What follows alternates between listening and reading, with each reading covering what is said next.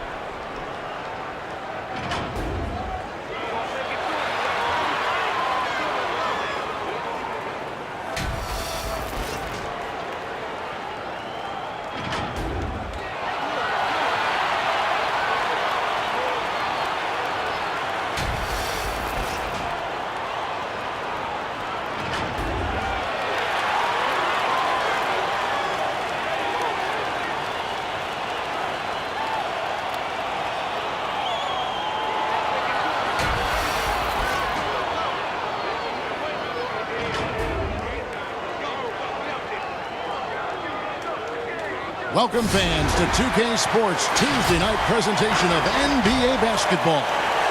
This is Kevin Harlan with Clark Kellogg and Greg Anthony. David Aldridge is on our sideline. DA, take it away. For most teams in the NBA, success starts at the top. The challenge for owners, most of whom don't come from basketball backgrounds, is picking the right person to entrust with roster decisions. That skill set is hard to evaluate sometimes, but getting that first decision right can sometimes make all the difference. Kevin? It sure can. All right, DA, thanks. And a chance now to see how teams are faring across the league. Here's the latest edition of the Power Rankings. Taking a look at Charlotte, they've climbed all the way up to the second spot. You know, right now for the Pacers, they have just done a magnificent job of building chemistry. Higher on this list than many people expected. One of the great stories thus far. Let's check out Indiana's starting lineup. Stoudemire out there with Kawhi Leonard. Then there's Davis. Then there's Luka Doncic. And it's Sampson in at the 5. And for Charlotte, we've got Chamberlain. King is out there with Pascal Siakam. Then there's Maravich. And it's Archibald in at the 1 spot. And you can't say Indiana didn't work the ball last year. Top 5 in field goal percentage. Yeah, you know what? It was a combination of things, and I'm a little biased having my roots with the Pacers, but they consistently made the extra pass, the next pass. And they had veteran finishers as well. They were as fun a team to watch in the league for me. And Sampson, 7'4", versatile, mobile. Good luck trying to stop him inside. He's too tall, too long. Here's Archibald. He's guarded by Davis. Ball's knocked loose. And Baron Davis picks up the foul. That is his first foul of the game. Well, that was a quick foul for him there. The refs are certainly calling it close.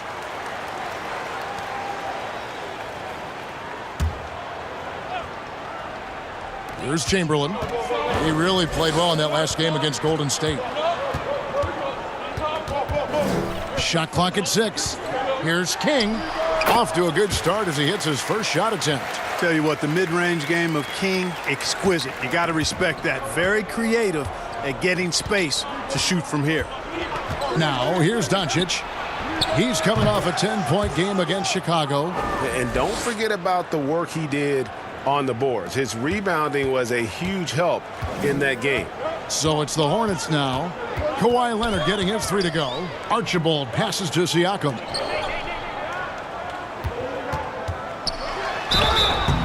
And contact on the shot, so he'll be shooting free throws here.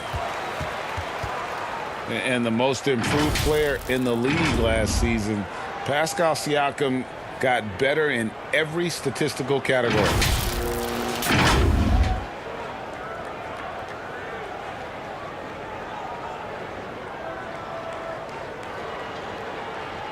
Take a break. Take a break. 2 shots.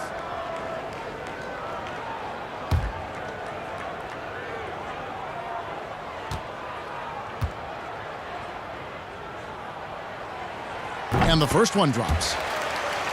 And it's those diamond-in-the-rough players that so often elevate the top teams. And, Greg, that's what the Raptors found in Pascal Siakam. No doubt. The 27th pick back in 2016, now a full-time starter on a rookie contract, just over $2 million this season. He is due for a big raise. Good on both.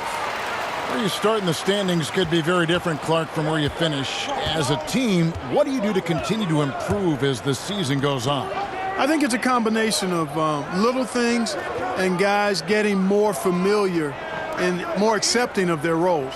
But I think it's always attention to detail, Kevin. That's really where teams make the most improvement, not forgetting the little things on a daily basis, the habits that produce winning over time. Here is Maravich, following the basket by Baron Davis. Deflects the pass. Offensive rebound. 2 free throws coming up, and they call the shooting foul. That one is on Stoudemire. Yeah, easy call. Yeah, you can hear the smack all the way over here where we are. The Hornets shooting their 3rd and 4th free throw attempts of the game. And as a team, excellent a season ago, about 80% when they got to the line. Shooting 2.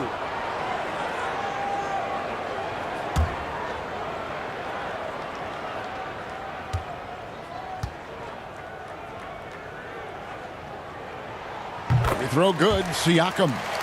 And last year, the Hornets seemed on the cusp of making a run into the playoffs. Never could quite get there. And, you know, they had a chance to make some big moves at the deadline, but refrained from doing so. The team hasn't made a big roster splash in a long time, and you know the fans are starting to beg for a shakeup. Siakam hits them both. You know, what a great job Nate McMillan has done since taking over as head coach, leading Indiana to 3 straight postseasons, and the style of play with which the team has played with, a credit to him and his staff. Now here's Davis. He had a 21-point outing in their last game against Chicago. Siakam outside. Outside, Maravich.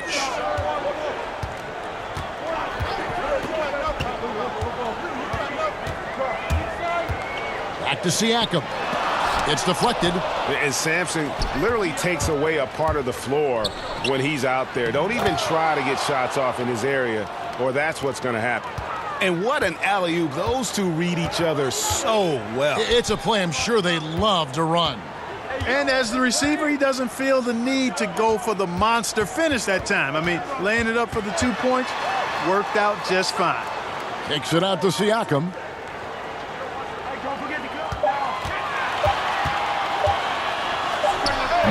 And it's off the back rim, no good. And a big part of McMillan's success, getting his guys, Clark, to play hard for him every night. Yeah, and I think you're right, because this team gets the most out of itself. It's one thing to assemble talent. It's another to bring people together so they're playing for each other. And these guys do that night in and night out. He hangs in there and cashes in on the second chance points. And I'll tell you, the combination of agility, wingspan, and stamina, very difficult to keep Wilt from scoring off those misses. Now, here's Doncic. Nothing yet on the scoreboard for him. Johnson left side. Hornets with the rebound. And he did everything he could to make that shot as difficult as possible. And you know what, guys? That will pump him up because he takes a ton of pride in what he does on defense. Here's Chamberlain. Tries again, and it's blocked. And this quarter, he has clearly been off the mark. There's the pass to Doncic.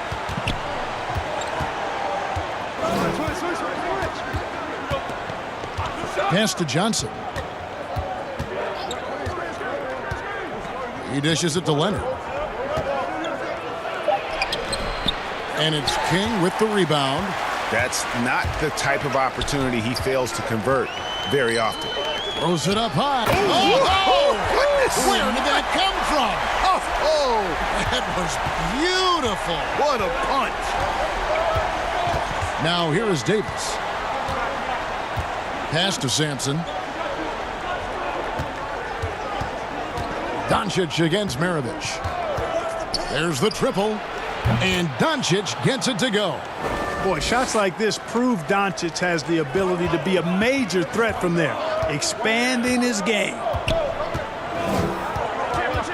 They get a hand on it. Doncic with the steal and stolen by Chamberlain. Here's Maravich. He can't get it to go. And Indiana will come the other way.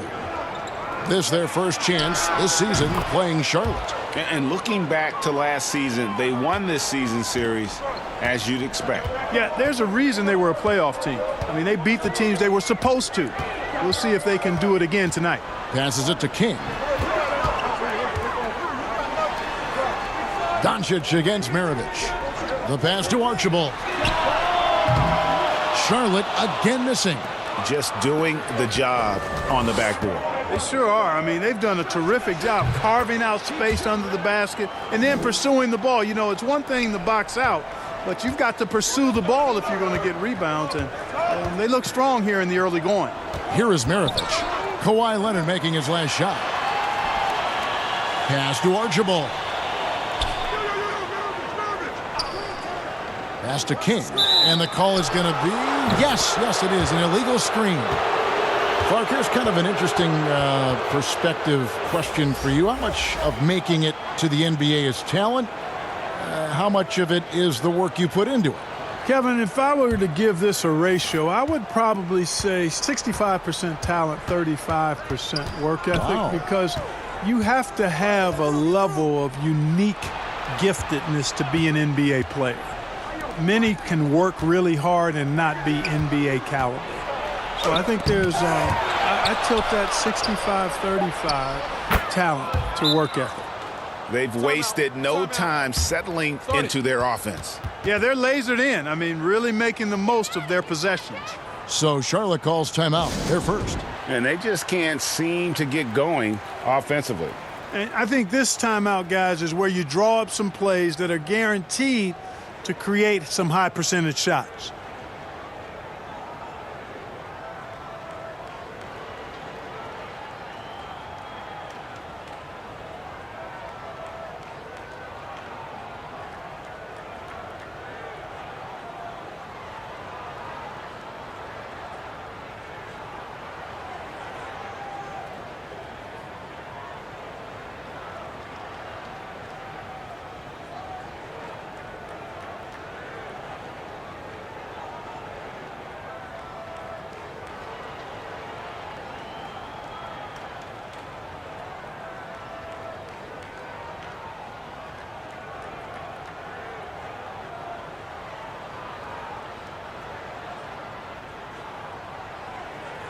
Jermaine O'Neal's checked in for the Hornets.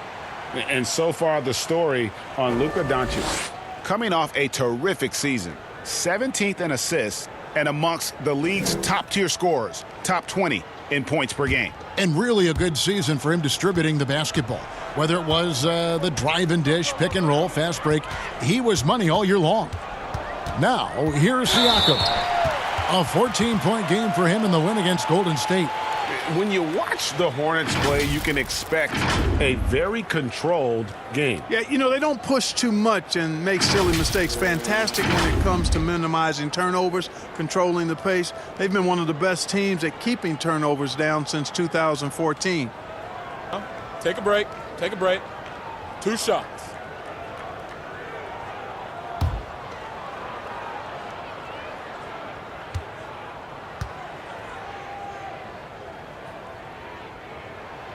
That one is off. Guys, you know, last season the Hornets coming up short at the end. They were right in the hunt but finished 9th in the East. Really was a solid season for them, but they were hoping for a return to the playoffs.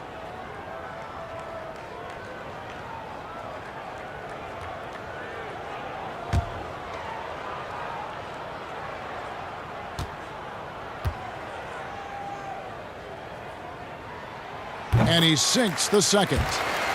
And Clark, the Hornets, the 9th seed, as you mentioned, they were in it until the end. And, you know, guys, Charlotte has only made the playoffs once since returning to the Hornets moniker. Thought it might be their year last year. Not sure of the direction of the team currently. Hornets trail by 10. Outside, Porter. Pass to Chamberlain. 7-foot shot. That one falls. Chamberlain got his second bucket of the game to go. Yep, on the interior, Wilt's enormous size. Just too much to overcome, and certainly something that can't be taught. Now here's Davis. The pass to Johnson. Now here's Leonard. From 18 feet away. A rebound by Wilt Chamberlain. Chamberlain got his 8th rebound here tonight. Here's Archibald. He's guarded by Davis. Johnson with the block. And now here's Johnson, a fast break chance. Oh, and the jam by Johnson. Excellent all-around performance so far, hence the big lead. Yeah, you know, they've had the advantage at both ends. They've got all the momentum early on. Now, here's Siakam. He has 5. A steal. And Doncic with a clear path to the hoop. And the dunk by Doncic. I like their focus coming in. Terrific execution so far. And, you know, it's an all-out effort they've come in with. Very aggressive offense so far. Here's Archibald. A 23-point game for him in the win against the Warriors in San Francisco. And don't forget about his assists. His playmaking was as good or better than his scoring. He was in complete control out there.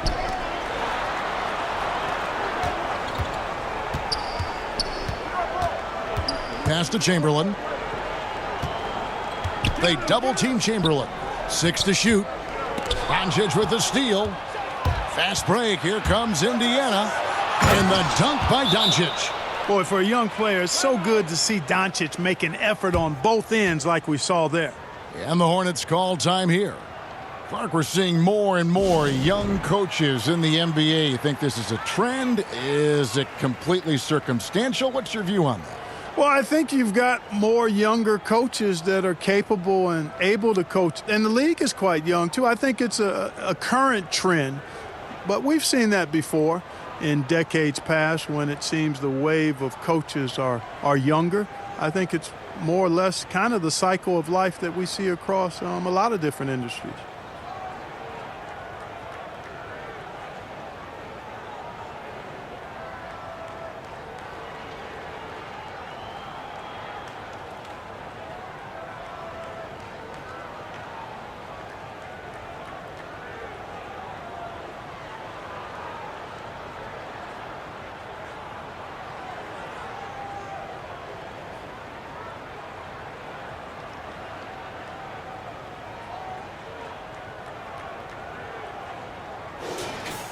This break in the game gives us a chance to look at the teams with the most points off turnovers last season.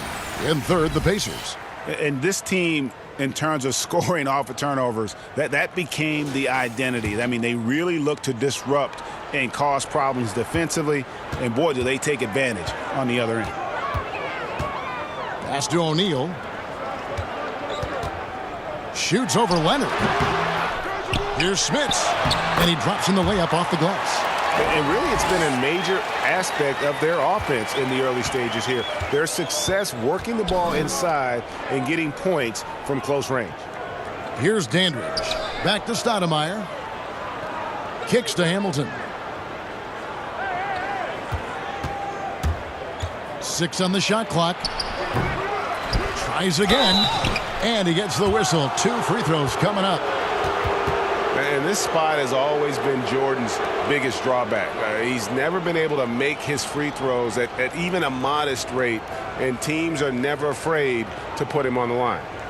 And taking a quick look here at the hustle stats for the Pacers. They've made the commitment to get out and run, and it's paid off with some highlight reel plays in transition. The other thing that's helped them early tonight are the points they've been able to convert off turnovers.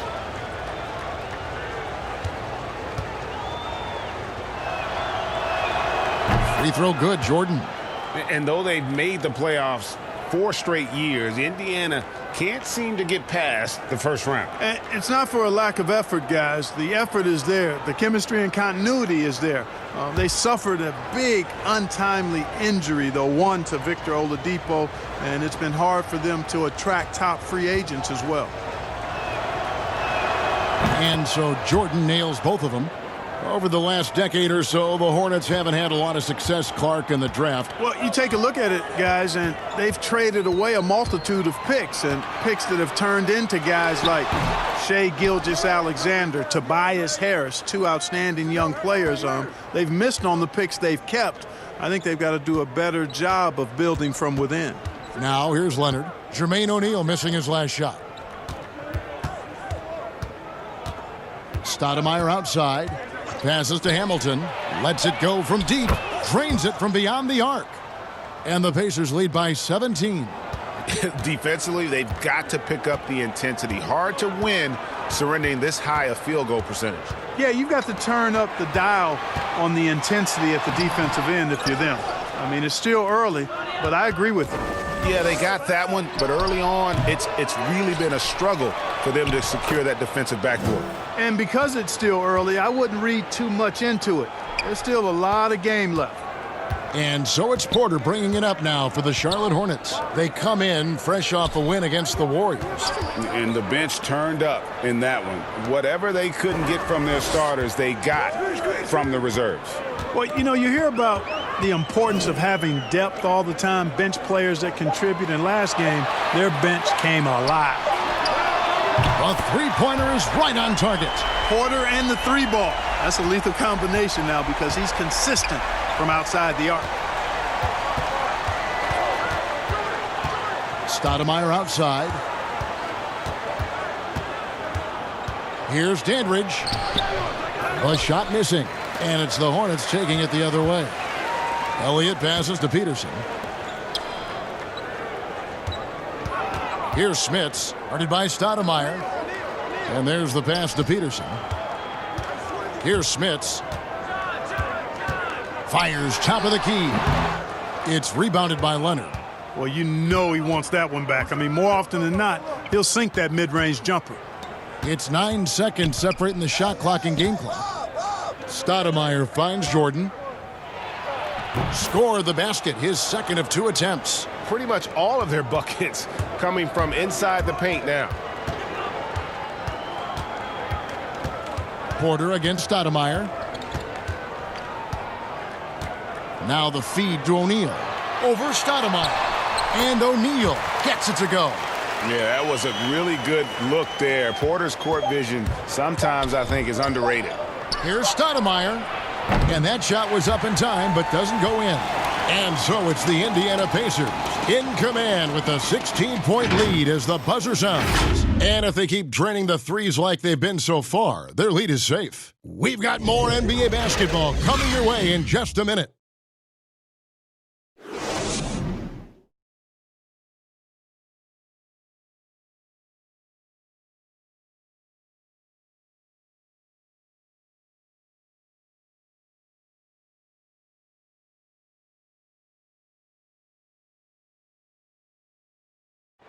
And let's listen to Pascal Siakam talking about the work ethic of his teammates. You come in every day. Guys in the gym every single day. So I used to think that I was always the hardest worker, but, you know, just coming to see guys, the amount of work that they put in, trying to get better each and every day. And Craig, when everyone is working hard, it builds a chemistry. And a culture. Kevin, winning teams all have it. It's not enough to be here. You want to win. And so far through one quarter, it's been a lopsided game. We'll see if that changes here in the second. And for the Pacers here, they've been putting on a show, guys. Coming in hot. They were sharp from the perimeter right out of the gate. Well, the player and ball movement has been excellent. Finding space, operating in space, and when they've gotten open shots, they've knocked them down. They've got Elliott. Also Porter out there. And it's Smits in at the 5 spot. So that's the lineup for Charlotte. And he lobs it up. That's serving it up on the platter there. What a nice pass. A high percentage look was the result. Pacers leading by 16. Stoudemire the pass Dandridge. Stoudemire with the ball. Inside, Porter with the steal. Here's Peterson, covered by Hamilton. And the shot goes in. Porter's got 5. He does not lack for confidence, and he shouldn't. I mean, this guy is a dangerous scorer. Hamilton outside. Stoudemire kicks to Jordan. And wrestling for it there, but no one has possession. We'll have a jump ball.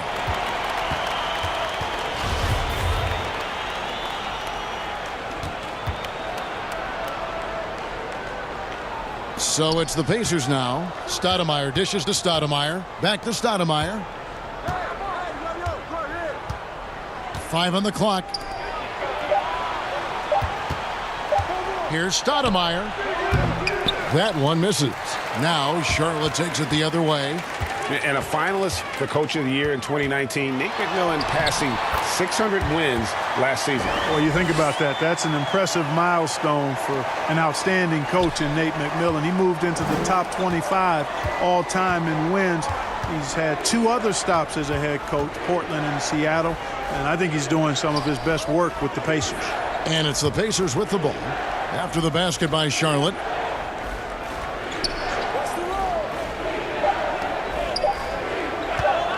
For 3.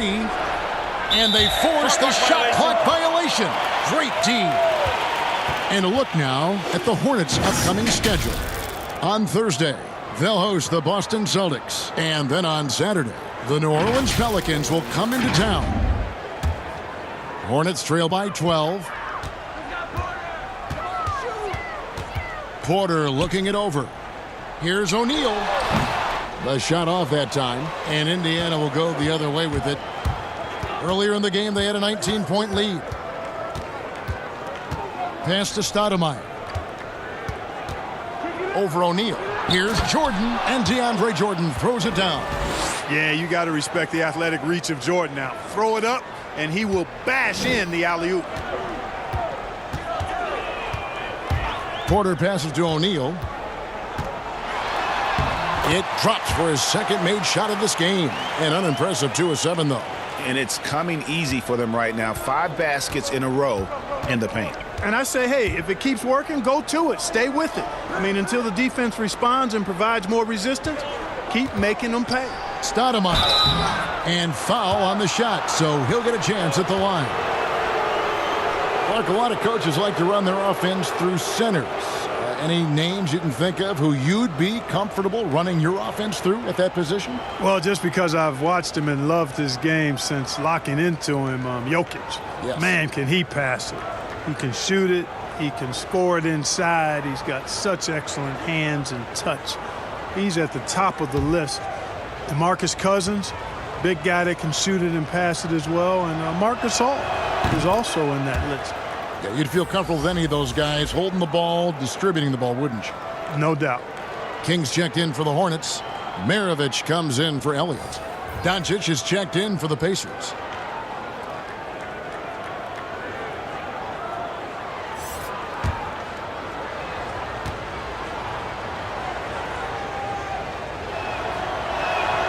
And both free throws good for Stoudemire. And talk about teams that pressure the ball. Indiana, top 3 in steals the last 2 seasons.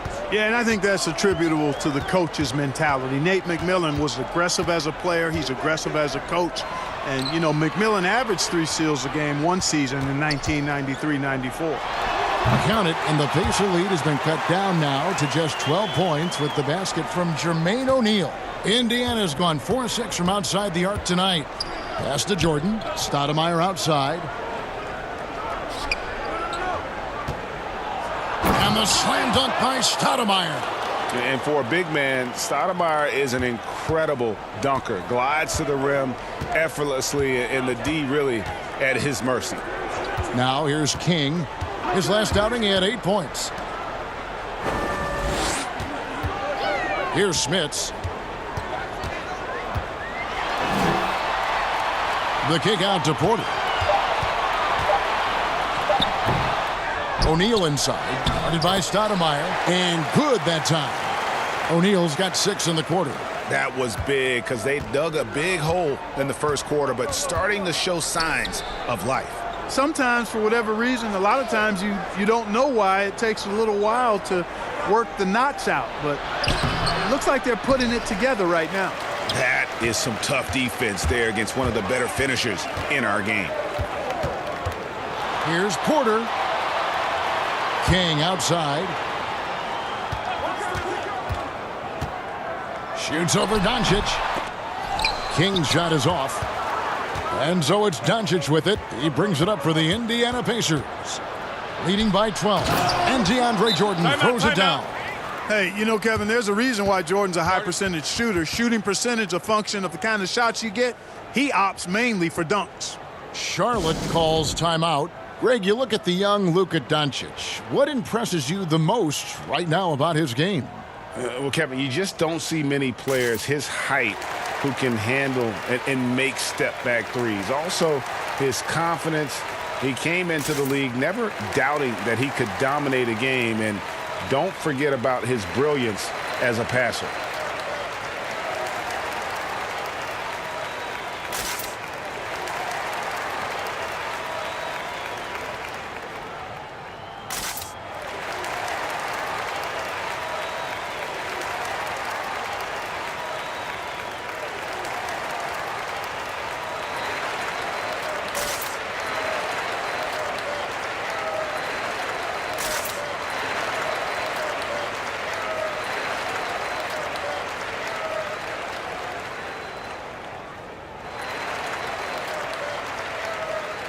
Indiana making some changes. Sampson's checked in, and it's Johnson in for Richard Hamilton.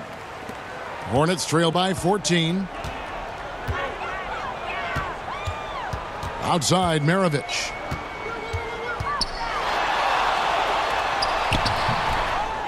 Chamberlain with the basket. Chamberlain got 6 points. Yeah, coach's pet peeve there. No box out. Those are free points you're giving away. You got to work harder on the glass. All right, let's catch up with our sideline reporter, David Aldridge. Well, Kevin, Charlotte's had to wait a bit the last few years. Now, the city hosted the All-Star game last season, but for the Hornets, they've gone 3 seasons without a playoff appearance and 15 seasons without winning a playoff series. In that time, the franchise has had 7 head coaches and a shifting front office. But Buzz City is hoping that its wait for playoff relevance will end soon. Kevin? We all are. David, thank you. Chamberlain with the block. Man, what a well-coordinated athlete at his size. And to add that superior timing, hard to get shots over Wilt Chamberlain. Here's Sampson. He had 19 points in the win against Chicago. King outside. Chamberlain tipped back in for 2. He's got 8. Hard work and soft hands, guys. That's what made that play possible. No simple offensive rebound there. Going for the tip-in. But that's the way to go if you've got good position. And it's Stoudemire again missing. You know, it hasn't been his best outing, but they still find themselves in the driver's seat here. Stoudemire against Maravich. Over Davis. Up again, controls the rebound and puts it back up and in. great game for him. Double-double now. 10 points and 14 rebounds.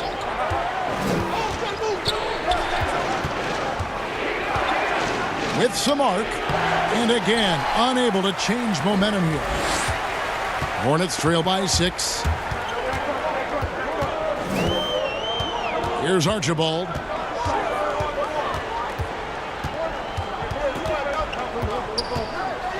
It's a floater, and contact on the shot, so he'll be shooting free throws here. Baron Davis picks one up. And Clark, when you were playing, I imagine the pre-draft process was a lot different than it is today. No doubt about it. I mean, I came out in 1982 after my junior year, Kevin, and at that time, if you were a guy who was declaring early, you basically just had to go on whatever knowledge and information you could get from whoever, because there was no allowing you weren't allowed to go to a workout. Teams could interview you, but there were no on-court workouts, so it was totally different than today. And James Borrego, in his second year as head coach, wants an offense that relies on quick decision-making. They are looking to attack defenses early. And, you know, that kind of offense, Greg, is one that's not easy to put into place. You've got to trust the players, and the players have to trust each other, and the players have to make good decisions. It's a steep learning curve, but I really think it's the ideal way to play once you get it all ironed out. So the Pacers call timeout, their first of the game. This game coming on the heels of their win against Chicago. Yeah, I mean, we saw them do a little bit of everything in that game. Showed a lot of versatility. And, you know, everything seemed to just kind of flow naturally for them. Felt like they were in a groove from the opening tip.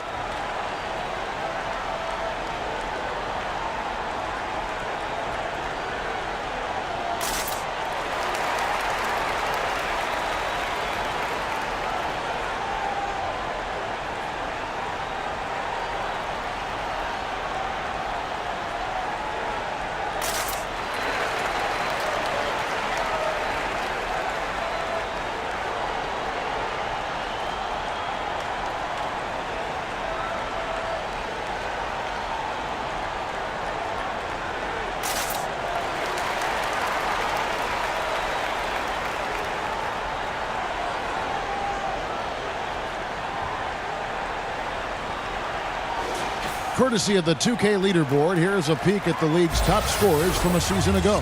Fifth best, Kawhi Leonard. And looking back, his points per game really underscored the fact that he never took a game off. I mean, one special performance after another all season long.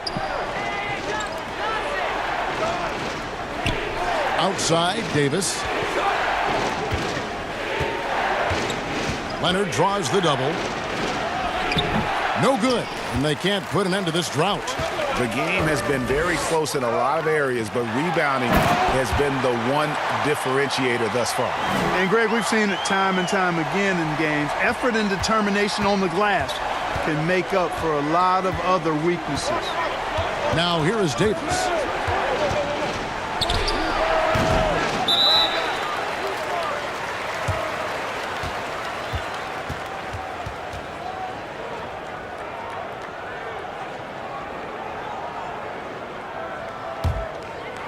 And so Siakam will bring it up for Charlotte.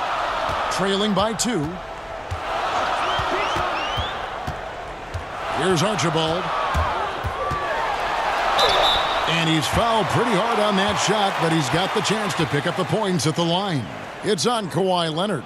Now, Archibald is a clever guy. I mean, has a real sense for how to pick up the foul on the way up. This is his second trip to the free throw line. Shooting 2.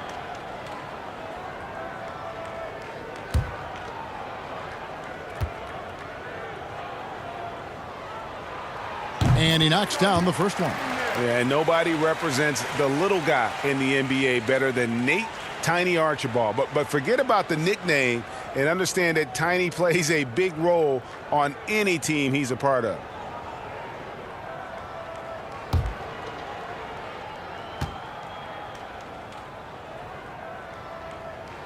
That one drops. He ties it up. And at the line, it's all about consistency with him. His routine, his stroke, it never wavers. It's Davis with the drive. Count that bucket. Davis has got his third basket of the night. How good is that? I mean, he can make a defender look foolish at times.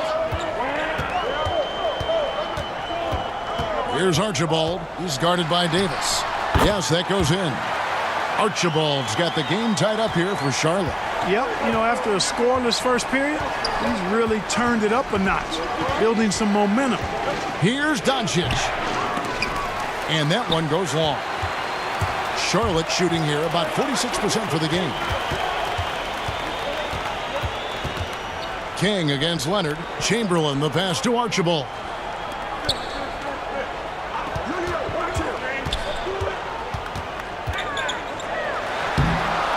That doesn't go in. Had a chance, though, to take the lead. Chamberlain against Doncic. He kicks to Leonard. Good. And the assist goes to Doncic. Doncic has got his fourth assist in this one. No doubt about the consistency when it comes to scoring the basketball for him tonight. A real nice lift for their offense. Now, here is Maravich. 20-point game for him in the win against Golden State. And it was not a one-man show. That was the best part. He had just as good a game with his passing as he did with his scoring. And a fast break now for the Hornets. Here's King. Gets some rim on the way in, and the bucket's good. King's got 6. Indiana's gone 0-2 from deep here in the second. Doncic with it. 9 points in the game so far. Kicks it to Johnson. Leonard against King. Shoots. Offensive rebound. Doncic. Chamberlain with the block. And it's out of bounds. Last touch by Doncic. A moment here now to see the numbers for Kawhi Leonard. He's coming off an excellent season. 5th in scoring. And, of course, he's got a nose for the ball. He ranked in the top 10 in steals last season. And clearly one of the dominant scorers we have in this league. His top 5 ranking last year puts him right there in the ranks of the elite. And Charlotte again with the bucket. 1:21 left in the second quarter. Davis looking for an opening. Good work there as it goes. And they've repeatedly probed inside in the first half, guys, and it's paid off. And this is his first trip to the line tonight. And some changes here for the Hornets. Peterson's checked in, and Elliott subbed in for Maravich. The Pacers also with a sub. Dandridge, he's checked in for Luka Doncic.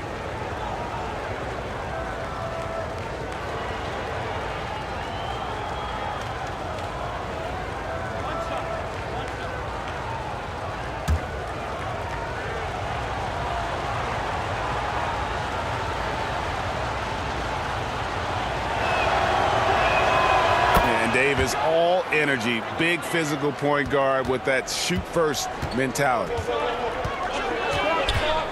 Passes it to Peterson. 1:02 left in the first half. Here's Chamberlain. Siakam trying to free himself up. Chamberlain's shot is off. Leonard with the ball. Chamberlain picks him up. Sampson, and there's the slam dunk to finish it off. Yeah, almost impossible to keep Sampson off the boards, and even harder to prevent the putback. It's just not his size. It's his nose for the basketball along with tremendous quickness. Now, here's Siakam. 5 points in the game.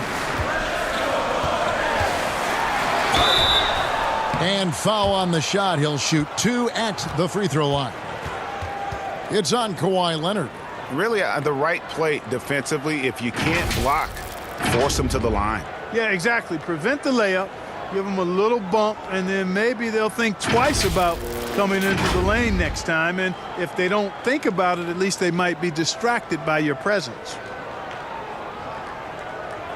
Take a break. Take a break. 2 shots.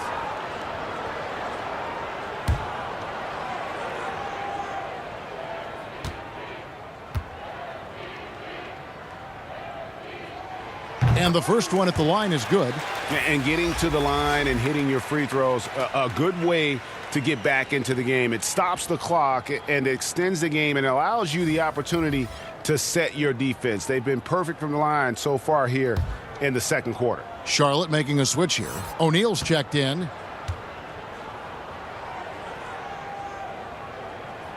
Siakam hits them both. And among NBA bigs, he is known for his ability to deliver at the free throw line. The shot and game clock separated by 4. Here's Leonard. Oh, and the jam by Leonard. And he moves so well. When Leonard drives the lane, it's pretty much a guaranteed bucket. Terrific body control, and he plays with the ultimate force. Archibald passes to O'Neal. Here is Elliott. The pass to Peterson. 1 second left. And he got that one up in time, but doesn't go in. So that'll be it for the first half. Fairly even battle underway in this one. Pacers lead by 3. We'll be back shortly live from Spectrum Center. And now, the 2K Sports Halftime Show. Hey, folks, can't tell you how much it means to us to have you back with us on the halftime show on 2K Sports. Ernie Johnson, Kenny the Jet Smith, Shaquille O'Neal. Means the world, doesn't it? Miss you. Yeah. So big. The story early on was Kawhi Leonard, who was on fire. He had 14 points, 3 rebounds, and 1 assist. And Kenny, what'd you think about what we saw from Indiana?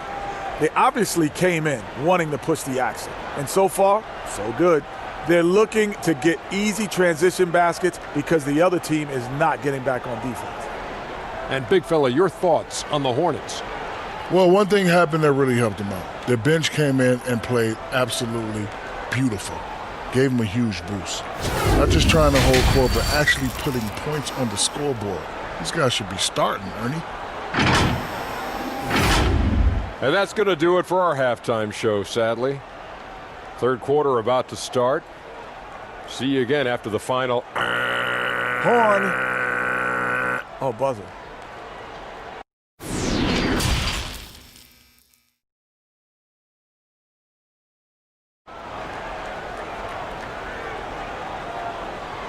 And if you're just joining us, we've played through the first half in a game that's been fairly even so far. You have to like what we're seeing so far from Kawhi Leonard. And how about the amount he's contributing in the scoring column through 2 quarters? He has been terrific. And you know what? They've come at him a few different ways defensively, and nothing has slowed him down. And after a fairly even first couple of quarters, the second half could turn out to be a great one as both teams try to gain an edge. Third quarter action getting rolling right now, brought to you by Gatorade, all fueled up and ready to go. Here's who's on the floor. And so in the game for the Pacers, they've got Davis, Stoudemire out there with Kawhi Leonard. Then there's Luka Doncic, and it's Sampson in at the pivot spot, manning the middle. Textbook, nice pass, great catch, even better finish. And here is Davis. And it's good, 2 points. Davis has got 11 points. They should continue to get the ball inside. The defense struggling to contain them. And when you make 5 in a row in close like that, it also takes pressure off your perimeter guys, too. Here's Archibald. That one goes in. He's got 10. And that's exactly what you want to start the second half. Smart play call.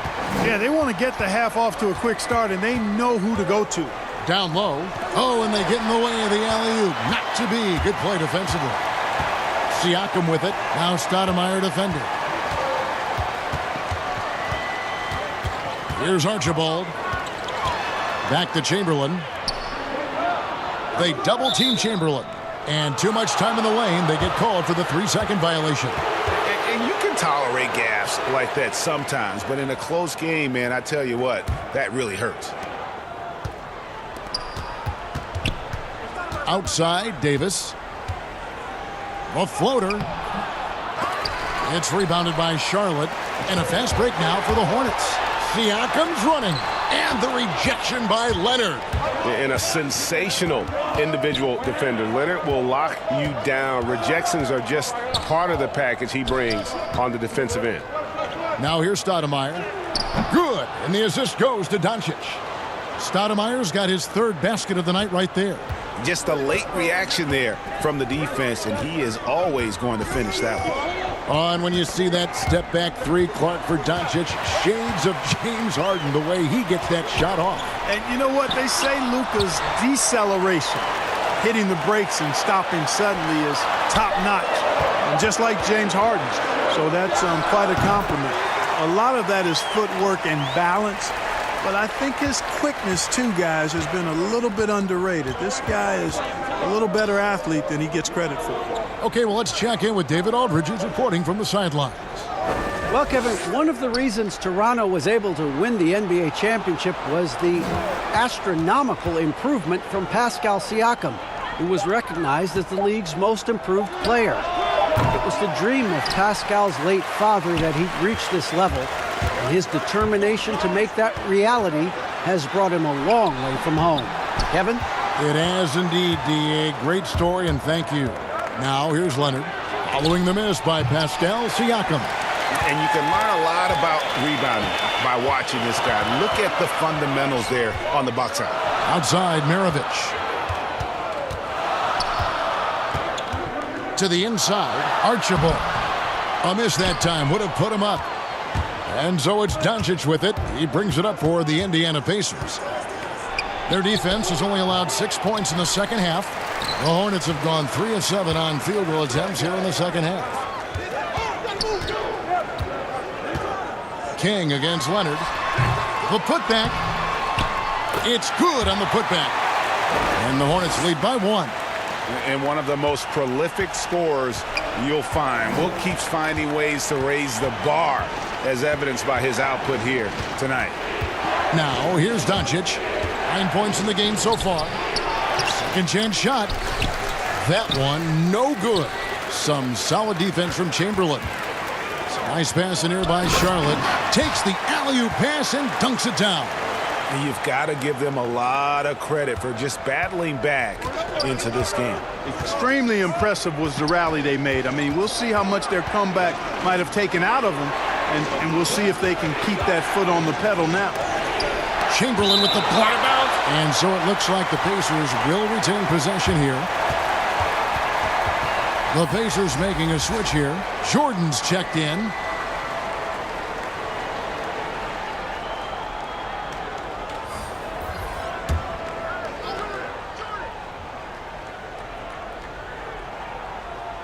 And stolen by Chamberlain. To the middle. No good from Maravich. Pacers trail by 3. To end the cold streak, Chamberlain with the block. They recover it. Leonard.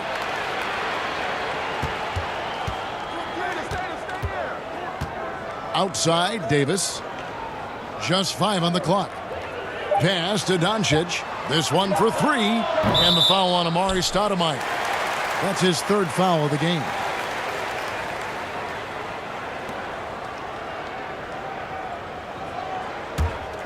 Hornets leading by 3. Right side, Porter. Feeds to Chamberlain. Over Jordan. And it's Chamberlain that time on the assist from Porter. Chamberlain got 4 points now in the quarter. The ball movement on this run has been fantastic and is a big part of why they've been able to get these good looks. Time called here. Indiana decides to talk it over. He does not look happy. Their defensive rebounding has been putrid, and they're giving up a ton of second chance points.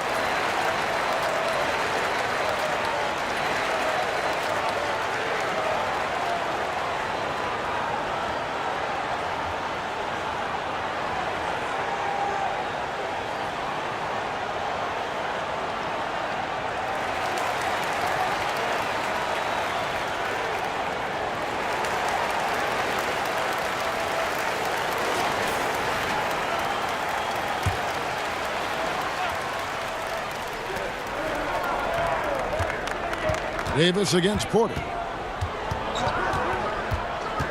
Davis, the pass to Doncic.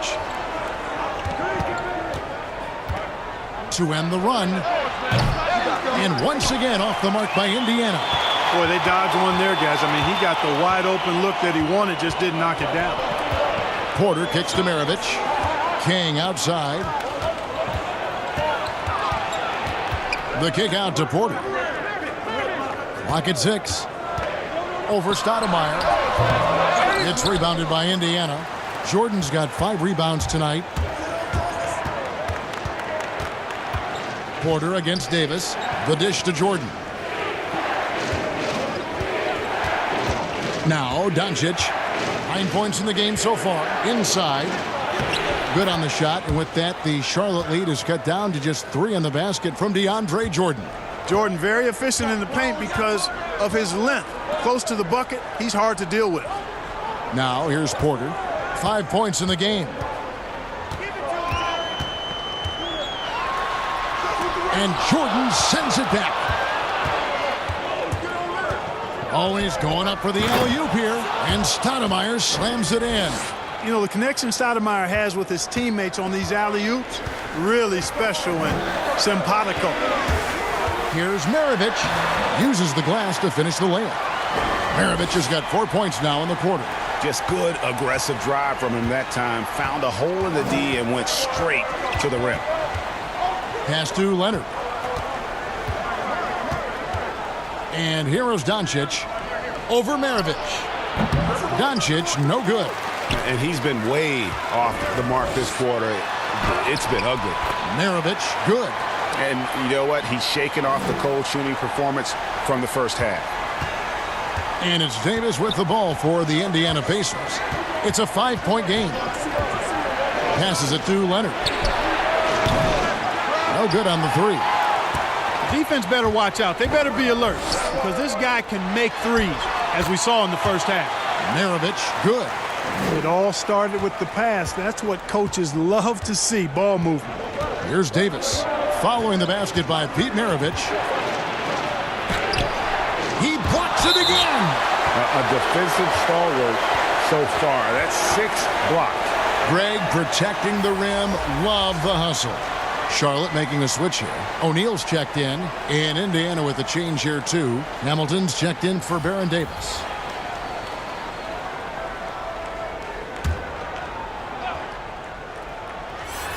Leonard with no one around. No good on the quick 3. He's lost it in this quarter, no doubt about it. Nothing seems to be going for him. And the rejection by Leonard. Doncic against Maravich. Doncic dishes to Stoudemire. Poked away. Maravich with the steal.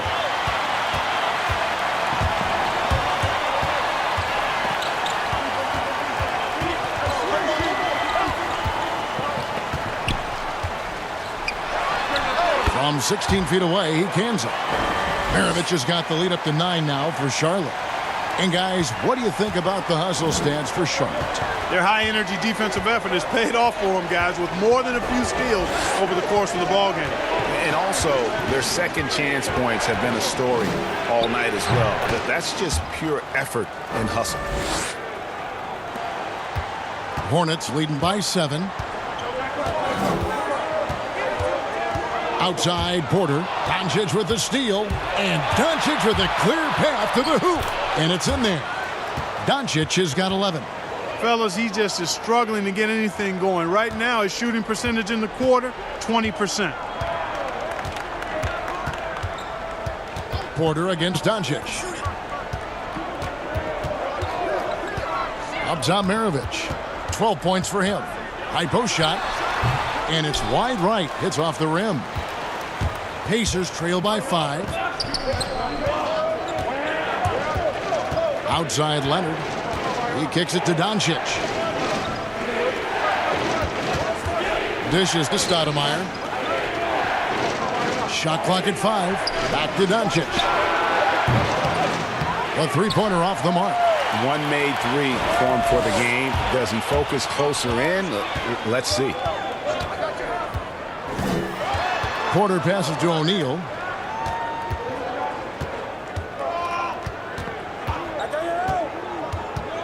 tipped away. And the pass to King. From the arc. It doesn't go for him. Great D that time from Leonard. And the rebound battle split evenly thus far. Yeah, tit for tat on the glass. Just one more aspect of what's been a very closely contested ball game here.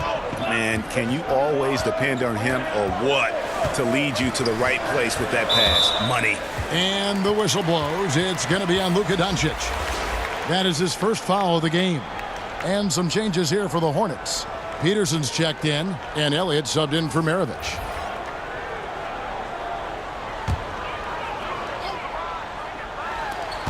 There's 1:40 left in the third quarter. Peterson the pass to O'Neal. 6 to shoot.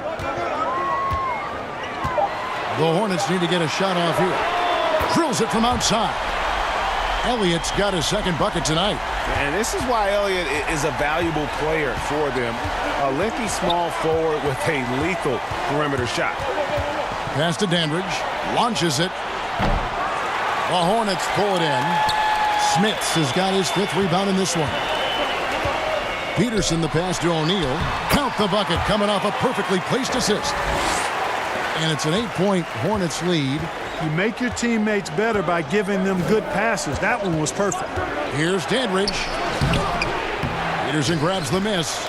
And that is a textbook example of how to defend your rim. And you know, guys, I love his fight and grit on the interior. I mean, he never lets a shot go uncontested. How frustrating for the defense. You get the stop, but then fail to block out. Well, you know, that's the way it's going to be for them today, fellas. Can't sustain any momentum. Oh, and just a soft touch on both ends of that pretty alley-oop. I got to say, when he threw the pass, I didn't know where it was going. Neither did the defense. Now, here is O'Neal. He's got 10. He had a nice open look right there. O'Neal's got 12. And with the lead, I like the strategy here. Continue to get the ball to guys who can do something with it. If it's working, keep working it. That's what I say. Keep the pressure on it. To the wing right side. Stoudemire dishes to Jordan. Here's Dandridge. He's still scoreless so far in this one. Swiped it away. Here's Elliott. And he banks in the layup. And the Hornets lead by 12. Big miscommunication on defense. He recognizes it and quickly takes advantage. Boy, the defense looks shell-shocked. I mean, they're on the ropes right now, on their heels. And so it's the Charlotte Hornets, up by a dozen here at the end of the quarter. Their strategy has been clear tonight. Work the ball inside, get shots in the paint, and now they are scoring with ease. Right back after this break.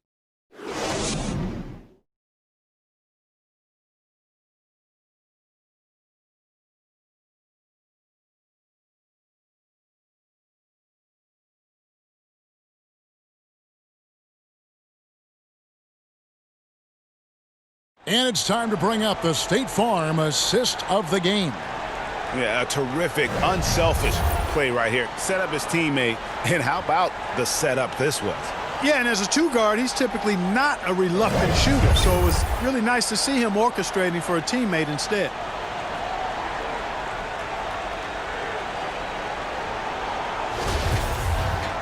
And there have been two very different performances from these teams today as we get going in quarter number 4. Adot Siakam, also Jermaine O'Neal out there. Porter is out there with Elliott, and it's Archibald in at the point. So that's the lineup for Charlotte. Elliott against Dandridge. And oh boy, a lot of contact there, but he gets the call and will shoot 2. Well, I tell you what, understated but valuable at both ends. Competes at the highest level. Bobby Dandridge, one of the special ones.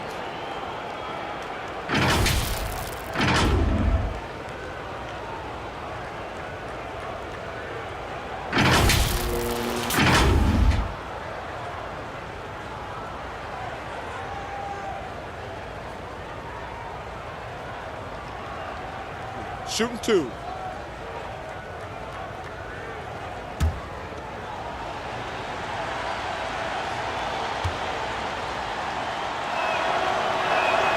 The first free throw is good.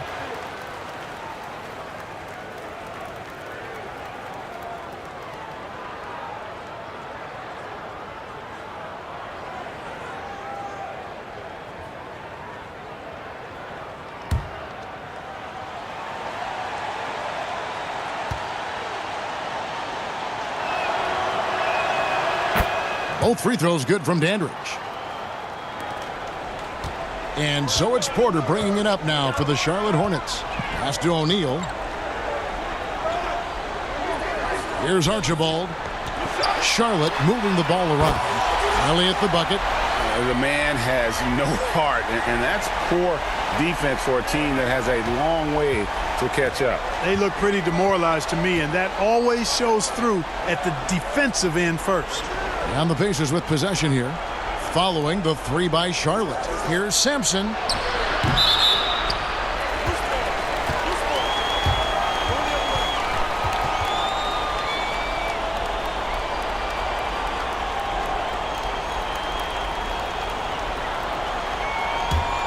Hornets leading by 13. 60 seconds off the clock here in the fourth. Here's Archibald. Outside Porter. Just 5 to shoot. O'Neal trying to break free. Porter, no luck. You know what? They're winning, though, despite the fact that he has just been really off. Johnson gets the bucket. Charlotte's gone 3 of 5 from beyond the arc so far tonight. To the inside. That's in. He's 7 for 12 now in the game. And that's why you always want the offense running through Tiny. He's a dual threat with his passing and scoring, and he's always going to make the right decision, like on that assist. Now here's Johnson. Hamilton, the pass to Johnson. Back to Hamilton. Not going to go that time. Nice D from Porter. The Hornets have gone 2 of 3 from the field to get the fourth quarter started. Again, the Hornets score. Coming off a big game, his confidence couldn't be higher, and Coach knows it. Showing no signs of slowing or cooling down. They're going to ride him as far as he can take him. Here's Dandridge. Kicks it to Hamilton. Stoudemire outside. Gets the three-pointer to fall. Man, I like watching Stoudemire stroke it from behind the arc. Has a nice touch on these deep shots. Passes to Elliott. And we're going to have a jump ball. It's tied up there. You two.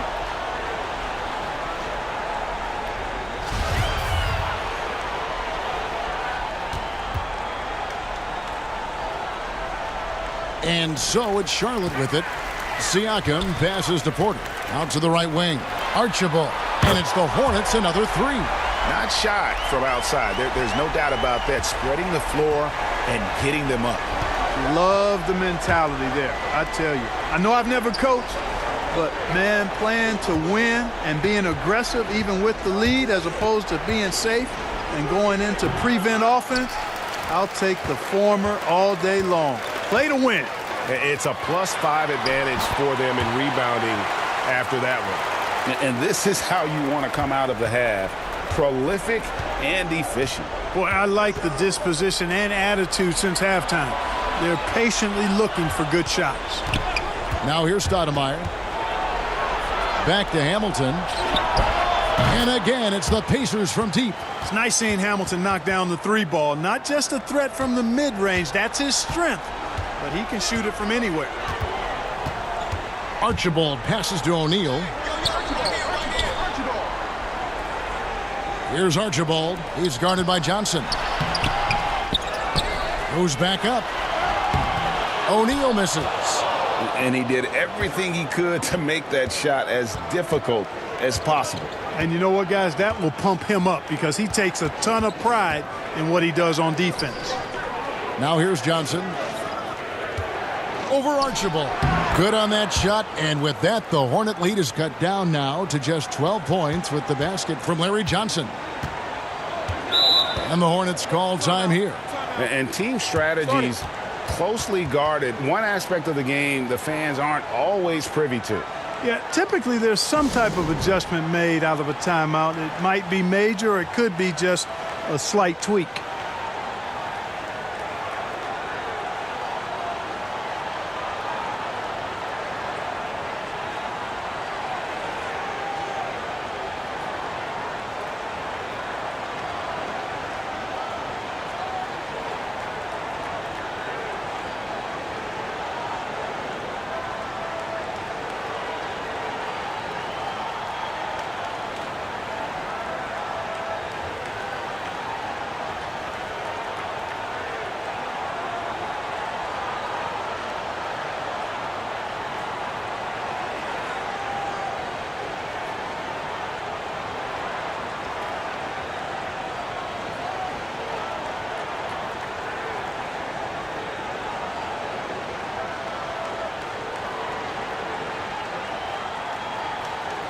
And some changes here for the Hornets. Chamberlain's checked in for Elliott. And it's Maravich in for Terry Porter. And on our sideline, our reporter, David Aldridge. Thanks, Kevin. James Borrego had some words for his team over the break. He said, this is where mistakes can kill us. This is where mistakes can turn this thing completely around. Protect the basketball and make the simple play. In other words, guys, no hero ball right now. Okay, David, much appreciated.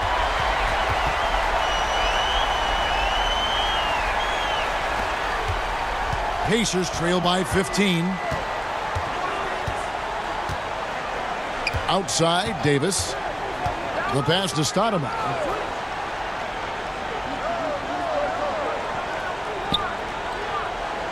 Back to Davis. Takes the three. And Maravich pulls it down. The edge on the glass is the difference. It's allowed them to build this lead. And really a reflection of their superior effort level to this point. It seems to me they've gone after this win a little bit more. They are just killing them on the interior. Yeah, you can't say that with enough emphasis. I mean, the defenders are just not being aggressive enough down low. You got to play with some physicality in the paint. Kings checked in for Charlotte. And a change for the Pacers. Doncic is checked in.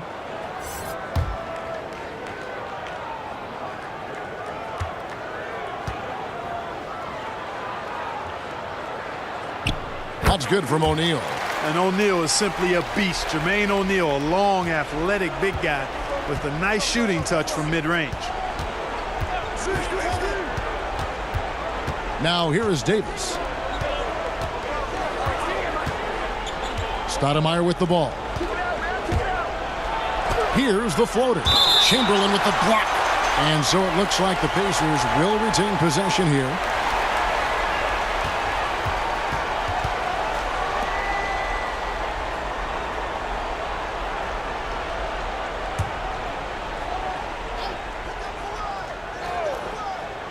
Shot clock at 6. Here's Davis. And in the first half, they had some success from beyond the arc, but that hasn't been the case since halftime. That shot has dried up. Oh, that's blocked. Are you kidding me?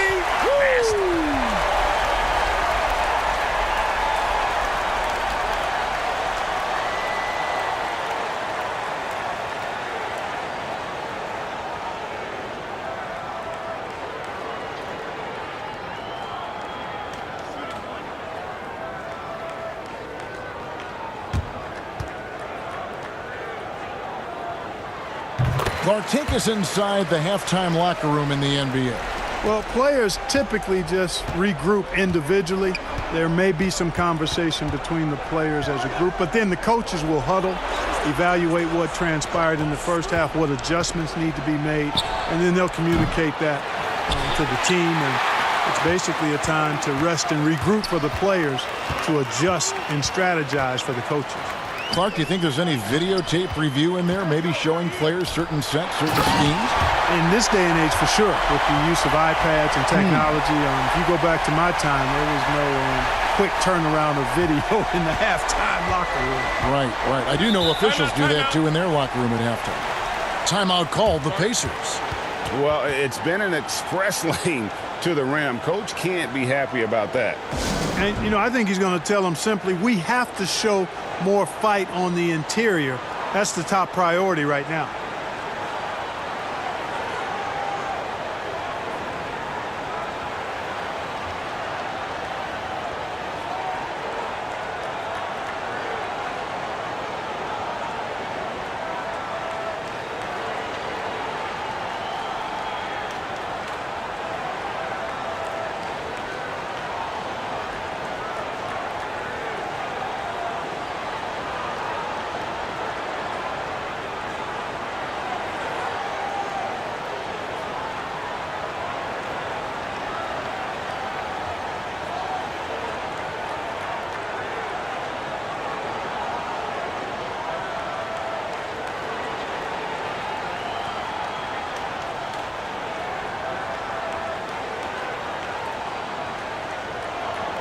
And with this game closing in on the final buzzer, let's take a look at our Jordan Player of the Game. And, guys, it's been a rugged brand of defense he's played. I don't know why they keep taking the ball at him. It seems like every time they have, he's come up with the rejection. And with every block, he's only gotten more and more fired up. What a connection he has to these fans. They love him here. And the more he has games like this, the deeper that connection gets.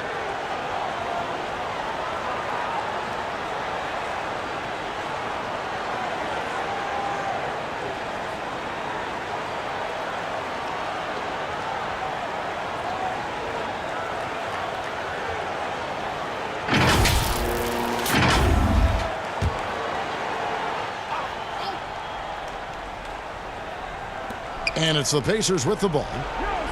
Stoudemire kicks to Leonard. Pass to Davis. Clark, you and I are amazed at how the global interest of the NBA has just gone through the roof. The league has made a lot of right moves, I think, in this area. They sure have, Kevin. I couldn't agree with you more. I mean, the international reach through what coaches in this country have done in teaching the game and promoting the game. Not just coaches, but players as well. I think there's something about the game of basketball that just really transcends cultures. The pace of the game, the personality of the players, the creativity of the game, all of that lends itself to being so popular globally. Here's Doncic following the bucket by the Hornets. Here's Leonard. Chamberlain with the rebound. They've shown some strength in the paint today. Their work on the boards has been impressive. Guys, that's putting it mildly. I mean, they've been absolutely dominant. Again and again, they're dissecting the defense and creating those high-percentage looks from inside. And even under pressure in close, I think they've still done a good job maintaining concentration and converting the opportunities. And so here is Indiana after the basket by Charlotte. And Doncic gets it to go. First three of the half, second of the game. Can he heat up? Archibald passes to Chamberlain. Here's Maravich. And rebounds again. And he's just eating glass right now. Greg, 30 rebounds in this one. Guys, they're just getting outworked. I mean, plain and simple. It's got to be more of a collective effort to secure that backboard. Yeah, and when you take a look at the stat sheet, they've got to do something to cut down on these second chance points. Box out and get to the defensive board. Here's Doncic following the basket by Pete Maravich. He gets that one. And, you know, you look at Doncic for a forward, this guy handles the ball extremely well. He's terrific at creating for himself off the dribble. Now, here is Maravich. Clark, there are strong divisions and there are weak divisions. And the NBA might be considering removing divisions altogether and having only two conferences. What do you think? You know, that's interesting. I like the divisions because that's what we've been accustomed to, but just having straight conferences, I wouldn't see much harm in that. You'd adjust the schedule accordingly in terms of how many games you play within the conference and how many times each opponent, but I think that could work. Here's Davis following the three by Charlotte. Rebounded by Wilt Chamberlain. Here's Charlotte now. They're on a 20-7 run. Here's Archibald. And it's out of bounds. Last touch by Doncic. So Indiana ends up with a new group on the floor.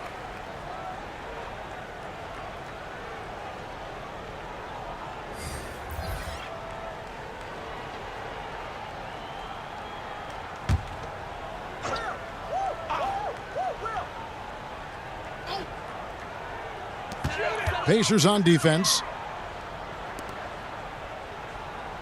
Chamberlain, the pass to Ryder. A three-pointer, no good. And you don't want to give up that kind of look too often. Calderon taking his time here. And it's Jordan with the jam. And that's just some great vision there from Calderon to see the wide-open man for the easy make. Bounce pass from Brogdon. Here's Chamberlain. Shooting foul as the whistle blows. He'll shoot two free throws. Clark, it feels like we're seeing more and more of this, but bench celebrations and reactions at both college and pro levels.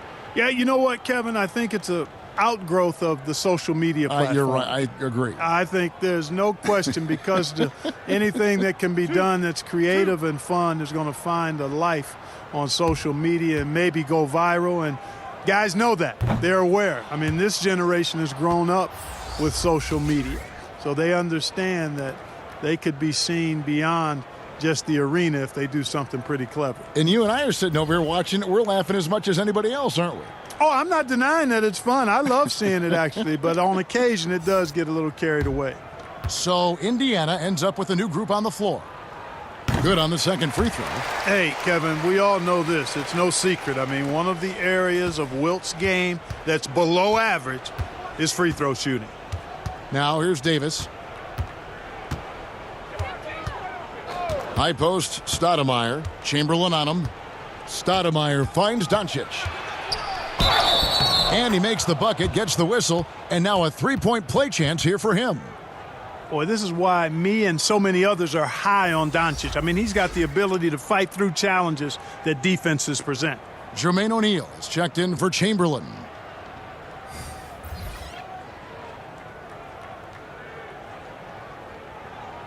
Mind the lanes.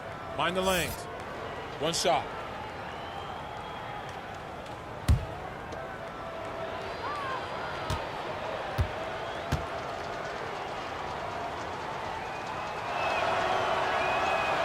Fans are always trying to distract opposing players during free throws. Have you ever seen that work in an arena?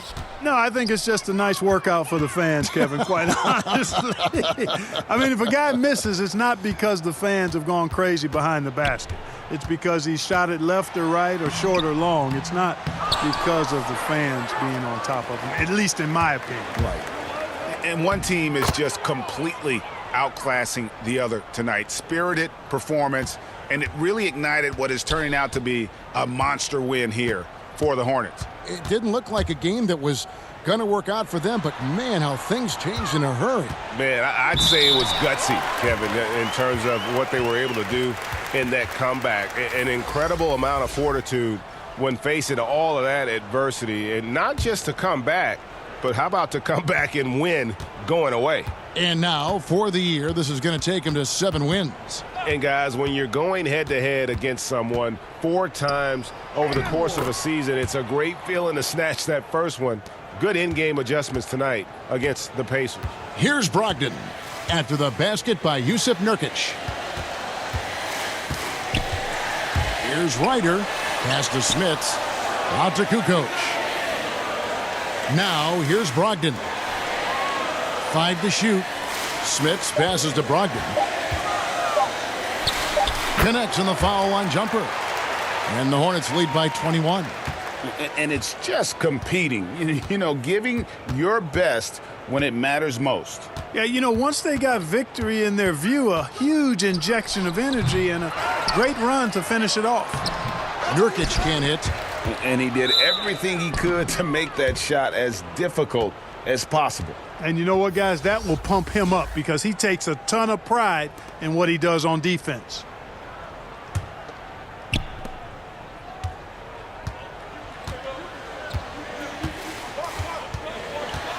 Brogdon outside.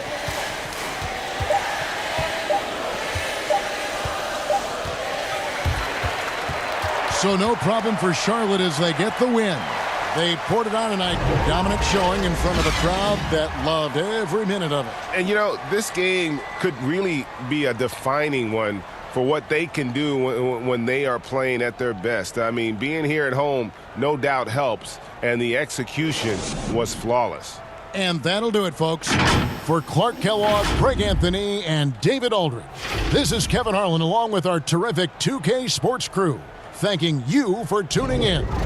We'll see you next time. Have a great evening.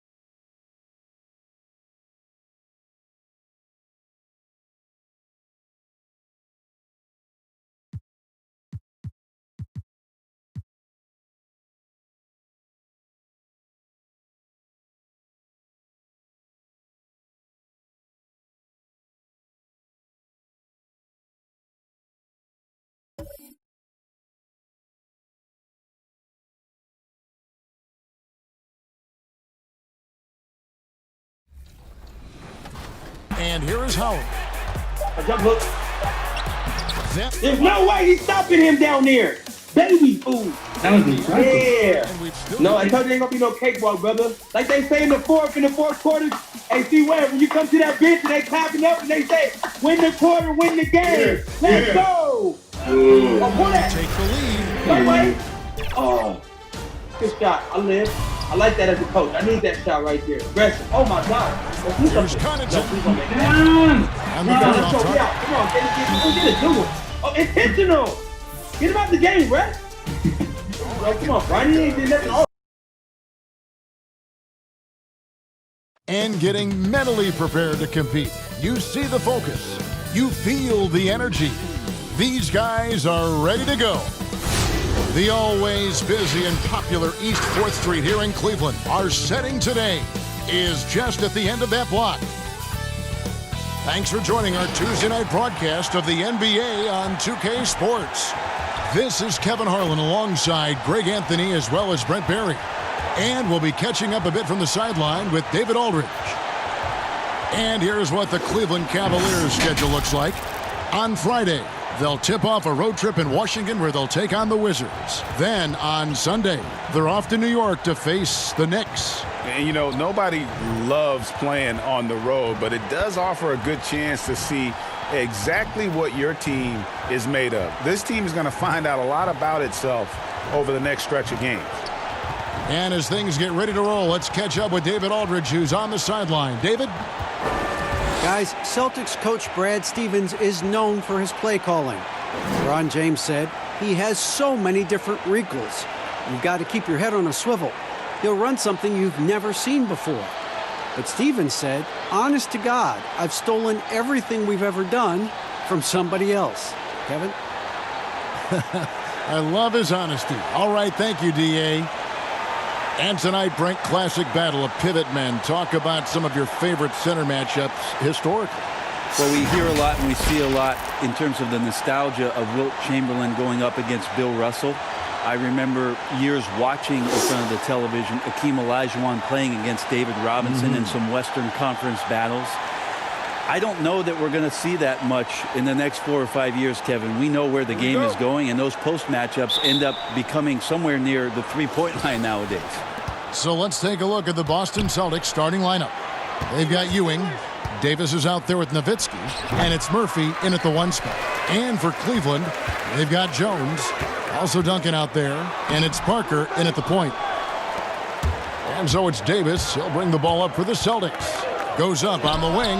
Now on the scoring column with that bucket. 1 for 2 this game. And he's not going to miss many of those, especially that wide open. No, he's automatic from the mid-range, and the defense knows that. It's a mistake to give up a shot like that. Now here's Jones. Out to Parker. Over Murphy. Parker's shot is off. Here's English. He had an 18-point outing in the last game against New York. Murphy against Parker. Outside, Davis. 6 on the shot clock. Here's Nowitzki. And Jones pulls it down. Here in the first, a little over a minute played so far. Here's Unseld. He had a 15-point outing in their last game against Dallas. The other part of his game was the outstanding D. Shot blocking is a huge momentum shifter, and his 2 blocks really turned the game in their team's favor. Offensive rebound. And the call on the shot that sends him to the line. And I like the fact that the defense is looking to protect the rim at all costs. And he's got his first free throw of the game.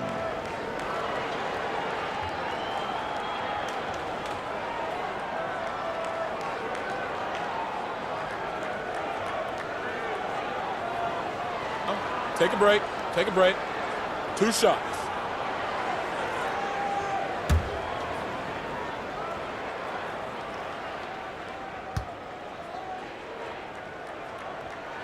And he knocks down the first one.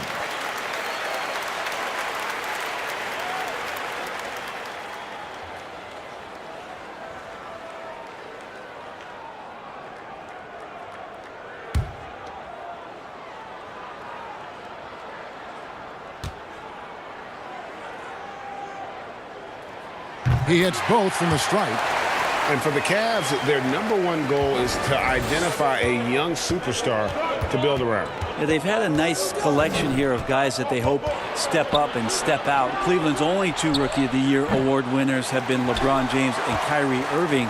Franchise changers hard to find. Now here's Parker. Dirk Nowitzki unable to get his shot to go. Murphy against Parker.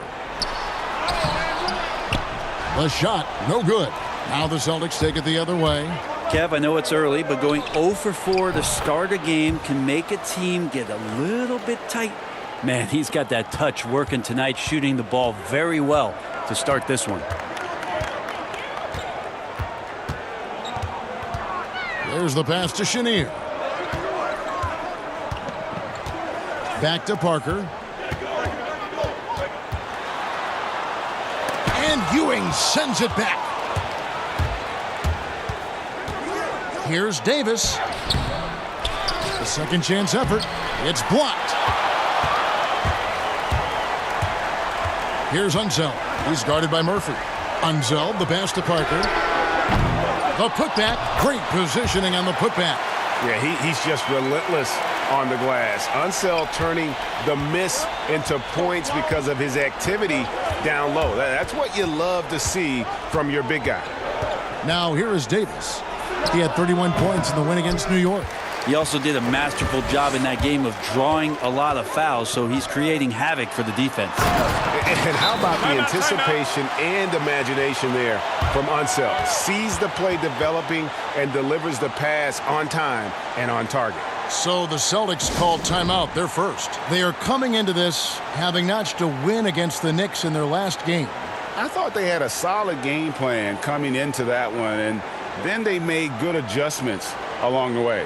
Well, the great thing about watching that game was that we saw it through their offense, and they showed a few different looks that they settled into and played well.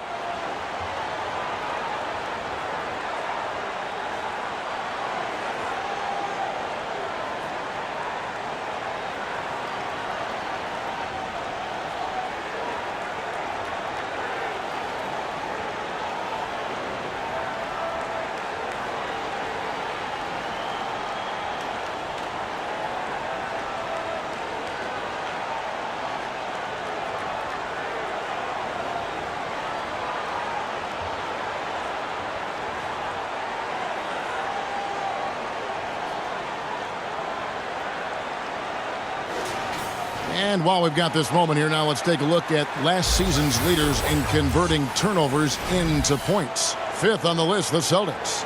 And this team, in terms of scoring off of turnovers, that became the identity. I mean, they really look to disrupt and cause problems defensively, and boy, do they take advantage on the other end. Murphy and Parker with the block. And now here comes Jones leading the break over English. Jones, no luck. They've been beating them to a lot of those loose balls and rebounds here to start. Here's Davis. It's good. Davis has got his 3rd bucket of the night. Just setting the tone with an aggressive move to the rack. And where's the help defensively? Are you asking me, GA? I'm not sure. Here's Unseld. Down low. Fouled on the shot and picks up 2 points. So 1 free throw coming up. And they've scored several times already here in the first quarter on the inside. Even this early on, Brent, have you been on teams where you just knew changes were coming down the road? Yeah, most of that, Kevin, I think happens because of internally what's going on with the team. Yeah, on the floor, you're going to see guys operating in the offense, playing pick and roll, but it's behind the curtains where you just begin to feel it, right? Good executives and good coaching staffs understand communicating to the people in the front office to say, hey, if we stay this way, our potential, instead of growing, is not knowing how low we're going to go. So we need to make some changes. Now, here is Murphy. He picked up 12 points in their last win against New York. No good with the triple. The D doesn't seem to be too worried about him from three-point range, and he shows us why still. I expect him to make one of those. Here's Unseld. They double him with Nowitzki. Here's Parker. Duncan trying to break loose, and he converts the layup. And after missing 4 straight, he finally gets one to go. Celtics trail by 5. Now Murphy. He's been patient so far. Nothing on the scoreboard yet. He dishes it to Davis. That one, no good. And Cleveland will come the other way. They come into this one following the loss to the Mavericks. Yeah, a snowball effect in that one. One thing would go wrong, then another. Really the story of the game. Yeah, it felt like just the entire roster was stuck in neutral. There was nobody offensively that could get anything going. So here's Murphy. The Cavaliers making the shot. And that'll be 2 free throws coming up. Officials on the call with the foul. And very few players have ever been as good from the line as Murphy. This is his zone, and he's been known to go weeks without missing a free throw. The Celtics shooting their first shots from the stripe in this game. And as a team, excellent a season ago, about 80% when they got to the line.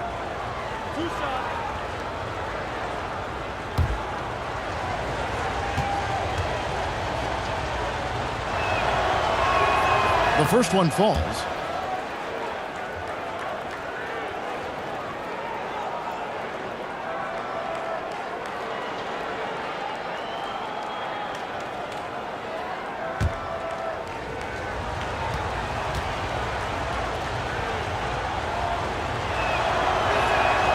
And so Murphy hits them both.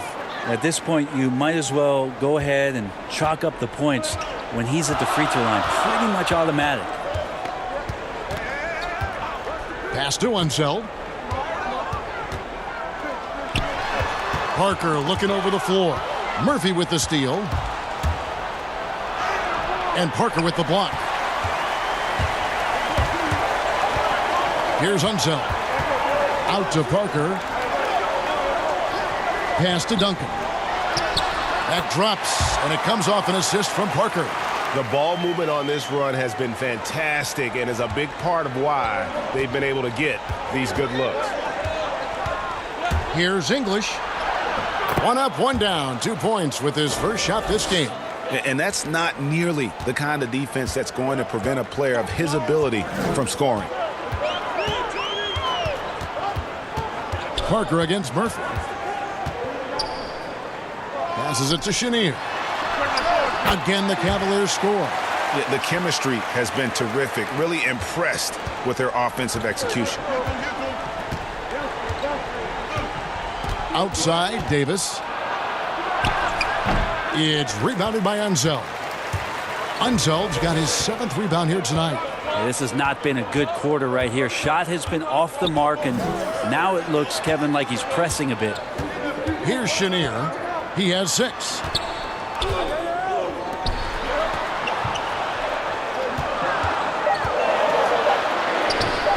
That one a tad offline to the right, but drops in for him.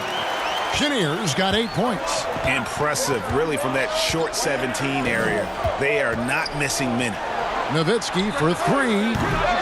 It's rebounded by Cleveland. First chance of the season for them to go up against this Celtics team. Yeah, 2 conference rivals. I mean, they'll play each other a total of 4 times this season. And guys, this first meeting always sort of sets the tone for how the rest of the season series will play out. For teams that know each other this well, this initial game is a big one. Celtics trail by 11. Murphy with the ball. Now the pass to Davis.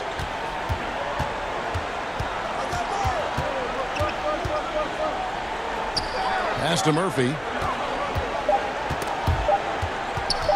Parker with the steal. And Parker with a clear path to the hoop. And that one is good. Parker's got his 2nd bucket of the night. Defensively, they've got to pick up the intensity. Hard to win surrendering this high a field goal percentage. Now here is Murphy. Here's Davis. Shooting foul as the whistle blows. He'll shoot 2 free throws. Faster pace now, Brent, in the NBA. This has become an endurance sport, and well-conditioned athletes are a must. Obviously, Kevin, over the past couple seasons, the pace has picked back up. It's very reminiscent of the early 80s when you had the Lakers running, the Denver Nuggets running. Yes. You have these teams that are just flying up and down the floor. So as a fan, I think it's a wonderful opportunity, especially the closer you can sit, to watch a Russell Westbrook, to watch a Paul George, to see a Giannis get up and down the floor with such fluidity and grace and skill set. So the game opening up has also opened the eyes to the fans about just how great the athleticism of NBA players is.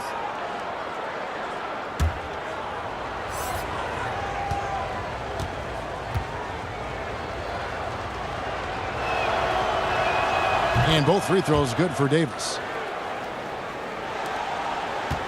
The Cavaliers leading by 11. Here's Bridgman. That's tipped.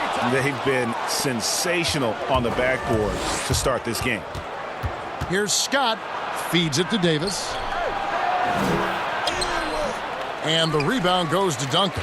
That's the only kind of defense that's going to cut the mustard here tonight.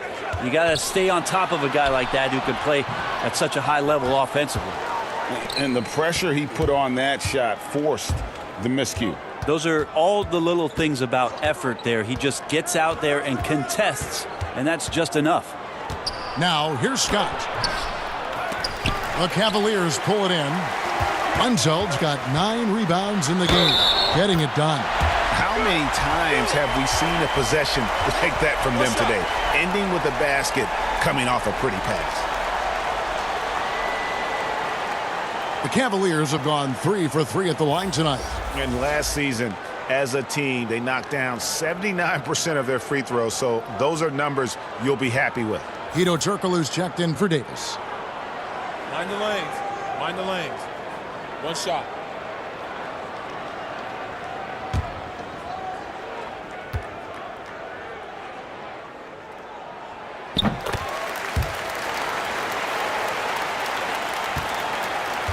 Celtics trail by 14.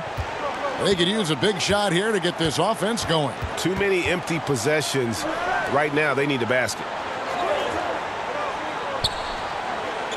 Turkoglu right side. Down to 5 on the shot clock. Here's Scott. And it's good with time running down on the shot clock. Well, if you're giving up that much height, the only thing that you can do as a defender is to foul him. Anderson dishes to Duncan. That one doesn't go. Good tee by Boozer. Here's Caldwell. Second shot opportunity. Boozer can't get it to go. We'll have a hard time shaking that one off. Perfect position, plenty of space. Just clanked it. And the shot goes down. Displaying intensity right off the opening tip, especially on the offensive end. Yeah, if you walked in at any point during this game to watch 5 minutes of play, one team played harder. We know who that was. Count it. Really crisp, intelligent passing to make that basket possible. The Cavaliers leading by 12. Pass to Anderson. There's a minute 47 left here in the first quarter. Tim Duncan knows a thing or two and how to draw fouls right there, doing some damage. The big fundamental still getting it done. The Cavaliers shooting their 5th and 6th free throws of the game.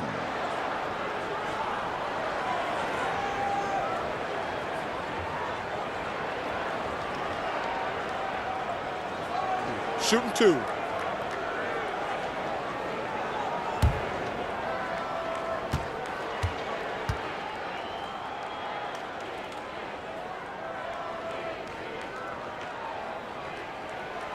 He misses the free throw. I know that shot looks like a bit of a line drive, but Timmy's pretty consistent from the free throw stripe.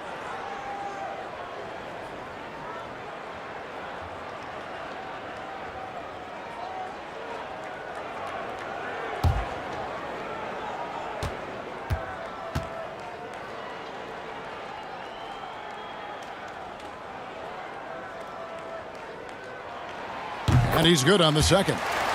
Brent, you know, the moving screen is one of those very difficult judgment calls, isn't it? It's a tough one, Kevin, but what you look for all the time in replays when you see that call, it's almost like the salsa. I'm looking at the hips and the feet.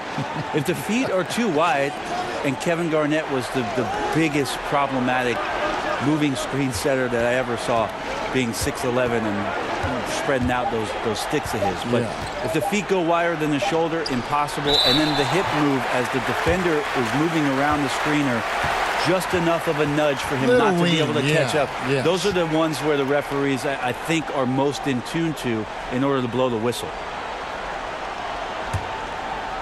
And here's Duncan. He'll bring it up for the Cleveland Cavaliers. 13-point lead. And here's Anderson. He's gotten some minutes, but nothing on the board yet. Who's watching him? Pass to Duncan. It's not going to go for him. Boozer with the defensive effort. Celtics trail by 13. Right side, Scott. Right wing. Here's Caldwell. And it's off from three-point range. To the left side wing. Excellent all-around performance so far, hence the big lead. Well, if I was baking up a lead, I'd add two ingredients. One would be playing smart. The other one, playing selfless. They've done that tonight. Serve it up. There's the pass to Turkoglu. Fires from the wing. No good off the back of the rim. Well, that mid-range, Jay, usually pretty much on the money. Maybe the timing just a little bit off on that one. That's a tough rebound if you don't have the length that he does, so the size paying off. Here's Caldwell. And that would have counted, but his shot was off the mark this time. And so it's the Cleveland Cavaliers riding a 15-point lead at the end of the quarter. And we'll see if they can keep up their tremendous shooting they've been dialed in so far from the field. We'll get right back to the action when we return.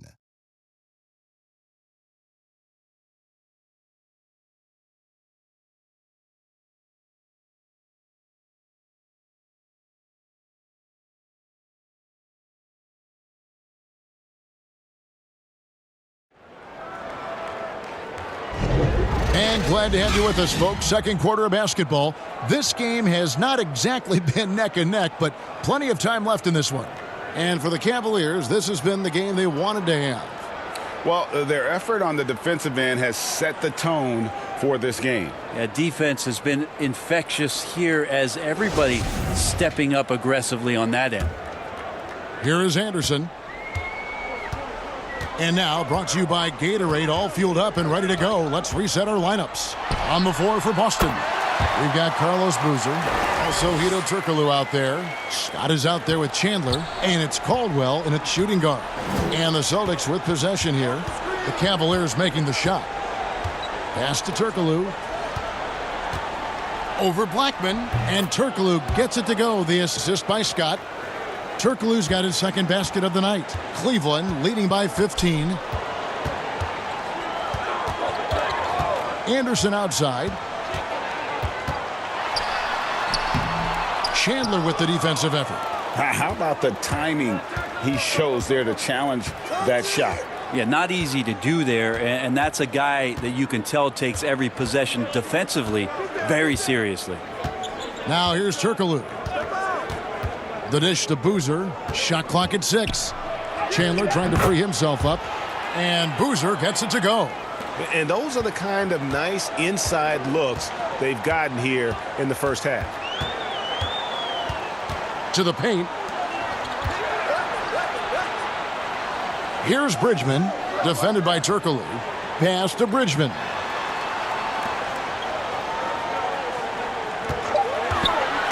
Here's Blackman, buried from 15 feet out. Blackman's got 5. Another good play. This is how they built the lead, calling on the right guys at the right time. Basketball IQ is something that gets talked about, but its importance to a team showing up here, running plays that turn into scores. Stolen by Boozer. Outside, Scott. Back to Turkoglu. Anderson against Scott. Boozer kicks to Scott. Back to Boozer. Just 5 on the clock. Outside, Scott. Over Anderson. Scott can't get it to go. Cleveland leading by 15. Anderson outside. Passes it to Bridgman.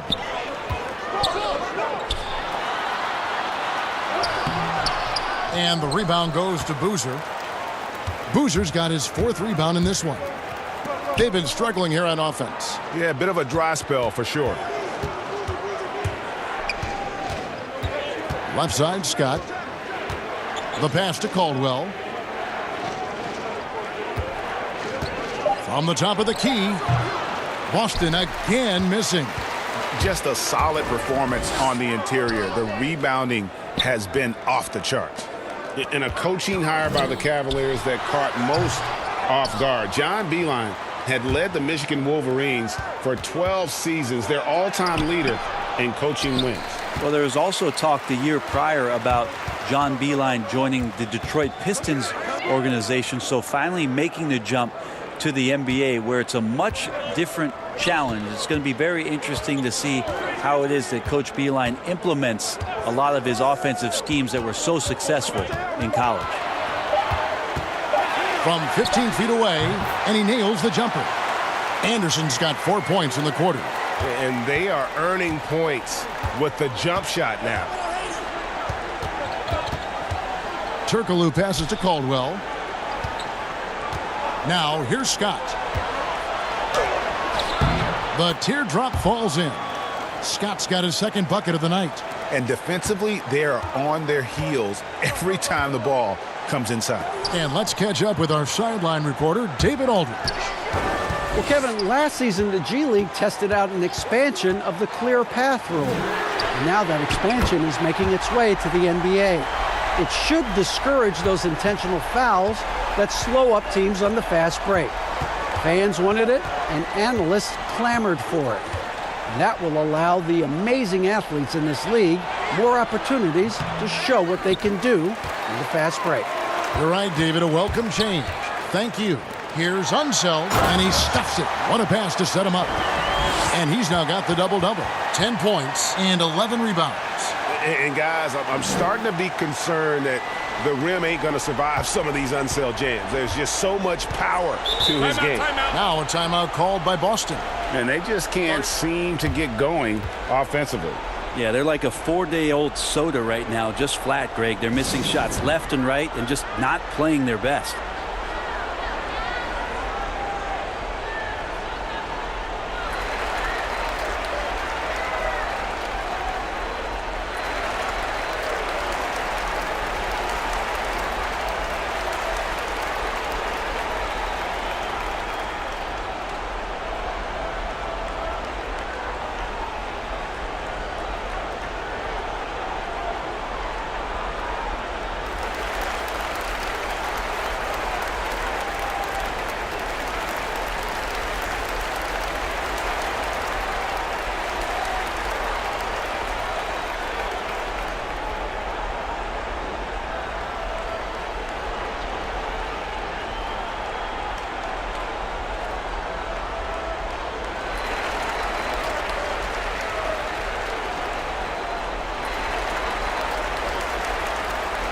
And a whole new group out on the floor for the Celtics.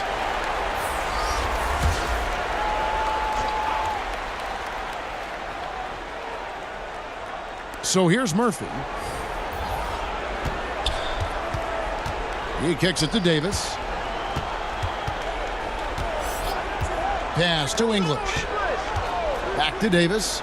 6 to shoot. There's the 3. Again, the miss by the Celtics. +8 in the rebound differential. One more reason why they're in control. Pass to Parker.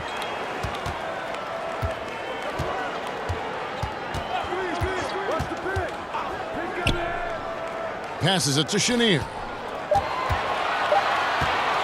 Over Davis. Rebound Boston. Ewing's got his 4th rebound with that last one here tonight. Murphy against Parker. Murphy passes to English. Takes a 3. It's deflected. Now here's the fast break. Parker leading the way. He gets it in there. Parker's got 6 points. And Parker is the ultimate attacker in the open floor. He gets the ball and doesn't think twice about getting to the rim. Now here is Murphy. Davis nails the 16-footer. That's just tremendous scoring instinct. So fun to watch him work in the half court. Parker passes to Gill.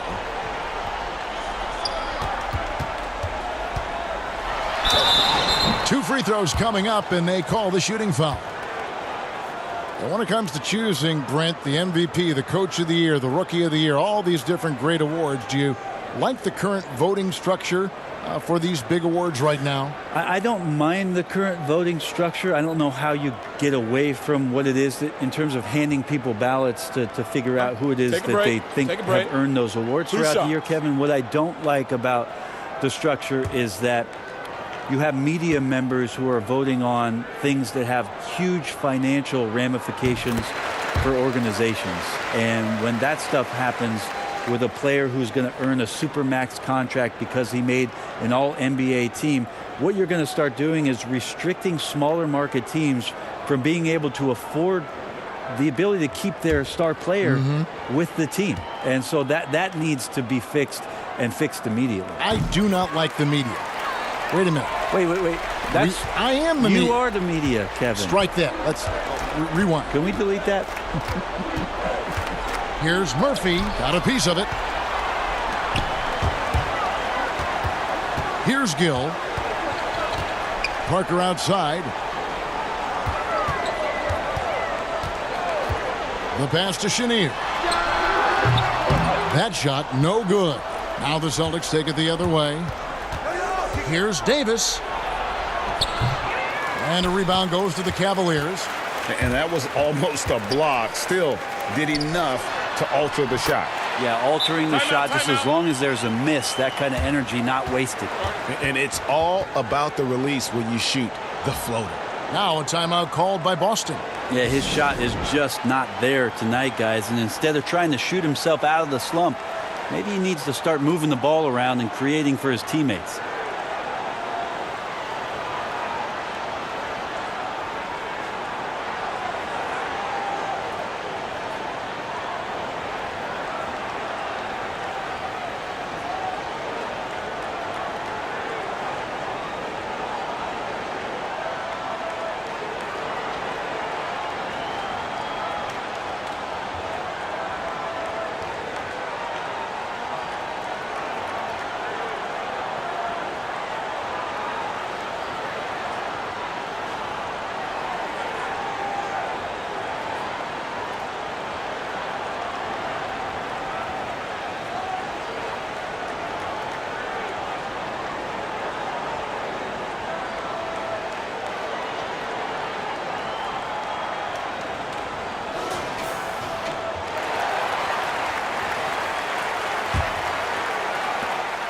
A difficult situation for Boston. Murphy dishes to English. Kicks it to Davis. The Celtics working the ball around now. And Parker with the block. Now Cleveland moving it up. And it's sent back by Nowitzki. Parker against Murphy. They grab their own miss. And Patrick Ewing with the slam. And Ewing with that size really creates a tough matchup, especially when he's attacking the offensive board. Parker against Murphy. Parker's shot is off. Well, you know, they're in the lead, but he's still been frustrated from an offensive standpoint. Now Murphy. Outside, Davis jacks up a three. And Jones pulls it down. They have been board dominant in this game. That's definitely been a factor in crafting this huge lead. And that one's good. Parker. And when you give Parker room to work his magic down inside, he knows how to finish with style. They've been looking out of sync offensively. Yeah, their offense has ground to a standstill. It's good. Yeah, that play never gets old, Kevin. The pick and roll will still be an offensive staple 100 years from now. Trust me.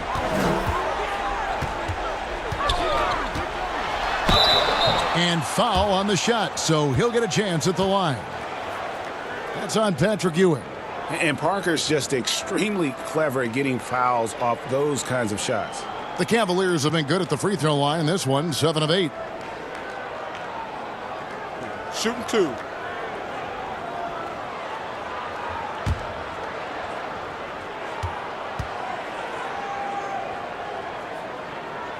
Free throw drops in for Tony Parker. And Parker has such speed and creativity, just causes the defense fits in terms of how to properly guard it.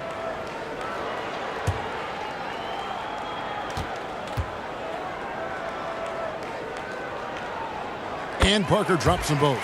And they have yet to miss a shot from the line here this quarter. Here's English. He's covered by Gill. English's shot is good. All the way to the bucket. No resistance. Just swipe the candy from him. Murphy against Parker.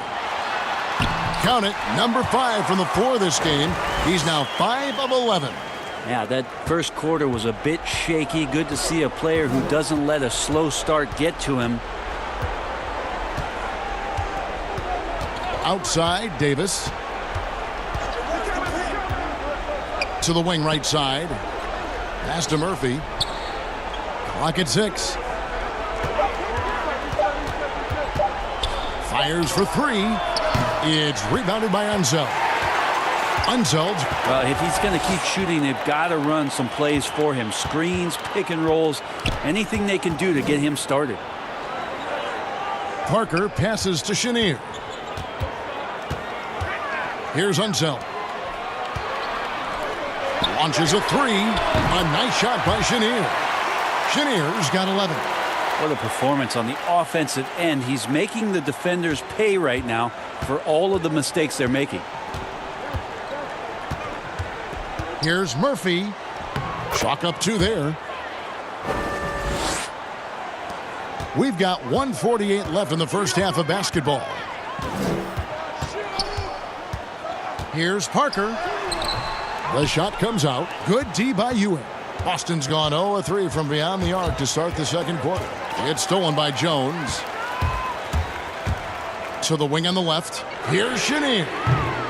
No good from outside. Guys, if they're going to make a run, no time like the present.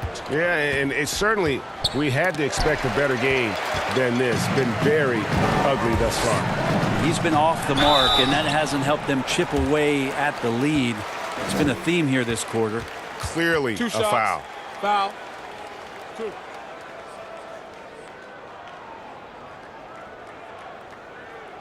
The Cavaliers have gone 9 of 10 from the line, so making the most of their chances.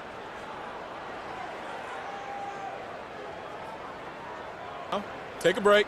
Take a break. 2 shots.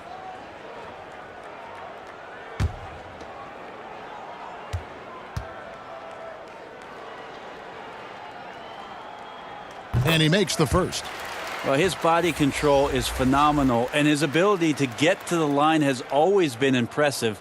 That's a huge part of his game. Tim Duncan, he's checked in for Jones. The Celtics also with a sub. Scott's checked in.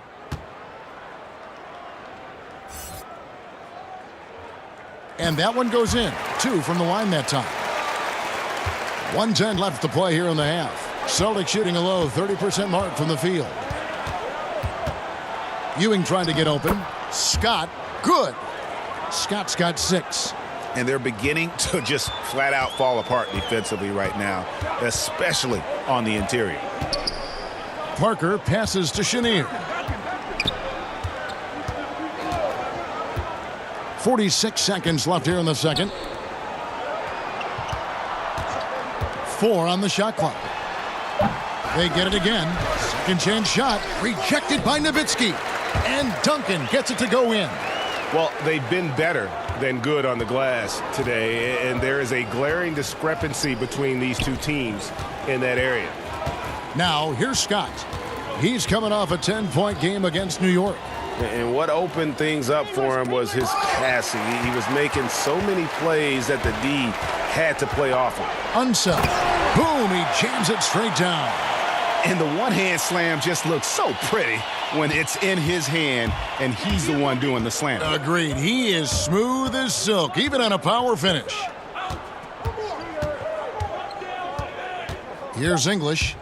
The 3 doesn't get it to drop for him. And so it's Cleveland, having no problems at all. Up 29 points heading into the next quarter. The scoring has been tremendous, and they are shooting lights out with very high accuracy. We've got more in store for you right after this. The 2K Sports Halftime Show. Boy, a lot of energy in this arena tonight. The hometown fans getting after it. I'm Ernie Johnson. Shaquille O'Neal's here. So is Kenny the Jet Smith. It's Cleveland out on top at halftime. They are completely in control of the game, leading by a massive amount. Kenny, some perspective, please. Well, they're getting to the line more, and that usually comes down to wanting it more. Because once they had the lead, they kept pushing. They tightened the screws up, and they didn't let go. And Shaq, your thoughts on the Celtics? Well, you live by the 3 and you die by the 3. And today, they're dying. And as cold as they've been behind the arc, they keep firing from deep. What are you doing? I know they got a lot of ground to make up, but they can't continue with this game plan. Not working. That about wraps it up. Time now for the second half of the game. We go to Kevin Harlan for the call.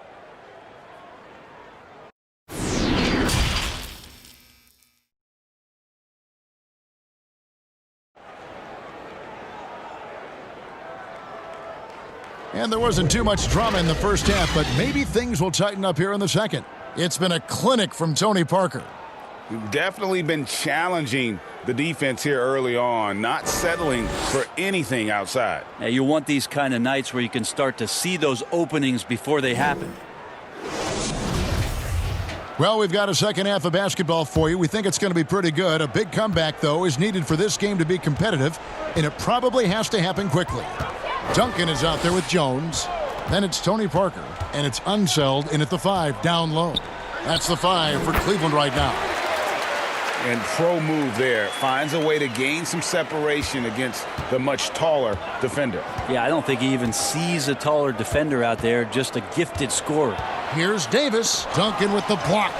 That's an awesome defensive display by Duncan there, coming up with the block and aggressively sending that one back. Parker against Murphy. Parker passes to Chenier. Duncan right side. Ewing gets the rebound. Here's Boston now. They'll be off to Charlotte for a game against the Hornets. And that game will be game 2 of 3 straight on the road. There's just so much Murphy can do with the ball in his hands. He can score himself when he has to, but finding an open teammate like that is always his first priority. Here's Unseld. Dishes it to Parker.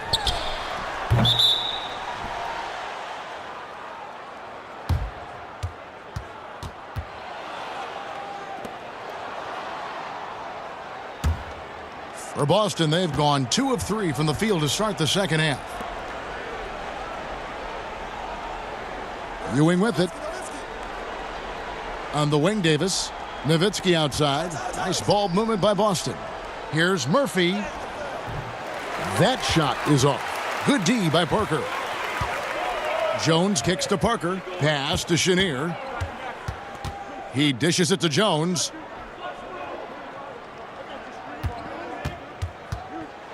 Down low, Duncan. And that comes off the assist by Jones. And it's 7 points for Duncan. Well, in that area of the floor, that's where Tim Duncan really shines. He knows how to take care of business from there. Outside, Davis passes it to English. He kicks to Murphy. Lets it go with a 3. And the rebound goes to Duncan. Duncan's got rebound number 9 now. What an effort here tonight.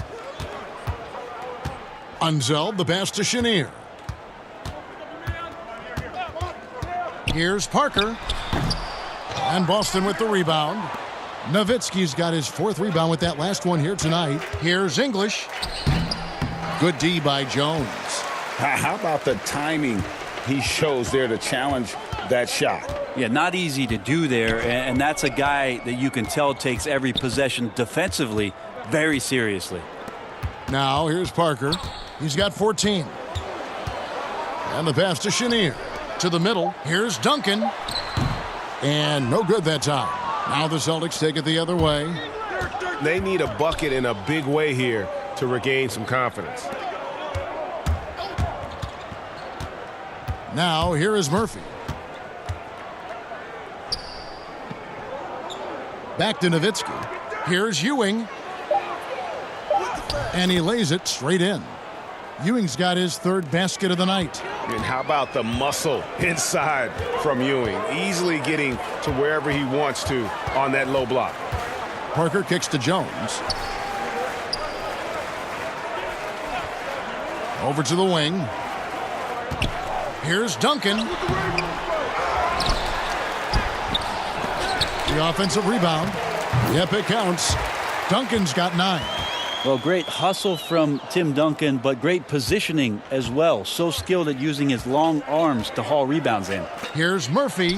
That's in there. Davis with the assist. Just can make it so much easier for your teammate when you throw that lead pass that gets to him right on the money, whether that's on the run or in the shooting pocket. Now here's Parker over Murphy. And that one's good. Parker, he's got 16. And looking like Parker is in that zone. Left side, Davis. Nowitzki outside, beyond the arc, and he's good on the 3 ball. Nowitzki's got his first 3 points of the game. He does so much out there to stretch out the defense when he's out on the perimeter, and he drains the triple. Knocks it loose, and that's out of bounds. Cleveland will retain possession. And a new group in for the Celtics.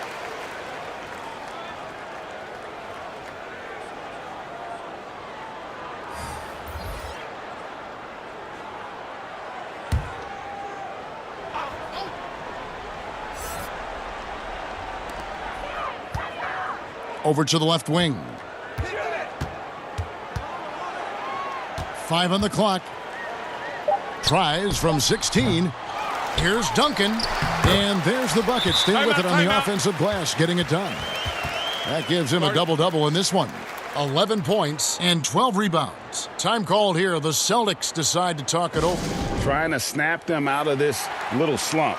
Well, they can't find the net right now, and all they need, I think, is just to get one to go, get back on track.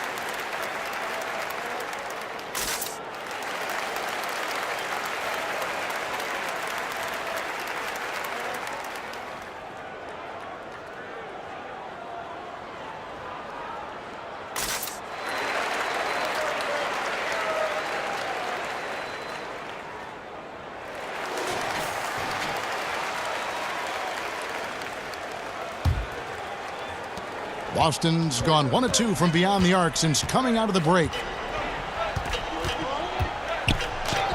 Murphy inside. He's covered by Anderson. Murphy can't hit. Pass to Blackman. And he bangs it home with one hand. And a long windup and strong follow through on the one-hand jam. Yeah, he's not going to mess that one up. Pass to Caldwell. And here's Murphy. He has 6. Chandler is scanning the floor. Here's Boozer. Duncan with the block. Here's Bridgman, defended by Turkoglu. An emphatic alley-oop jam. And the pass there floated it up to the precise spot it needed to be. And no messing around on the finish. He powers it through. And the basket by Murphy. And that's just showing off right there, guys. I mean, he is too good with that crossover. Anderson passes to Bridgman.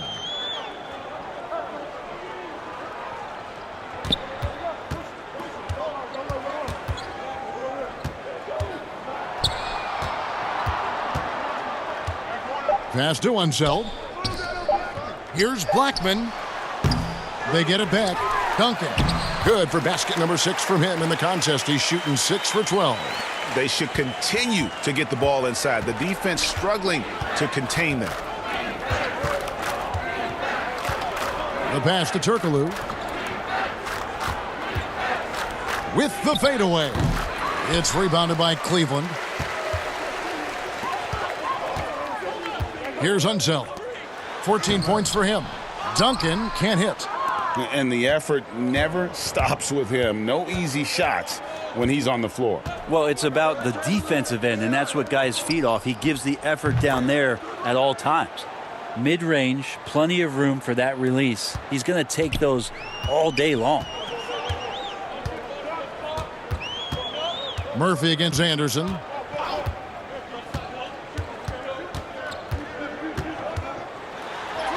And he makes good on the layup. Anderson's got 6 points. And Matador defense, that's one of the easiest shots he is ever going to see. Yeah, feels like Christmas right now, just gift wrapping points. Now here's Turkoglu. And there's the feed to Murphy. And foul on the shot. He'll shoot 2 at the free throw line. And this is his second trip to the line tonight.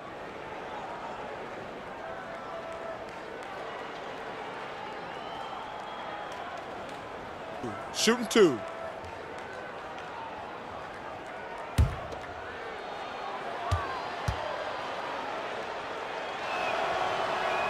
First free throw is good. Gill is checked in for the Cavaliers. Boston also with the sub. Scotty's checked in for Tyson Chandler.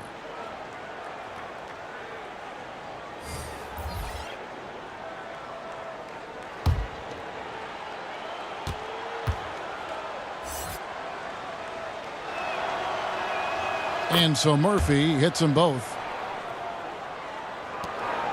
They are in complete control. This is the ultimate definition of the zone. Everything they've done has worked.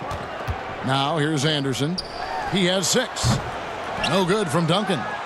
I saw a green light there, Kevin. The D's not going to get away with that kind of lapse all that often here tonight. And wrestling for it there, but no one has possession. We'll have a jump ball.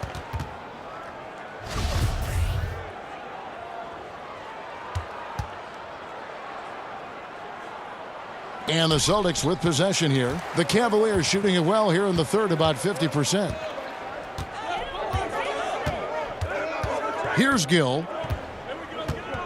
He feeds it to Duncan. And he makes that one. Duncan's got 10 points here in the second half. Defense shaking their heads. No idea how to stop him in this quarter. He's got him on the ropes. Boozer dishes to Murphy. And that one drops. Murphy's got 14 points. 2 teammates connecting right there. Slick feed. Here's Blackman. He's guarded by Murphy. And the basket by Blackman. Another bucket down low. They've been the aggressors, taking the ball inside and attacking at the rim. Now here is Murphy. He's got 14. Outside Boozer. Nice ball movement by Boston. Shoots from 14. Murphy passes to Boozer. Murphy dishes to Boozer. Goes to the reverse layup and drops it in. And he's got such a great touch and feel around the basket. He made that reverse look easy. Pass to Bridgman. To the inside. And he gets the whistle. 2 free throws coming up. It's on Hedo Turkoglu.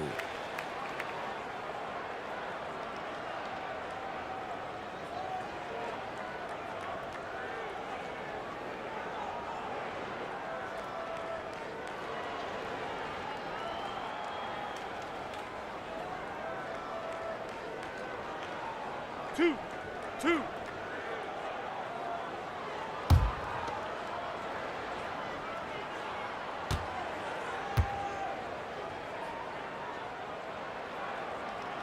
First one falls for him.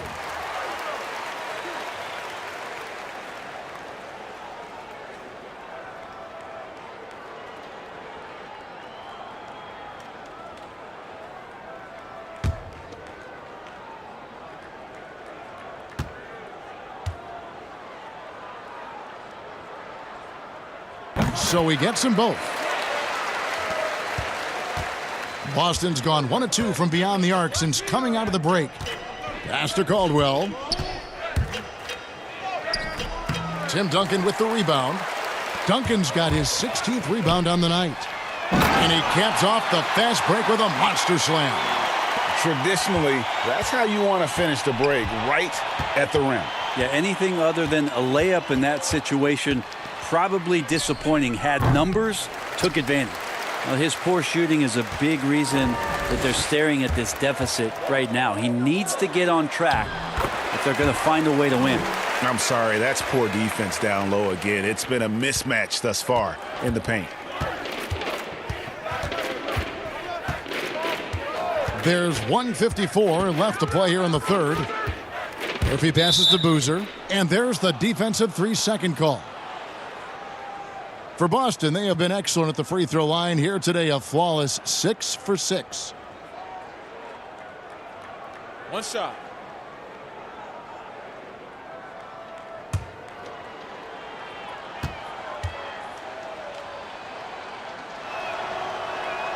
And he shows the focus there, nails the technical. Boston making a switch here. Ewing's checked in.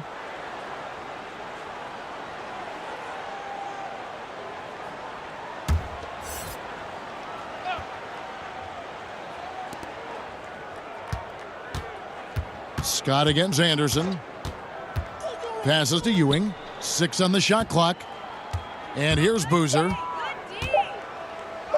And it goes down 2 points. Boozer's got 4 this quarter. Yeah, good-looking bounce pass to set up that one. Scott against Anderson. Yep, that one goes in there. Well, that play never gets old, Kevin. The pick and roll will still be an offensive staple 100 years from now. Trust me.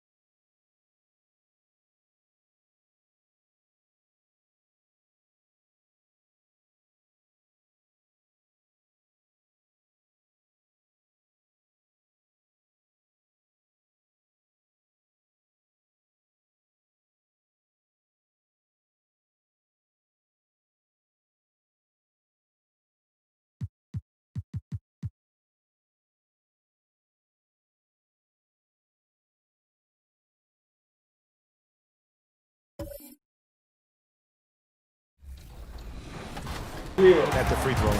Let's go. Take it all the way, LeBron. All the way. I'm Basket scared. He's the baby. He's the baby. Oh. Let's go. Easy jump ball. Get the ace. Come on. Man, that. Oh, shoot that. You don't got no three. We see a free ball. Yeah, you better go to the basket. Giannis inside. Block will help. Double team. Pass Stay to away. Bledsoe. No, he shoot that. He ain't shoot that. Just He ain't five Trey to Young. shoot. He ain't Trey Young. Bucks passing it around. Block party. Block party. Kick out to under. Get out there. Get let's go. See that He's time back. for He's Middleton. back. LeBron steal. To the middle. Woo. Wow, this game's too close. Tie game, 90 seconds left to go. Here we go. Nice job finding his open Watch guys. this. And a timeout. Jack in the fool again, JaVale. Carry. It'll be a night. Block party. Rebound. Let's go. Lock up. Man. Boy. Jump on him. Come on. Let's go. 1 minute left, baby. No three. No, sir. Let him shoot that. Not with Middleton. Still. And coming down the tunnel, an opportunity here at the home for the Atlanta Hawks. Looking sharp and focused for the task at hand. And the game arrival, sponsored by Express. Dress like a pro. What a gorgeous nighttime view from high above the city of Atlanta. Welcome, everyone. Thanks for tuning in to 2K Sports for this NBA presentation. This is Kevin Harlan, and we've got Steve Smith and Greg Anthony at the table with me. And the fourth member of our crew, David Aldridge, our sideline reporter. Here's what the Hawks have lined up on their schedule. On Wednesday, they'll defend home court against the Chicago Bulls. Then on Friday, they'll be playing against Damian Lillard and the Sacramento Kings. And the starting group for the Spurs. Jones is out there with Price. And it's Durant. Then it's Parrish. And it's Pettit in at the power forward. And for the Hawks, Anthony out there with LaMarcus Aldridge. Then there's West. And it's Nikola Jokic. And it's Houston at the shooting guard. Steve, tonight we have a great matchup at the center spot. Talk about how that position has evolved over the last couple of years. I think because of the rules, Kevin, there's not a lot of space when guys are posting up because of the defensive rules right now. You can sit in a post guy's lap, especially if he's dominant.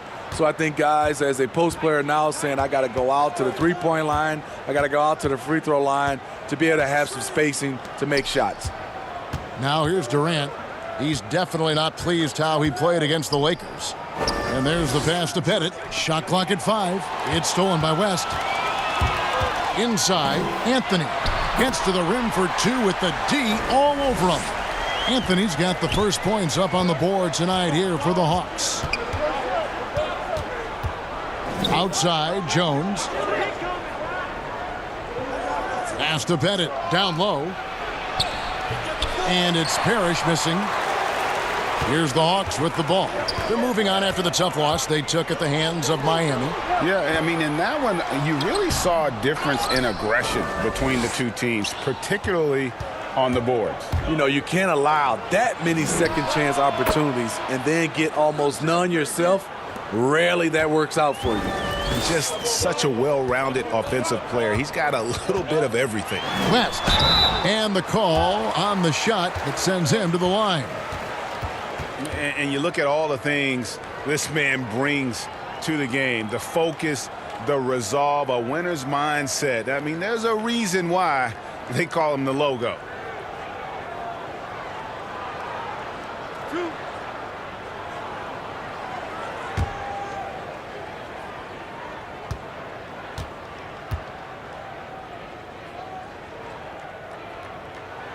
The free throw drops for West. The Spurs with the league's longest active playoff streak, 22 years and running, not to mention 5 titles in that span. No wonder the Spurs are viewed as the league's model franchise.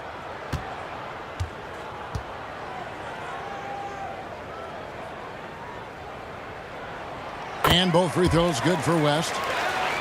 Well, Steve, the Spurs are so well run. If they played in a top 5 market, they might be the most popular team in the NBA by now. You know what, Kevin? They probably would, but this is the way this organization likes it. They like to be quiet and under the radar.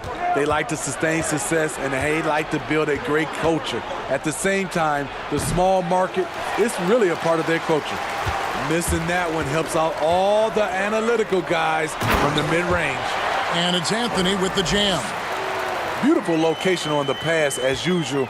Led his man perfectly. Now, here's Price. 17 points for him last game against the Lakers. The wide open look for Durant. That's in, coming off an assist from Price. When the shots come to KD and the flow of the offense, it makes it much easier. Pass to Jokic. Durant against Anthony. From past the arc. They get it back. A nice shot by Aldridge. The man just knows how to generate points. Aldridge creating a second chance opportunity and then cashing in. Price looking it over. Tips it up. And Jokic with the rebound. Atlanta leading by 3. Let's send it over to David Aldridge, who caught up with head coach Lloyd Pierce. David. Well, Kevin, I asked him, what are some of your main concerns? And he said, we're dealing with a team that can really light it up from the outside. So it's essential that we don't give them open looks from deep, or we'll be in trouble. Kevin? All right, David, thank you. Obviously, the 3-ball is a big concern for any defense. Here's KD. Jerry West making his last shot. KD's shot is off. Unusual for him, just a lack of concentration. Fails to finish the play. And the story here, Kevin, early on is how well they've shot the basketball. Spurs trail by 8. Now Price. Outside, Jones. To the inside. Here's Parrish. Oh, yes, the turnaround. And so it's West with it. He brings it up for Atlanta.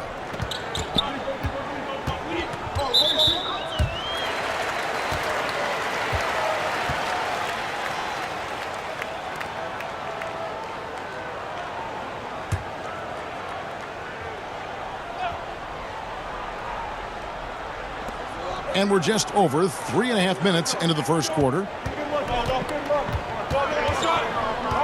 Aldridge looking for an opening. 6 to shoot. Parrish grabs the board. Spurs trail by 6. Here's Durant.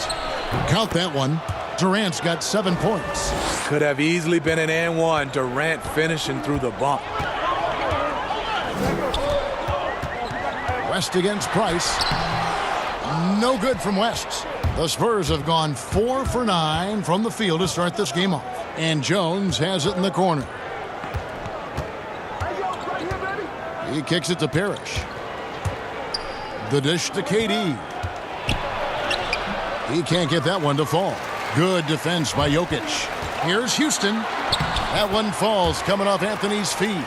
Nice awareness there, finding the open man down the court on the break. San Antonio's gone 1 of 2 from long range in the first quarter. Price, the pass to Parrish. Back to Price.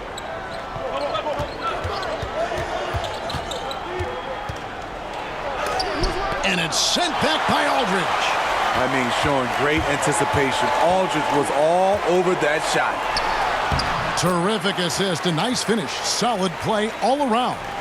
They're finding lanes to the hoop now with consistency. 5 buckets in a row from the paint. Aldridge against Durant. And Anthony sends it back. He feeds it to West. And the layup is good. West has got his 3rd bucket of the night. That's their 3rd straight make off an assist. Guys are looking for a spark here. Yeah, a cold stretch offensively for sure. Passes it to Parrish. Laid in with a nice touch off the glass. Parrish has got his 2nd basket of the game. Yeah, another nice bucket down low. They've really been able to work the ball into the post effectively here so far. Now here's Anthony. He's coming off a 10-point game against Miami. And the defense looks soft early on. They've got to sum it up a little more sense of urgency. Price with the ball. Still getting warmed up offensively. No scoring yet from him. Here's Parrish. That one wide left. And right from the start, Kevin, they've been pounding the glass. Most of those 50-50 balls also going their way. Here's Houston. That three off the mark. Spurs trail by 10. Here's Jones. And he goes big with the dunk right over LaMarcus Aldridge. Oh, forget about going for the long-range bomb to cut into that lead. Just take it to the hoop, my friend. And how? Brilliant throwdown. Now here's West. He's got 9. No good. That's miss number 2 against 3 makes from the field. And San Antonio shooting just about an even 40% to start. Price outside. Here's the teardrop. Rebound by the Hawks. The will is there, but the execution is lacking. He can't seem to finish plays this quarter. Here's Jones, and then Jones with the jam.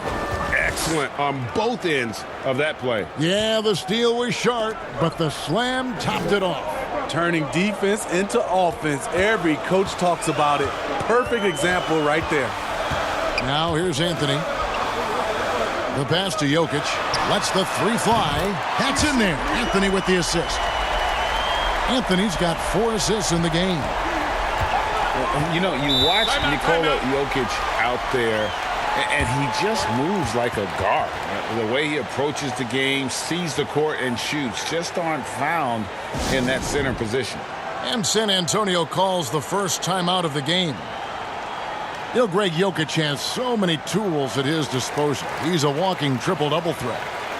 The passing and vision is what really sets him apart at that center position. The offense can run through him and should run through him with how he can distribute the ball.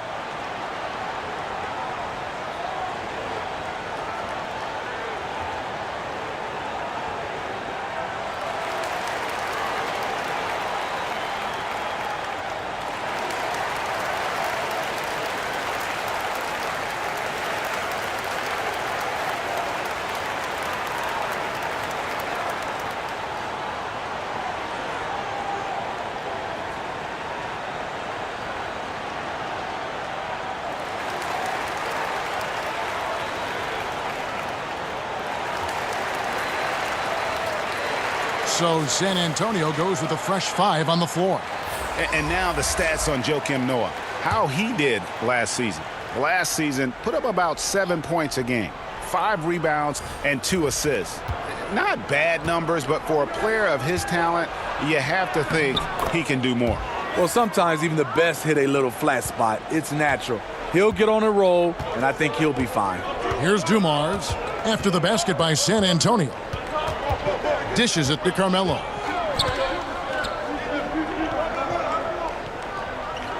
To the paint. And contact on the shot, so he'll be shooting free throws here. That's on Joakim Noah. Steve, Kobe Bryant said that growing up in Italy gave him a huge advantage learning the fundamentals and the tactics of the game. Do you think Europe's better at developing players than the United States? You know, I don't think they're better. I do think their system at times for certain players, they get into a system of working on their game. And I wouldn't just say fundamentals from an early age. And a lot of those guys are being able to practice with pros at an early age. I think it comes down to individuals. And also I think a lot of these parents and kids, you have to understand it starts off with making a layup versus making a 3. So I don't think that Europe is doing it better. I just think a lot of times right now we're looking at some of those European players and they're coming over ready to play from day one versus some other players.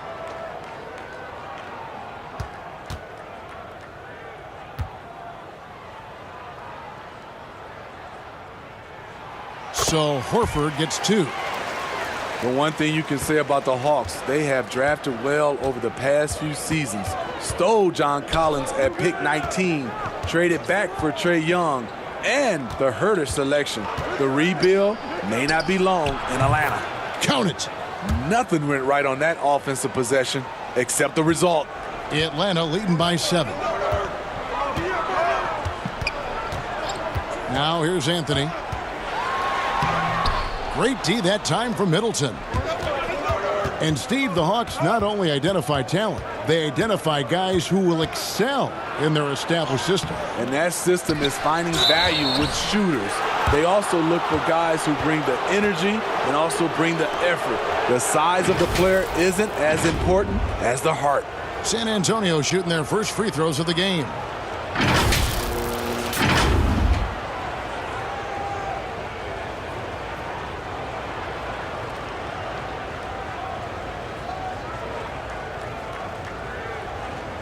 Shooting 2.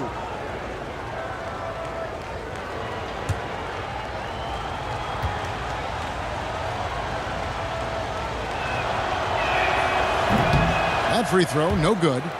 And you look at all the under-the-radar prospects that have found success with the Spurs. How do they keep hitting on all these players other teams have missed? They do a great job with their player development. They also do a great job identifying players with great character. They have guys who work extremely hard. They have great coaching, and they teach. But more importantly, what they do, GA, they give you confidence. And that's where I think the Spurs separate from other organizations. Now, here's Dumars. Still looking for his first bucket in this one. Francis. And once again off the mark by Atlanta. Everything worked except for the outcome. You want him to shoot that every time. Young taking his time here. Pass to Noah. And here is Robinson. And Anthony sends it back. Here's Francis to the middle. And the layup is good after a nice lead pass. Anthony's got 6. Yeah, just superb focus there from Melo, overpowering the D and still finishes. And Young kicks to Ellis. Now, here is Young. Tight defense on him. Here's Robinson, and it's Robinson with the jam. Never a bad idea to run the old pick play. You're right. And if it produces a slam like that, we'll probably see more of them. Especially if the defense is going to allow you to do it. Have to switch on that play. And that one's good, Francis. I love how he establishes his post position inside before he converts. Inside, here's Ellis. And the layup's good off the glass. Pretty much all of their buckets coming from inside the paint now. Last game for the Spurs. They want to turn it around after the loss to Los Angeles. Here's Anthony. Joakim Noah grabs the miss. And here's Young. He'll bring it up for the San Antonio Spurs. 6-point game. Down low. And Middleton, the basket on the assist by Young.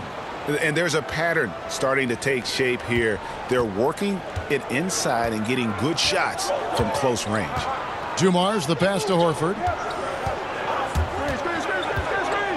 The drive by Anthony, and he gets the whistle. 2 free throws coming up.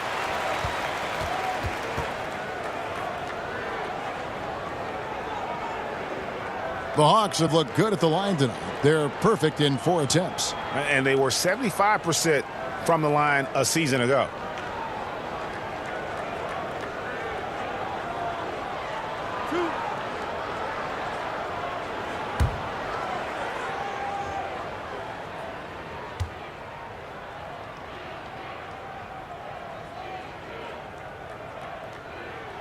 And the first one drops. You look at the Hawks franchise, moved to Atlanta in 1956. Since then, they've been unable to advance to the NBA Finals.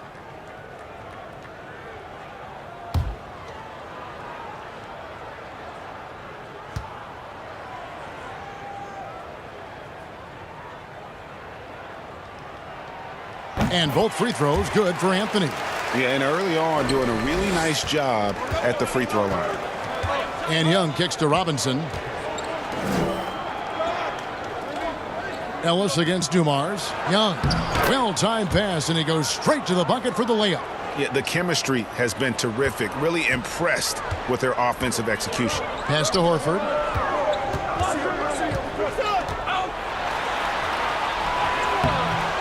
That shot off, so the Spurs will take it the other way. They couldn't put the pieces together, losing the last matchup with the Lakers. And that was a game to forget. You'd like to find some teachable moments, but I think they'd like to just turn the page and move forward. Nothing wrong with that. Sometimes we overanalyze things. Can be better to just let it go. Doing his job on the glass and doing it with force. And Greg, it's not everybody in the league who can make those kinds of plays. You know, this is one of his specialties, keeping plays alive, creating second chance opportunities. And love the muscle Anthony brings to the three spot. Takes pride in outworking everyone when he's that deep inside. Offense, the order of the day as the first quarter comes to a close. Hawks lead by 4. 2K Sports back in a moment here in Atlanta.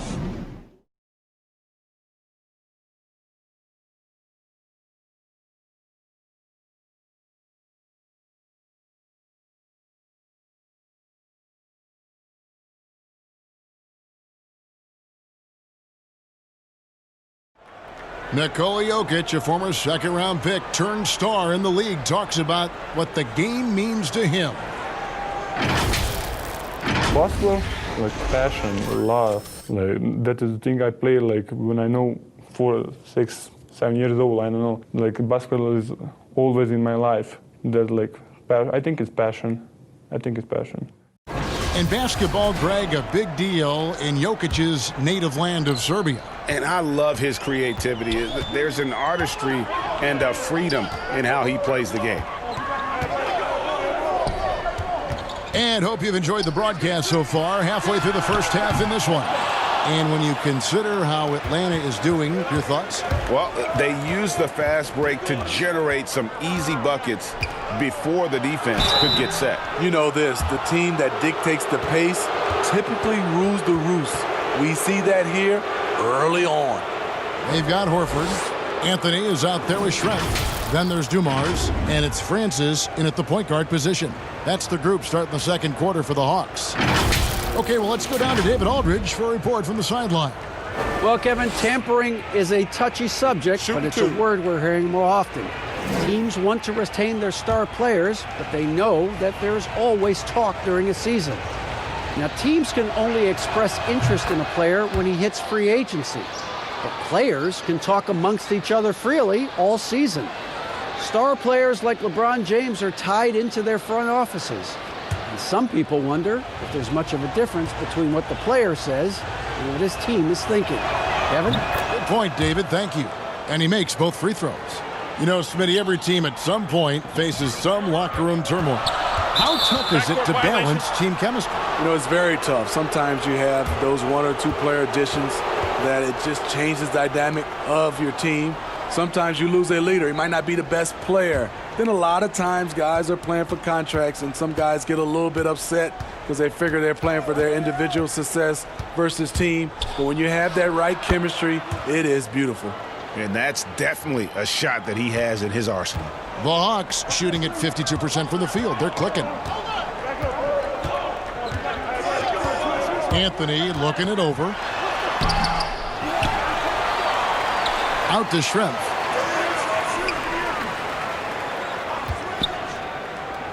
Down to 5 on the shot clock. Tries again. That one off the back iron and out. Here's San Antonio now. They haven't allowed any points in the second quarter. And this game, the first chance they've had to see Atlanta. Yeah, and they swept this matchup the 2 times they played last year. They held the advantage on paper and on the court. But hey, it's a different season, and anything can happen. And the Hawks with possession here after the basket by San Antonio. And Anthony gets it to go. Scoring at an efficient clip tonight. Melo in that zone. Ellis against Dumars. Ellis, that's good.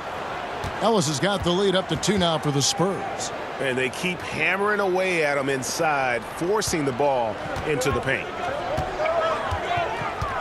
Anthony, the pass to Schrempf. Robinson against Anthony. He can't hit that time. Excellent D that time from Robinson. Here's Middleton. Backed in, coming off the assist from Young. Young's got 4 assists now tonight. Few people see the floor as well as Trey.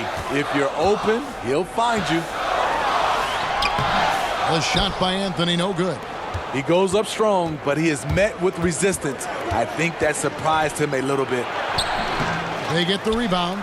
Hangs in the air, and it's Robinson with the bucket inside. Robinson's got 4 points in the quarter. And not hard to see why they are giving up points on this run. Just too many good looks from in close. And now the first timeout called here for the Hawks. Let's see if Coach can get them back on the right track. Because right now it feels like the pace is being dictated to them. They need to go back to playing their brand of basketball.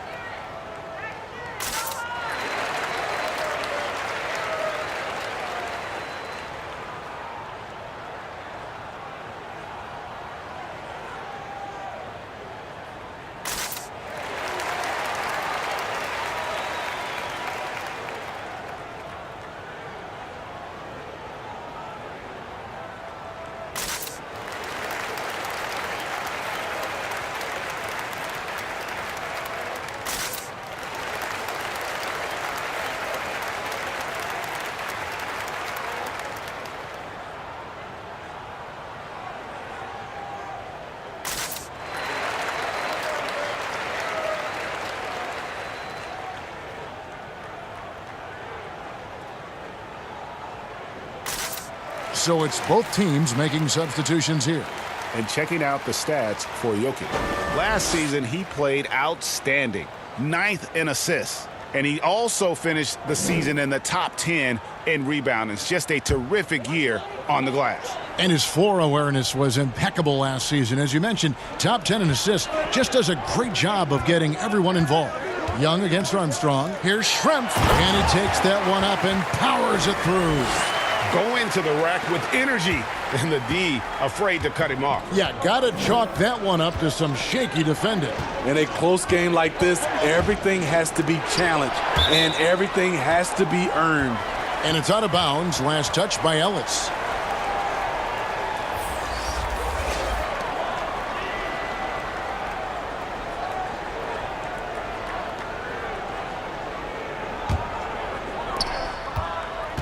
The Hawks trail by 4.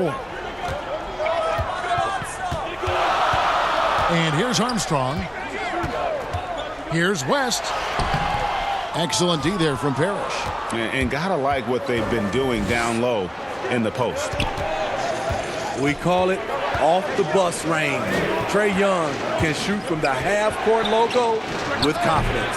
And it's Parrish missing. And that is the exact type of opportunity this offense is looking to create. You know, if you get the ball to the right guy in the right spot, more often than not, you're coming away with points. And that deep range opens up everything for Trae Young. You have to take away his airspace, Kevin, as soon as he crosses midcourt. And with this tight handle, he punishes the defense when they apply pressure. Now here's Parrish. Just 4 to shoot. Young from outside. Rebound Atlanta. Now Armstrong. Over Jones. That doesn't go on the chance to tie. Both sides attacking. That was good defense versus good offense.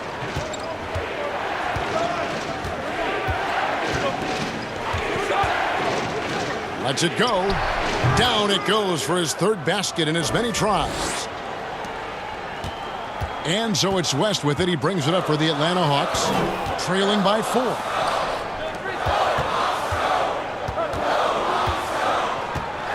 Back to Jokic. The shot's good on the assist by West. West has got 4 assists in the game. And so in control of the game. West keeping the defense off balance with that pass. Now, here is Young. 6 points for him. Kept alive. See, that's a solid effort on the defensive glass. You need guys who are willing to work, willing to get their hands dirty inside. Here's Houston. Goes back up. And Jones pulls it down. And his pure defensive effort changed that shot from an easy one to a tough one. And you know, technically, it's a high percentage look, but this is why we play the game.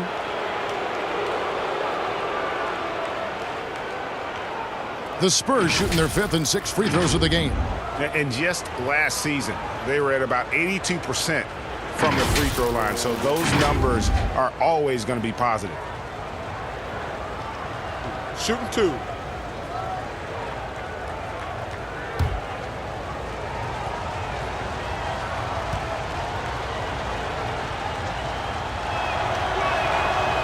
No good on the free throw. Well, Steve, it doesn't matter how they do it, but there are some players, as you know, that can get into another player's head. I guess like a Dennis Rodman, but there are a lot of them now that play and use that tactic. Yeah, Draymond Green, Kevin, Patrick Beverly, Chris Paul, I think is one of those guys. PJ Tucker, he doesn't really talk, but he has a lot of antics. There's a lot of guys that like to get in your head. Also, Joel Embiid is one. He does it extremely well. Now here's West. He had 15 points last outing. And he comes up with the deuce. West has got 11.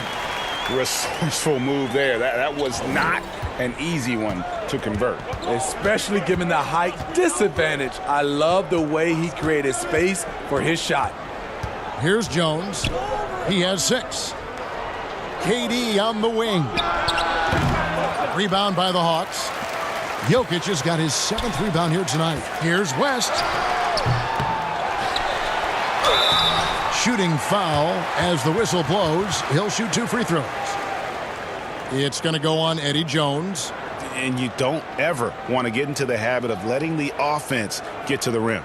The Hawks have been perfect so far from the free throw line, 6 for 6.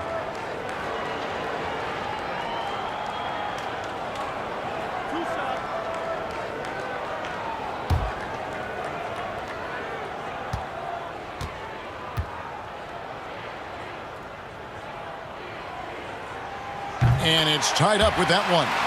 And one thing that held the Hawks back last year, all the mistakes. Yes, last in the league in turnovers, second to last in personal fouls. They were one of the youngest teams last season, and it showed. But you have to have more discipline to win games, which is why they only won 29. And the free throw is good, now leading by 1. The Spurs have gone 6 of 13 so far from the field here in the second quarter.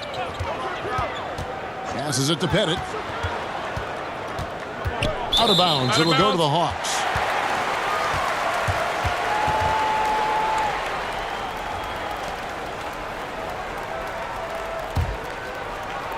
One thing we've seen from these guys is excellent passing. No doubt about it. It's fun to watch the way they're operating as a team right now. They are all in sync. Here's Jokic. The shot that time, not on target. Excellent D there from Parrish. And San Antonio shooting at 50% in a decent groove. Steps back and shoots. That one a little long. And when you can't get anything to fall, it definitely gets in your head. And his rhythm, it's been way off. The goal now might be to get him something easy at the rim so he can just see the ball go in through the net, and that helps. Shot clock at 6. The pass to Jokic. Kevin Durant with the rebound. San Antonio trailing here. The feed to Price. And it's sent back by Aldridge. And it's out of bounds to the Spurs as San Antonio retains possession.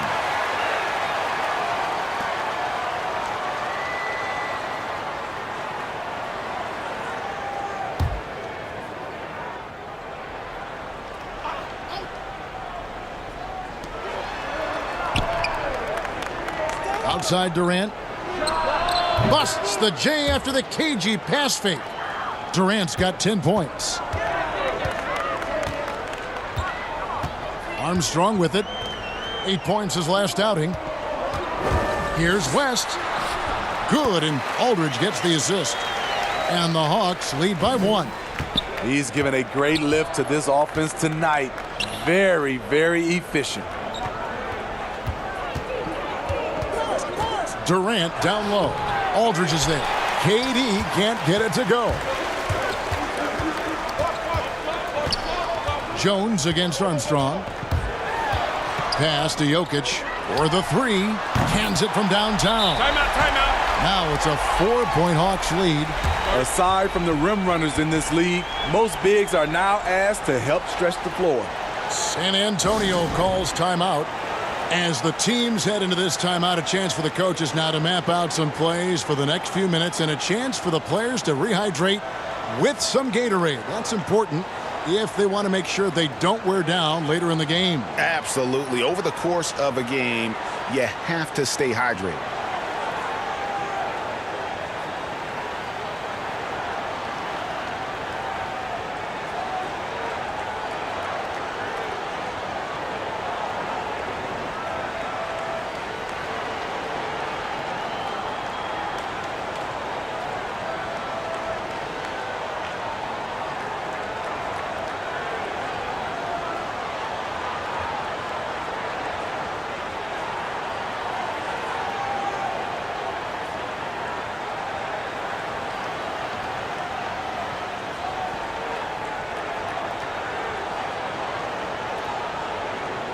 And let's take a quick look now at some stats here for Kevin Durant.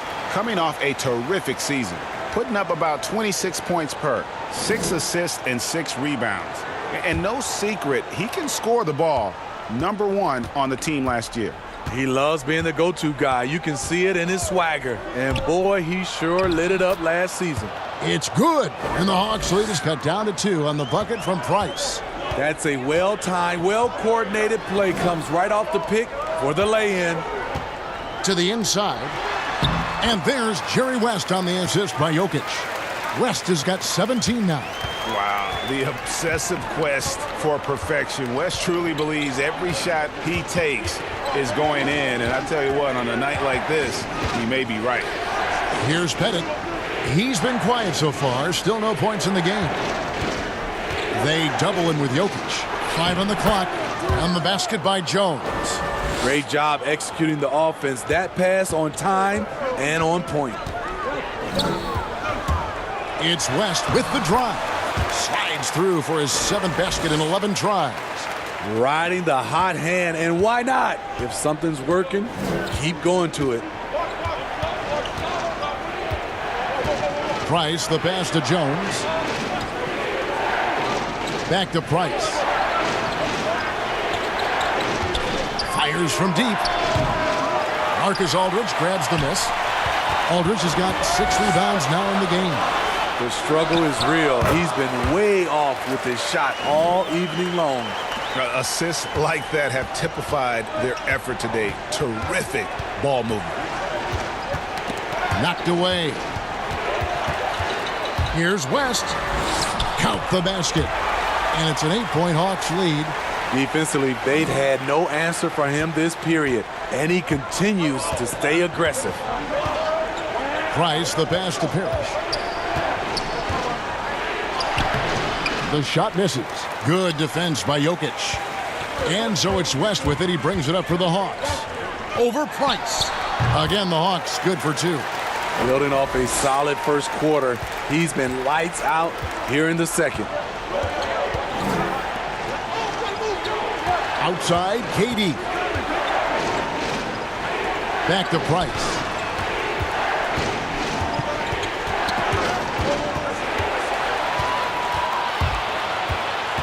Pass to West. West draws the double. Here's Houston. That falls. Nice feed that time from Jerry West. Houston's got the lead up to 13 now for Atlanta. Time called here. The Spurs decide to talk it over. And coach can't like what he's seeing, trying to get them refocused. It's so easy to get run over when you lose even a little edge. Look for them to come out much more aggressive.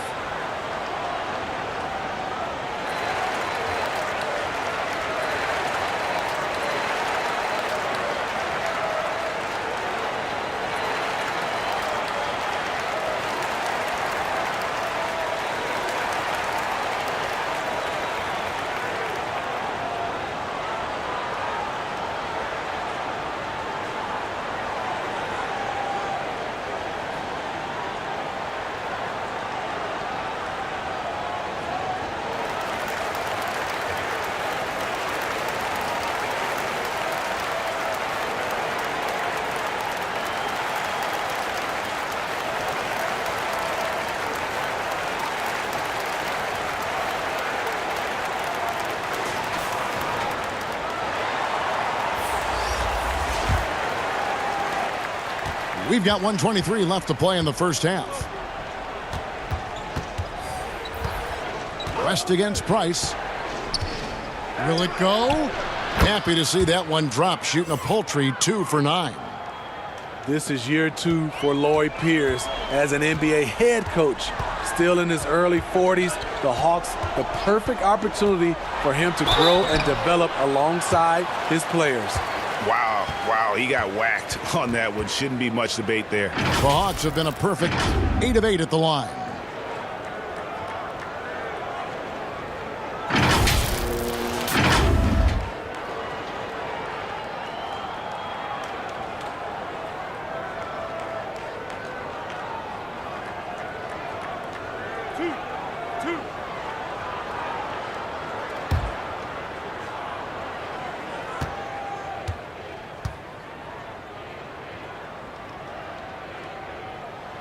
And the first one at the line is good.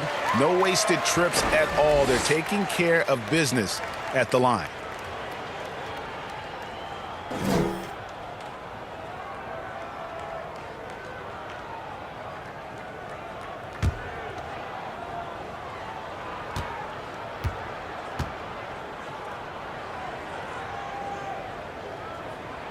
And both free throws good for West. Spurs trail by 13. 51 seconds left to play here in the second quarter. That's going to be over and back. Not watching for the line that time. And when you're trying to cut into a lead, you can ill afford mistakes like that. You know what it is, a lack of concentration. That's a momentum killer. Here's Anthony. Oh, and the jam by Anthony. And those are the kinds of plays that are just killing them right now. San Antonio's gone 0-2 from deep here in the second. Price, the pass to Noah. Kicks to Ellis. For 3, Middleton. And that one goes out of bounds. Last touch by Noah. No clue where that pass was going. That is a brutal turnover.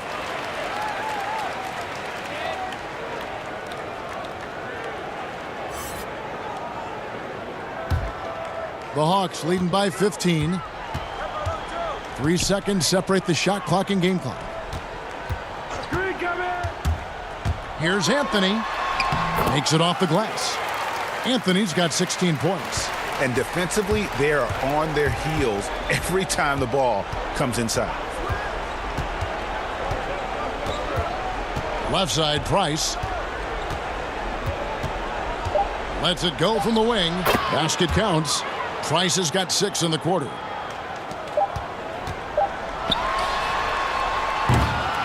And so it's Atlanta riding a 15-point lead at the end of the quarter. They've kept the tempo quick and the defense on its heels, and it's gotten them up big. We come back right after this. It's the 2K Sports Halftime Show. Hey, welcome back. It is bedlam here. The hometown crowd loving that first half. I'm Ernie Johnson along with Shaquille O'Neal and Kenny the Jet Smith. A competitive matchup for Atlanta in the first quarter. At the end of the period, they held a 4-point lead. They just exploded in the second quarter, grabbing the momentum and running with it. Basket after basket, and they played stingy defense. Now they've got a halftime lead that's going to be very difficult to erase. Kenny, what was your take on Atlanta? I love how they opened the game up. They pushed the ball up court at every opportunity, and they put the defense on their heels. But it wasn't just a track meet. It was a well-thought-out strategy that the coaches had way beforehand. We'll see what adjustments get made to try to stop their transition game in the second half. Shaq, what did you see from San Antonio? Not pretty to watch how they get torched in the low post, Ernie. When they were playing defense in the post, you know me, Ernie. Barbecue chicken alert, barbecue chicken alert. This team is going to have to up the pressure, play more physical in the second half, start a fight, throw some bowls, let's go. And that wraps up the halftime show. Third quarter set to begin in just a few.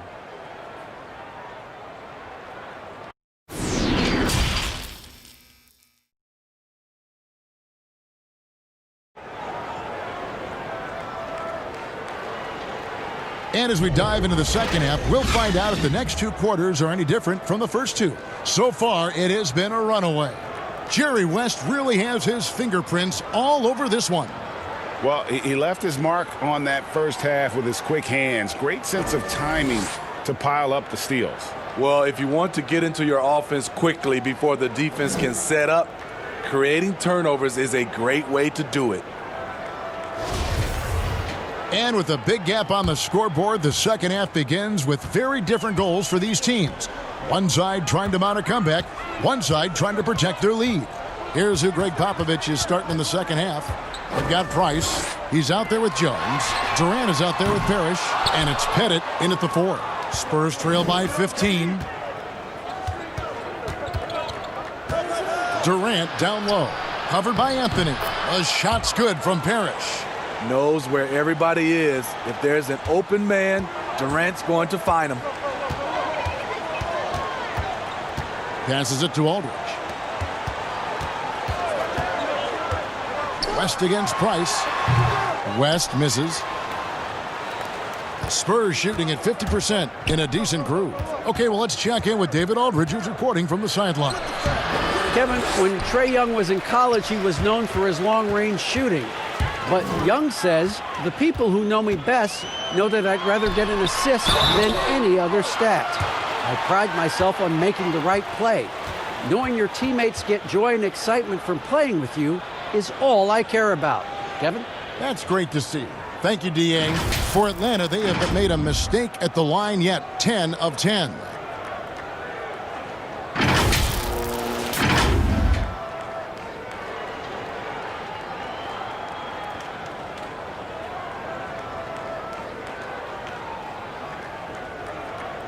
Shooting 2.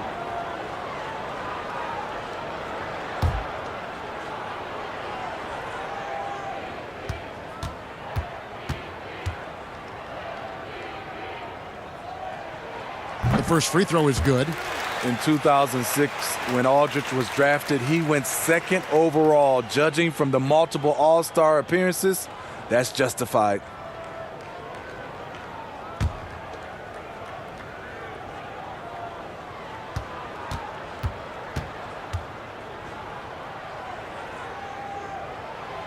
Second free throw, no good. Spurs trail by 14. Left side, Jones. Head it. Oh!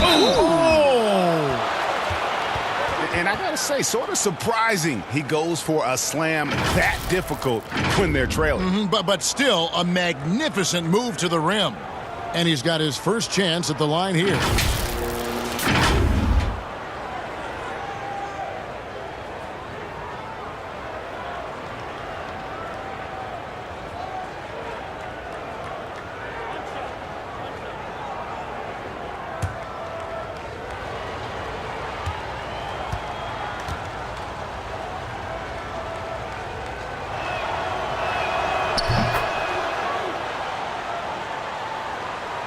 And if you're just joining us, we played over a minute here in the third.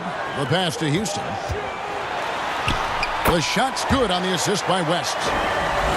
West has got 6 assists here tonight. Another good play. This is how they built the lead, calling on the right guys at the right time.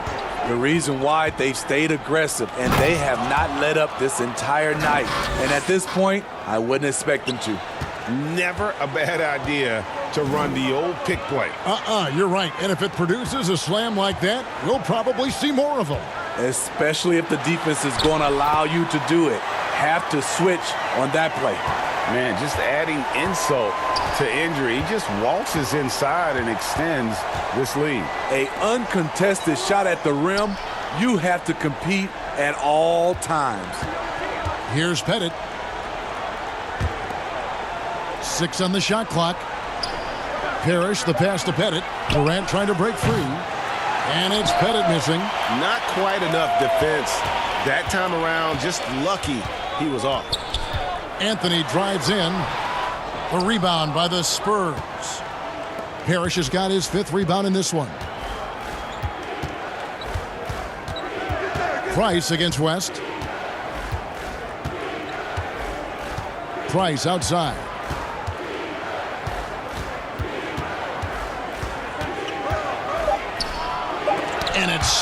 by Aldridge. And here's Anthony from the arc. No good. Now San Antonio takes it the other way. West against Price. Outside, KD. Hits the target from 18 feet. KD's got 14 points for the game. Man, he keeps doing his part. They just haven't been able to get over the hump. A shot by Anthony. Nobody around. And it's good off the back rim and in. And the shooting form of Anthony, just perfect. He's dangerous with the catch and shoot and just terrific at scoring when in rhythm. Now here's Parrish. 6 points for him.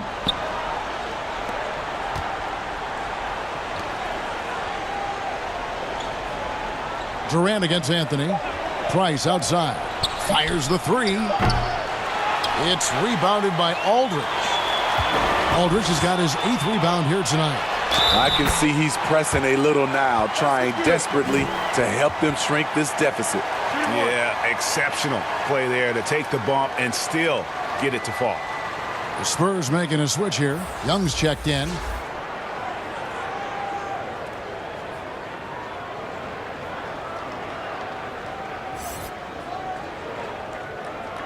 One shot.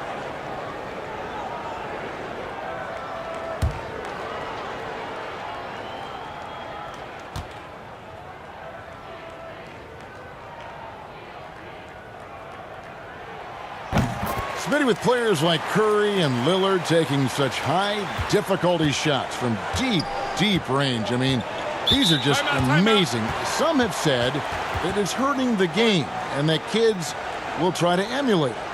What do you think about that? You know, Kevin, I think it is to some point, and to this point where so many kids now at a younger age are shooting the three ball from so deep.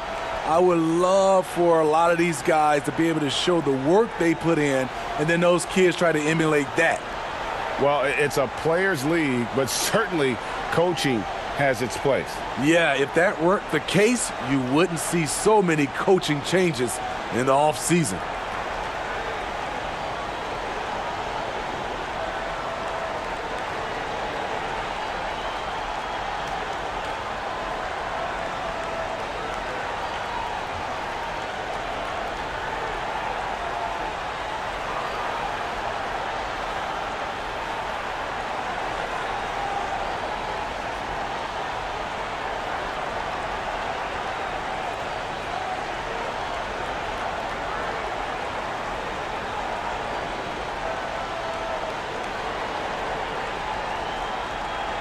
And let's take a quick look at some stats for Trae Young.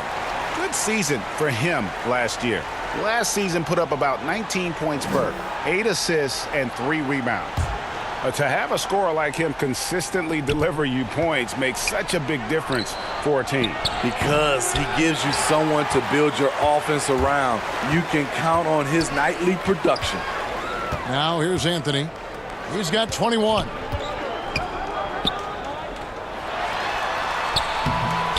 Here's Jokic. Here's Aldridge. And it's sent back by KD. You forget, Durant has the reach of a center. He can provide rim protection. He dishes it to Young. Over Jokic. Shots good from Young. Young's got 8. The Hawks leading by 14. Now here's Anthony. Bucket is good. He can do incredible things. He can also help you win by simply being reliable. Aldridge against Young.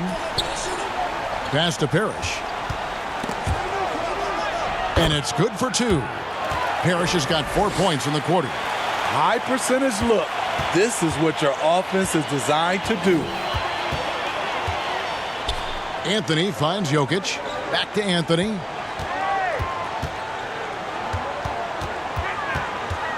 Over Durant. And that one's good, Anthony. Anthony's got 25 points. He's hot this quarter, getting the shots he wants, and he's delivering. Outside, Jones. Pass to Pettit. Spurs passing it around. Here's Parrish. Another shot, and the layup is up and in. He's got 10. This is the consistency he was looking for in the first half. Just took him a while to heat up. Here's West. He clangs that one off the back iron, and down it falls. And the Hawks lead by 16. Here's Young. 8 points for him. And he could not get that one to go. A lot of contact, and he'll go to the line for 2. You know, Greg, at Oklahoma, the long-range shooting of Trae Young drew eyes. But it seems it's his passing that's his most NBA-ready attribute. How about Kevin? First player in history to lead D1 college basketball in points and assists. Top 10 in the league in dimes his rookie season. Young man has a chance to be special. And that one misses. Some players drift in and out of the action. Trae, he's always right in the middle of things. Ellis, he's checked in for San Antonio.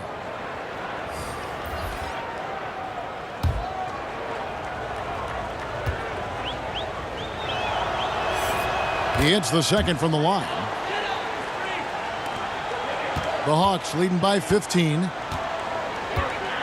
Dumars dishes to Anthony. Dumars against Ellis. Dumars the pass to Jokic. The rebound by the Spurs. His inability to make shots has not brought this team down. That shows you their resourcefulness. Controls the rebound and puts it back up and in. Yeah, that's his bread and butter. Pettit is one of the all-time greats at just battling for position and turning those misses into makes. Time called here. The Hawks decide to talk it over.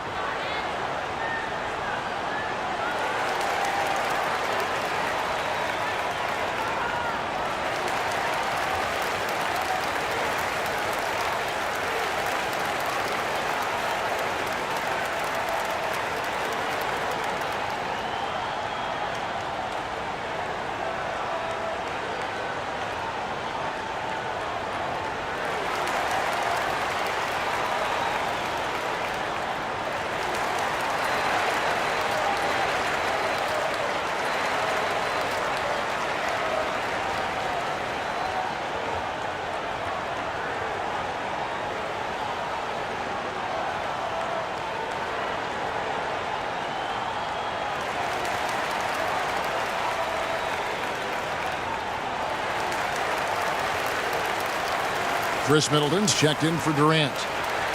Let's give a look now at the 2K leaderboard to see who led the league in assists last year. The 4th spot held by Trae Young. Very few guys pass the ball better than he did. I mean, he didn't just have eyes in the back of his head. It's almost as if he had them on both sides, too. Armstrong passes to Carmelo. Plenty of space. And it falls over the rim and in. And the Hawks lead by 15. And now you can see the D having problems stopping the mid-range jumper, just not really closing out as much as they need to.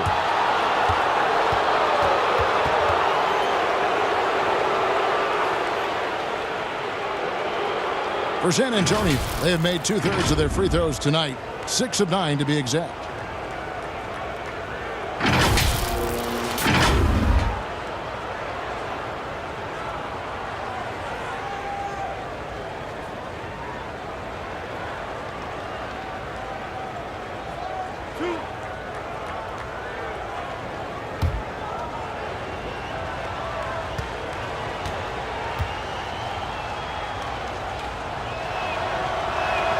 And he knocks down the first one.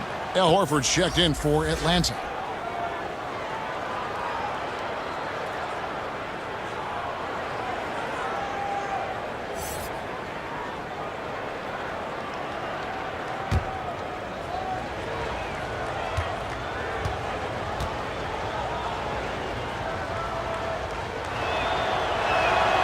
Both good from the line that time. And one of the problems in the first half, that shoddy work at the free throw line. They needed to fix that, and they've been much improved since the break. Now, here's Dumars.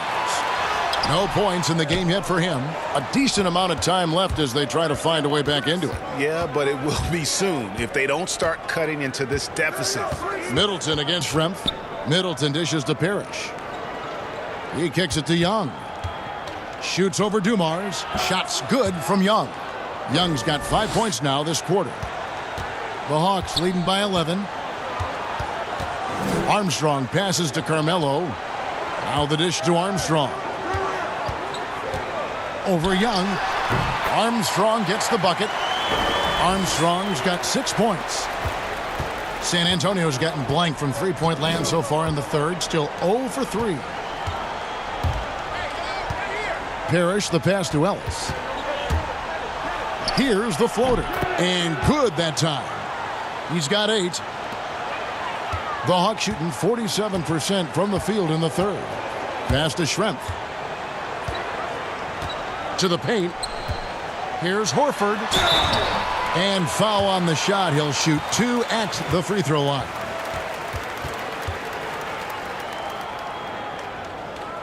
He's gone 2 for 2 at the line so far.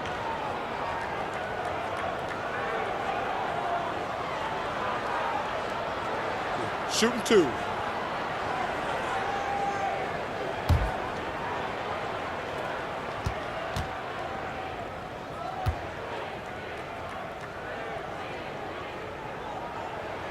First one falls for him.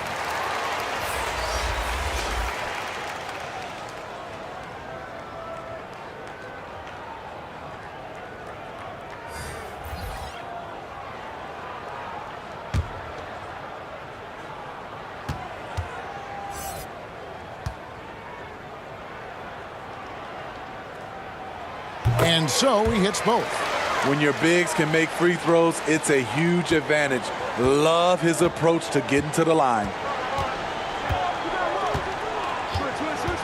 Young outside. And the call on the shot that sends him to the line. That one on Horford. Able to see the entire floor. Young gets a lane, and he takes it. He's gone 3 for 4 from the line.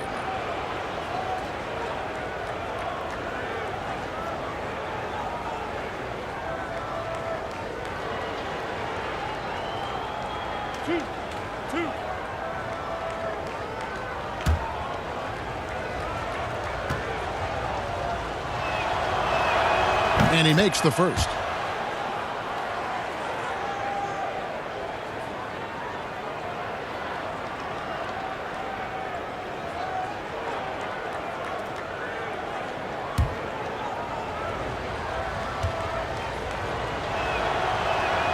And so Young nails them both. And they are making it look easy at the free throw line here in the second half. Anthony dishes to Schrempf. Back to Anthony. Over Robinson. Anthony's shot is off. Spurs trail by 11. And it's Ellis penetrating. No good there, and that would have cut it to single digits. And now the fast break. Anthony with the ball. Atlanta again missing. San Antonio's gotten blank from three-point land so far in the third. Still 0 for 3. Can't hit that one. Good work defensively by Horford. The Hawks leading by 11, and the pass to Dumars. And here is Horford. Francis. Great pass to set up the lay-in. Francis has got his second basket. An elite distributor for a big man. Horford is the kind of guy you want to play basketball with. Middleton on the wing. Schrempf covering. Young outside.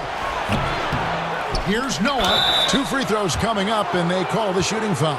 And let's check out some stats for Horford. He had a strong showing last season. Put up about 13 points per, 6 rebounds, and 4 assists. And for a reserve big man, not a big drop-off when he checks in the game. Totally. You want your team to at least hold court when the reserves come in. He definitely keeps you solid up front.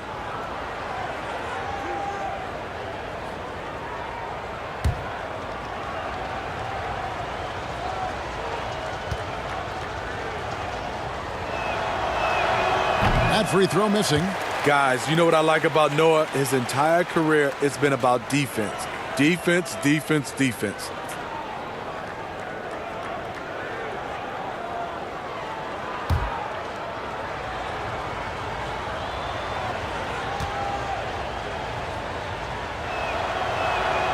And he sinks the second.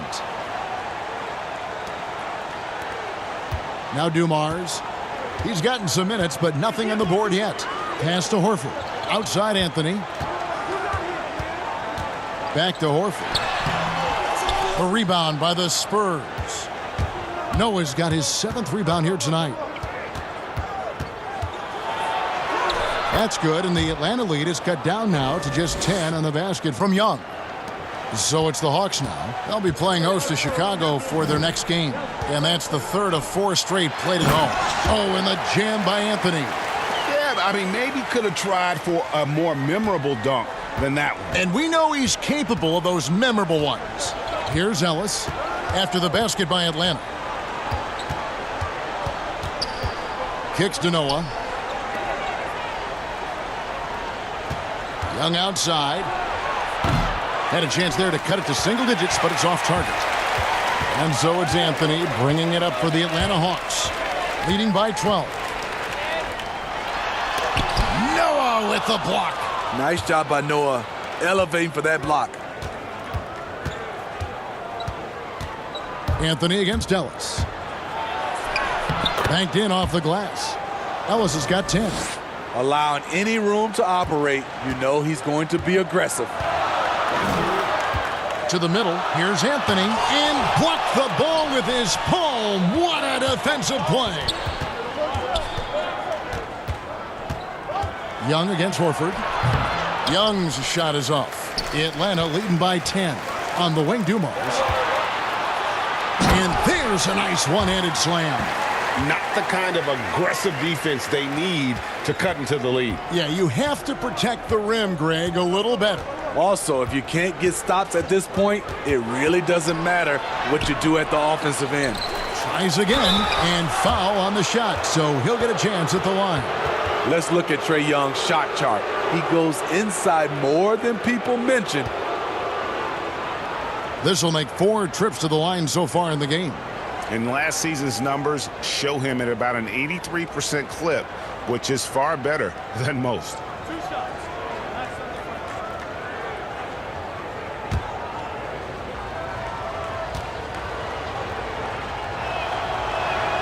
And the first one drops. Jokic has checked in for Al Horford. The Spurs also with the sub. Price is checked in for Robinson.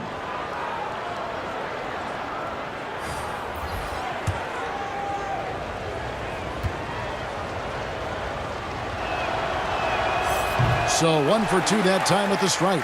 I love how hard he's playing, really since the break. All the defense can do at this point is foul him. Here's Francis. Here's Anthony. Joakim Noah grabs the miss. Noah's got 9 rebounds in the game, getting it done. Ellis kicks to Young.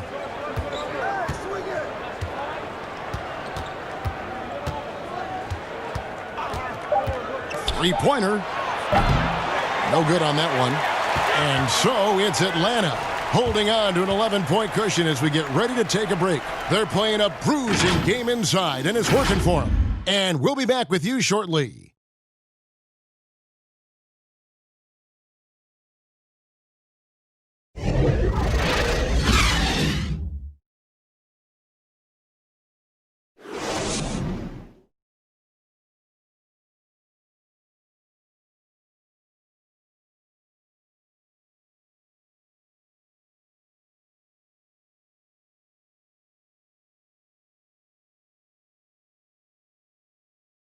And it's time now to bring you our State Farm assist of the game. And I'm glad this was the pick because I love this pass. Such a great dish. That's what I call court vision. Yeah, you also have the location of the pass. Puts it right where it needs to be, where his man can do something with it.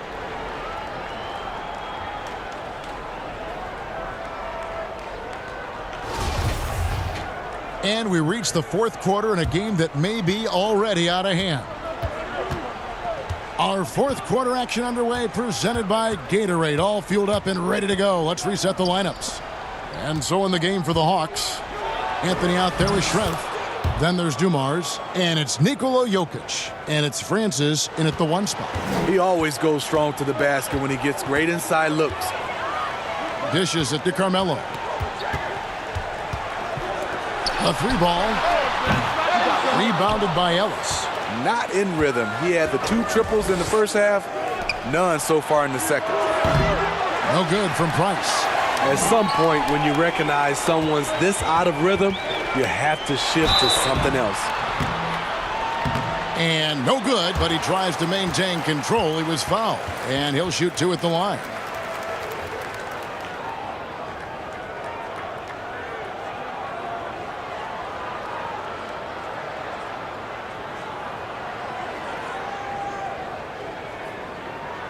Take a break. Take a break. 2 shots.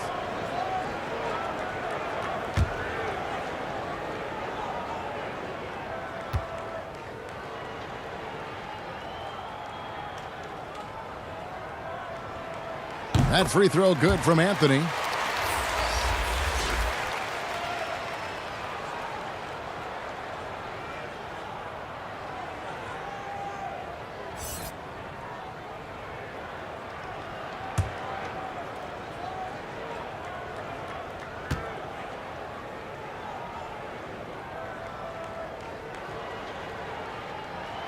Both free throws good from Anthony. We've seen him put a lot of pressure on the defense and then cash in at the line.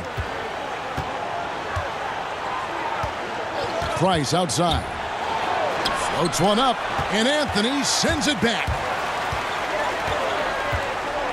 Yeah, clearly he had an established position there. Atlanta making a switch here. Aldridge is checked in. Jones checked in for San Antonio.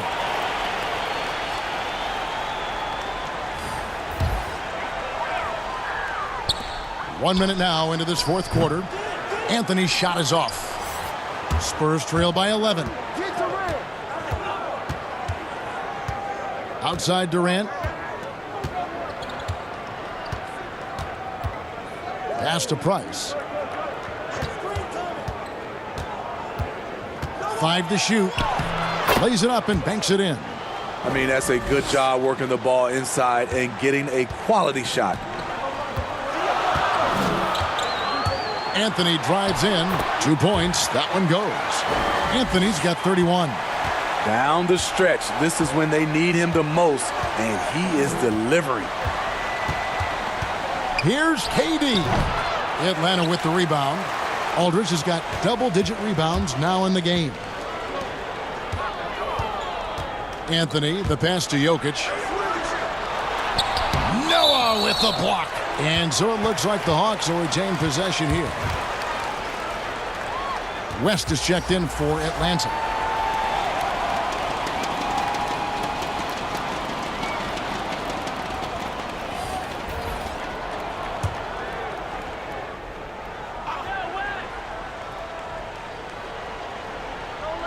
And we're about 2 minutes into the fourth quarter now.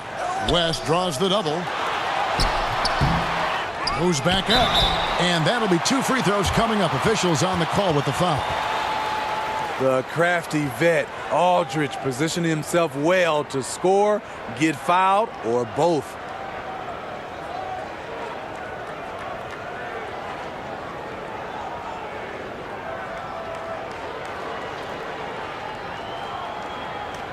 Take a break. Take a break. 2 shots.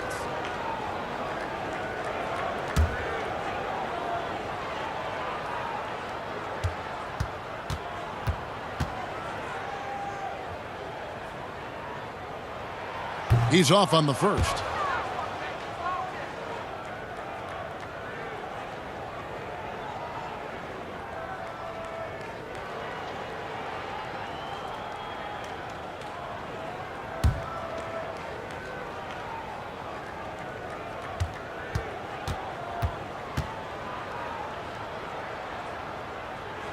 And the second free throw, good. Here is Price. They're looking now at a sizable deficit. And there's still time left, so they don't necessarily have to really rush the game. and they need to avoid that. Now here's Durant. Offensive rebound. Second shot opportunity. Misses the layup. For Atlanta, they've gone 1 of 5 from the field here in the fourth. A lot of misses, just the one make. West gets the bucket. And that's just cold-blooded right there. He's taking no prisoners. Expanding upon this lead, trying to close it out. He's really stepped up. Here's Noah. He kicks it to Jones. Passes it to Pettit. Over West. It will go down, and the Hawks' lead is cut down now to just 12 on the basket from Pettit. Boy, he is consistent on that mid-range jumper. Pettit's a well-rounded player. He can get his points from anywhere on the floor. Here's Anthony. A second chance effort. It's deflected. Jones, no one around him. That's good, and it's KD with the assist. KD's got 3 assists in the game. Outside Aldridge, and it's Anthony at the elbow. Savvy assist by the veteran Aldridge. Sees the missed defensive rotation and takes advantage. And a little over 3.5 minutes in the books so far here in the fourth. Price, and he uses the glass on the layup. Nice job getting inside for the layup. Got the D thinking jump shot, gave a little pump fake, and then off to the races. Noah against Jokic, and it's Anthony with the jam. And what a smooth release on that shot. Melo is money in the bank from there. And so Price will bring it up for the Spurs. Outside Durant to the inside. It's stolen by Anthony. And it's West in the corner, out to the wing. Aldridge kicks to Jokic. Here's Houston, defended by Jones. And foul on the shot, so he'll get a chance at the line. And Houston, a pro at initiating the contact, an aggressive shooter who's looking for opportunities to get to the line.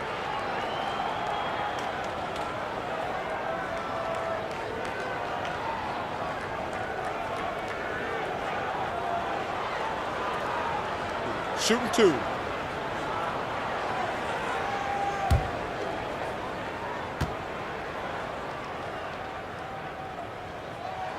The first one falls, and the Spurs making a change here. Parrish is checked in.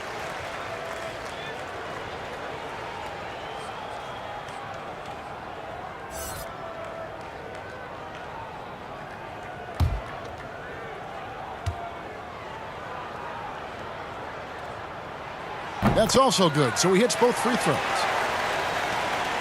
Spurs trail by 13. Now the pass to Pettit. Durant feeling it out a bit.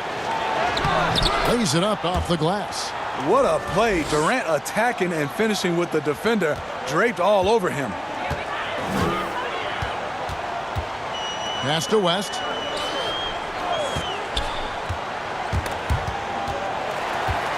Down low. Here's Aldridge. That falls. Nice feed that time from Jerry West. West has got assist number 10 tonight with that last one. Price against West. Here's KD. Count that one. It's been this way all game, I'll tell you. Durant putting on a clinic. Pass to Aldridge. Here's Houston. And the rejection by Parrish. And here's the fast break. Price leading the way. Second chance shot. That one's in there. The Hawks lead is cut down to 9 in the bucket from Pettit. And points in the paint are a sure thing when Pettit's on the floor. He's just got too much game down low. He may not have the bulk of some of the other guys, but it doesn't matter. Time call here. The Hawks decide to talk it over. And as fans and broadcasters, we're not permitted to hear the specifics in these huddles. No, we're left to infer from the adjustments we see on the floor.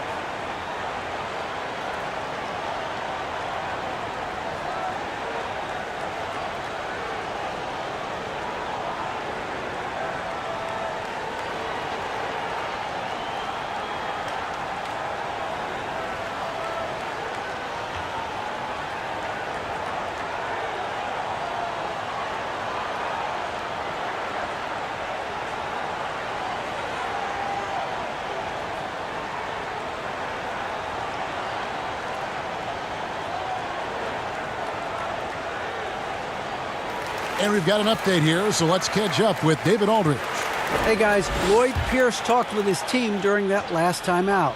He talked about the mindset they need to have and what he wants to see the rest of the way. Engagement at both ends and making good decisions with the ball. Guys? Now here's Anthony. 2 free throws coming up, and they call the shooting foul.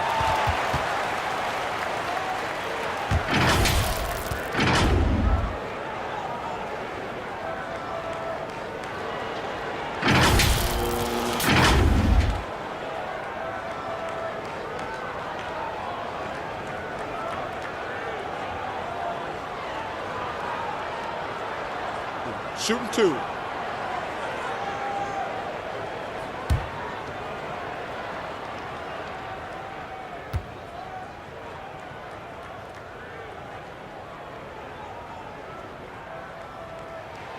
No good on that one.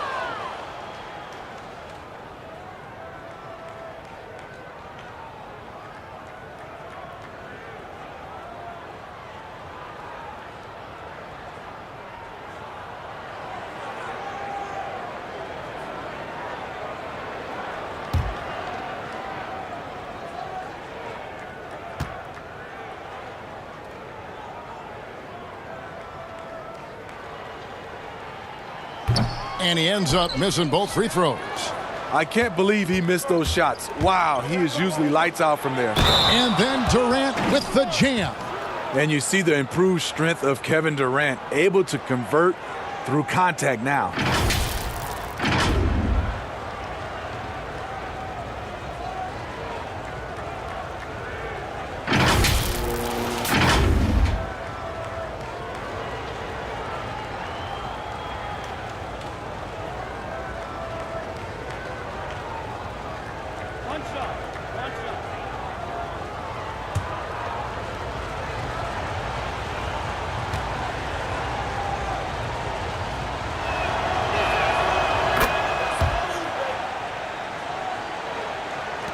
Atlanta with the ball. West passes to Jokic. Back to West. That's in, coming off the assist from Jokic. West has got 4 points now in the quarter. He's been locked in all night, and he's taking good shots. It's stolen by Anthony. And here we go with Anthony running it up the court. And there it is for him. And now it's a 10-point Hawks lead. In the flick of a switch, going from defense to offense. That was great anticipation on the steal. A gamble that paid off. I mean, even from over here, you could see that one pretty clearly.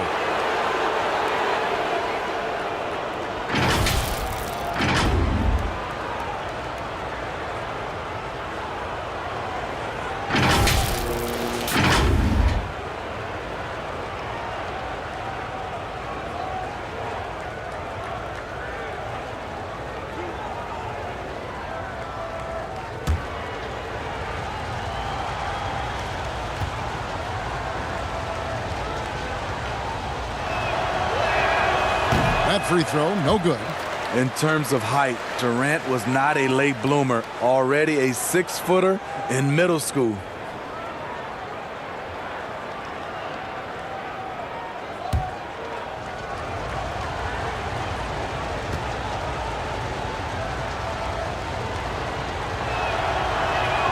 And he sinks the second. The Hawks leading by 9. Here's West. That one good for 2. West has got 33 points. I mean, he makes plays like that in his sleep. The game is just far too easy. Price against West. Price, right side. Just 5 on the clock. Durant for 3. Drops in the tray. Durant's got 15 points in just the second half. Taking things into his own hands this quarter, trying to keep his team afloat. West up on top. Makes it off the glass. West has got 35. Offensively, it's been a perfect quarter for him. He hasn't missed a single shot. Ball's knocked loose. It's stolen by West. And now West running the floor all by himself. Doesn't go that time. And it's Durant with the ball. He'll bring it up for the Spurs. It's a 10-point game. Here's Jones. Kicks it to Parrish. Passes it to Pettit. Price outside. Just 5 to shoot. Poked loose and stolen by Aldridge. There's the pass to West. Not wasting any time and taking the shot and knocking it down. 37 points for him. I mean, that's what I'd call the prototype. When you talk about catching and shooting, West squares those shoulders, elbow in perfect alignment. Money. And then Durant with the jam. And didn't do anything fancy there, but didn't need to. Nope, his only concern right now is getting the points on the board. And I don't mean style points. Now here's West. He doesn't hit that one. Excellent D there from Parrish. And here's KD for 3. No good that time. And it's the Hawks taking it the other way. It's West with the drive. That's in there. Anthony with the assist. West has got 39. That makes it 10 of their last 12 coming from inside the paint. Parrish dishes to KD. 6 to shoot. Pettit the pass to Price. Over West. And it's in after a nice bounce off the right side. Price has got 6 here in this quarter. If you came to watch a scoring battle, you're in the right place. Yeah, both teams trying to close out strong. These are the fireworks that fans came to see. Young's checked in for the Spurs.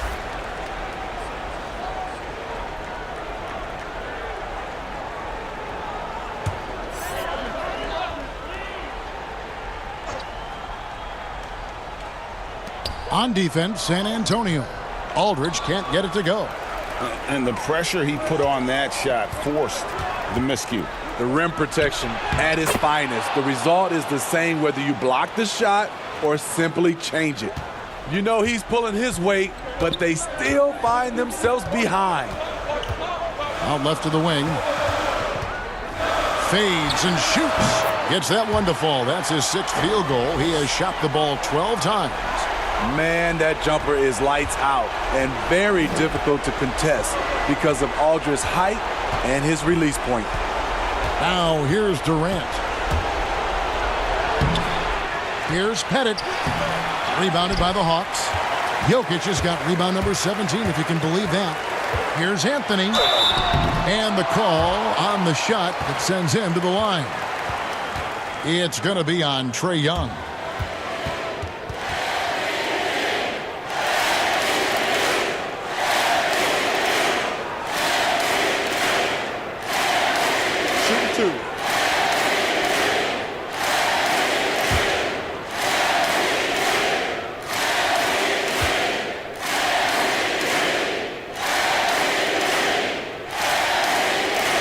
That free throw good from Anthony.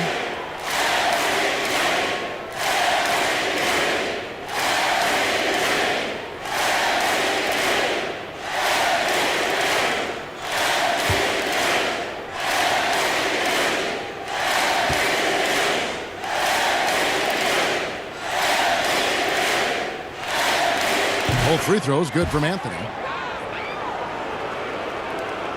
Spurs trail by 12.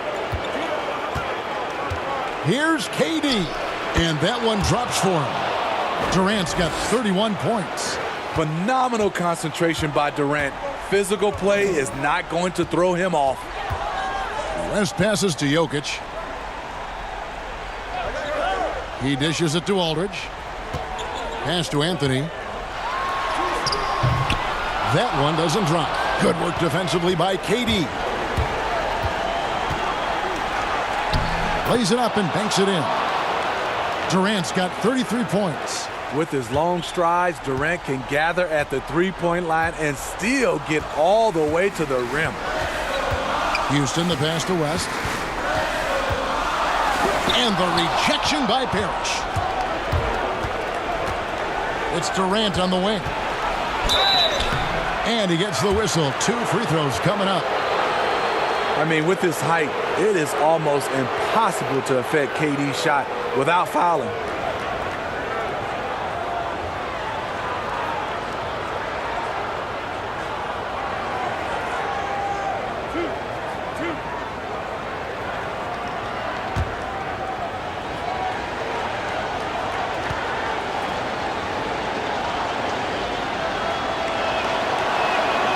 He hits the first one, and that narrows the gap to 7.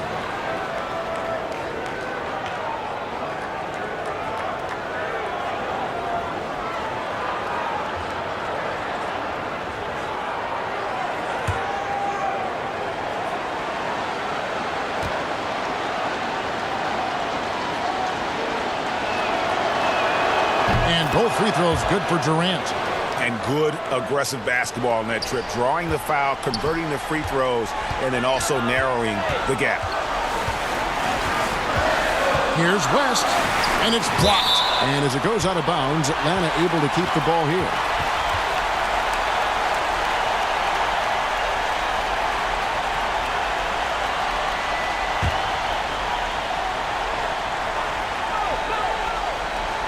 Spurs on defense.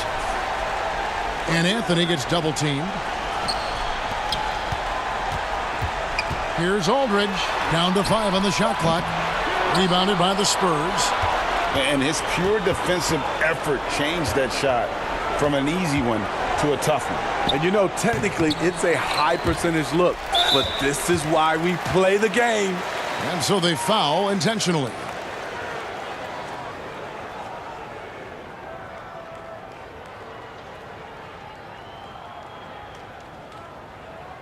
Shooting 2.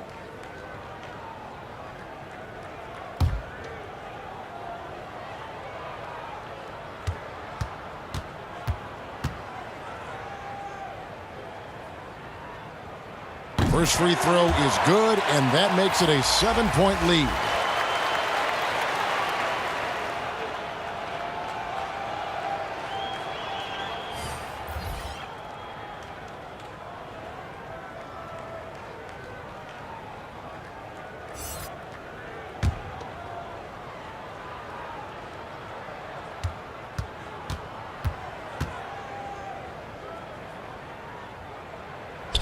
So he gets them both, and it's an 8-point game. Time called here. The Spurs decide to talk it over. They're behind by 8. 20 seconds left in the game. What's your take, guys? And I don't think they'll be able to climb out of this hole. I just think they have to focus on the moment. Don't worry about the score. Worry about executing the next play.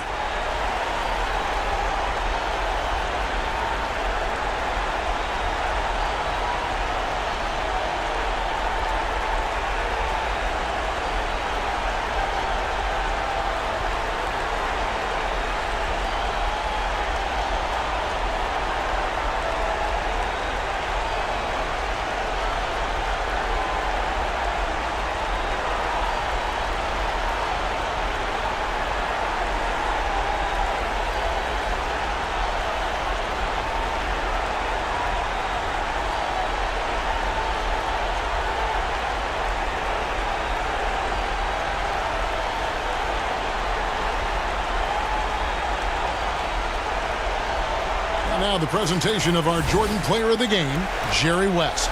And guys, he's been about as close to perfection as you can be. The intensity he's played with has been amazing. Just no let up. And as fired up as he's been, he's never let his emotions get out of control. Coming into this game, he'd been having a tough stretch. We all know that, but not anymore. He's back at his best, and I think it's safe to say that slump is over.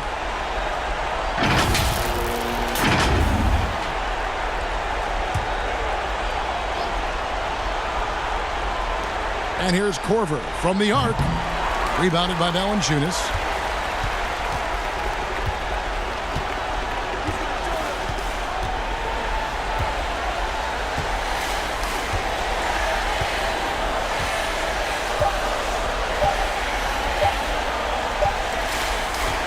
And so the Hawks take the win.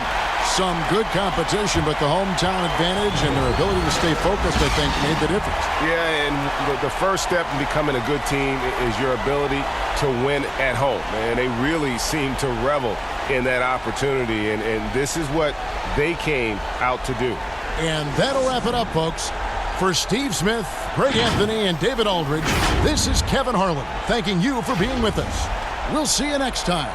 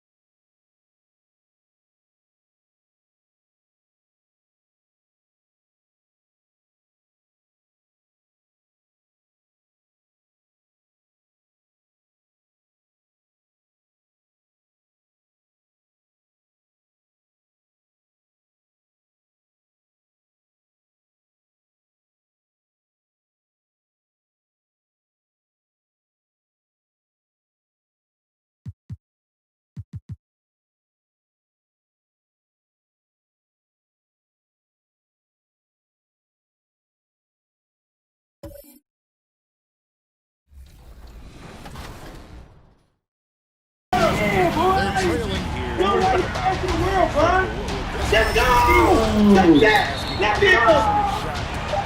you know what? Smart Wow, I got no timeouts left. I call timeout for you, don't worry.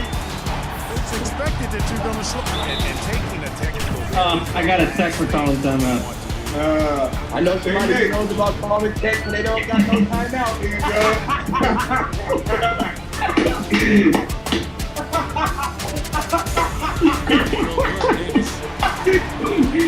Good game, man. Wow. Let's go, man. All right, game 2 goes to Team Manning again. Nate Robinson taking home the W. Woo woo!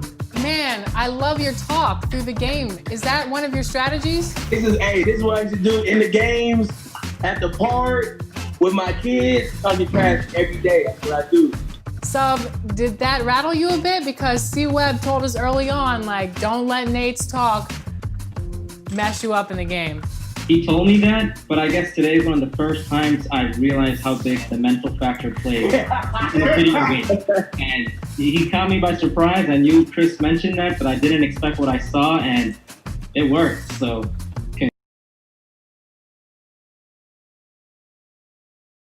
The Chicago River winding its way through the heart of the Windy City. Our sight tonight. Hi, everyone. We're coming to you live on 2K Sports, bringing you the NBA. Chris Webber is joining us at the broadcast table alongside Greg Anthony and David Aldridge on the sideline. This is Kevin Harlan. And here's what the schedule for the Lakers looks like. On Friday, they'll head back home to host the Miami Heat. And then on Sunday, they'll go up against Kristaps Porzingis and the Toronto Raptors. And that game against the Warriors, it's the second game of a back-to-back, and you know they're going to be feeling the effects of it. Playing that much basketball in that short amount of time really takes a toll. Now let's check out our starters for the Los Angeles Lakers. Heinsohn is out there with Worthy. Then there's Jimmy Butler. Then it's Johnson, and it's Olajuwon in at center. And for Chicago, they've got Iverson. Yao is out there with Lewis. Then there's Barry. And it's White in at the point guard. Chris, we're getting into a new season, but already we're seeing teams hit that injury bug early on. Yeah, Kevin, don't you just hate to see it? So hopefully those guys come back healthy. And, man, you hate seeing that, but I tell you what, again, injuries can always also have a positive effect. If you get that injured player back, let's just think you get to give guys time that didn't get that much time before. So they're getting kind of 2 seasons within one. The playoffs come, you get that healthy player back. And, by the way, you have a guy that you've developed off the bench, and now you have a deeper team, a little more depth.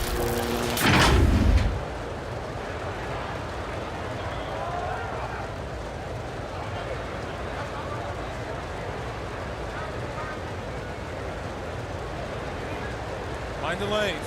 Mind the lanes. One shot.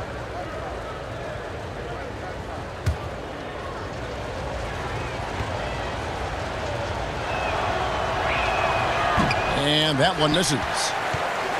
And for the Lakers, 6 straight seasons outside the playoffs. Can you believe it's the worst record in the NBA over that span? I mean, for the league's premier franchise, it's not what they're accustomed to. Clock at 6. Iverson against Butler. Iverson no good. On the wing, Johnson. Inside, Olajuwon. And then Olajuwon with the dunk. And the ultimate combo guard. Johnson can pass with the league's best playmakers. And the Lakers have an illustrious past, Chris, but they can't rest on their laurels. Yeah, you're right, Kev. Teams around the league are getting more advanced with their scouting. The Lakers taking steps to ensure they remain on the cutting edge. Outside, White. From outside the arc. And again, no good by Chicago. A cold start for them. 3 shots, 3 misses. Good thing it's early. Heinsohn the pass to Johnson. And the layup's good off the glass. Executing the plan here early. Still haven't missed a shot. First quarter of play with about a minute and a half gone. They need a good offensive possession. Yeah, they've gone a long time without a bucket. Back to White.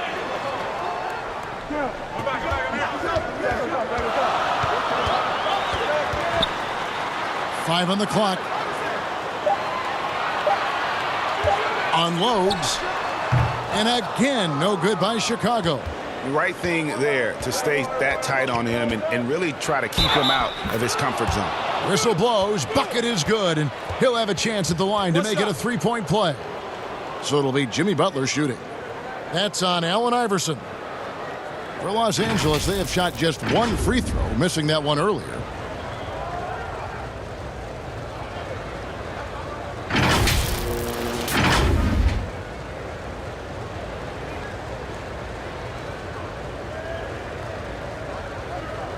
One shot.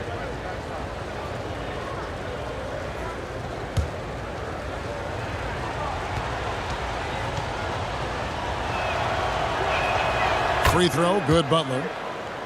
And the Bulls last year, Kevin, had a lot of holes in their teams. They struggled on offense as well as defense, and their lack of outside shooting was one of their bigger issues.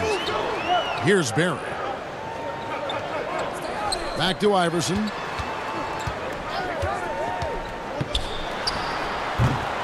Their offense stone cold. Another miss there. Yeah, slow start right now. 5 straight misses to get this one going. And it's Butler with the jam. When you find yourself up double digits in the first quarter, you know you're doing something right. Yeah, true. But now it's about sustaining their energy and maintaining the focus. And the first timeout of the game called for Chicago. C-Webb, the Bulls last year, bottom 2 offense in the league. Yeah, only slightly better than the Knicks. I mean, you know, Kevin, injuries hurt. They had to suit up 22 different players last year. But overall, this team has a lot of work to do on the offensive end to improve.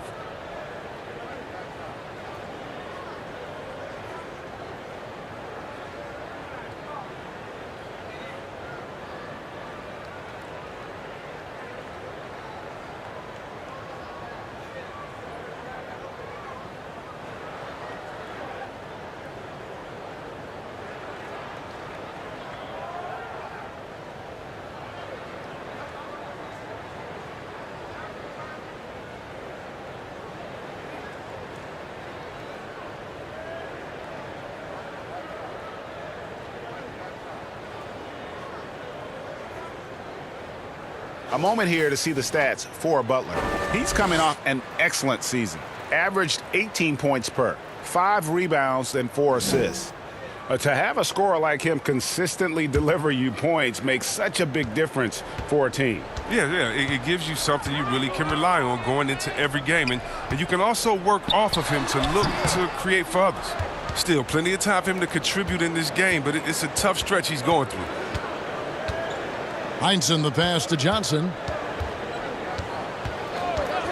Outside Worthy. Pass to Olajuwon. Yao with the block. And you have to appreciate the reach of Ming. Superb at putting himself in a good position there to block the shot.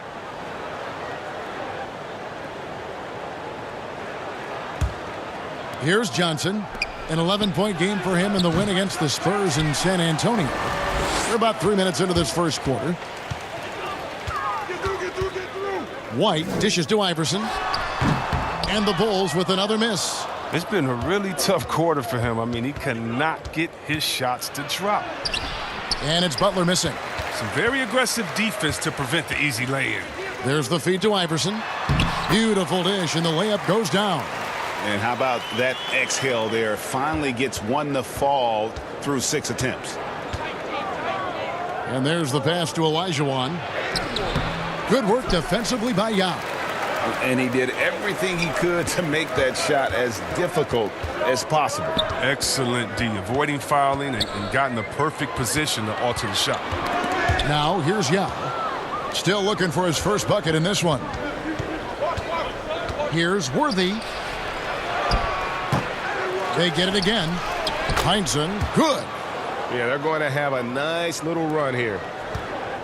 Well, it was the Los Angeles Lakers winning their last game against the Spurs in San Antonio.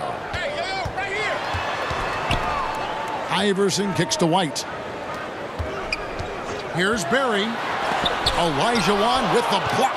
Without a doubt, one of the most versatile shot blockers in the game. Olajuwon does it in the painted area as well as along the perimeter. I like their focus coming in. Terrific execution so far. Going for the juggler right off the bat. I mean, jumping out to an impressive early lead. Now here's Iverson. 33 points last game. And another miss. Woo, he's having a really ugly game. Yeah, about as ugly as you can have, you're right. Johnson, the pass to Olajuwon. Shoots over White. And Olajuwon gets it to go on the assist from Dennis Johnson. Johnson's got his 4th assist in this one. They need a bucket in a big way here to regain some confidence. Here's Iverson. And that one hits back iron. He's gone off the rails this quarter, and it's a bad time to do it. I mean, they're needing to fight from behind. Their play on both ends has been superb. We'll see if they can maintain the momentum. Yeah, got to be careful. It's still early. They've expended a lot of energy, but they've also built a nice cushion here. Time called here. The Bulls decide to talk it over. Defeated by the Pacers in their last game, they'll try to put that one behind them. I tell you, they were drawing a lot of iron from the perimeter. Couldn't get the threes to go down, and really the story of the game. They kept chucking from distance, and ultimately it was their undoing. A disappointing result.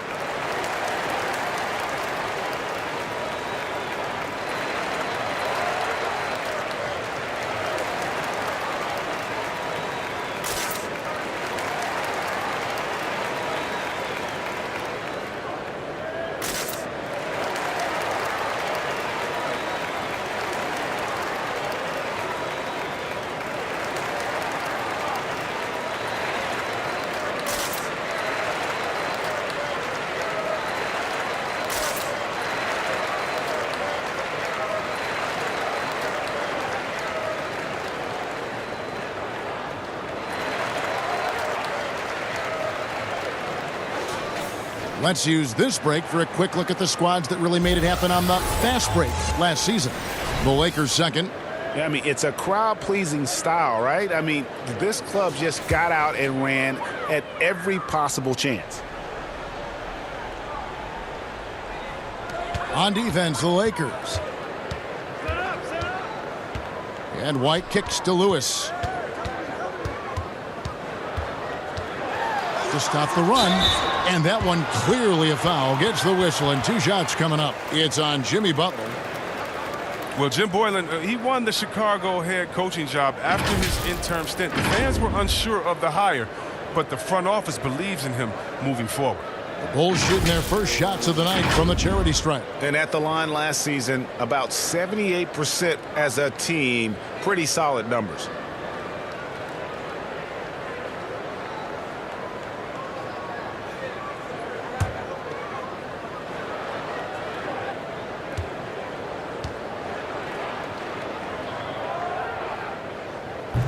That one is off. And for Boylen, Chris, he's been a bit demanding on his roster. Yeah, Kevin, it's going to be tough. He's tasked with molding this young Bulls core. I mean, the front office wanted a hard-nosed coach. They believe they found their guy with Boylen's approach.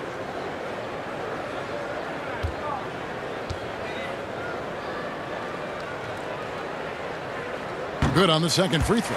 And Lewis, one of those guys that can fit into a lot of different roles. Depending on what his team needs, he's got a diverse skill set, he's got size, and this guy loves shooting the three.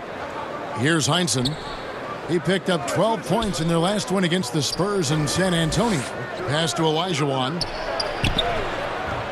He can't get that one. Good work defensively by Yao.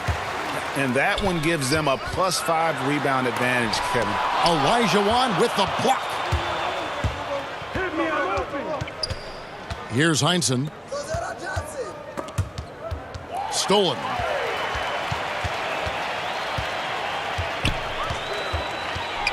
Passes to Iverson. Gets to the corner and buries it. Iverson's got his second basket of the night. Yeah, we all know Rick Barry can create for himself, but we get to see there what kind of passing skills he also possesses. What a sensational feed. Now, here is Olajuwon. He's got 8. Here's Johnson. Offensive rebound. It's good on the putback. those defenders just look a little bit gassed. I mean, they're getting pushed around on that low block. And keeping us updated from the sideline, let's swing it over to David Aldridge. Hey, Kevin. I had a chance to talk with head coach Jim Boylan. He told me it's always a challenge when you face a team this opportunistic. He said those guys are going to look to take advantage of any weakness. We have to really communicate defensively tonight. Guys, back to you. Yeah, David, thanks. We appreciate the report. They're in a tough spot to try to figure out how to slow down those shooters, GA. Yeah, it's going to take a great defensive effort from all 5 guys. Should be fascinating to watch. Yeah, and you really want to set the tone early. You can't allow them to come in and get a rhythm and ride that wave of momentum. Some changes for Chicago. Sabonis, he's checked in for Yao. McGinnis comes in for Rashard Lewis. And Mike Bibby is subbed in for White.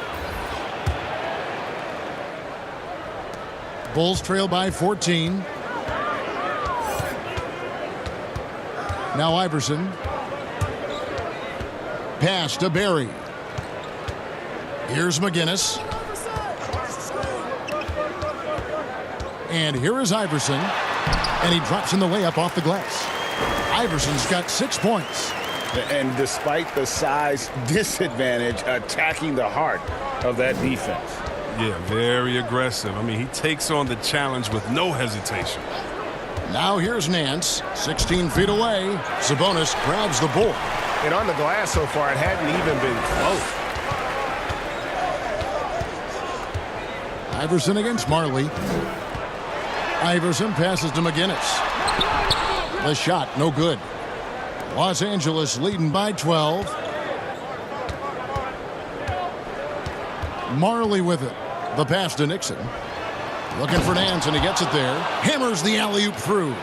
Really seizing the momentum of this game, but doing it with a methodical approach. Yeah, you're right, Greg. They've decided to pound the ball inside, using their physicality to set the tone. Now, here is Bibby. He's still scoreless so far in this one. If he was shooting even a little bit better, the story of this game would be a lot different. Nance dishes to Marley. Here's Nixon. Last game we saw him score 13. Nance outside. Clock at 4. The Lakers need to get a shot off here. From deep. Oh, and it goes in! Range. How do you stop that? You can't. How do you stop that? You cannot. Bulls trail by 17.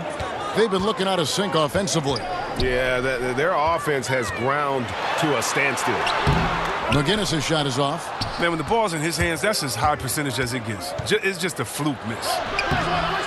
Marley no good. Here's Iverson. And the dunk by Iverson. And Iverson constantly driving to the basket, using that speed and athleticism to kind of wheel his way to the rim. And when you watch the Bulls play, Chris, they just seem to lack an organizational direction. Yeah, you're right. I mean, the team committed to Boylan to shape their youth. They don't seem to be interested in playing up-tempo or following any NBA trend. The distrust between players in the front office is not helping their recruiting of free agents. A lot going wrong there.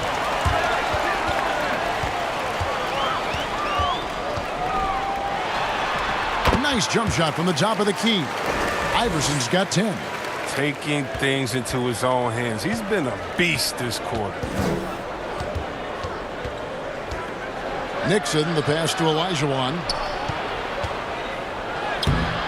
No good. Shot missing. Nice D from Sabonis. Bulls trail by 13 to the inside. Barry. And it is flushed down with a nice jam.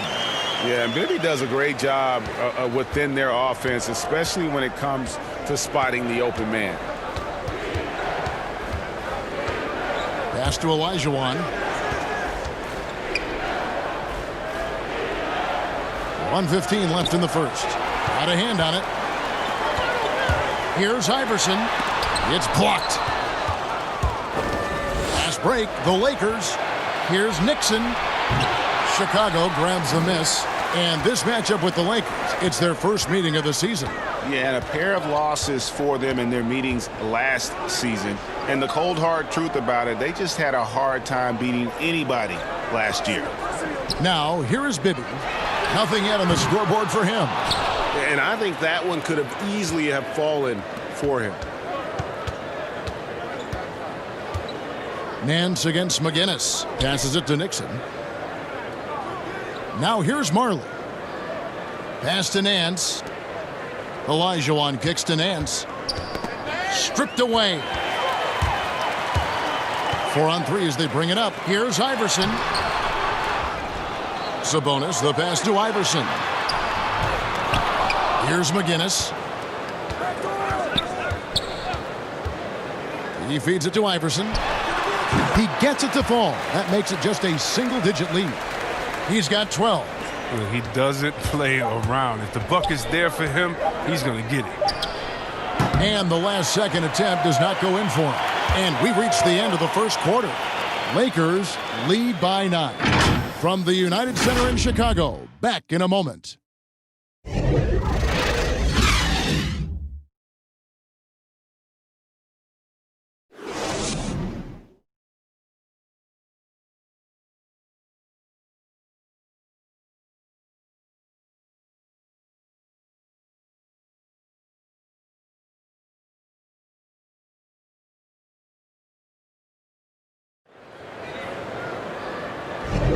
And welcome back to the second quarter of action. Plenty of basketball left to play, but this one has been one-sided so far.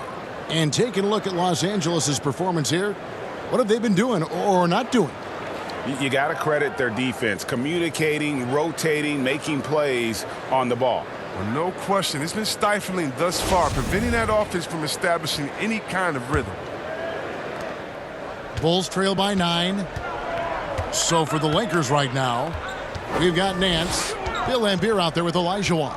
Then it's Marley, and it's Nixon in at the point guard position. Now, here is Bibby. He's been patient so far, nothing on the scoreboard yet. They get it back, and McGinnis kicks to Scott. For 3, Bibby. A rebound by the Lakers. Olajuwon's got rebound number 7 for him tonight. Nance passes to Nixon. And here's Marley.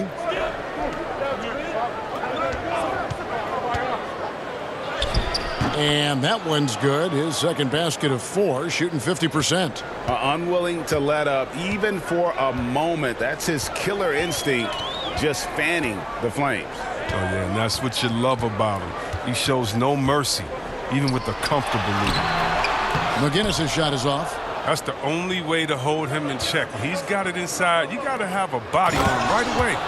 Yeah, I mean, maybe could have tried for a more memorable dunk than that one. And we know he's capable of those memorable ones. Now, here is Bibby on the money from 12 feet away. Bibby's got his first 2 points of the night. Pick works well there. Not much resistance from the D. It's a lazy effort. Let's just be honest. Hoping the shooter misses, that doesn't constitute defense. Now, here's Laimbeer. Here's Olajuwon. That shot, no good. Nice D from Sabonis. To the paint, here's McGinnis. And, yep, that's going to be a flagrant foul. Unnecessary contact. And, Kevin, that's a pretty dangerous play right there. I mean, I don't like to see a player put an opponent in harm's way, as much as you just saw him do there. Glad they pinned a flagrant on him. Yeah, you're right, Greg. The officials were all over it. They weren't going to let him off the hook that time.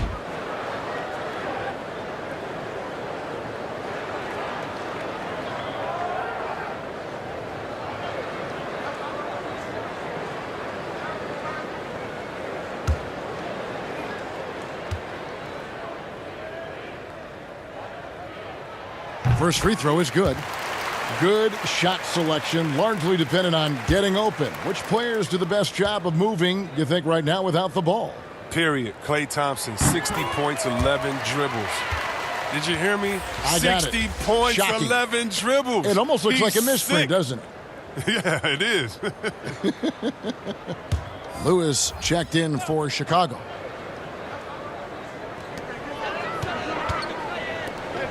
The pass to McGinnis. Quarter number 2. We're about 2 minutes in. Worthy against Lewis. Knocks it loose. And out of bounds as Chicago gains possession. White, he's checked in for Mike Bibby.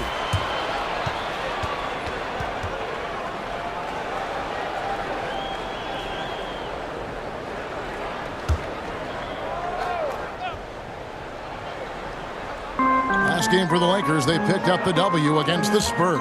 And on our sideline, our reporter, David Aldridge. Well, guys, one of the things that the NBA has been forward-thinking about is always accepting new ideas. And they've got a bunch of them on the table in recent weeks. A mid-season tournament, a postseason play-in tournament, maybe even reducing the 82-game regular season schedule.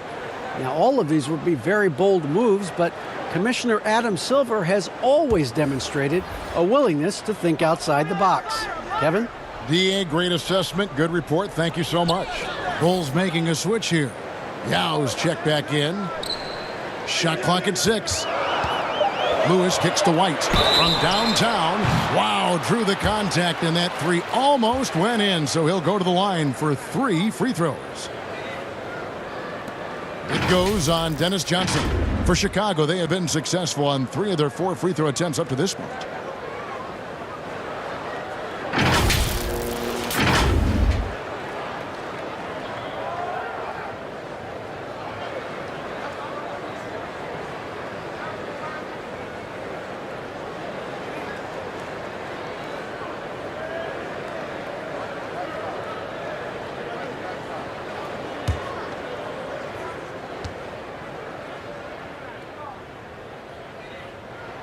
And he's good on the first of 3.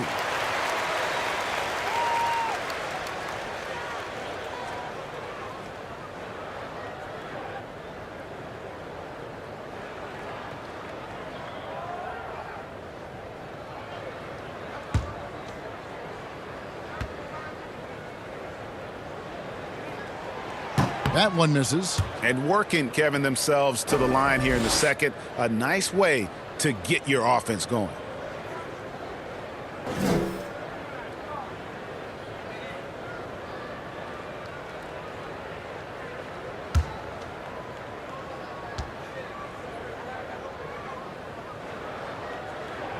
And he nails the third. And for those of you just joining us, we're almost 2.5 minutes into the second quarter. Heinsohn the pass to Lambier. Rebound by Yao. Bulls trail by 7. Right side Scott. Out to the right wing. Sabonis inside. He's guarded by Johnson. Sabonis with the bucket. And they've done well at taking advantage of some late defensive rotations and getting the ball in the paint. Johnson finds Butler. Now Lambier. Over Yao. And too long on the shot. Here's Chicago. Good momentum, 8 straight points. Scott the pass to White.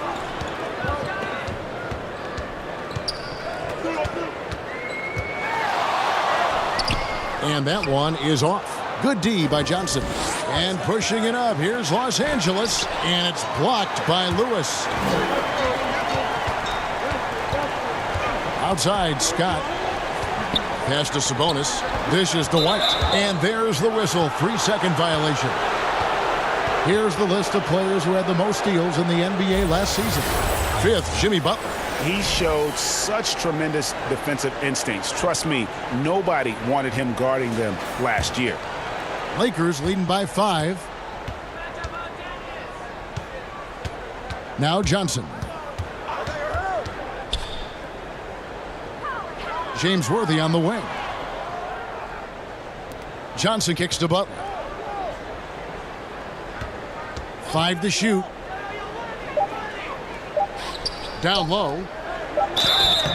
And contact on the shot, so he'll be shooting free throws here. Chris, the common thought is you don't want to be a middle-of-the-road team. You think clubs are too quick now to pull the trigger on a rebuild as opposed to giving some time to what they got and be more patient? Oh, are you kidding me, Kevin? Don't make me go. This is why I need a psychologist because, hey, when I was in Washington, we had myself, Rasheed Wallace, and Juwan Howard, and Rod Strickland. Like, just wait a minute. Give us 1 year to try. And by the way, the Bulls won 72. We couldn't have won a championship that year anyway. So, yeah, I think a lot of teams are short-sighted and it's based upon their expectations, and their expectations may not be based in reality. The first free throw is good.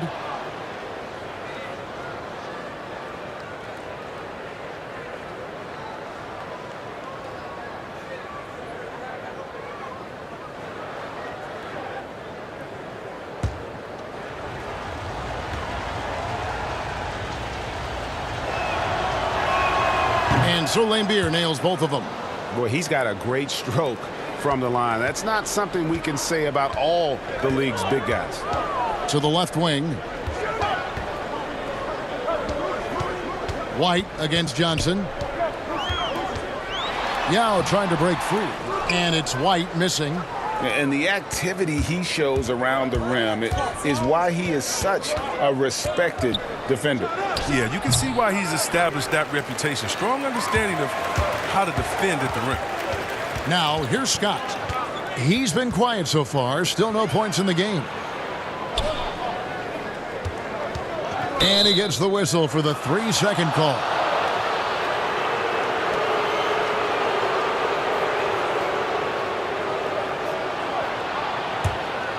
Lakers leading by 7. Johnson outside. Passes it to Heinsohn.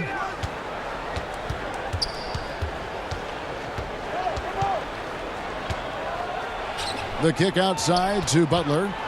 Over Scott. And the Lakers with another miss. With the D playing soft off him, he might have been better off taking it to the hoop instead of settling for the jumper. Pass to White. Scott with the ball.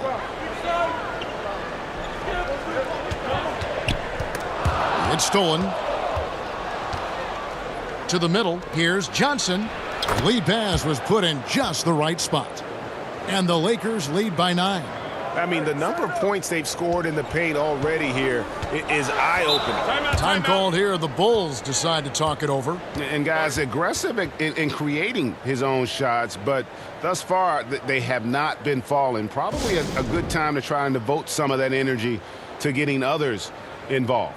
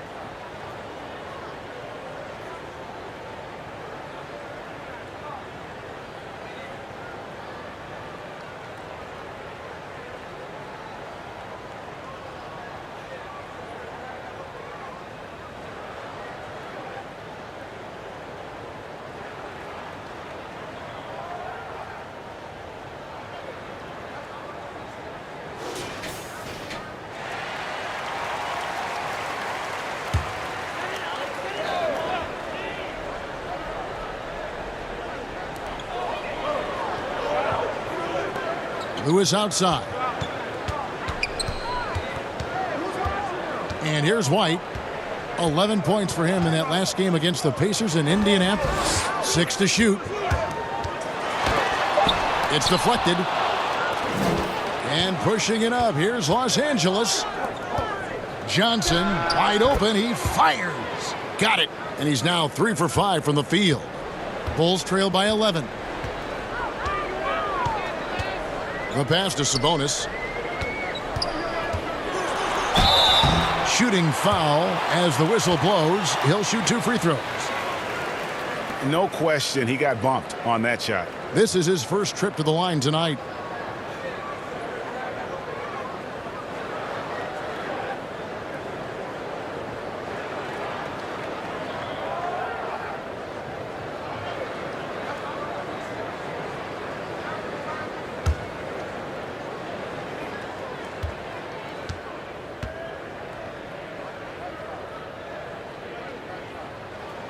And the first one drops.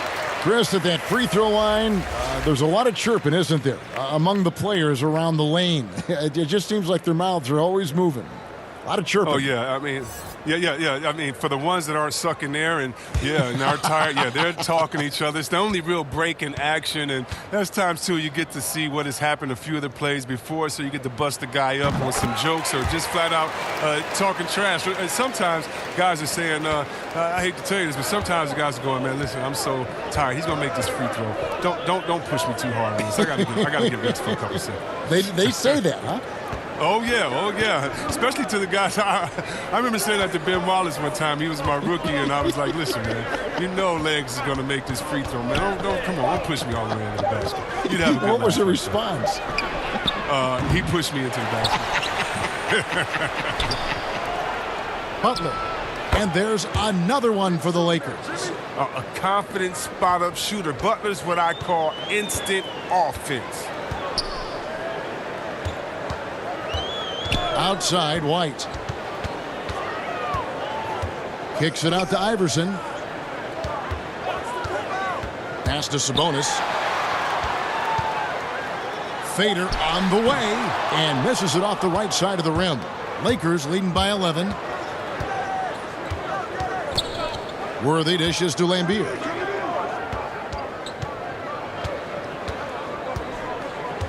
Outside, Butler. Over Sabonis. Butler, no good. And Chicago shooting the ball poorly, just 28%. Rob. Here's Heinsohn. Iverson covering. And it's Butler missing. And you could tell he thought that triple was going to fall. Tipped away. Lewis kicks to Iverson. Passes to White. And the Bulls with another miss. And he has lost all confidence out there. Still not a single field goal made in the game. Pass to Butler. Back to Johnson. And the pass to Heinsohn. And stolen by White. Fast break. Here comes Chicago. From deep, Iverson. It's hauled in by Los Angeles. Heinsohn's got 7 rebounds in the game. Over Sabonis. Heinsohn the pass to Johnson. Now here's Worthy. Worthy drawing the double team. Dennis Johnson on the wing. Lewis covering.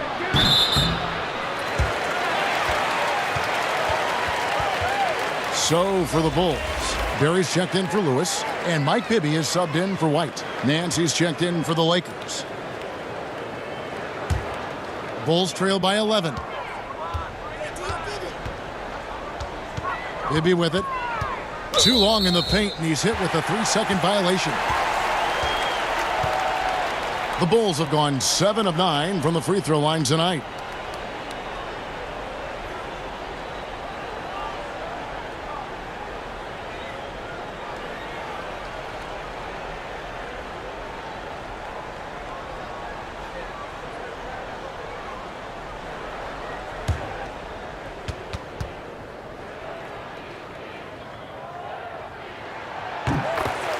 And the Bulls making a change here. McGinnis is checked in.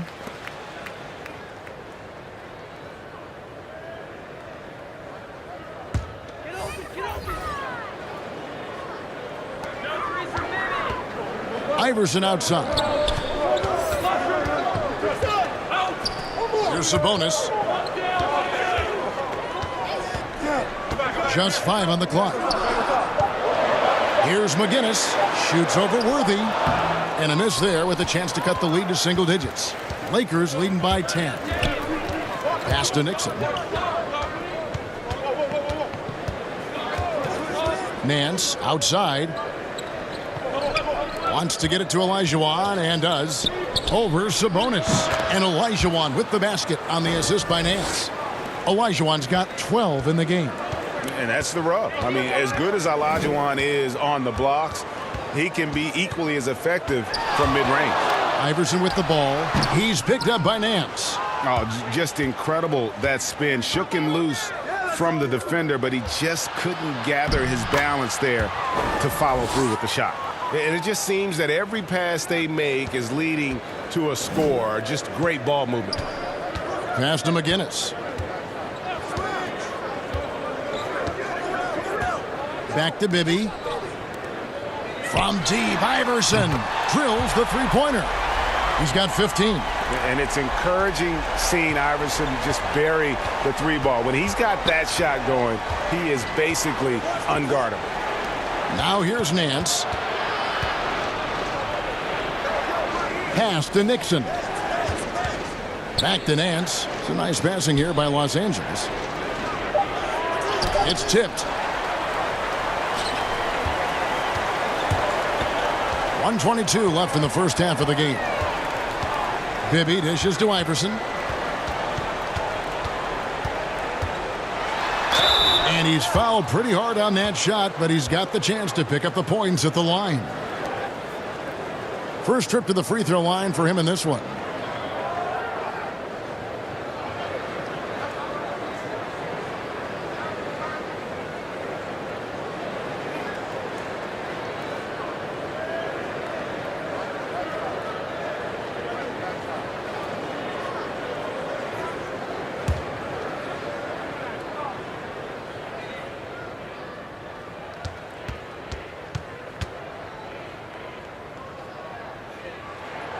Free throw good, Iverson.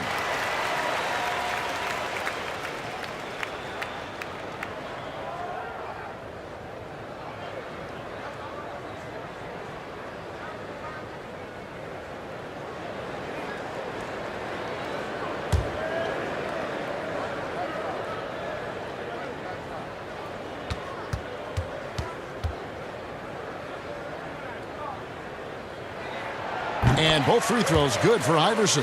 Oh, you can get spoiled watching him at the line. I mean, you just expect him to make every one, every time. Now the pass to Nance. Got a piece of it. Up top, Worthy. Nixon, the pass to Nance. Here's Olajuwon, and foul on the shot. He'll shoot 2 at the free throw line. Los Angeles shooting their 5th and 6th free throws of the game.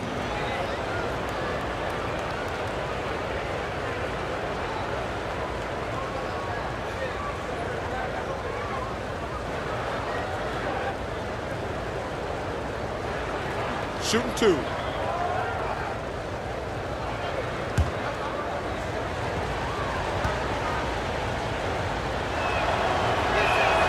First one falls for him.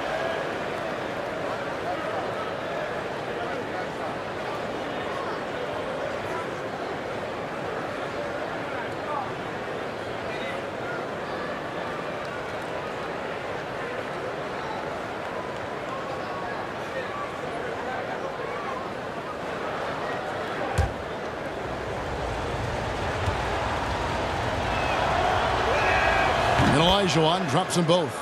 And they're really getting more points at the free throw line here in the second quarter. Marley against Iverson.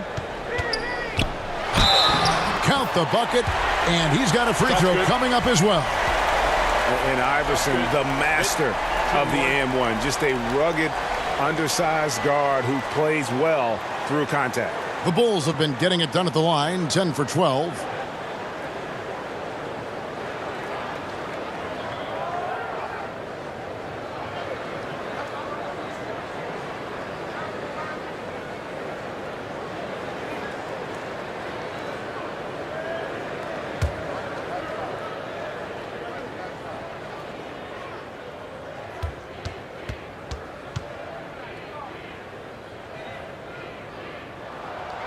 Didn't have a free throw in the first quarter, but you can see he's starting to play with more energy now. He has a tougher attitude.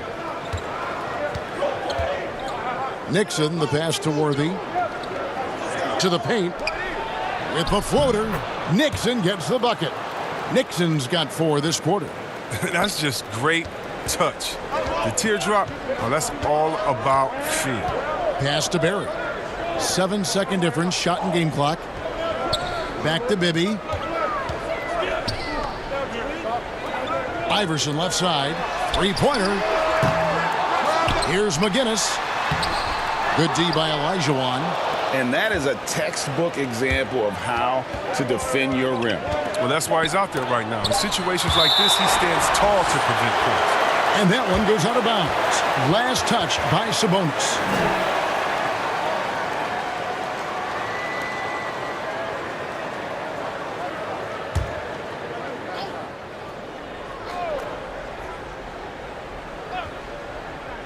The three from Marley. And so it's Los Angeles with a 10-point lead. Some breathing room heading into the break. Their defense has been terrific in this game. And we've got more NBA action on 2K Sports coming your way after this break. And now, the 2K Sports Halftime Show. Welcome back to 2K Sports, everybody. Ernie Johnson, Shaquille O'Neal, Kenny the Jet Smith. Let's talk about that first half. The Lakers did not hesitate to set the pace. Some lights-out offense and defense on display as they went on an 11-0 run to start.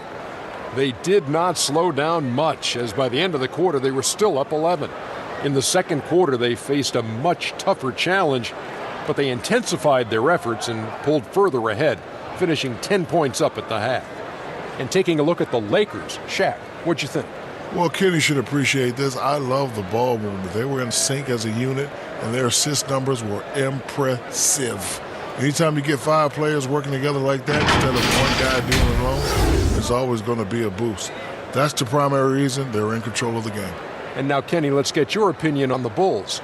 They need to make major adjustments on the offense. Whatever their game plan was going into this game, scrap it. It's not been effective. The shots they were taking were not good shots. They need to find a way to spring guys open where they could shoot a better percentage. And it's just about time now for the third quarter to get underway.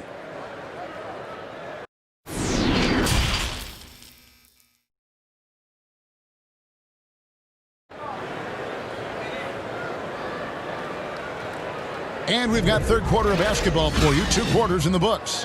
We've seen Allen Iverson really have a great game. And how about the amount he's contributing in the scoring column through 2 quarters? He has been terrific. Yeah, Greg, this game has his fingerprints all over it. Now looking to replicate what he did in the first half. And happy you could join us. We've got 2 quarters left to go in regulation. And here's White. He'll bring it up for Chicago. It's a 10-point game. They've got the Hawks ahead of them in their next game, and it's in Atlanta. That'll be just 1 game played away from home for them. And now let's check out the lineups courtesy of Gatorade, all fueled up and ready to go for the second half of basketball. Taking a look at the Bulls, we've got White. Barry is out there with Lewis. Then there's Yao. And it's Iverson in at the shooting guard position. Here's Worthy. 6 on the shot clock. Butler finds Johnson. Nice ball movement here by the Lakers. From deep 3-point range, the Lakers rebound. Heinsohn. Outside Worthy. Passes it to Olajuwon. Another shot. Shooting foul as the whistle blows. He'll shoot 2 free throws. Lakers shooting their 7th and 8th free throw attempts for the game right here. And looking at last season's numbers, down below 70% as a team from the line.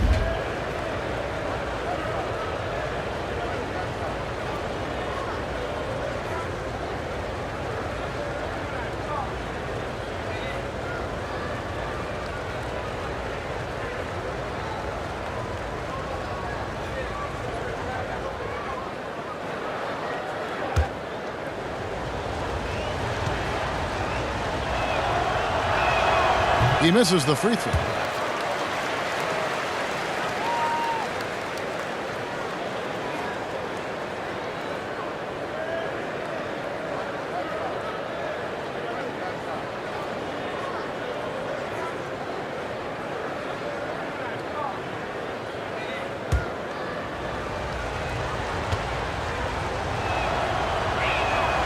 And he's good on the second. And it's the Bulls with the ball. They trail by 9 points. White the pass to Barry. And with a little over a minute gone, the second half is underway. And hard work on the glass. Once again, guys, they put a lot of effort and focus on the backboard. Johnson kicks it over to Worthy. Pass to Heinsohn. Iverson against Butler, and stolen by Yao. Right around a minute and a half played here in the third quarter. Here's Iverson. Basket is good. He'll get a chance for one more at the line. And obviously his momentum from the last game has carried over here tonight. Yeah, that's why he's hot. He's playing with a lot of confidence. That's why they're going to him with such consistency. Mind the lanes. Mind the lanes. One shot.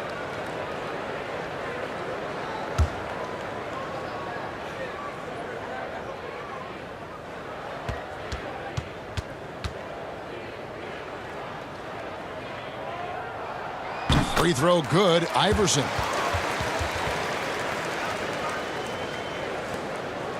Third quarter of play with just over a minute and a half gone by. Johnson, the pass to Olajuwon. Back to Johnson.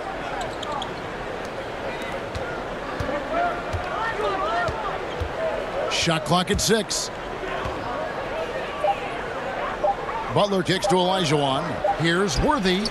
Whoops, there's the 24-second shot clock violation, so they'll turn it over.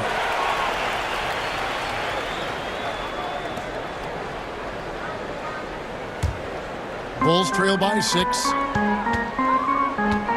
The pass to Iverson.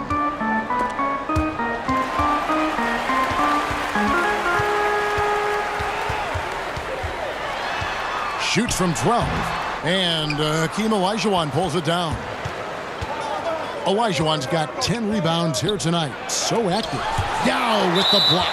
That's going to be out of bounds. Los Angeles will retain possession.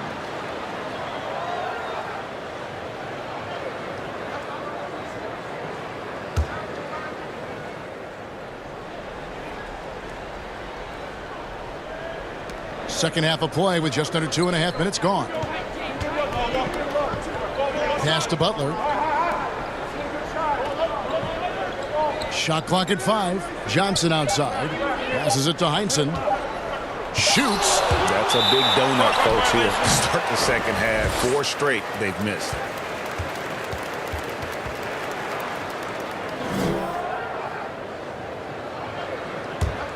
The Bulls have gone 2 of 4 here to start the second half. Now here's White. He kicks to Iverson. Lewis outside. Outside, White. And taken away by Johnson. Outside, Butler. Los Angeles with another miss. Oof, ugly start to the second half. They're still scoreless in their first 5 attempts. And he did everything he could to make that shot as difficult as possible. Excellent D, avoiding fouling and got in the perfect position to alter the shot. Here's Olajuwon, and stolen by White. Lewis passes to Iverson. White looking around.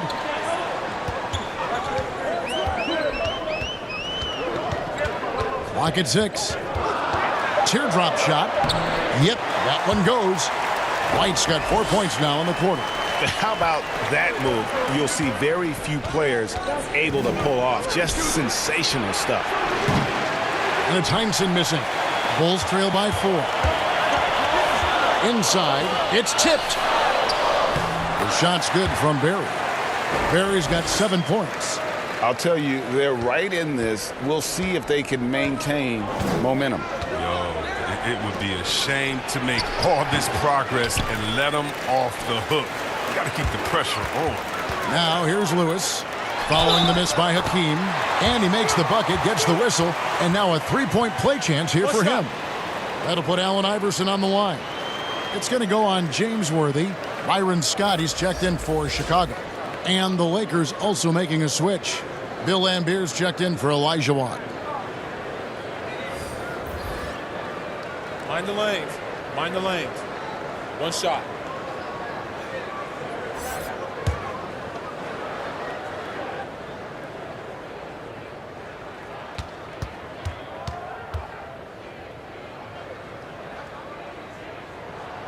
And they now lead as the free throw drops for him. So timeout called here, the first for Los Angeles. They're trying to stem the tide here. Yeah, they have to regroup and revisit their strategy at the defensive end.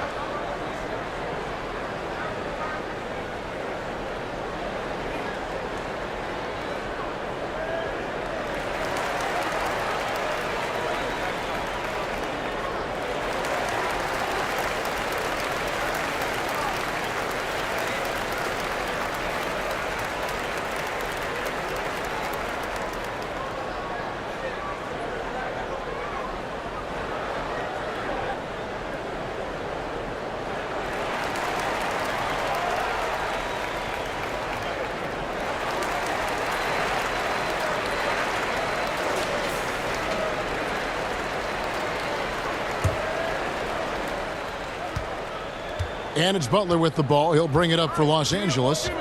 It's a one-point game. And they double up Butler. Pass to Worthy.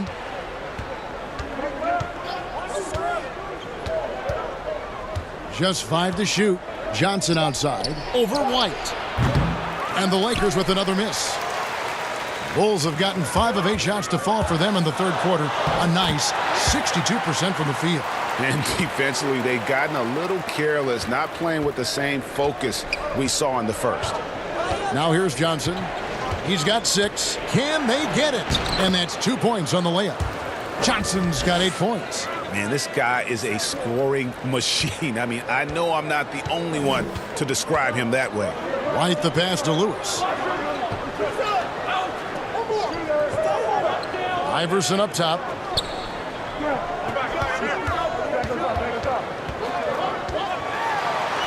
Softly drops in the floater.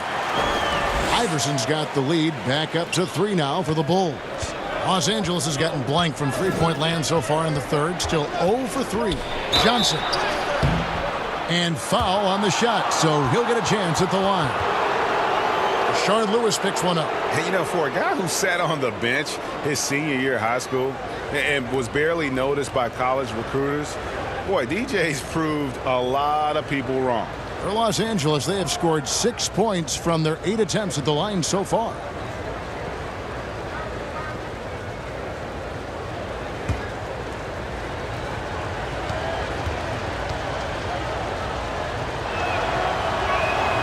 And that one falls for Johnson. McGinnis, he's checked in for Allen Iverson. The Lakers also with a sub. Marley's checked in.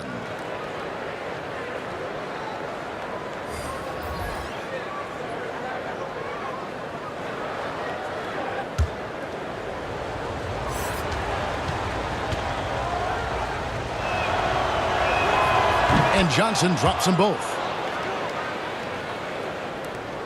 Chicago leading.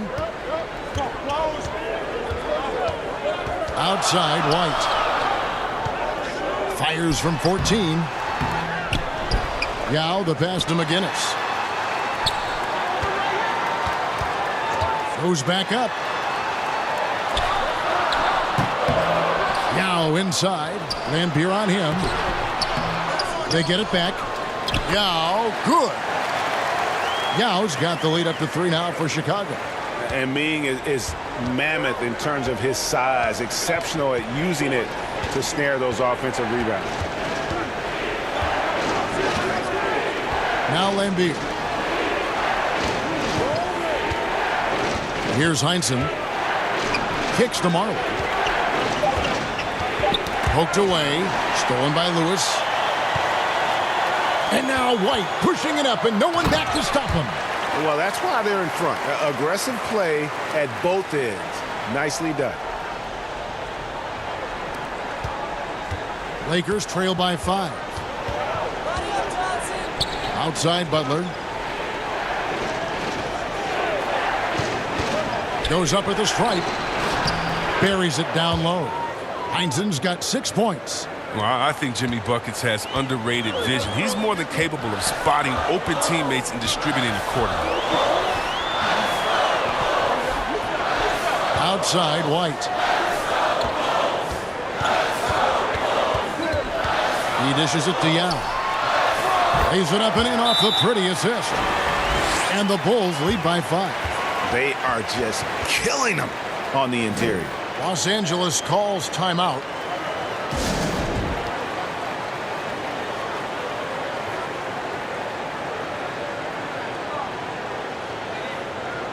And the Bulls making a change here. Bibby's checked in, and the Lakers making a change here. Lakers trail by 5. Here's Nixon. Nance. And contact on the shot, so he'll be shooting free throws here. Just a model of consistency. Nance brings it every game on both ends. The Lakers have made their free throws at a pretty good clip. They've hit 8 of 10.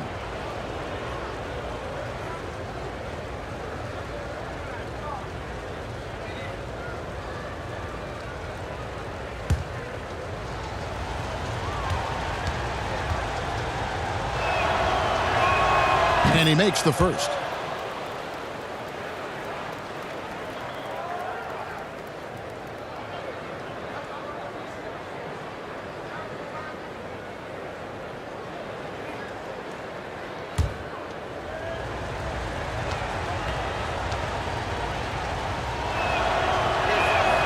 And that's good as he hits both of his shots. And here's Bibby.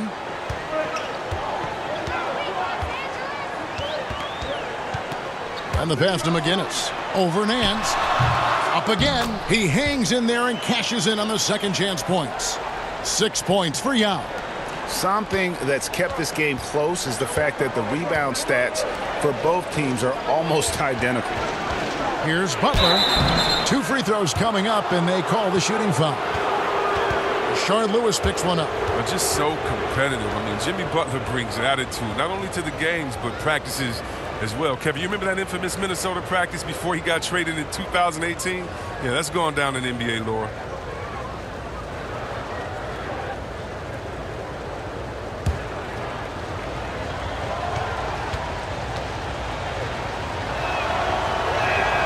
And he knocks down the first one. Sabonis, he's checked in for Chicago.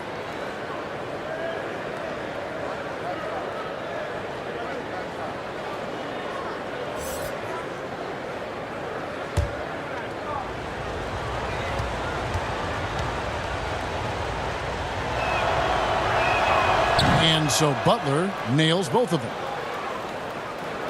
So it's Chicago now. 3-point lead. Bibby with it. Outside for Lewis. On the wing, Scott. He's guarded by Marley. 4 on the clock. Bibby for 3. Bulls with the fresh shot clock. And staying with the play, Sabonis. Sabonis has got the lead up to 5 now for the Bulls.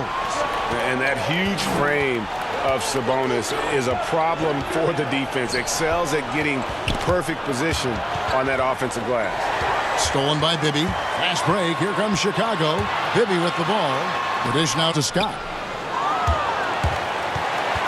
Stolen by Marley. Here's Nixon. Now here's Marley. Pass to Butler. Over Bibby. Butler, no good. The Bulls leading by 5. Bibby kicks to Lewis. Sweet little floater. Lewis has got 5. Oh, such a field shot there, the floater. Outside Butler. They get a hand on it. Stolen by Bibby. And here's the fast break. Scott leading the way. And, you know, when you look at Byron Scott and then add in the way he plays, really a pure shooting guard in every sense. 2. First trip to the line for him here.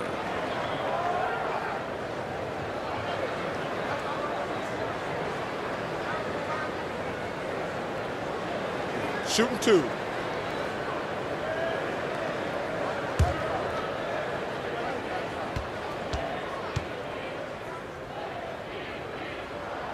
And the first one at the line is good.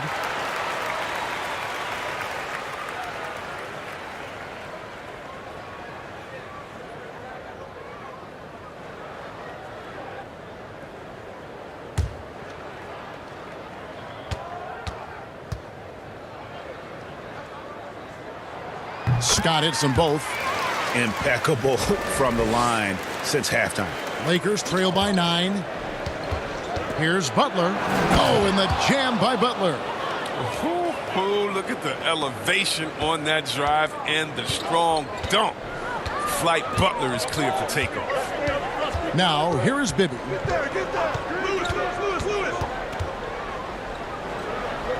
It's Scott on the wing.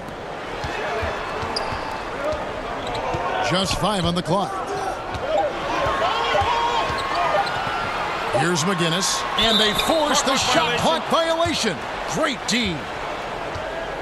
Olajuwon's checked in for Heinsohn.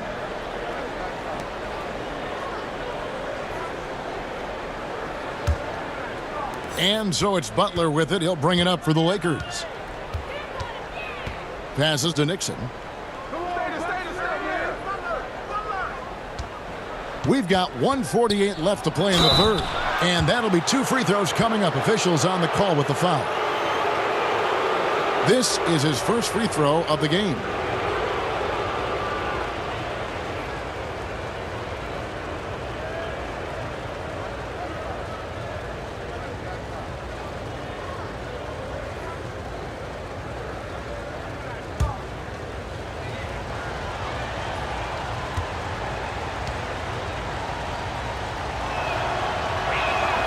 The first one falls. Barry's checked in for Sabonis.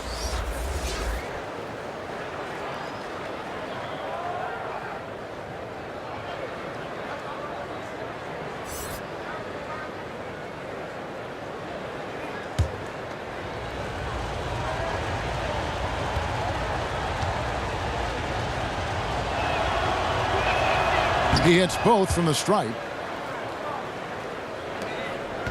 The Bulls leading by 5. Outside, Scott. Now Bibby.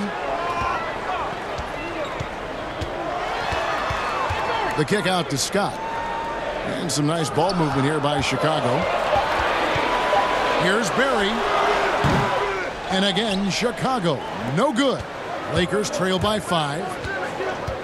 Out to the right wing. Nixon, the pass to Olajuwon. Here's the break. Here's Barry. Finished off the break. Barry's got 4 points this quarter. Yeah, Rick Barry puts pressure on an opponent any way he can, and one of the easiest ways to do that is on the break. He was ready for that one. Pass to Olajuwon. Olajuwon drawn the double team, and there's the pass to Nixon. Now Marley, defended by Scott. Olajuwon, the pass to Nixon. Sinks the three-pointer. Nixon's got 9. But the D didn't do a good enough job on him. He could be an ace when he gets a good look at 3. Here's Bibby. That's tipped. And he's like a pogo stick. Nance just pops up off the floor and then has that reach to get his hand on the ball. About 7 seconds separating the shot and game clocks. Here's Olajuwon. Good on the bucket. He's got 17. Oh, that's not the kind of interior defense you want. Way too slow to protect the rim. Down low. Got a piece of it. It's stolen by Nance. Oh, Nance in position. And it's out of bounds. The Lakers able to retain possession here. Yeah, gets a finger on it, but just can't quite come up with the steal. Appreciate the effort, though, making his presence felt defensively.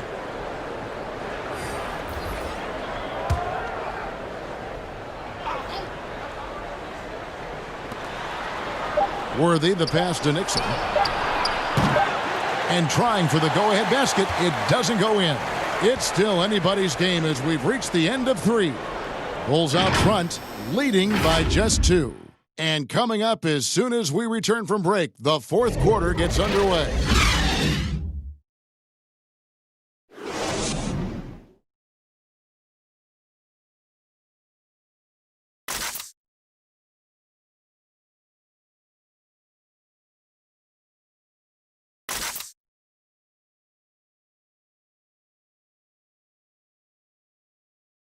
And let's take now this moment to bring up our State Farm assist of the game. And he sliced the D wide open with this feed. They had no chance to prevent that basket.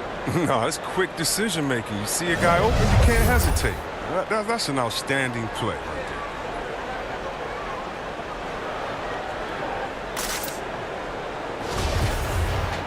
And with 3 quarters behind us, we start the 4th quarter in what is still anybody's ball game. The Lakers trail. And on the court for the Lakers to start the 4th. We've got Worthy. He's out there with Olajuwon. Nance out there with Marley.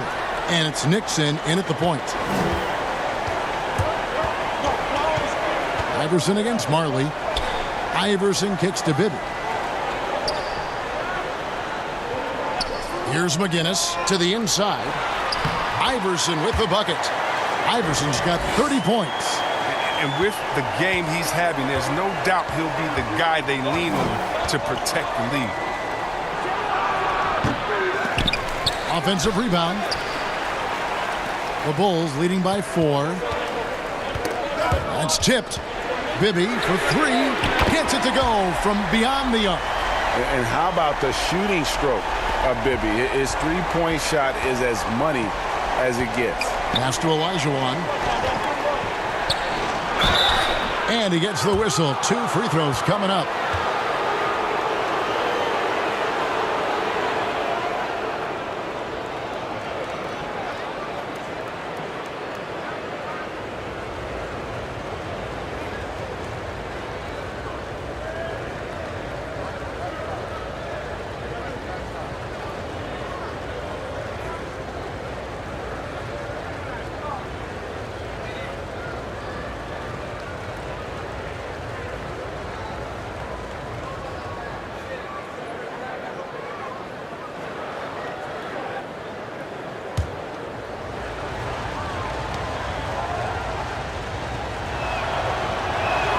First free throw is good.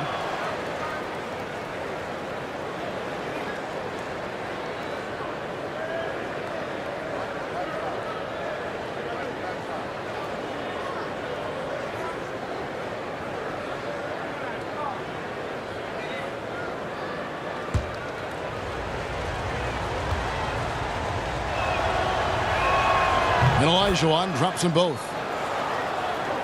We've played just over 1 minute here in the 4th quarter. Bibby dishes to Iverson. No good on that one. Good D by Olajuwon. Marley passes to Nance. Good. And that's right in his wheelhouse, looking to make an impact when it counts. Well, Greg, this is why they go to him in these spots. I mean, they trust his judgment and ability to score down the stretch. Got a hand on it. Here's Nixon. And he banks in the layup. Yeah, and I like the creativity there by Marley. You gotta like seeing him zip passes across the court. Marley against Iverson. Goes up from the top of the key. It's hauled in by Los Angeles. They haven't needed him as much as I thought they would tonight. He muscles it in through the contact, and they call the foul. And he's on his way to the free throw line. And this has been a great job of just getting into the middle of that defense and really scoring effectively from the paint. Yao, he's checked in for the Bulls. White comes in for Mike Bibby. Dennis Johnson's checked in for the Lakers.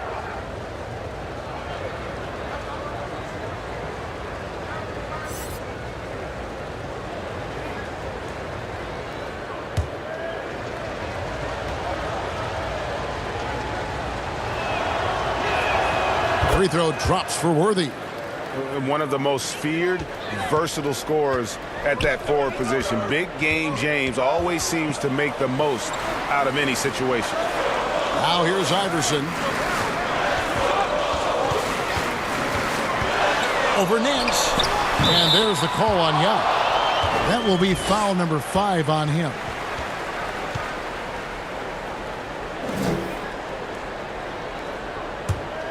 The Lakers have gone 3 of 5 here in the fourth quarter. Pretty good numbers coming out of the break. Knocked loose. And out of bounds as the Bulls gain possession.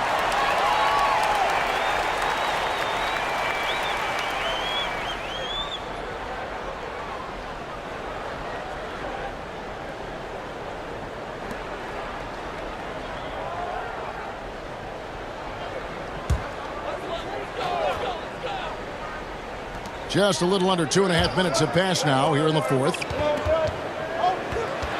Here's Iverson. The bucket is good. He'll have a chance for one more. That one on Marley. And playing with the lead, you can see they're making a much more concerted effort to work the ball inside here in the second half.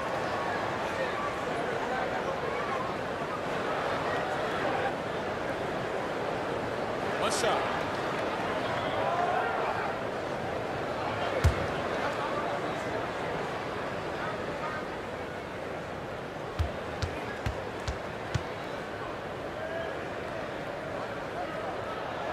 Free throw good, Iverson. And so it's Johnson who brings the ball up for Los Angeles. They trail by 3.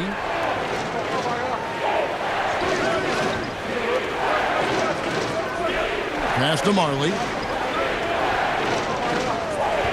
6 to shoot. Poke loose, Olajuwon. It's hauled in by McGinnis. McGinnis has got his 5th rebound in this one. And the basket is good. And offensively, they finally seem to be coming around after an ugly first half. Lakers trail by 5. Johnson dishes to Nance. Feeds it to Olajuwon. No good, unable to end this run. And the activity he shows around the rim is why he is such a respected defender. Yeah, you can see why he's established that reputation. Strong understanding of how to defend at the rim. Johnson against White, and it's out of bounds. Last touch by White.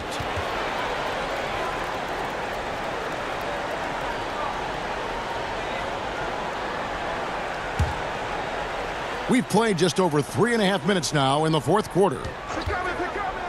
Here's Nance. Johnson outside. Pass to Olajuwon. 6 on the shot clock. Yao with the block. And that's out of bounds. The Lakers will retain possession.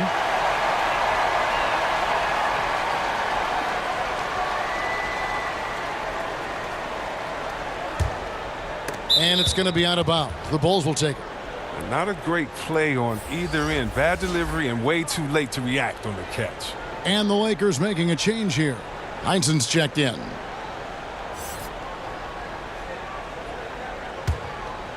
Chicago with the ball. They're rolling here with a 9-point run. White against Johnson. Olajuwon with the block. Got a piece of it. Here's Marley, and he uses the glass on the layup. And guys, all about hard work from this point on. They've worked hard to create that high-quality shot and then able to knock it down. Now here's Iverson, and White kicks to Iverson. And here is Yao. The pass to Barry. Clock at 6. It's up a 3. And again, no good by Chicago. Johnson against White. The kick out to Worthy. Lakers passing it around. White against Johnson. Here's Olajuwon. A second chance effort, and it's good on the way in. Olajuwon's got 21. I tell you, he picked a tough time to start struggling. Only 1 of 6 from the field here in the fourth quarter. Here's Iverson, and the dunk by Iverson. And not just that, it's the energy and passion with which Iverson plays. It just feels like any shot he takes, he can make. Now here's Johnson. Outside Worthy, pass to Olajuwon. And the call on the shot that sends him to the line. And so he's picked up his final foul. And he will sit for the rest of this game. And the Bulls making a change here. Lewis is checked in.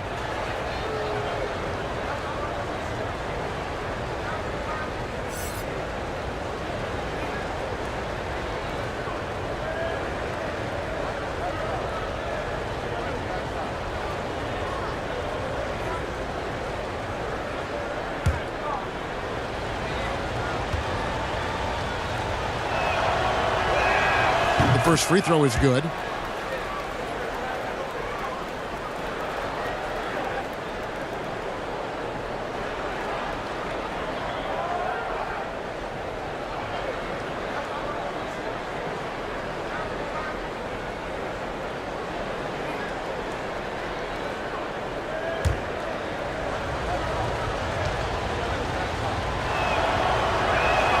And Olajuwon drops them both. The Bulls leading by 3. Iverson outside. Trying to get open is Lewis. Got a piece of it. And so it looks like the Bulls will retain possession here.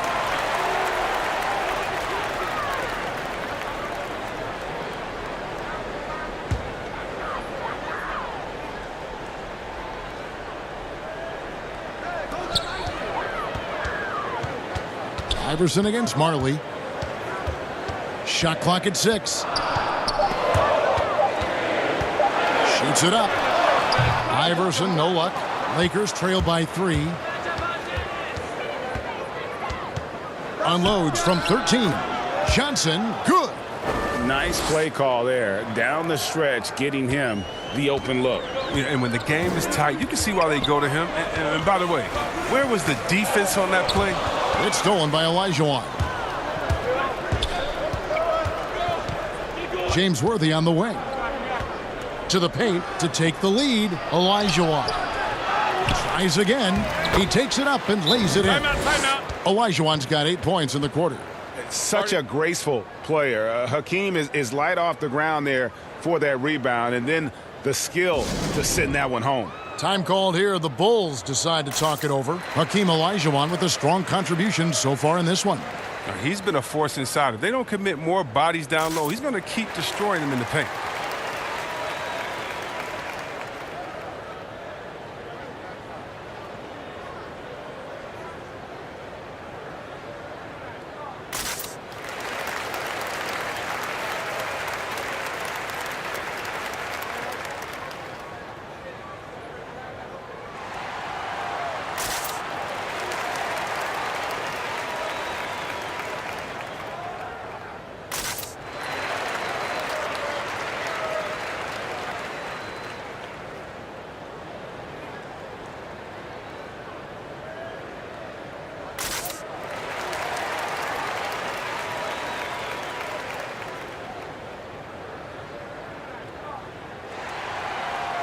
And now we present our Jordan Player of the Game.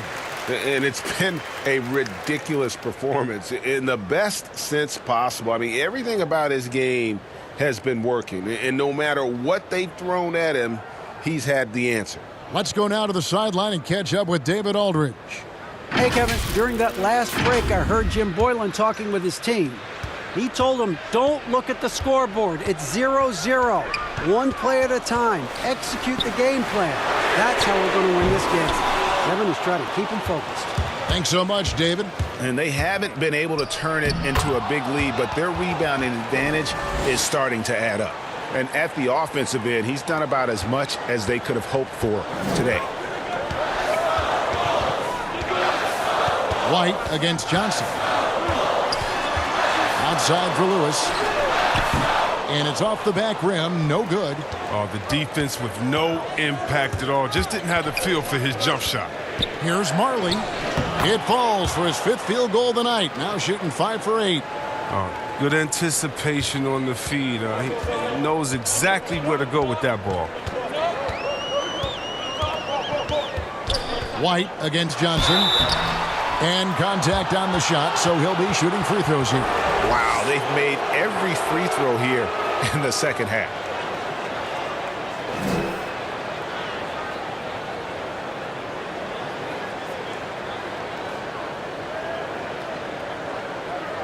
Shooting 2.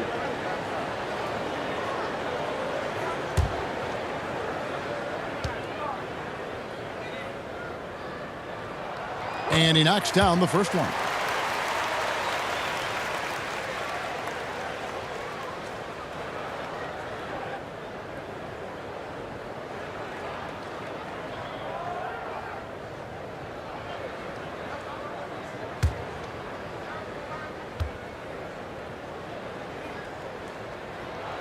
And both free throws good for White.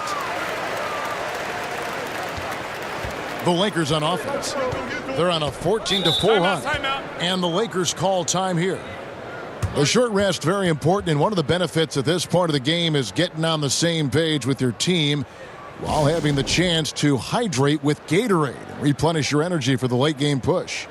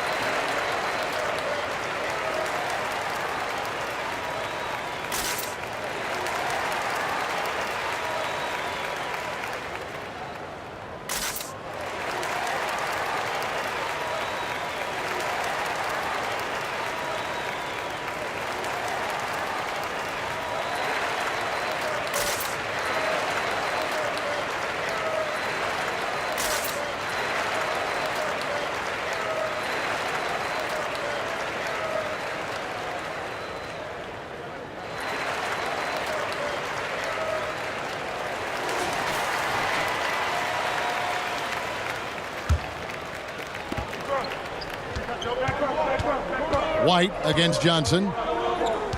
He kicks it to Worthy. Here's Heinsohn to the middle. Here's Olajuwon, and he takes it in for the layup off a very nice feed. Olajuwon's got 10 points now just in this quarter. Bulls trail by 5. Iverson right side. It's hauled in by Los Angeles. Heinsohn's got 11 rebounds in the game. Here's Johnson. The feed to Olajuwon. Yeah, good job to take it right at the D.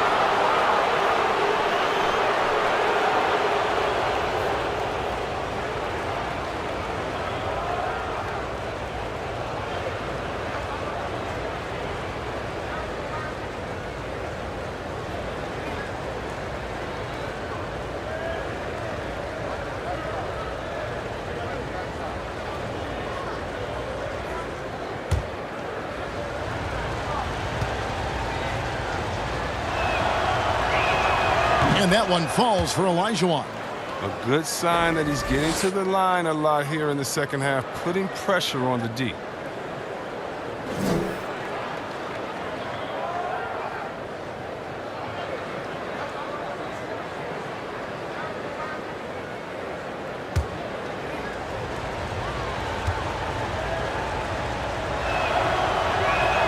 And Olajuwon drops them both. Bulls trail by 7. Iverson right side. Uses the glass to finish the layup. Here are the Lakers. They're on an 18-6 run. Passes it to Olajuwon. Knocks it loose. And the officials signal the backcourt violation. Not very careful there.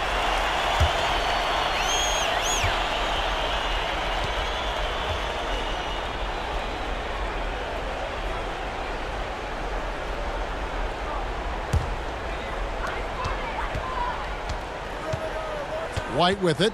Pass to Barry. Back to White. Here's Barry. Worthy defending. 6 to shoot. Here's Barry. Shoots over Worthy. Kept alive. McGinnis. Olajuwon with the block. There's the lob to the hoop. And the dunk by Worthy.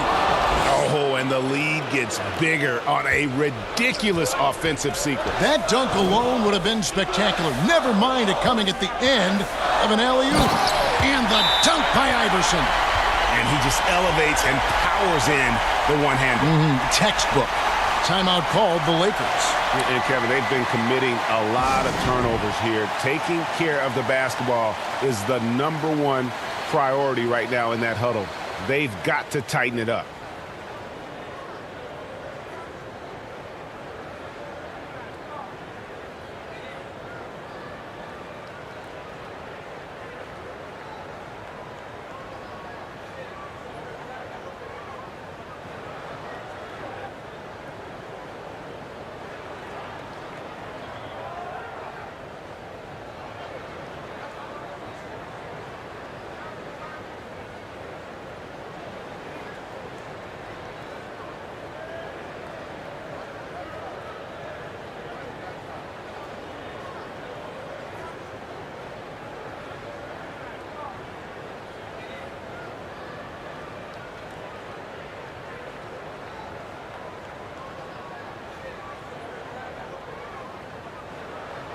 Butler, he's checked in for the Lakers.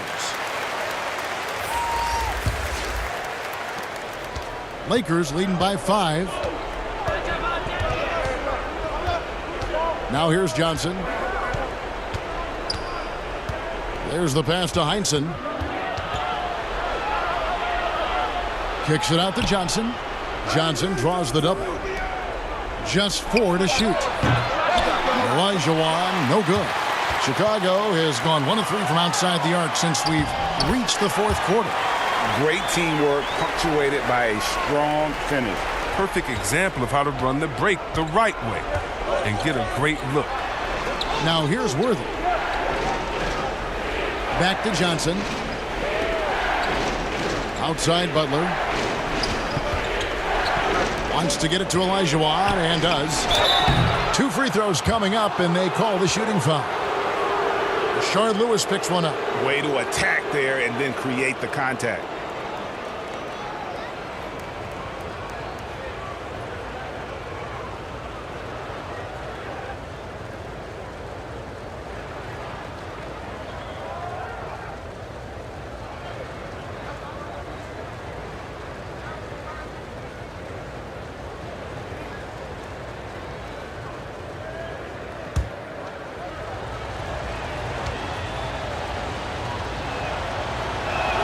And that one falls for Olajuwon.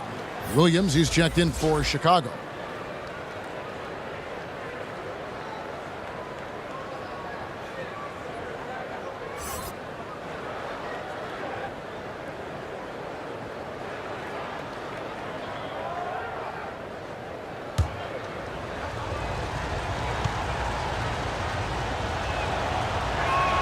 And good on the second, so he makes them both.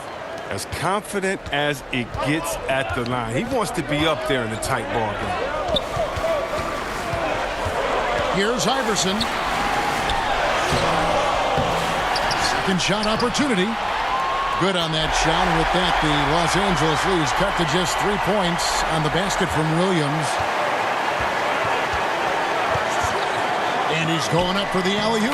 Well, that's a big basket here in a close game. Worthy, one of the quieter guys on the floor, but his game is loud. Iverson outside. Laid in with a nice touch off the glass. Iverson's got 45 points. And challenging the bigger defender coming through in the biggest moment. And there's no better feeling coming up nails when the stakes are high. Olajuwon, no good. And that is a textbook example of how to defend your rim. Well, that's why he's out there right now. In situations like this, he stands tall to prevent points. Here's Johnson. Looks good, is good. That's his 7th basket in 12 tries. Oh, great flow to that possession. Two players totally in sync with each other. Now Iverson. That one's not going to go. Some solid defense from Butler. Here's Johnson. It's hauled in by Barry. The drive by Iverson. And oh, that was close. He draws the foul. He'll shoot 2.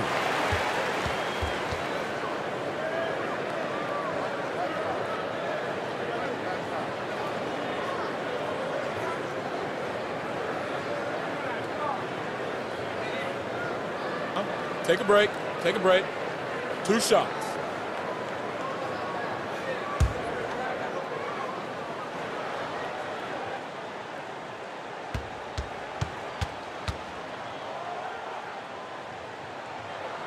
So the first one drops, and that shrinks the margin to just 4.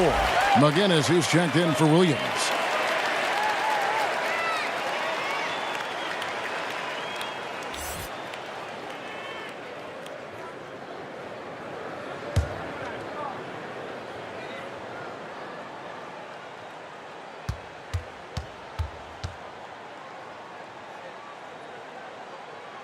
And he is unable to get the second one.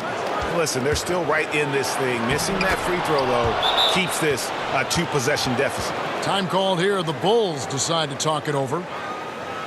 They trail by 6. 35 seconds left in the 4th quarter of this one.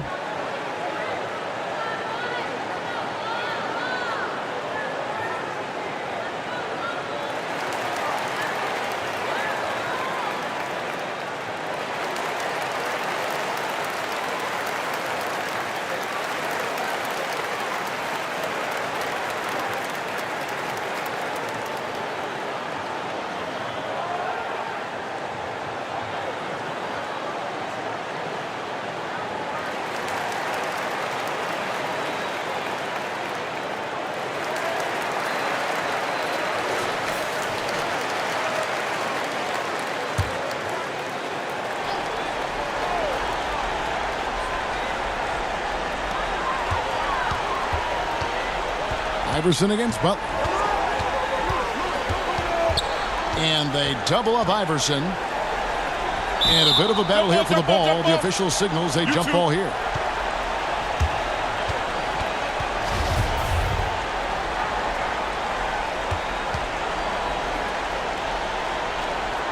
Chicago with the ball. It's stolen by Olajuwon. And an intentional foul right there.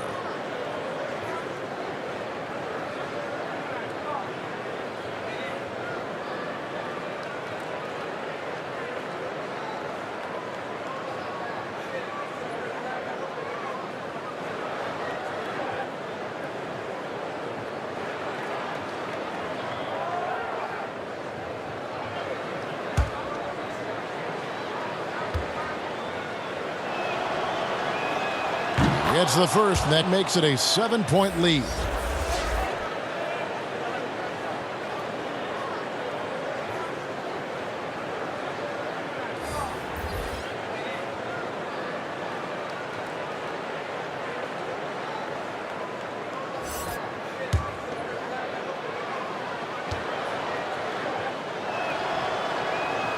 And he hits both free throws here. So now it's an 8-point game. Chicago calls timeout. They're trailing by 8. 23 seconds left in the 4th quarter. Guys, your thoughts? Trying to keep hope alive, but I don't see them making a comeback. Yeah, it's so important at this stage in the game for everyone to be on the same page and working together.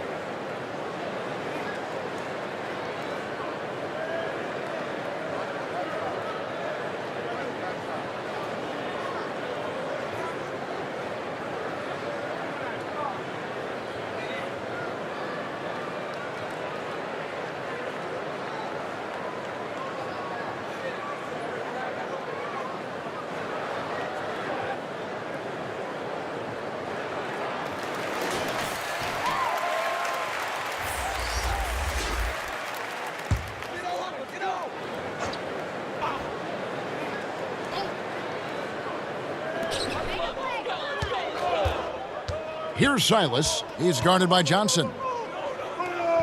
Kicks it out to Terry. The tray. They get the rebound. Here's Silas. Off target from outside. Johnson left side. And so the Lakers take the win. They came in here and took care of business like they were the home team. And Kevin, how about the mental toughness that this group showed? They were never rattled at all by the opposing fans. And that about wraps it up. For David Aldridge, Greg Anthony, and Chris Webber, this is Kevin Harlan thanking you for watching the NBA on 2K Sports. See you next time.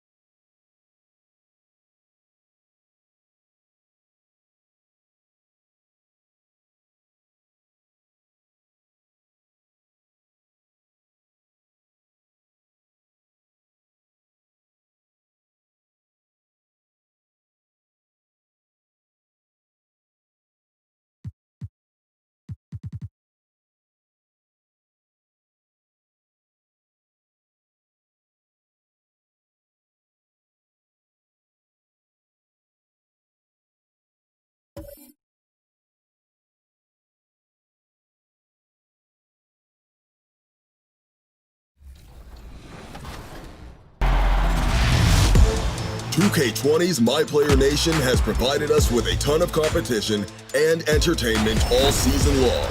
You, the community, represented your My Players real-life team and completed over 39 million games in hopes of getting to the top. But in the end, there were only 2 teams that were worthy of battling it out with an NBA championship on the line.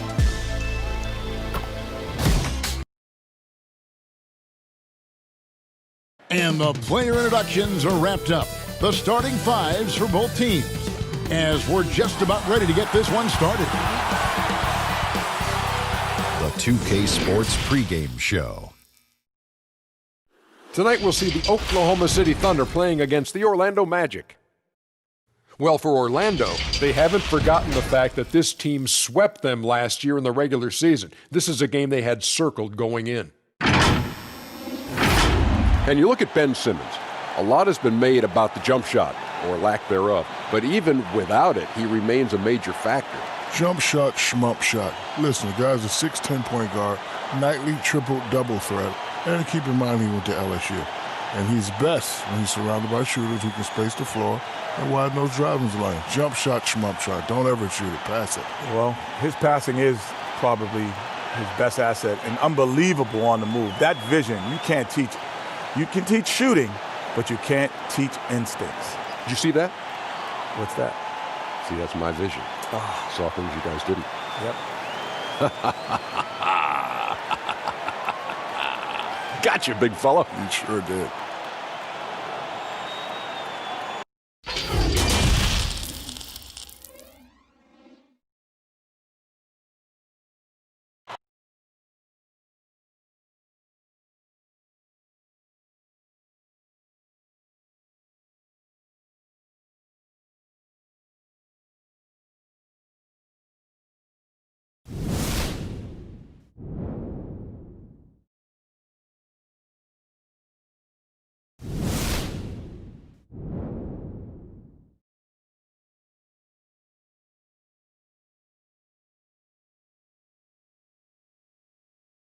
Greetings, everyone. You've got it live on Tuesday night coverage of the NBA on 2K Sports. I'm Kevin Harlan with Greg Anthony, Hall of Famer Doris Burke, and another Hall of Famer, David Aldridge, from the sidelines. Here's a look at the schedule for the Magic. On Wednesday, they'll be matching up against Eric Bledsoe and the Dallas Mavericks. Then on Friday, they'll be tipping off a homestand, starting with the Memphis Grizzlies. And let's go straight over to David Aldridge for a report before the tip-off. Hey, Dave. Well, Ben Simmons was the top-rated player in high school and in college. But a fractured bone in his foot cost him his first NBA season. He said, "A lot of people forgot about me. You have to build yourself up again. And for me, I wanted to prove myself again." Kevin, we all agree he's done just that. He sure has. First NBA All-Star ever out of Australia. Thanks, David. We're looking forward to the center matchup tonight, Doris. What do you expect to see from these guys inside? Well, I think there's a requisite physicality in there, certainly. At the same time, there are greater demands on big men, Kevin, than we have ever seen before.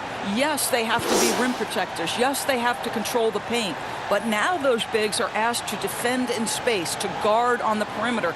Kevin, you know this. That's a tall task. A look at the Magic starting group. We've got Richardson. Howard is out there with Hayes. Then it's Thomas. And it's Tomjanovich in at the 3 spot.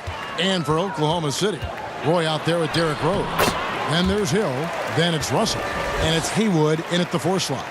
Kevin, the vision by Rose, right? Hits the open man. He's creating for others. And this guy is so tough to deal with. And Hayes kicks to Thomas. Shot on the wing. Haywood with the rebound. And so it's Rose bringing it up for Oklahoma City. Here's Hill, and it's Hill with the jam. Yeah, one of the great in-game dunkers we have. Grant Hill, he might not put on a show with his dunks, but it doesn't make him any less impressive. Richardson gets a wide-open look. It's good from long range. And that's exactly what he's looking for, draining the triple.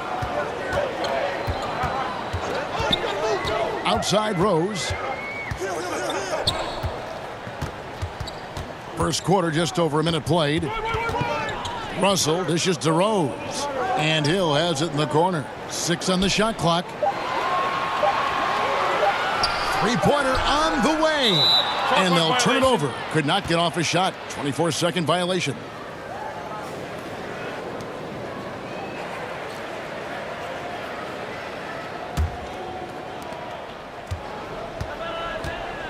Outside Thomas. Pass to Richardson. Over Roy. Hayes trying to break free. Orlando gets it back. His entire career, Dwight Howard has been an absolute force on the glass. Nice finish. Russell passes to Roy. Haywood in the post. Working on Hayes. Haywood in the post. Covered by Hayes. Haywood, no good. Passes to Hayes. And Hayes throws it down. It really does make the game easy for your teammates when you can lead them to the rim that well with the pass. And Hill has it in the corner.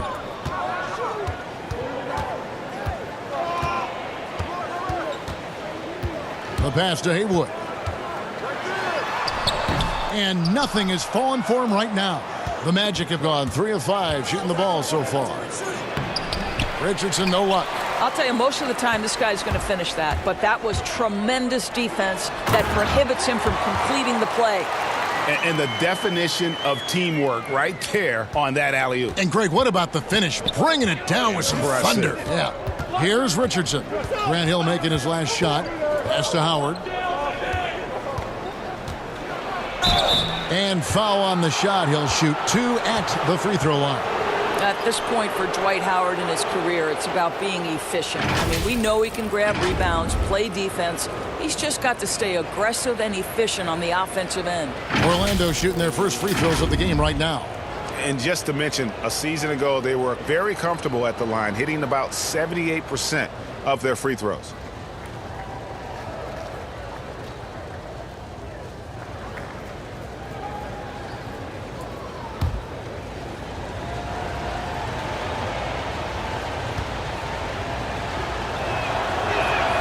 And the first one at the line is good.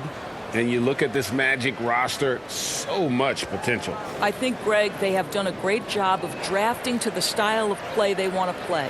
Guys who want to get after it on the defensive end. Guys who can switch and slide on the perimeter. Guys who can protect the rim. That is the backbone of this organization. Howard hits them both. Thunder trailing by 3.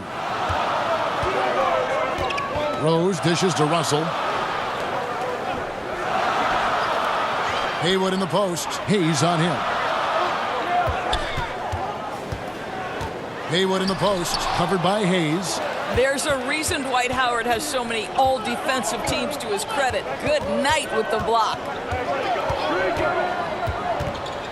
Thomas passes to Howard. And it's Howard finishing it off. Oh, inflicting some punishment with the two-hand flush. They're going for the throat. Timeout is called. First of the game for the Thunder. This, of course, their first opportunity to play Orlando this season. And their series last year was a bit of a comparison between the two conferences. Both were in the middle of the pack.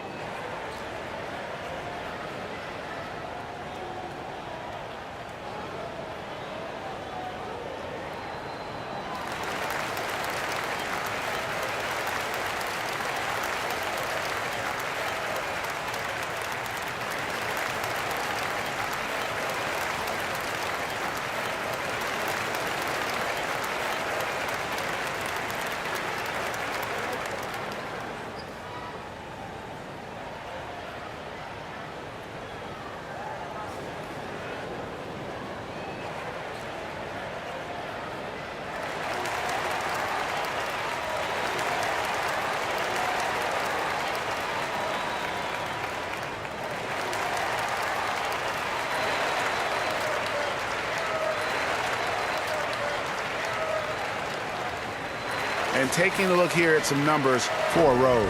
Good season for him last year. Last season, he averaged 18 points a game, 4 assists, and 2 rebounds. And when he takes over at the point, he really keeps the offense flowing. Well, this is a guy who brings a solid skill set. Excellent ball handler, high level of playmaking, the perfect backup point. Pass to Hill.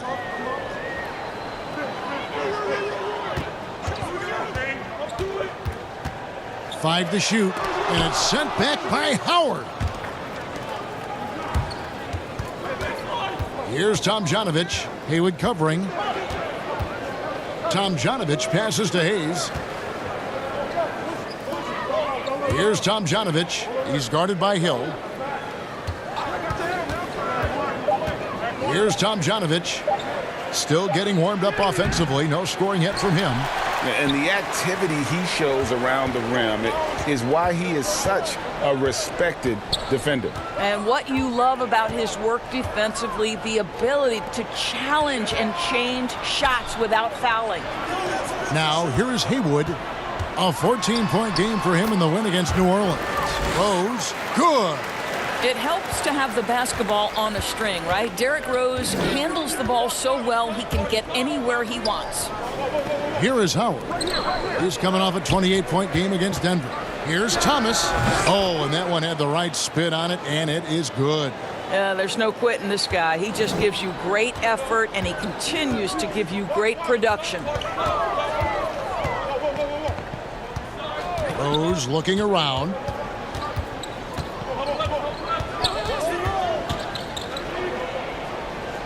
From 12 feet out, Orlando grabs the miss.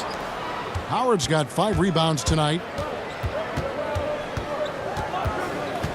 Hill against Thomas.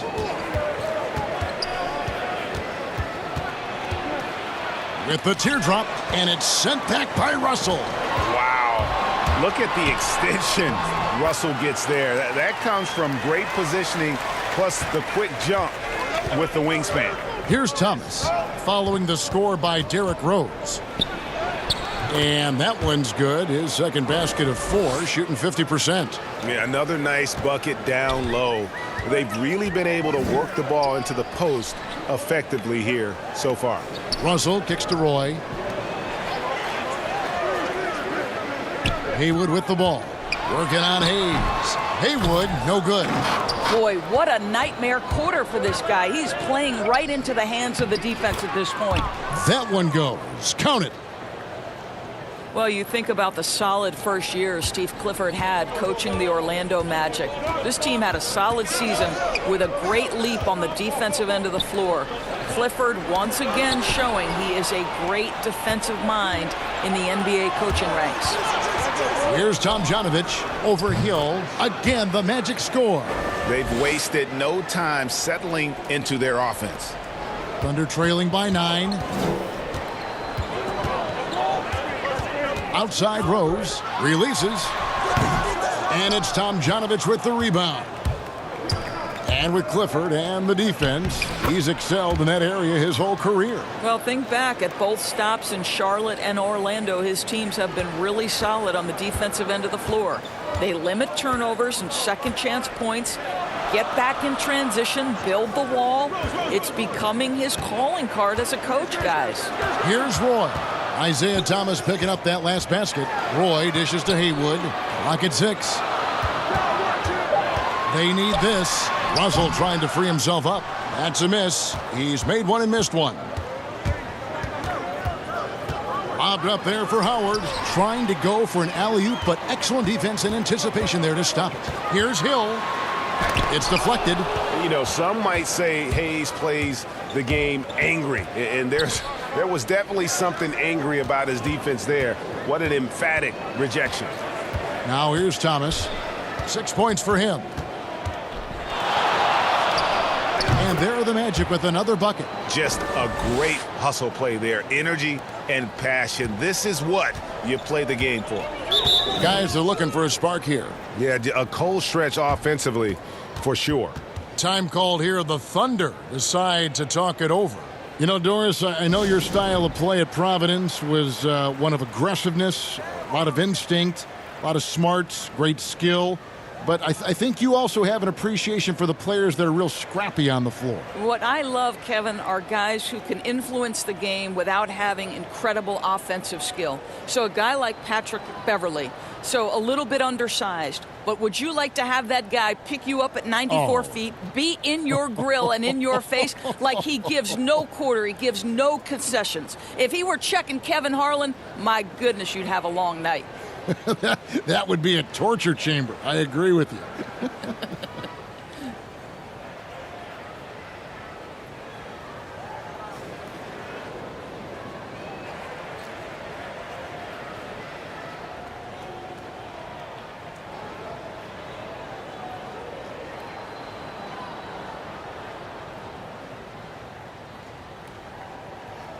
And Orlando making a change here.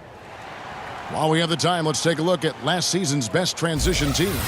Fifth on the list, the Thunder. I mean, it's a crowd-pleasing style, right? I mean, this club just got out and ran at every possible chance. Russell passes to Simmons. Outside Rose. Simmons feeling it out a bit. Shot clock at 6. Count it. Good. And Simmons is so deft with the floater, freezing the D completely. Magic leading by 11. Here's Sloan. The offensive rebound. Defensively, they've been a step slow here to start. And so it's Rose who brings the ball up for Oklahoma City. He kicks to Russell. Left side Rose, and stolen by Howard. Pass break. Here come the Magic.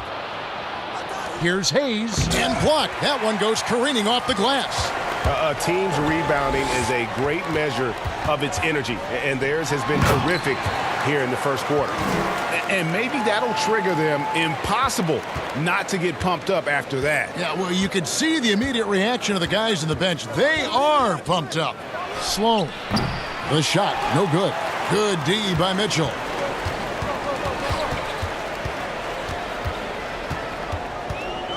From 11 feet away, Orlando grabs the miss. Howard's got 9 rebounds in the game, getting it done. Simmons trying to get open. Floyd, good. Building up a big early lead, they have taken charge of this game. And they've been doing it largely at the offensive end, Greg. If the defense does not adjust, this could be a blowout.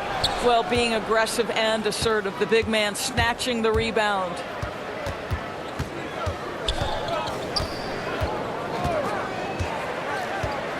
Passes it to Hayes. To the left side wing. Down to 5 on the shot clock. Here's Sloan. A fresh 14 for Orlando. And it's sent back by Russell. Simmons against Hudson. There's the pass to Mann.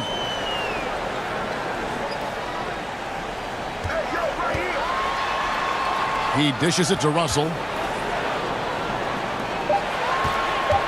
Mitchell outside. And again, no good by Oklahoma City. Magic leading by 13. Floyd passes to Hayes. Here's Floyd.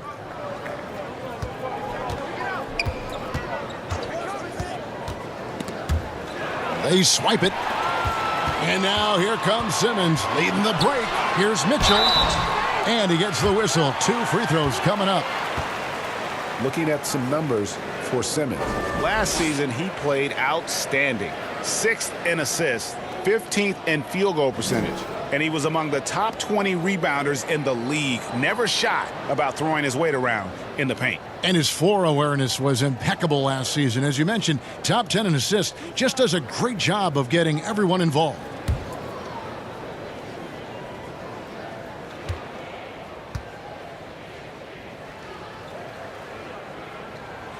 That free throw, no good. Well, mixed bag last year, guys, right? For the Thunder, had some stretches where they looked really strong and some stretches where they really floundered. And ultimately, they go out in the first round to the Portland Trail Blazers. Richard Jefferson, he's checked in for Oklahoma City. Coleman's checked in for the Magic.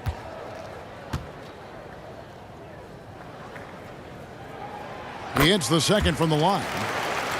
And Doris, the Thunder, a number 6 seed in the West, once again can't get out of the first round. Yeah, Kevin, that's 3 straight seasons. And you feel like they are this close to taking that next step, but things fall apart at the wrong time. What happens next?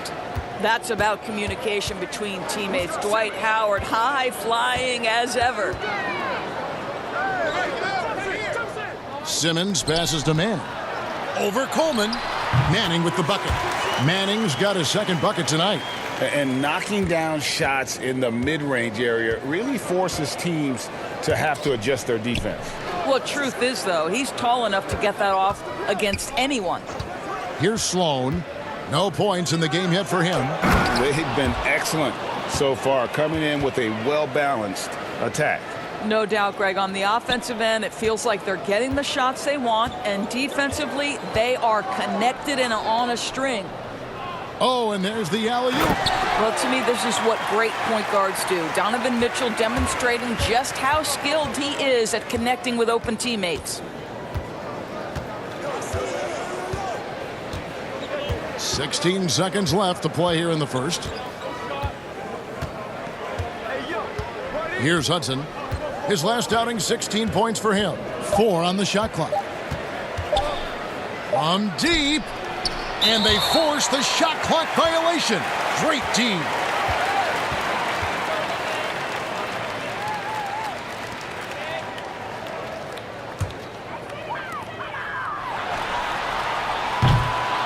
And so it's Dwight Howard making highlights for Orlando. He got into double digits for the quarter with 10 points total. Back to the action after this word.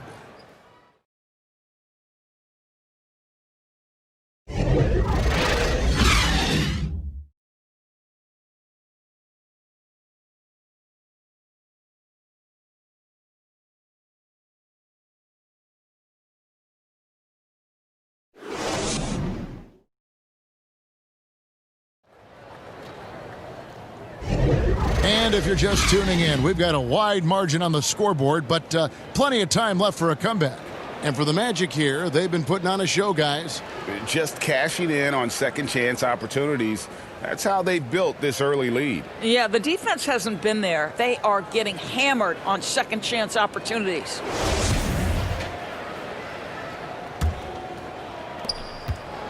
The Magic leading by 12. And a moment now to reset the lineups, courtesy of Gatorade, all fueled up for the second quarter of basketball. And so in the game for the Magic, they've got Howard. And it's Floyd in at the point guard. And with the lead, I like the strategy here. Continue to get the ball to guys who can do something with it. One thing we've learned in the NBA, the game is never over. So you've got to continue to score, continue to build your lead. Here's Hudson, a great 1-2 punch. Beautiful pass and nasty jam. Now flying high and throwing it down with the one-hander. One of his favorite moves right there, guys. All right, let's catch up with our sideline reporter, David Aldridge. Well, Kevin, last season the Magic broke a 6-season playoff drought. Nick Vucevic was the franchise's first All-Star in 7 seasons. It's been a long rebuild from the Dwight Howard era. We'll see where the team goes from here, but Kevin, they're happy to just be playing games that matter night in and night out. All right, thank you very much, David. Now, here's Howard, following the miss by Donovan Mitchell. Nice D from Russell. And his defense so valuable. Not many can bother that shot at the rim. Boy, you see the effort. You see the range. This guy prides himself in his ability to shut you down.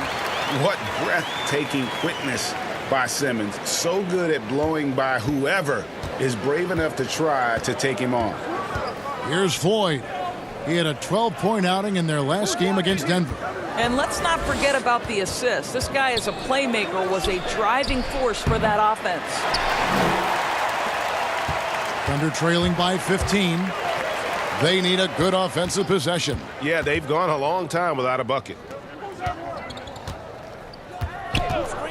Russell looking it over. Pass to Manning. 5 on the clock. Kicks it to Mitchell. Oklahoma City moving the ball around. Poked away. Jefferson with the 3. And it's Floyd with the rebound. And when you are as good a shooter as he is, you have the confidence. You have to have the confidence to take that shot. It might not always fall. And for most guys, I think you only want to take that shot if you've hit a few in a row. That is absolutely a heat check. Here's Mitchell following the bucket by Orlando. Pass to Simmons.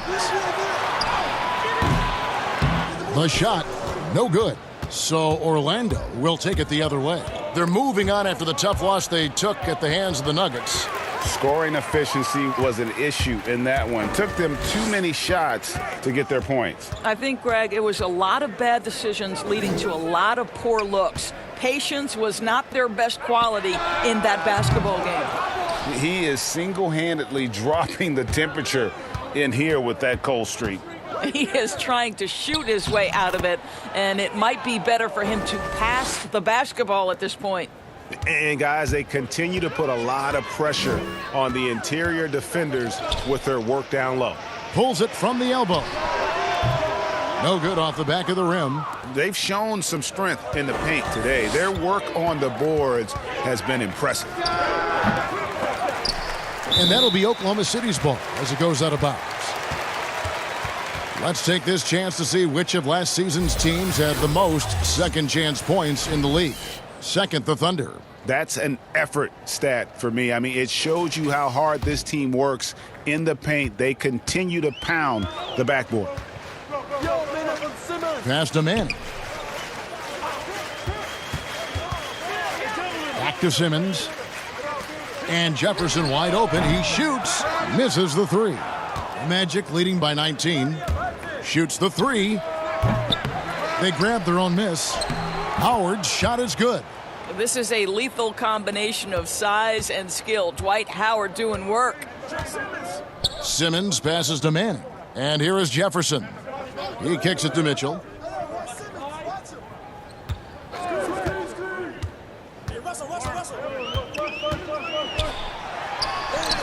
That's his first basket of the game. 1 for 6 and looking for more.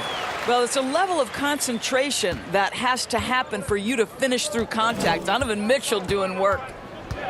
Donovan Mitchell able to play with both power but also finesse. He's got long arms, big hands. He can do so much on a basketball court. Here's Howard. The fadeaway. And he overshot that one, missing. Well, seized up just a little bit at the last second. That's when he normally converts. Simmons passes to Manning. Now here's Jefferson. Back to Mitchell.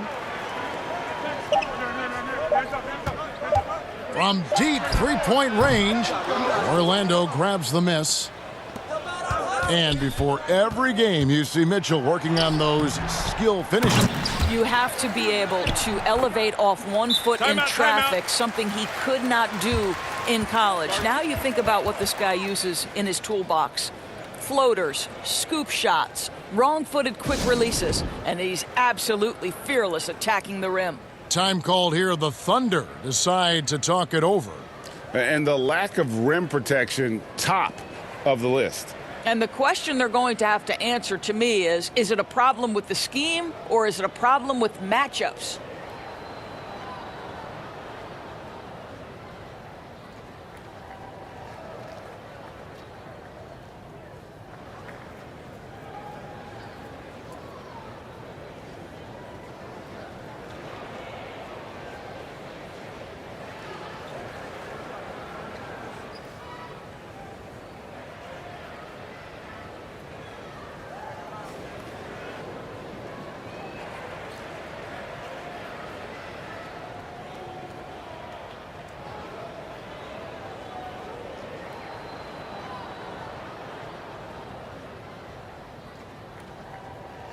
And a new group getting ready for Oklahoma City. Haywood's checked in. Hill comes in for Richard Jefferson. Brandon Roy, he's checked in for Donovan Mitchell. And Derrick Rose is subbed in for Simmons. Roy passes to Manning. Here's Rose.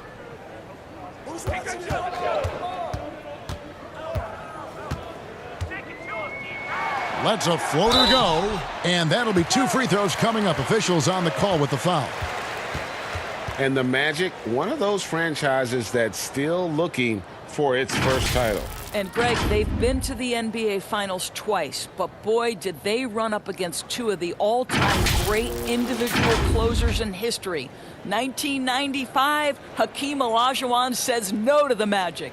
2009, the Black Mamba, Kobe Bryant, says, no, sir, I'm getting another championship. 2 shots. Relax on the first.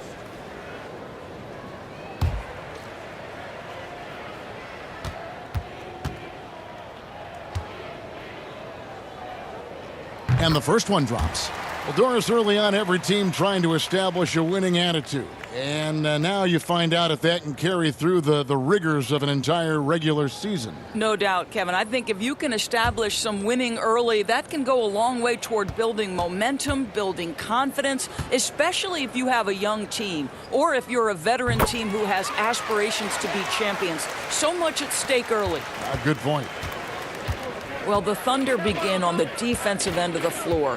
This is a team whose formula is to force a ton of turnovers, come up with steals, get out in transition. Last year, 4th in the league in defensive rating. Now, here is Hill. He had a 12-point outing in their last game against New Orleans.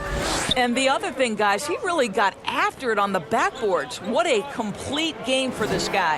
Haywood with the ball. Covered by Hayes.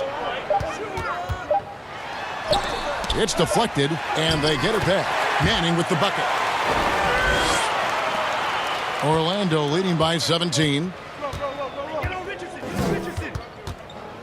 Now Richardson. He's got 5. Outside Thomas. And foul on the shot, so he'll get a chance at the line.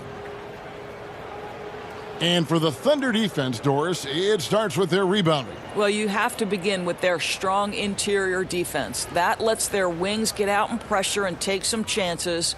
Defense has turned into a pillar for this team.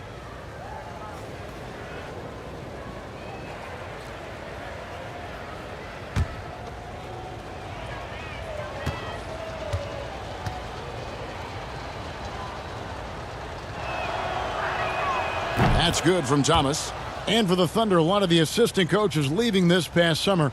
Greg, how much of a concern is that for head coach Billy Donovan? Possibly a sign that Donovan could be on the hot seat in OKC. I mean, 3 consecutive first-round exits. Donovan on the final year of his deal. The clock is definitely ticking. And both free throws good for Thomas. And without a doubt, one of the greatest small men we've ever seen. Zeke possesses the skill and determination to just take over a game at any point. Rose gets a wide open look. Off the mark there with the 3-point shot.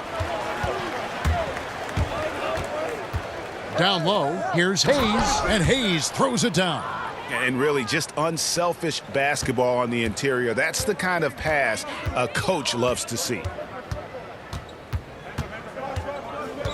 Thomas against Rose. Banked in off the glass. Rose has got his 3rd basket of the night right there.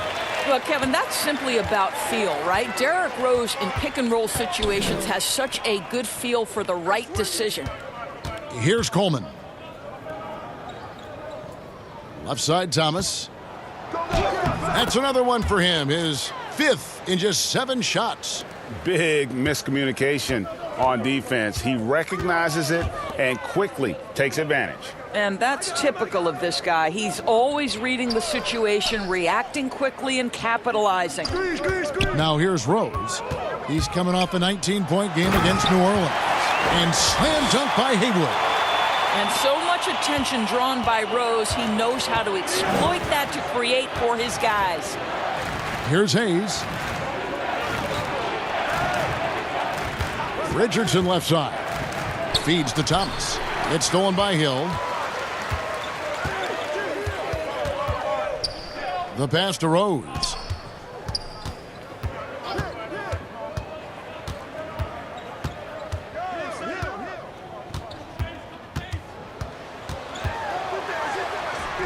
good for another basket for him. Number 4 today. He's 4 of 8. They're consistently finding ways to get the ball inside and taking full advantage. Stolen by Rose. Pass to Hill. Yes, and it's Rose with the assist that time. 6 points for Hill. And they're beginning to just flat out fall apart defensively right now, especially on the interior. Here's Thomas, and oh boy, a lot of contact there, but he gets the call and will shoot 2. We're seeing some great shooters with length, tall players shooting from outside. That seems to be the rage right now, but when you look in your crystal ball, Doris, what might be the next player trend in the NBA? So we saw the evolution of big men as three-point shooters, men being able to enter the league as sort of back to the basket, consistent rebounding forces out of the post, now stepping away and becoming threats as face-up scorers. To me, one of the most intriguing young players in the league right now is Nikola Jokic. Here's a 7-foot guy who is a tremendous playmaker. His instinct is to pass more than it is to score. So you wonder, is that the next evolution of big men? And then the other thing, Kevin, you are starting to see offensive rebounding went away as a focal point of teams in the NBA. You are starting to see teams go back after the offensive glass. Does that continue? Second chance is a big statistic, isn't it? It is. And both free throws good for Thomas.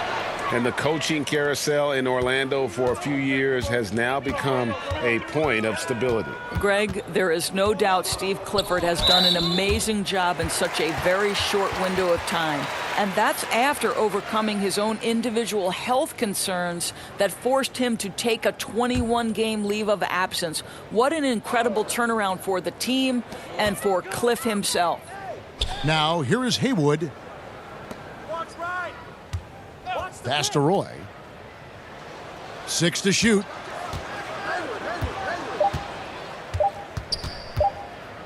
From deep. Rebound by the Magic.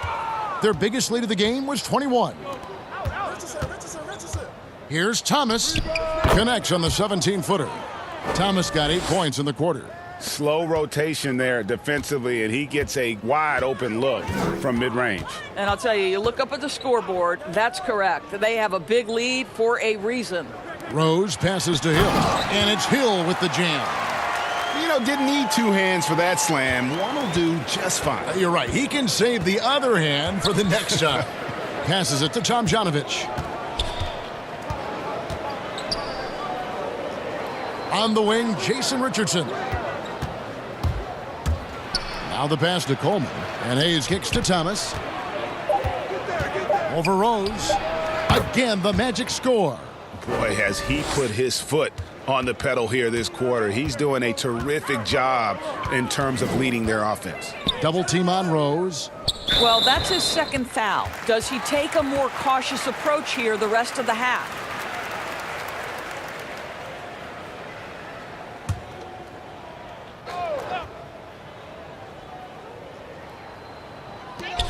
.144 left now here in the second. The three-pointer is right on target. I'll tell you, individually, he is doing all he can. But right now, somebody's got to step in and support this guy. Richardson outside. Kicks it to Thomas. The 17-footer. It's rebounded by Manning. Manning's got 6 rebounds here tonight. Floats it up for Rose. Taken away by Hayes. Thomas up top. He's covered by Roy. They get it back. Hayes the pass to Coleman. Score the basket, his second of 2 attempts. Yeah, I'd say a pretty good plan to get the ball to Coleman on that low block. It takes some very physical defense to contain him, and sometimes even that's not enough. Now here's Rose. He's got 13. And slam dunk by Haywood. Absolutely the prettiest play in basketball, executed to perfection. I don't think you'd get an argument there. Everybody loves the alley-oop. Hayes the pass to Richardson. There's 37 seconds left in the first half. We're finding the weakness in the defense. That's the court savvy of Thomas at work. Thunder trailing by 18. Rose passes to Manning. Oklahoma City moving the ball around. Outside Roy. 6 on the shot clock. Trying to get open is Hayward. Manning can't get it to go. And he did everything he could to make that shot as difficult as possible. We call that a great contest. You know this is something he brings to the table, the ability to anchor your defense. Buries the long-range jumper. And the defense, you can't forget about Richardson from deep. His three-pointer is extremely dangerous. And so it's Orlando with a 21-point lead to end the quarter. From the field, they have been outstanding, amazing shooting. That's what has them headed to a blowout. And don't go away. We'll be right back. It's the 2K Sports Halftime Show. Welcome back to 2K Sports, everybody. Ernie Johnson, Shaquille O'Neal, Kenny the Jet Smith. Let's talk about that first half. Out in front at the half is Orlando. They are completely in control of the game, leading by a massive amount. Kenny, what's your take? Well, they were dishing out dimes left and right, and the guys were finishing strong. As a team, they seem to be always thinking, always looking for the best shot. If they keep sharing the ball this way, the second half could be more lopsided than the first. And now, Shaq, let's get your opinion on Oklahoma City. Well, it's no wonder they're getting blown out. No energy, no fight in the rebound battle. Ernie, you got to pick it up. You got to pick it up starting now, or it's going to be impossible to come back. Like the Pythagorean theorem, times 50, times 100, times 50, times 10. Impossible to figure out, Ernie. And that's going to do it for our halftime show, sadly. Third quarter about to start. See you again after the final. Horn. Oh, buzzer.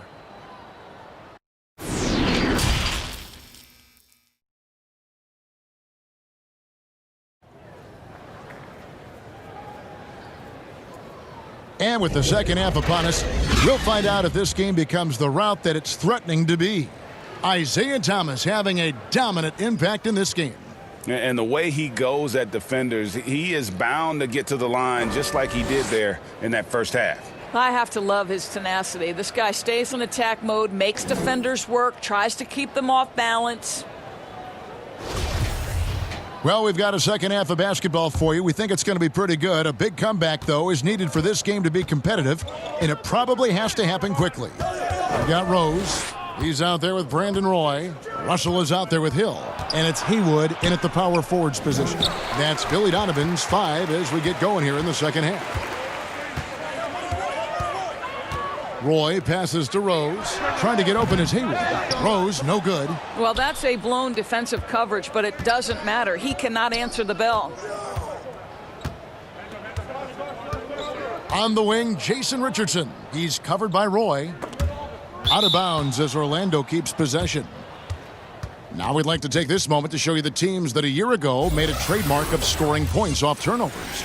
Second, the Thunder. And this team, in terms of scoring off of turnovers, that became the identity. I mean, they really look to disrupt and cause problems defensively, and boy, do they take advantage on the other end. Now, here's Thomas. Richardson for 3, but they get it back. Howard, good. This guy is cooking right now. He is leading them on the offensive end as they remain in front here. Outside Rose. Pass to Hill. Over Thomas. Here's Russell. And he battles for the ball and gets the second chance bucket. Russell's got his first points of the game. And this is the problem. The length, the timing. Russell, one of the very best at corralling misses and turning them into points. Second chance shot. And so the ball out of bounds. Howard touched it last.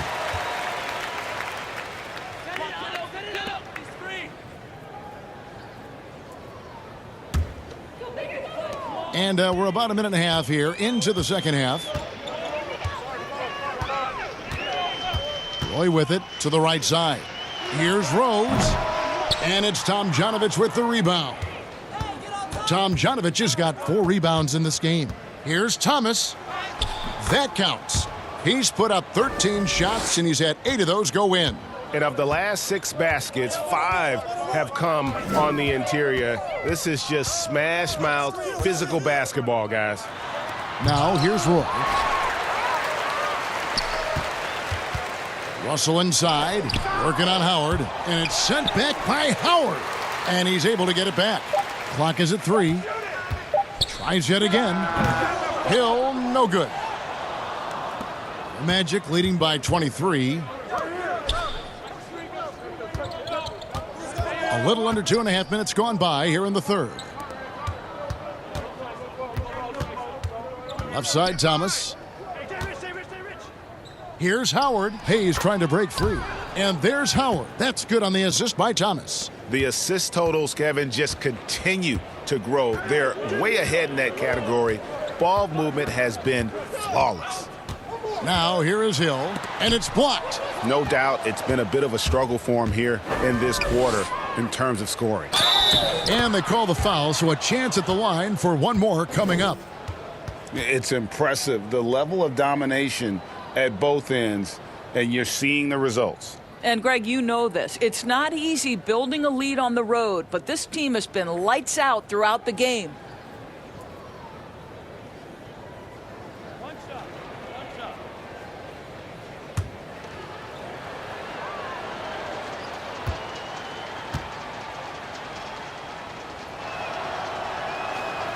A lot of switching on every possession in the NBA from a defensive standpoint, and you see the way Doris offenses are adjusting to that. Yeah, I think number one, you have to attack the switch. That's first and foremost. And it's an interesting balance between attacking and being patient, because the one thing you're ultimately seeking in every switch is a favorable matchup for yourself.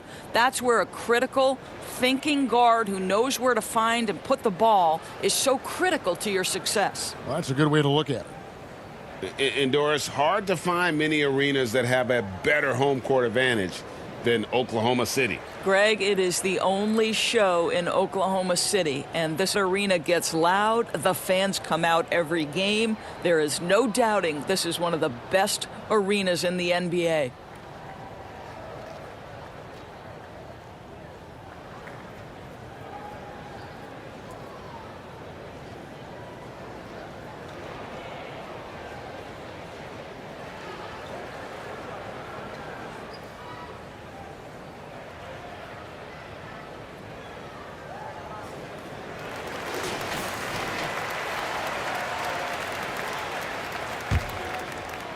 Third quarter here, and 3 minutes have come off the clock.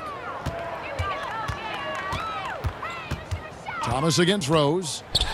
The floater, and it's good on the layup. Rose has got 15 points.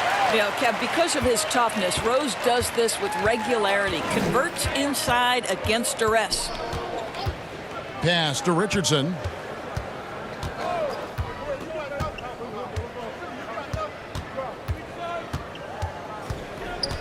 Back to Thomas.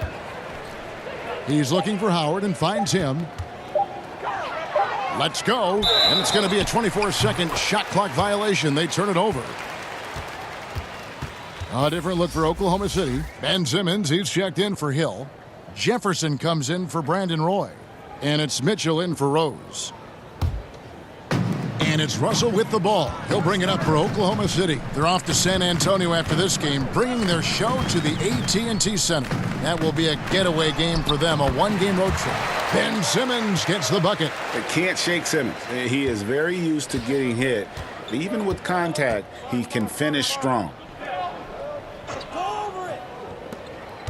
Here's Floyd, covered by Mitchell. And it's sent back by Russell. Mitchell against Hudson. Now, here's Mitchell. Outside, Simmons. Passes to Russell. Now Haywood. Rebound by the Magic. Hayes has got his 5th rebound right now in the game. The pass to Floyd. Hey, yo, right here. Pass to Hayes. Inside, here's Howard, and it's sent back by Russell. And out of bounds as the Thunder gain possession. And Orlando making a change here. Sloan's checked in.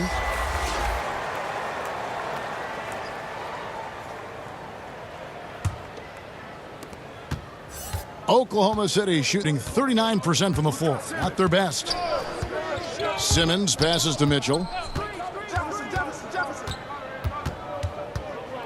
Back to Simmons. Kicks it out to Mitchell. 5 to shoot.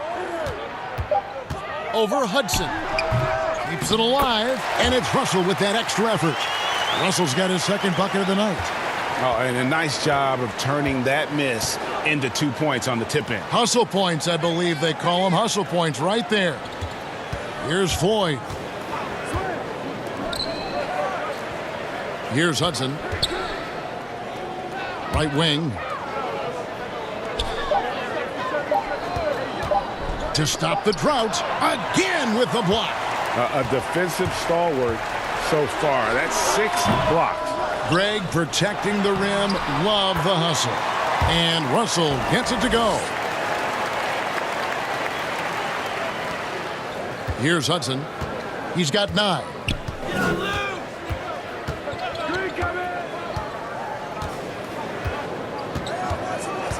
From 18 feet away.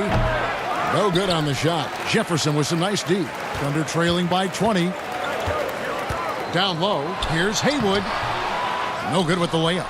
That's not the type of opportunity he fails to convert very often. Hudson the pass to Floyd.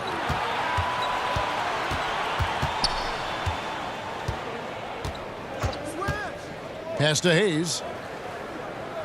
Here's Floyd. Shot clock at 6. Over Jefferson. Misses off the left iron. Oklahoma City shooting 31% here in the third. Offensively, they are looking bleak. Oh, what a dunk! Look out below! In perfect timing. This run is exactly what they needed, and it's right when they needed it. They couldn't afford to wait any longer.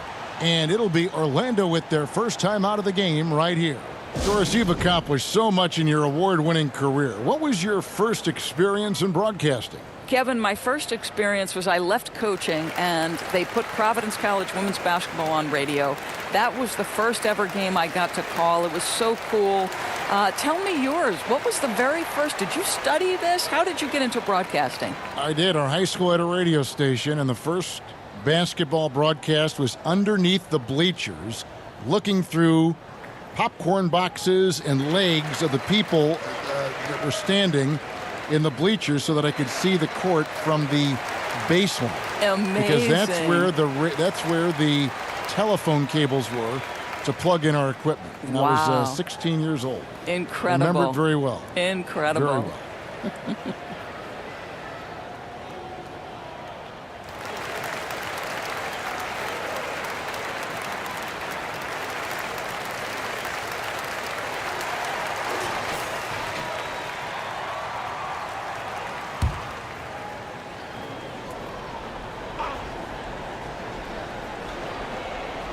On defense, the Thunder. They trail by 18. Here's Floyd. Covered by Mitchell. A nice shot by Hudson. Over the taller defender. This is why you have to stay connected to shooters on the perimeter.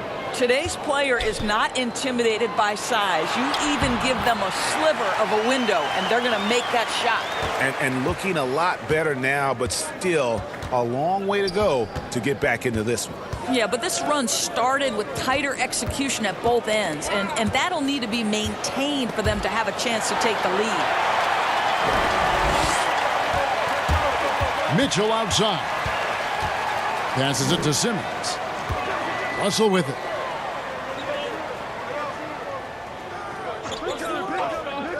Back to Simmons. 6 to shoot. Over Hudson.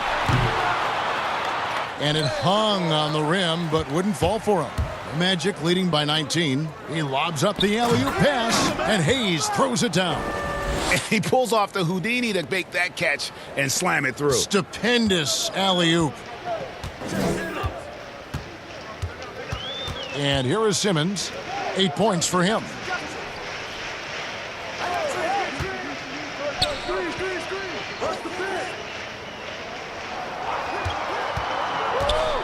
To the inside.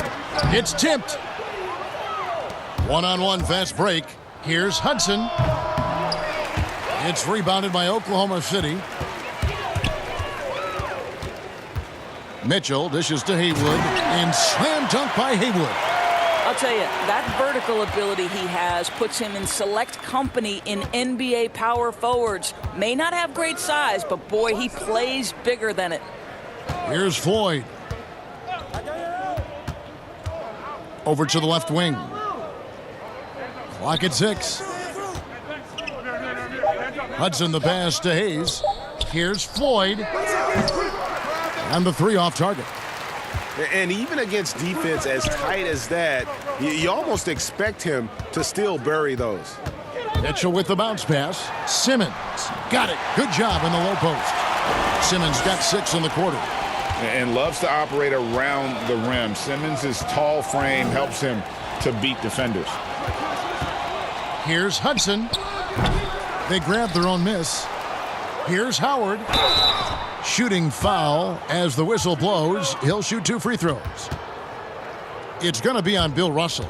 For Orlando, they have gone a perfect 7 of 7 from the line tonight.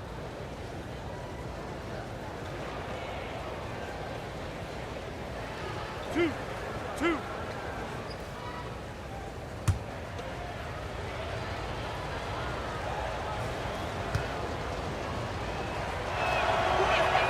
And that one falls for Howard. So both teams making some changes here.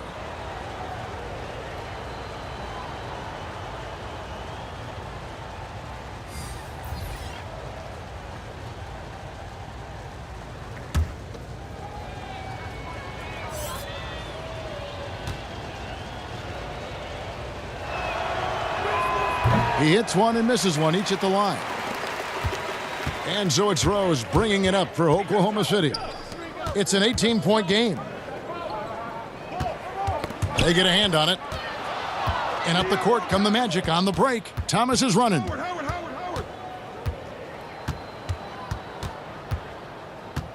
And there's the pass to Howard. Over Rose. And there's Howard. That's good on the assist by Thomas. Thomas got 6 assists now in the game.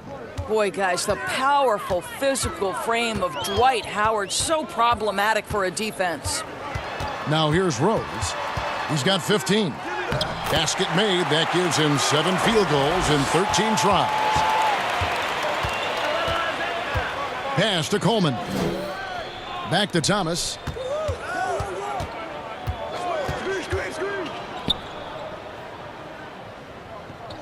Dishes to Hudson. Down to 5 on the shot clock. And the officials calling for a 3-second violation. And the Thunder making a change here. Hill's checked in. Richardson, he's checked in for the Magic. Thunder trailing by 18. Outside Rose. To the paint. Here's Hill. Doesn't go for it. Excellent D from Howard. Orlando's gone 1 of 3 from downtown since halftime. In the corner, it's Richardson. He kicks it to Hudson from deep. It's rebounded by Manning. The Thunder shooting 43% from the floor. Here's Rose. The putback. The putback.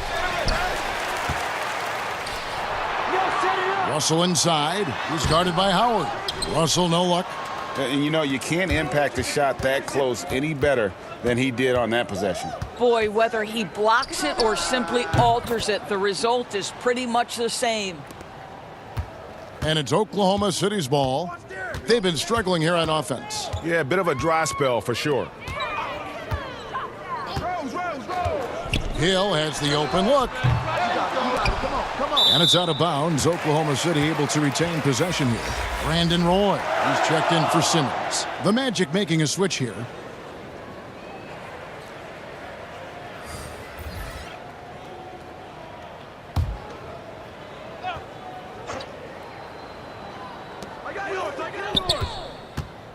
Thomas against Rose. Shot clock at 5. The 19-foot shot. Orlando grabs the miss. They can look forward to the American Airlines Center after this game. They'll match up against Dallas. That will conclude their brief 2-game road trip. And that's exactly what they're going for on that shot.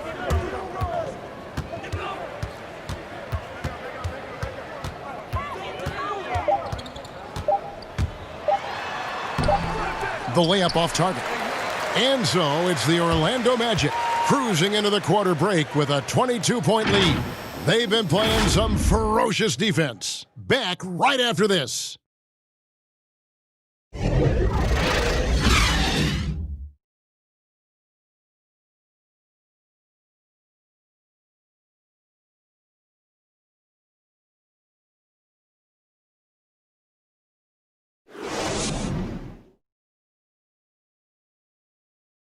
And while we can now, let's take a look at today's State Farm assist of the game. And the definition of teamwork right there, guys. I mean, what great communication between them, and what a beautiful feed. And, Greg, nothing better than chemistry, right? Working together to create a bucket.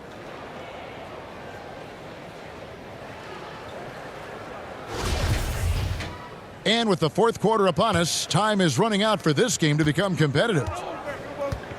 Fourth quarter on the floor for the Magic. Thomas is out there with Hudson. Then there's Richardson, and it's Coleman in at the 5 spot. And contact on the shot, so he'll be shooting free throws here. That's on Isaiah Thomas.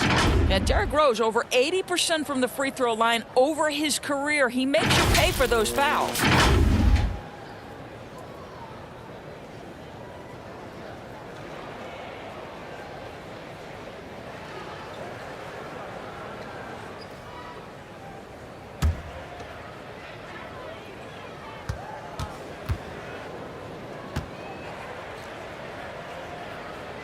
The free throw drops for Rose.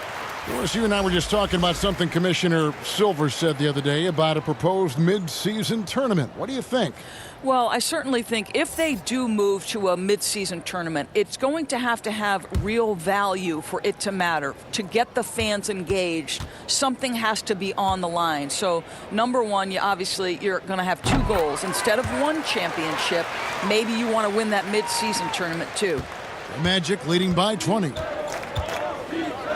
Pass to Tomjanovich. Richardson left side. Hayes trying to break free. Richardson, no luck. Oklahoma City shooting 39% from the floor. Not their best. Roy against Hudson, and stolen by Thomas. And here we go with the Magic fast break. It falls for basket number 9 from the field. He's taken 14 shots to get there. And with the pace of today's game, transition defense is at a premium. I don't think anyone was catching him on that play. That is unbelievable. Chemistry at its best. An unreal alley-oop. Yeah, you're right. The pass, the catch, the dunk, all of it perfect. Now, here's Thomas.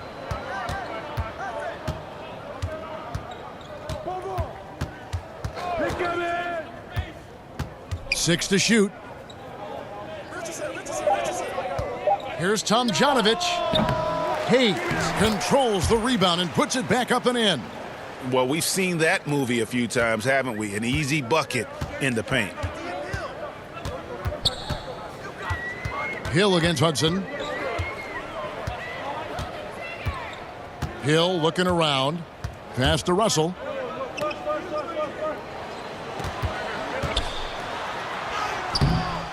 A second chance effort, and he sinks the layup. Russell's got 4 points this quarter. You know, I thought in the first half this guy was pressing. He was rushing. Now he's settled into the game. Knocked away. Thomas passes to Richardson. He feeds it to Hayes.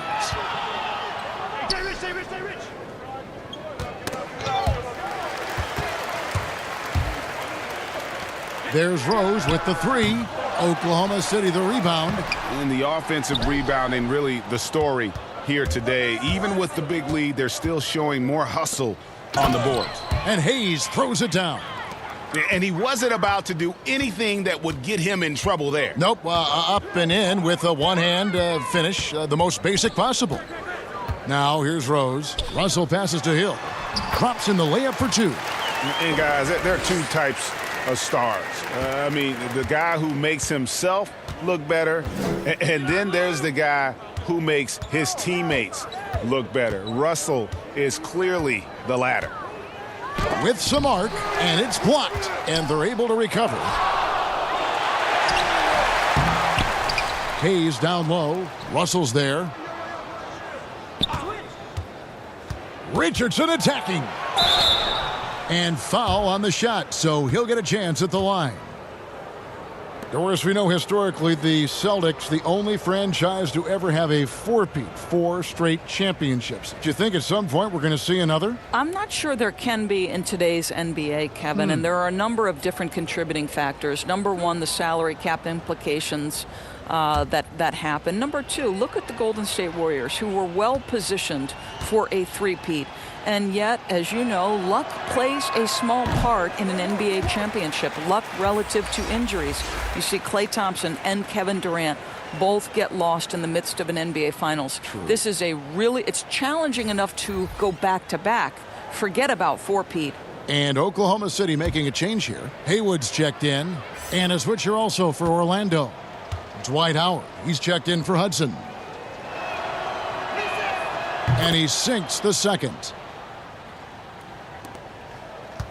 Thunder trailing by 21. Rose passes to Russell. Roy against Richardson. And Roy, here we go. Kicks to Russell. Shot clock at 6. Here's Rose. The teardrop falls in. Rose has got 21 in the game. And that is one of Derrick Rose's signature moves. May not be as fast as he once was, but boy, that explosive first step remains. Now here's Richardson. Here's Howard. Puts the move on. And Howard with the stuff. A one-man show offensively, and that's almost always good news for his team. That's tipped. Thomas with the ball, and Rose picks him up defensively. Thomas, no luck. And the activity he shows around the rim is why he is such a respected defender. And what you love about his work defensively, the ability to challenge and change shots without fouling. Here's Richardson. Grant Hill making his last shot. Here's Hayes.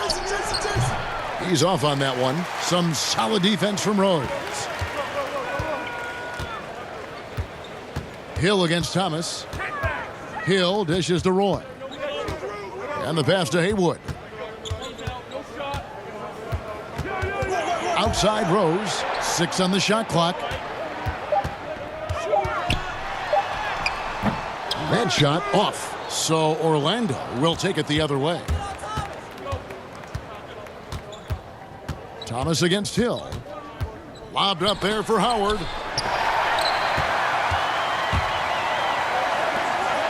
And here's Rose outside. They get the rebound. Russell. And the call on the shot that sends him to the line. They've cashed in on a lot of second chance opportunities here in the second half. That extra effort will help them cut into this deficit.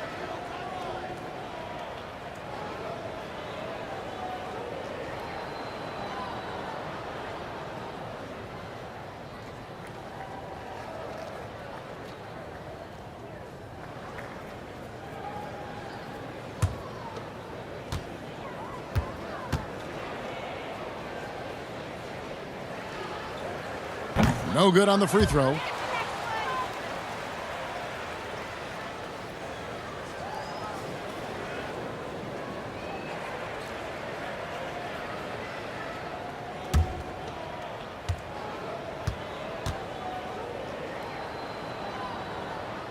And he's good on the second. Orlando leading by 18. Tipped away. Richardson kicks to Thomas. Over Rose. It's rebounded by Oklahoma City. Out of bounds, Orlando takes possession.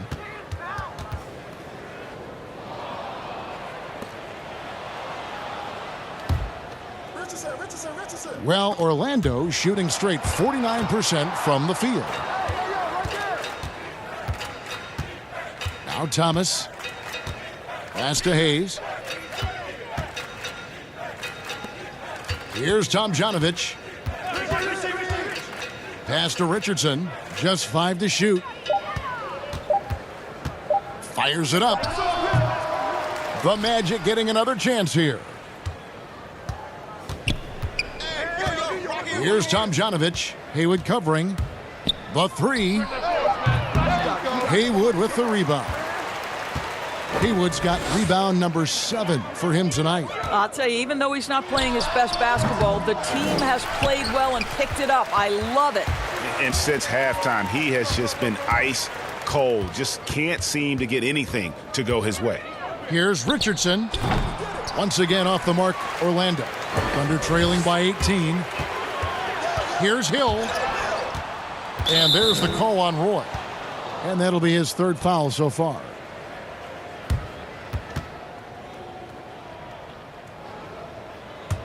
Orlando's gotten off to an 0 for 2 start from downtown here in the 4th quarter. Hill against Thomas. And he gets the whistle. 2 free throws coming up. Brent Hill picks one up.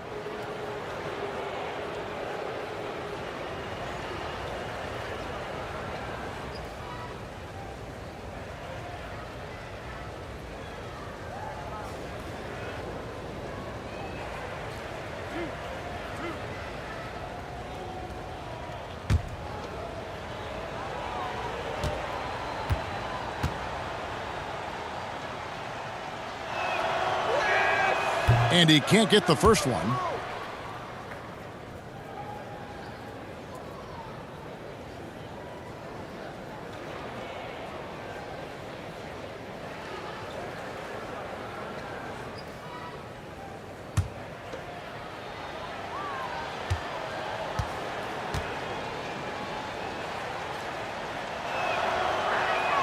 And the second free throw, good. And so he'll bring it up for the Thunder, trailing by 19. High arcing shot. He lays it in. Hill's got 6 points in the quarter. And it's all about the release when you shoot the floater. Thomas against Hill. Thomas passes to Hayes.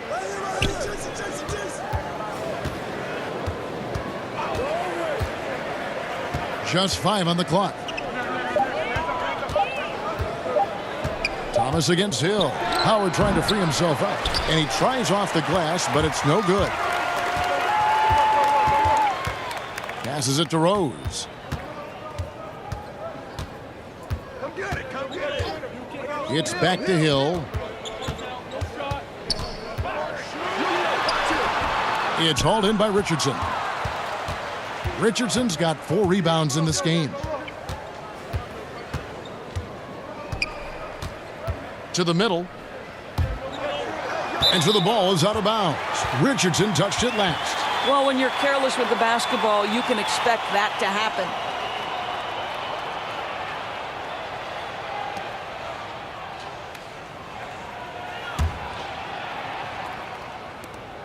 Thunder trailing by 17. Outside Rose.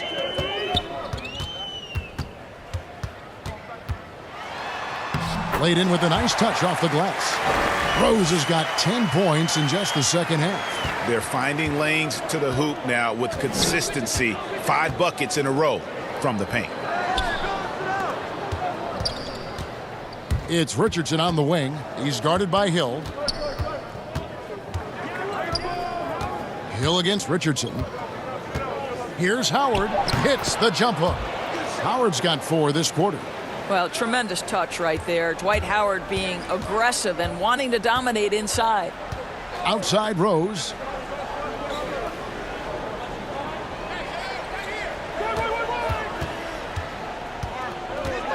unloads from 13. And it's Orlando with the rebound. Hayes has got 9 rebounds in the game, getting it done. Lobbed up there for Howard. Throws down the alley-oop slam. And he pulls off the Houdini to make that catch and slam it through. Stupendous alley-oop. And there's the pass to Haywood. Orlando grabs the miss. Hayes has got 10 rebounds here tonight. So active. Thomas kicks to Richardson. Lets it go from deep. Unable to get that one. And the Thunder going the other way now. Throws it up high. Nice catch and finish on the alley-oop. Oh, what a pass. And then he lays it in with the circus move. So smooth. Thomas against Rose. Thomas inside. And Hayes kicks to Thomas. Pass to Richardson. And here's Hayes. He's covered by Roy. Just 3 to shoot. Another shot. The shot's good from Hayes. Well, coaches might discourage that kind of look, but he'll take it anyway. Some tough offensive sets. They want to turn it around. Yeah, right now you just need a bucket to get some momentum. Here's Rose. Excellent D from Thomas. The Magic leading by 19 points. 1:46 left to play in the final quarter. The feed to Howard. That one falls, coming off of Thomas's feet. Thomas got his 7th assist here tonight. And like Shaq in the past, it takes a ton to stop Howard on these shots. Simply bodying him sometimes isn't enough. Now a timeout called by Oklahoma City. They're behind by 21. There's 1:38 left in the fourth quarter.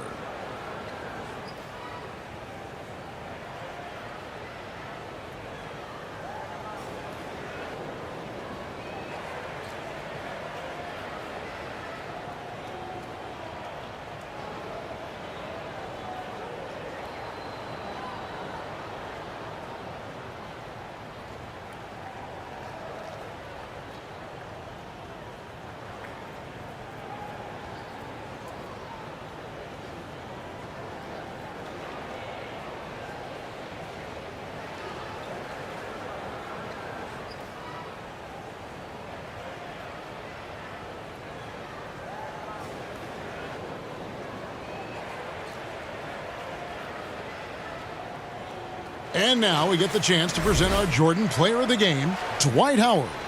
And guys, no doubt who our pick was going to be.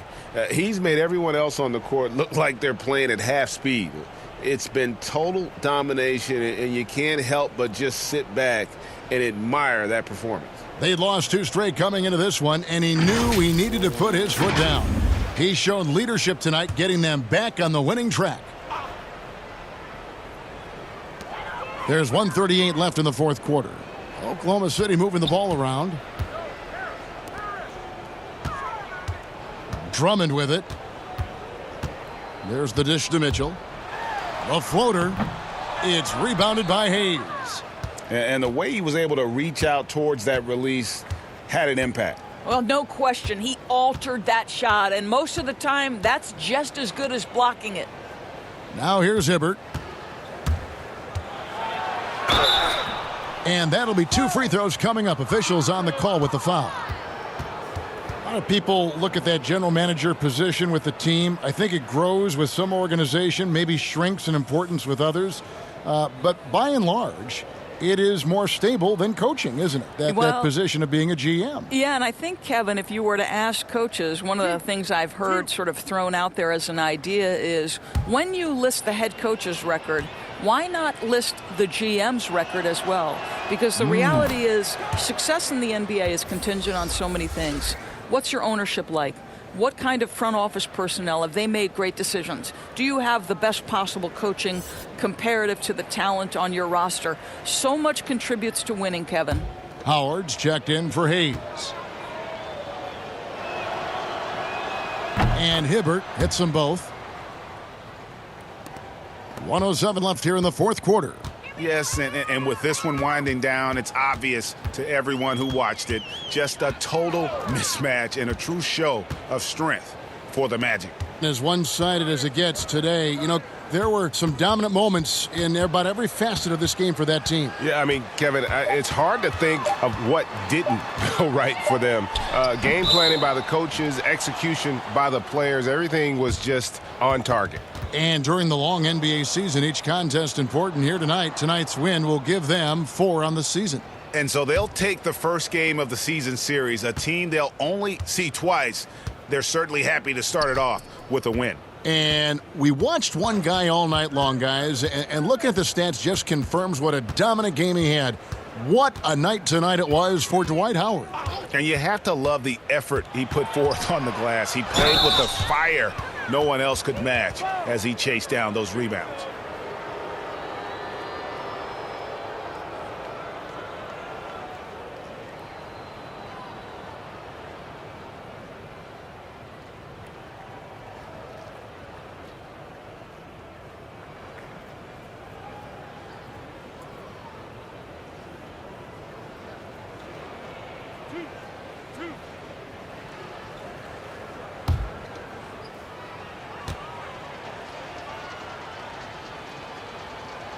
And he makes the first.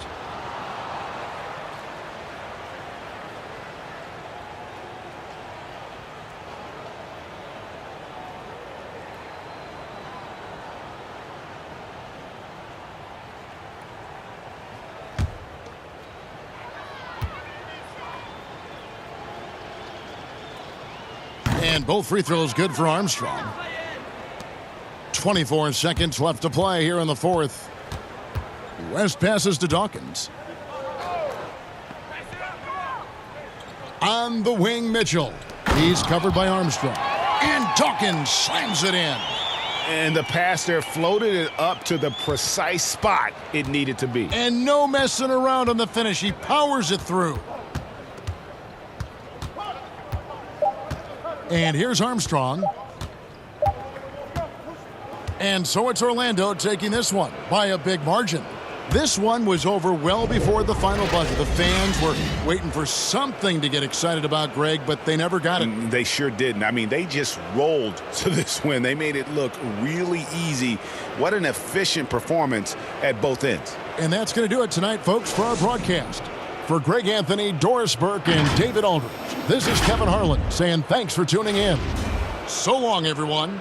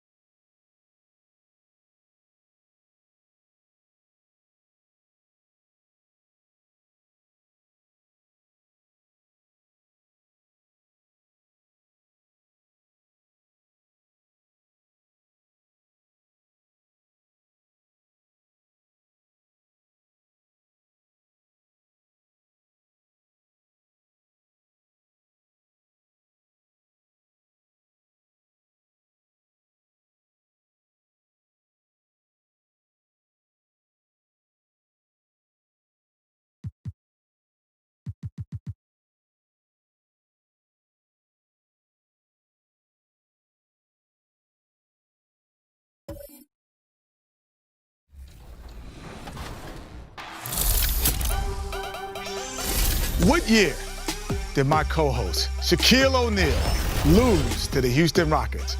Was it 1991, 1995, 1999, or 2000?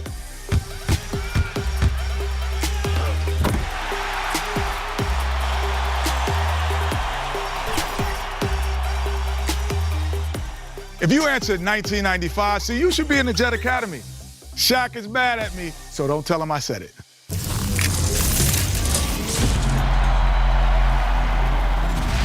We'll get back to the Chris Webber Invitational in a moment, but first, we head to the home of another NBA veteran and longtime member of the 2K family. It's Kenny Smith, and the NBA is returning, so he showed us what he's been up to during the break. Take a look.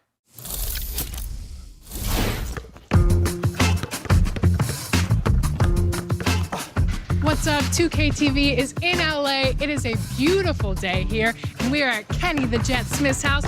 What are you up to? I see you're working out. I'm in here working out. Let's give it a hello. Hello. There you go. Here, okay. pop. The WNBA is coming back, and the NBA is coming back this year. Are you excited? Yes. Well, since basketball's coming back, I'm excited about that. You know, we get to see, 22 possibly of the best basketball teams now come back. I have no idea who's going to win the championship because I got to see who got out of shape in these 3 months. I was going to ask you that. This is one of the reasons why I created this virtual basketball camp, because some of those players you won't get to see. I'm doing the first ever virtual basketball camp. 2K TV, no one knows about this camp but you guys right now. And what you get is it's a virtual basketball camp live. So you're doing a live workout and camp with your favorite basketball player, and I'm gonna host it every week. So that's what I'm doing. That sounds awesome. We have 9 WNBA and NBA legends. The things that you get at a basketball camp, instead of you going there, now we're bringing a basketball camp to you. Can I get a little taste? Come on. Take me through a drill. Okay, so now this will be all virtual, because let's say if you're home and you're on your computer, right? And the computer would be there, you'd have your ball. And I'm like, okay, so today's lesson is ball handling. So if I'm doing ball handling, I say, okay, you have to mirror me from home. So I'm here, right? 1, 2, cross. 1, 2, cross. 1, 2, cross. Oh, you slow, cross. We might have to get you in the beginner's lesson. Heads up the whole time. Then we start getting tricky with it as we get better, as the week go on. So we might 1, 2 between the legs, 1, 2 step, 1, 2 step. We all go get it, help. Well, thanks so much for inviting us into your home, Kenny. I can't wait to see you in the playoffs, and I'm gonna see you at Jet Academy. Can't wait. All right, gotta get out of here though. All right, see y'all later. And now, back to the Chris Webber Invitational for Game 3.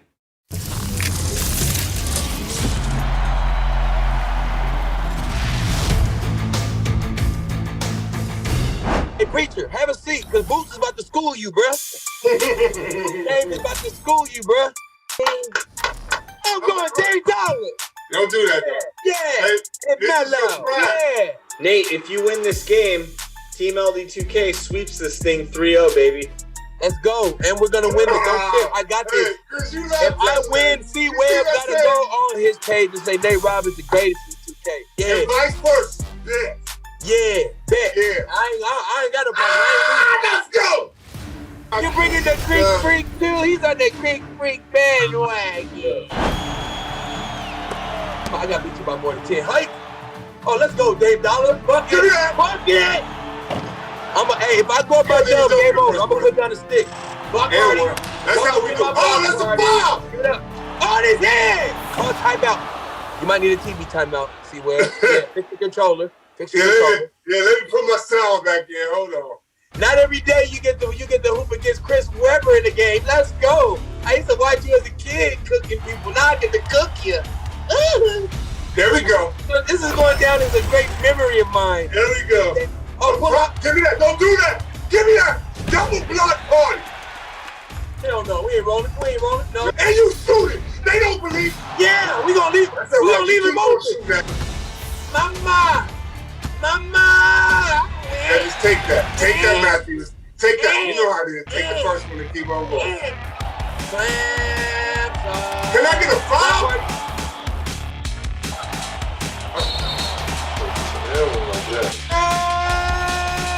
Where I'm going is the Kupo.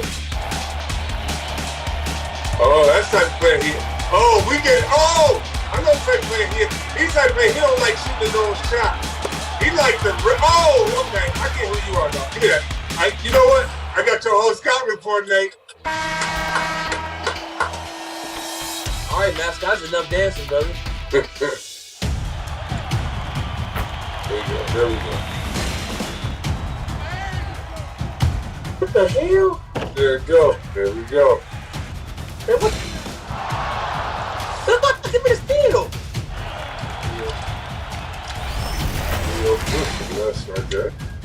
Come on, come guard me, bro. What you do? You standing in the way, you gonna guard me or what? Oh. Was that what you see? Thank you. That was me all day. That's all day. Come guard. Come guard. Don't let the computer do your work. You gotta guard me. Like, I'm guarding you. You're not guarding me. Hey, man, you can't tell me how to say. That's me. That was me in the block shot. Oh, he like, give me that. Go on. Oh! Who is that? Tied up. You want to take it all the way? Or you want to take it all the way there? Yeah. I'm playing against AI, and I don't mean Allen Iverson. He's up 2. Let's go. Let's go. That's Dave Dollar. Hey, see where you Dave Six at the grocery store? Maybe some Girl Scout cookies? Samoas? You got cookies? Yeah! Them sweet. What kind of cookies you got over there, bro? You hear that? Little wafers? There ain't M1. Get in there! Nah. There's not enough M1s on this game, dog. Oh, it's off. Real shaky at the free throw line, aren't we there, buddy? You're real shaky. Oh, all the way.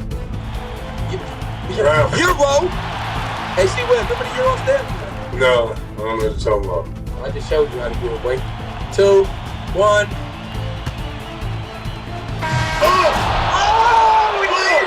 I would have blocked that. Let's go. Win the game. You got the baby. Triangle. Layup. Yeah, 1. Good foul. Oh, man. Still on the 10-0 run right here, man. 10-0 run. 10-0. He ain't say 1-0, 2-0. He said 10-0. 10-0. Let's go get that. Go get that. Hurry up. Speed kills. Go bang out. Let's go. Come on, run. I don't like the body, man. You need some Gatorade. Your fingers are getting tired. Thank you. Let's go. No, he don't want that. Let's go. $100 million. My guy can't make it. What? Airball. Let's go, yo. I'll take an easy layup.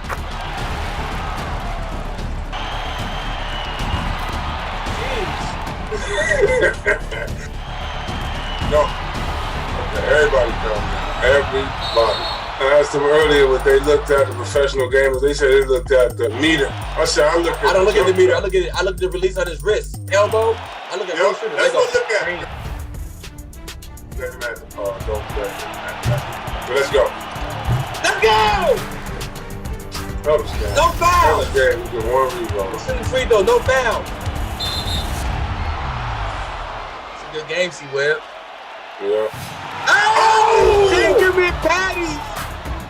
You just need 1 miss right here. Box out to get the rebound. Box out! Yes!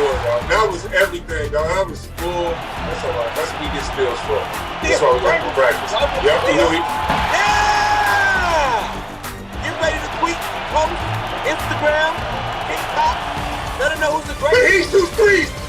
Shut up, man. Oh, come on, man. Let them know who's the greatest. Oh, that's what he's so great for.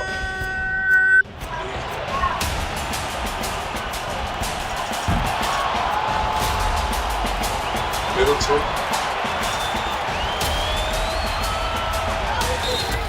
See that? Give you a free throw or 2, man.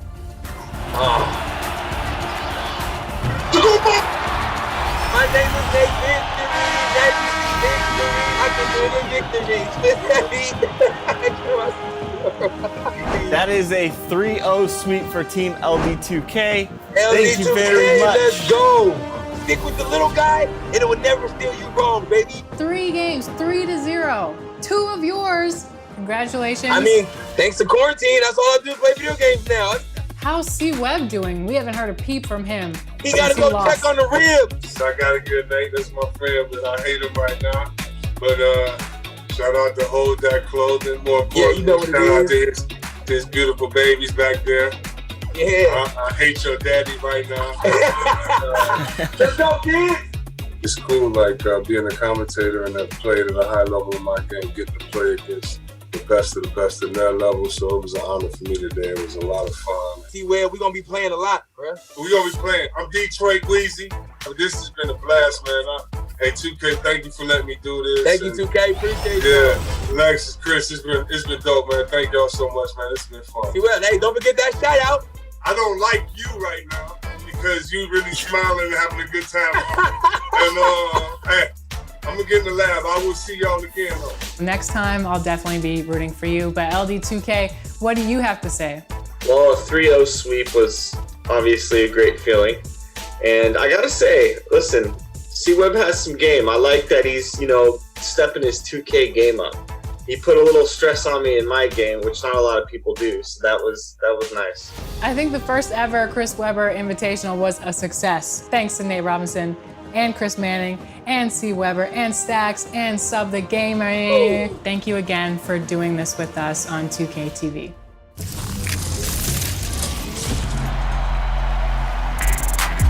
Thank you to Chris Webber for partnering with us for this. We had such a great time. And a huge shout out to our community members, Stacks and STG, for joining us in this tournament. And a special thank you to Nate Robinson, who helped Team Manning sweep 3-0 and take home the victory. That's what I'm talking about, Nate. And thank you for watching. We'll be back right here on July 17th with a brand new episode. Until then, stay safe and keep in touch with us through social. That's right. You can find us at NBA2K_2KTV. Bye. Bye.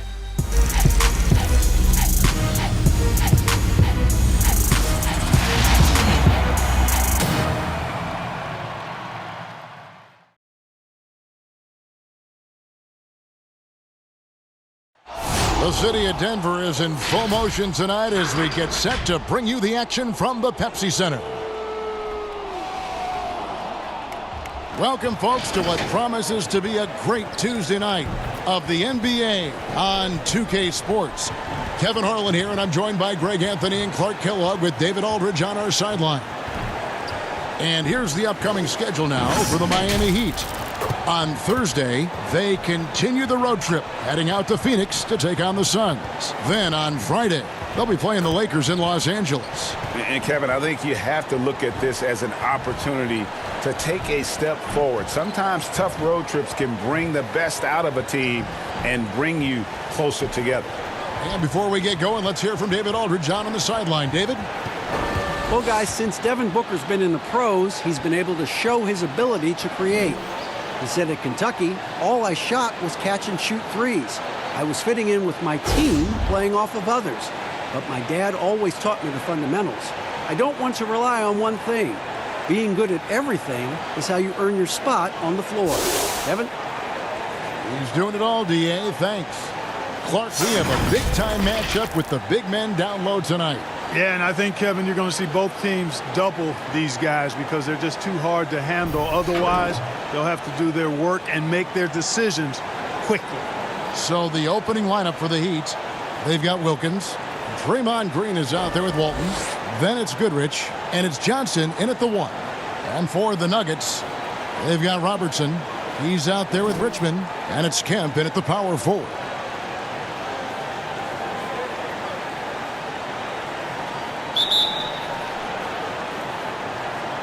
Tip-off goes to Denver. Here's Robertson. Up top, Kemp. Rebound by the Heat. And going against Denver, their first meeting of the season. And with this matchup being an East versus West affair, it'll be the first of only 2 meetings between the teams. And, you know, there's always a bit of a filling out process in that first game between opponents. A lot different than when you've played a team you're familiar with. Oh, how about the finesse there? Nice little gentle touch on the board. And, you know, when you have that gentle touch, those tip-ins are easy to come by.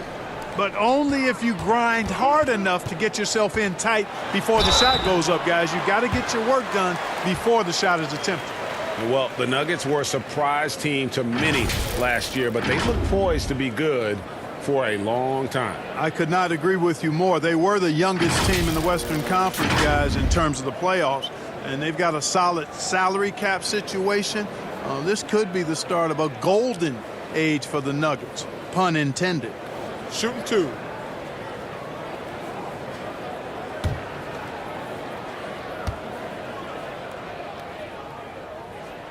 That free throw missing.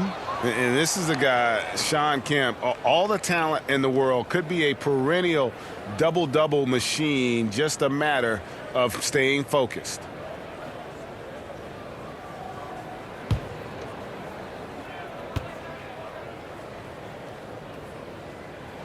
Good on the second free throw. Last outing for Denver, they won that game against the Magic. Outside Wilkins.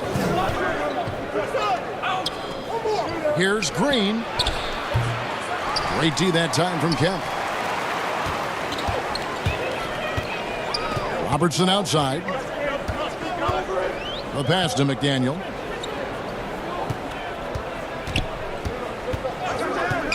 For the 3.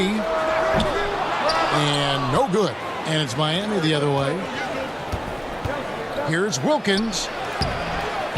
The second effort. Wilkins. The Heat with a fresh 14. Boy, patrolling the paint well, protecting the rim. That's exactly the kind of defensive effort you need against him. Kemp can't hit. Yeah, and that was lining up to be a huge alley-oop, but they just couldn't quite connect. And, you know, guys, always a tough catch on the lob. Placement and timing have to be close to perfect. Goodrich knocks down the 3 ball. And, you know, we've seen Goodrich's range all the way back to his college days. He's got a very efficient and easy shooting motion.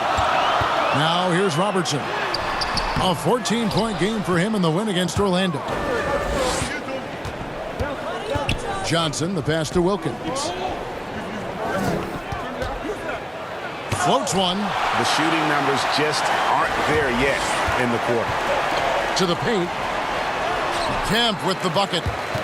And boy, did they need that one. Their first make in the 5 field goal attempts they've had. Johnson surveying the floor. And it's denied.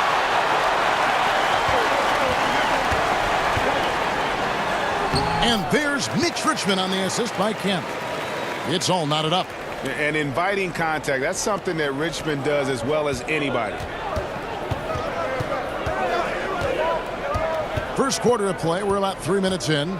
Pass to Walton. Green with the ball. And that one hits back iron.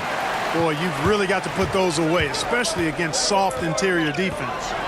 And it's Kemp slamming it down. Well, you know, if you're playing Robertson to score, not a bad idea, but that means you're going to leave other guys open, and he'll find them.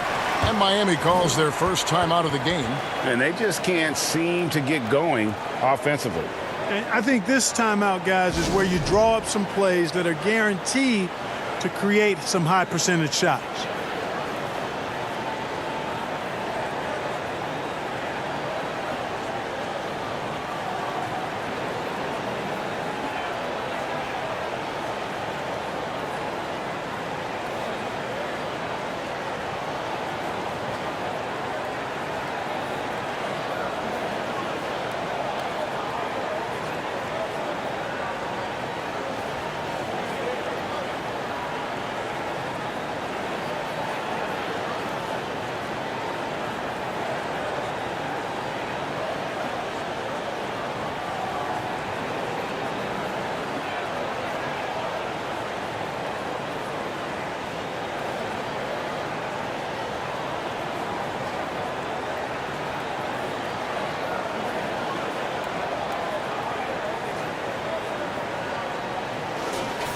With a break in the action, let's show you the teams with the most second-chance points last year.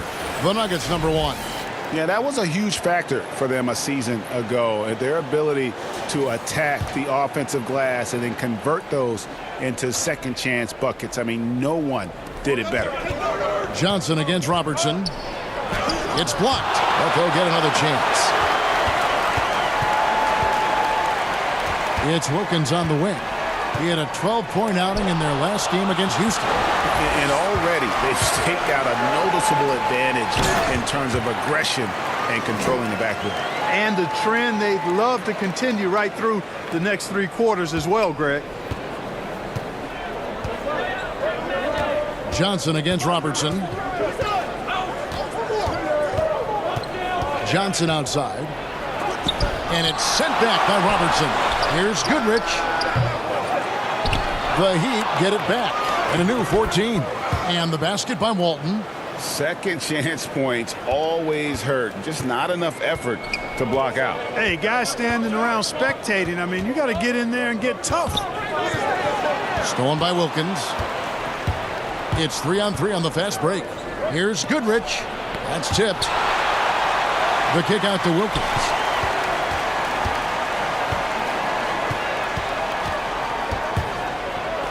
And the stroke definitely lacking confidence this quarter. Nothing on target. Inside, deflects the pass, and the Nuggets can't hang on to the ball. They come into this one having outplayed the Magic last game. And sometimes it's a lot harder to get easy looks on the road, but they found ways to get their guys good looks. And it was funny, the road arena didn't bother them at all. I mean, they locked in, focused, and executed, and got it done. Now here's Johnson. Still looking for his first bucket in this one. Green dishes to Wilkins. Denver grabs the miss. Cowens has got 4 rebounds now tonight. Here's McDaniel. And Draymond Green picks up the foul. That's foul number 2 for him. Already his second foul. He's in danger of getting into serious foul trouble early in this game. And Miami making a change here.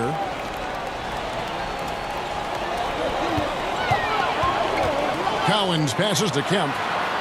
Here's McDaniel. Denver passing it around. Clock at 4. On deep, Robertson drains it from beyond the arc. Robertson's got 5. And generally, Robertson's a guy that likes to play free throw line and below, but here's a time where he steps out and launches from beyond. And that one, good. How about that wonderful floater he has, showing off an exquisite touch.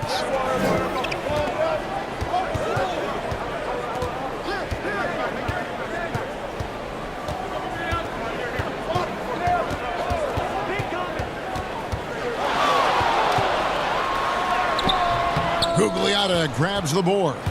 And the activity he shows around the rim is why he is such a respected defender.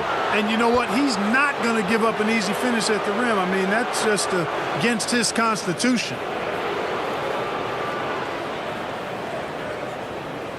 And now we'll get a perspective here on the hustle game, how it's been going for the Nuggets. Great hustle defensively through the first half, contesting everything and racking up the block shots. Something else they've done right so far from the get-go tonight is run. I mean, so much of their offense has come off the fast break.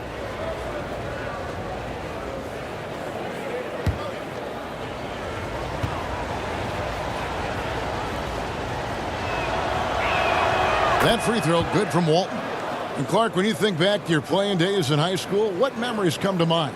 Well, just the fun of being able to have success all 4 years I was at St. Joseph High School in Cleveland, the way the city rallied around us my senior year when we had a chance to play for a state championship. Unfortunately, came up short. The teammates and coaches and teachers that I had a chance to enjoy those 4 years with, all really fond, special memories for me. Johnson against Robertson. Here's Cowens, tries again, and Walton sends it back. And how about the anticipation and timing? You know, we talk about Walton's offense. How about about the defense, though, he provides for this team? Man, what a season it was for the Nuggets and Coach Mike Malone. He helped the Nuggets move into elite status in the West. You know, they went from out of the playoffs in 2018 to second in the West in 2019.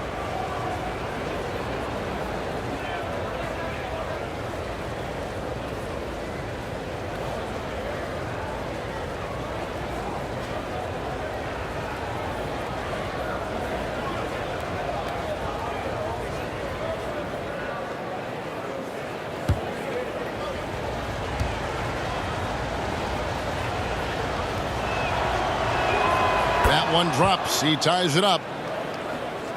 And Clark, the media recognizing Malone by naming him a Coach of the Year finalist. Well, you think about the way the Nuggets defense improved last year. It's testimony to Mike Malone and his attention to detail, particularly at the defensive end. The roster's all in on Malone as their leader, and that means the Nuggets are going to be a force for a while.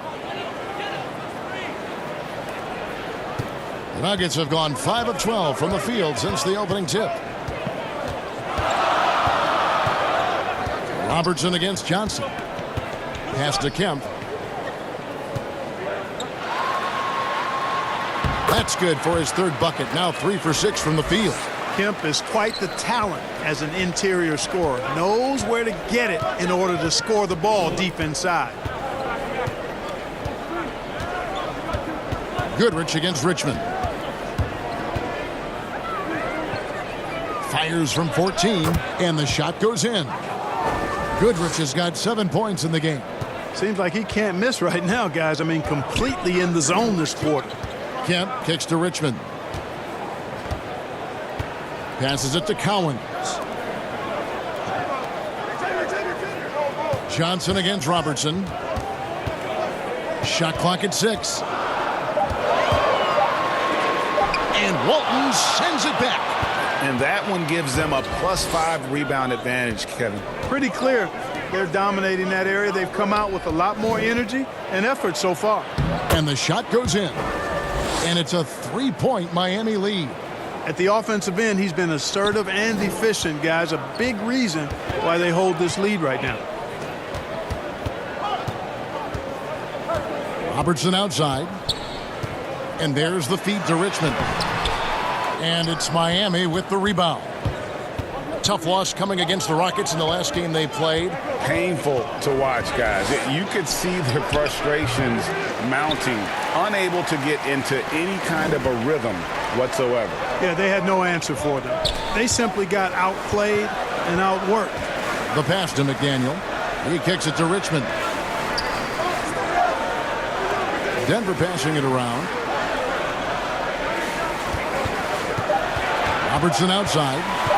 From deep three-point range. It's hauled in by the Heat. Wilkins has got his 5th rebound right now in the game. Here's Gugliotta. That shot off the mark. And it's Denver the other way. Richmond outside. Pass to Robertson. Takes a 3. Offensive rebound. Already finding his spots and capitalizing, playing really efficient basketball. And so it's Johnson who brings the ball up for the Heat. Timeout called, the Heat. And they just can't seem to get going offensively. And I think this timeout, guys, is where you draw up some plays that are guaranteed to create some high percentage shots.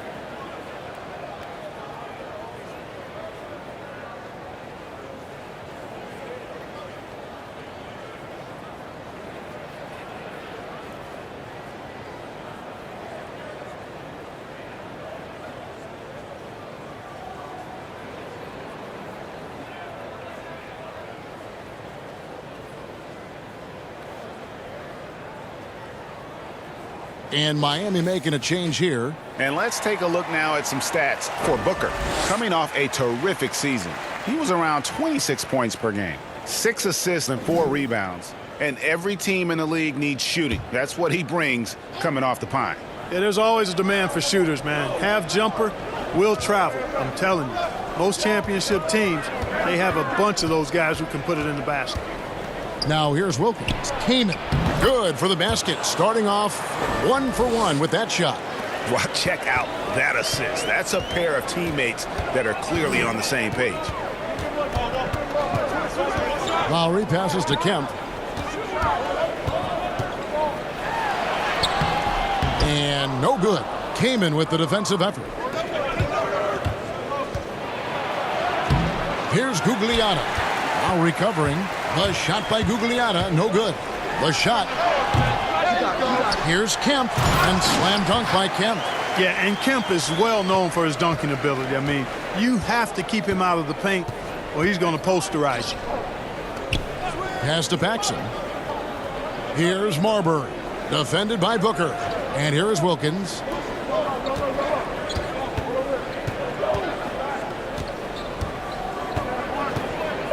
Trying to... Oh, my goodness! Oh, yeah! What a play! There are very few guys in this league who make dunking a true art form. Neek is one of those guys. Lowry inside the line, and the jumper is good. Miami's gone 1 of 2 from long range in the first quarter. Down low, here's Gugliotta. Uses the glass to finish the layup. And the Heat lead by 3. Oh, great production on the interior right now. 8 straight from inside. Buffalo bully ball right there, partner. Okay. Getting a little physical. I like that. I like that reference. And he lobs it up toward the rim, and Wilkins with the stuff. And I'm not sure it's even possible to throw it too high for Dominique. He has a vertical plus the length, and that's an alley-oop waiting to happen every time he runs the floor. Now here's Booker.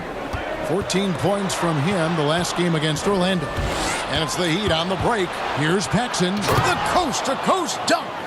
Way ahead of the field. He can do pretty much whatever he wants. You know, and not leaving anything to chance either. That's why he takes it right to the bucket. For Denver, they have shot 2 free throws, and they're 1 of 2 so far. And as a group, they shot 75% from the line last season. 1 shot.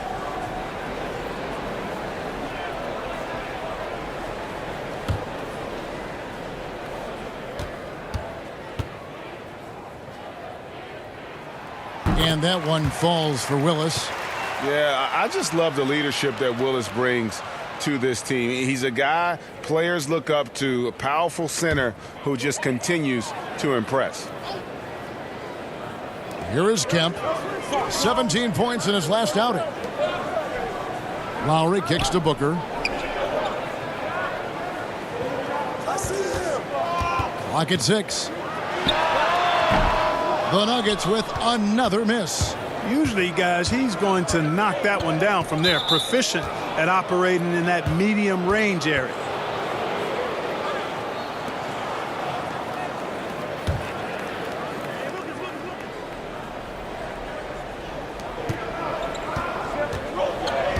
Now here's Wilkins. He's guarded closely.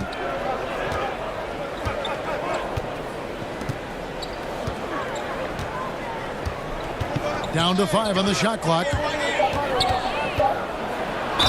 And 2 free throws coming up. Unable to get that one to go with all the contact. And you look at Wilkins, everybody talks about the spectacular athleticism, but in some ways, I think he's just underrated as a basketball player. It just does so many things well for his team.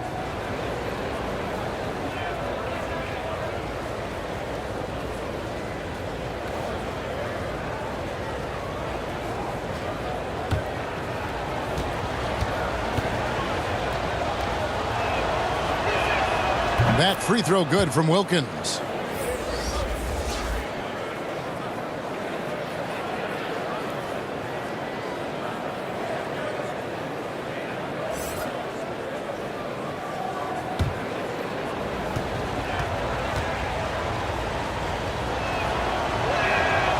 so he picks up just 1 from the line that time.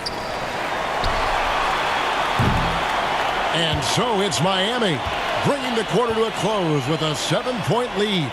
They're pounding the ball inside, and that's where they've gotten their best production tonight. We'll take a quick break and then back to the action here.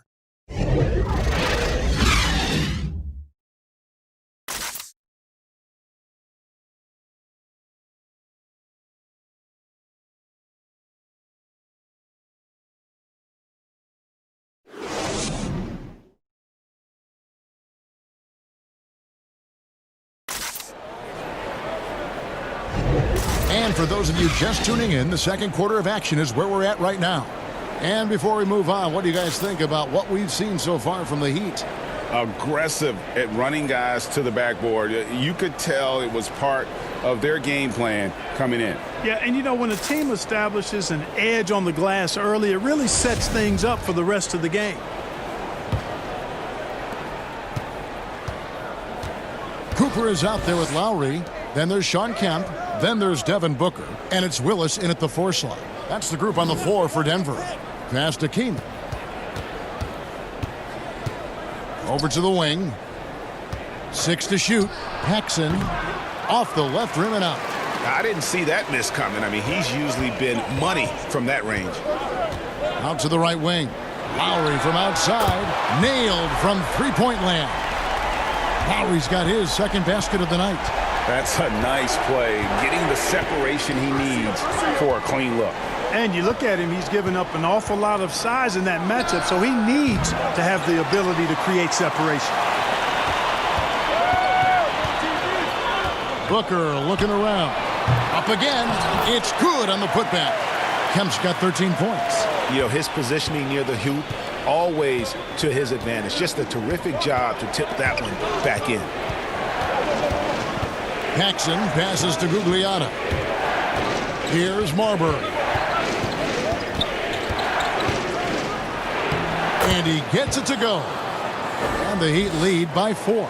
They're finding lanes to the hoop now with consistency. 5 buckets in a row from the paint. And on the flip side, Greg, the defenders have to show more fight on the interior. They've got to offer more resistance here. Yeah, nice silky finish on the alley-oop from the stupendous feed. That sequence couldn't have been executed any better. Guys, I hope we get to see a few more of those. Here's Lowry. Can't tie it up as that one's no good. And not allowing the shooter even an inch of breathing room on that one. And guys, that's exactly the kind of high-impact defense they want to see out of him. That's a textbook example of how to move the ball. Boy, you got to love that action.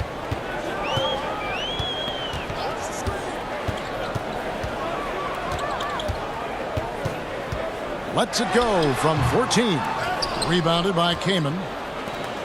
Miami leading by 4. And here in the second quarter of action with a hair under 2.5 minutes played so far. Lowry brings the double.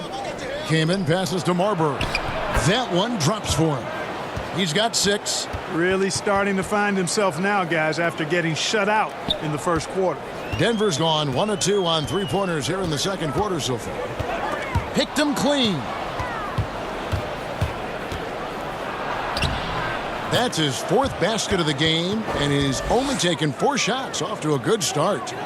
And let's get your guys' take now on the hustle stats for Miami. Well, I think the defensive aggressiveness on display here has caught him off guard, playing airtight defense and coming up with the steal.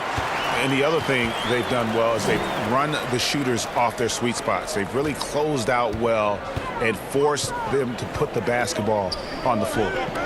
Now here's Kaman. He's coming off a 10-point game against Houston. And his rebounding was solid in that effort as well. He did a lot of work on the glass. All around, just his effort level was off the charts. 4 on the clock. The offensive rebound. And that's good. A nice job in the glass as they pick up 2 on the second effort. And they're controlling the boards, Kevin. That's +5 in that category. And, guys, you know that rebounding is a huge part, a huge component of winning games. It's not a glamour stat, but it's necessary if you're going to be a winning team. Yeah, and this team depends on Lowry. I mean, so skilled at creating shots for himself or his teammate. And now the Nuggets, fast break. Lowry leading the charge. Cooper kicks to Lowry.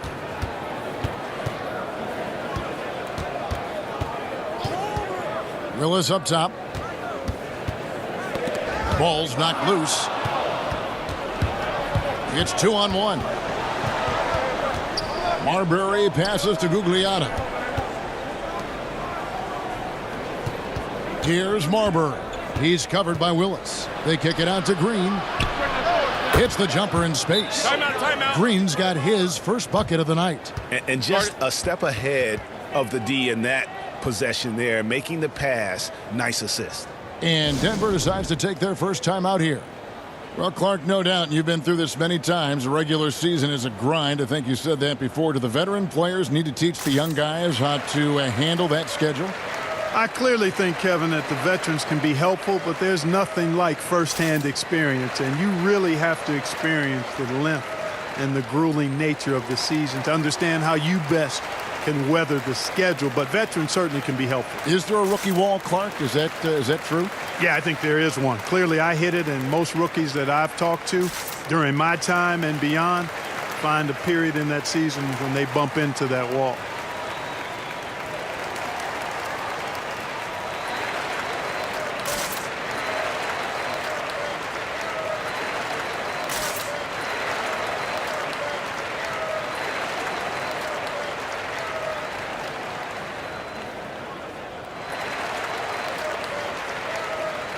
Both teams deciding to change it up. The Nuggets trail by 8. Robertson outside. Dishes it to Booker. Goes back up, and Walton sends it back. Johnson outside. And foul on the shot. He'll shoot 2 at the free throw line. Well, the court awareness of Magic Johnson, coupled with his 6'9" size, make him as unique a point guard as we've ever seen, who does everything for this team. The Heat shooting their 7th and 8th attempts at the foul line tonight.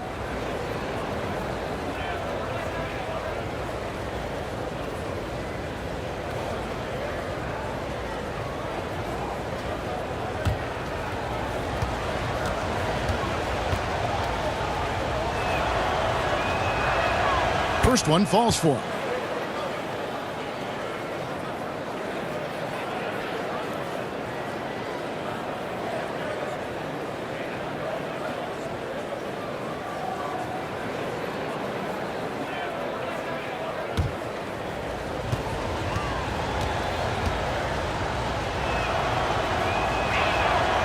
No good on the second free throw.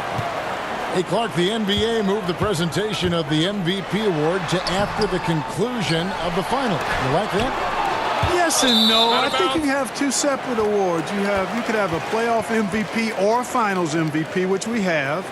And then you have a regular season MVP. The MVP is for the body of work done during the regular season. So I think there should be a clear separation between the two, quite honestly. So, no, I don't like it. At least you're honest, Clark. Now here's Robertson. Richmond for 3.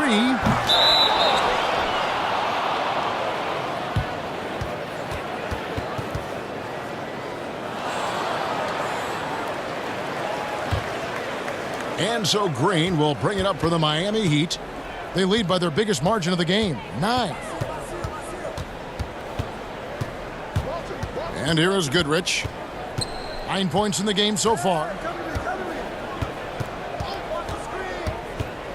Here's the lob to the hoop. Shot clock at 6. Here's Booker. That one doesn't drop. Great D that time from Green. A slight advantage for them in the rebound department, but that oftentimes is all it takes. Especially, Greg, when you're scoring the ball at a decent clip the way they have. I mean, they've done exactly what's necessary to take the lead. They could use a big shot here to get this offense going. Too many empty possessions.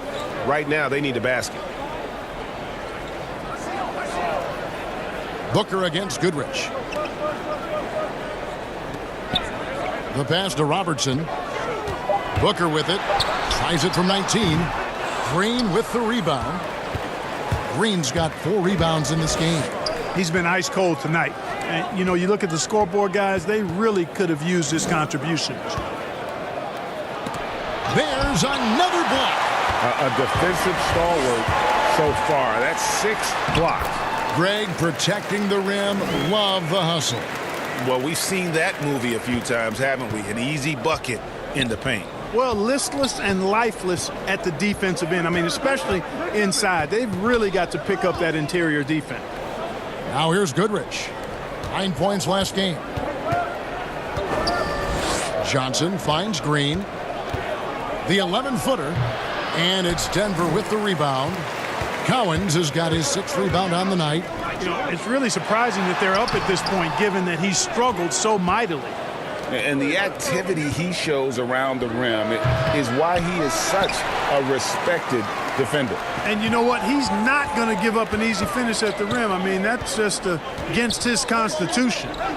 Now here's Robertson. He's got 7.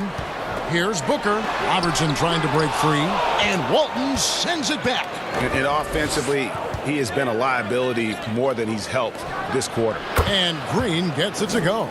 When it comes to distributing the ball, nobody does it better than Magic. When one of his guys has a clean look, the ball is there quickly and on target. Richmond outside. Booker in the corner. Back to Richmond. Denver passing it around. Denver needs to get off his shot. Here's Robertson. The Nuggets with another miss. A slight rebound advantage for them. One more column in their favor, and it's all adding up. Well, you take a look at all of the stats, the team stats, that is, and that's one of the many areas that they've had the advantage. And as a result, they've got a big lead. The Nuggets trail by 14.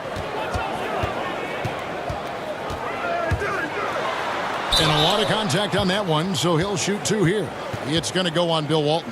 One of the all-time greats and most versatile scorers ever, Oscar Robertson, showing you how easy it is for him to get to the line. The Nuggets shooting their 4th and 5th shots at the foul line in the game.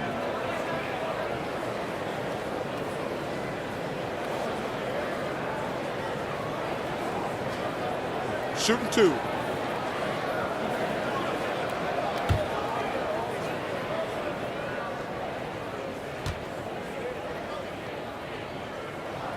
And the first one drops. The Nuggets making a switch here. Rice is checked in. Wilkins is checked in for Miami.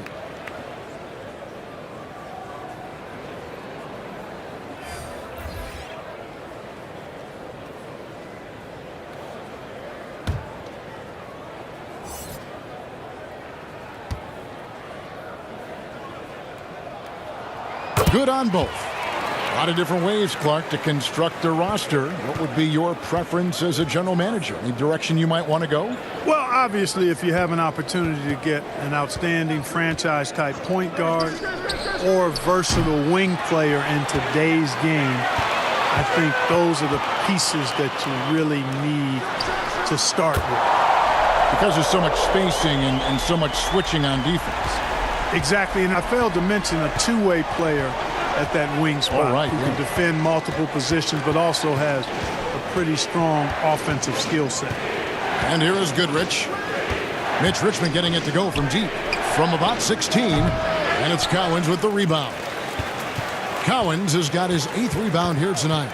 McDaniel the pass to Cowens, and Walton sends it back. It's Wilkins on the wing. Rebound by the Nuggets. You know, it hasn't been his best outing, but they still find themselves in the driver's seat here. 2 free throws coming up, and they call the shooting foul.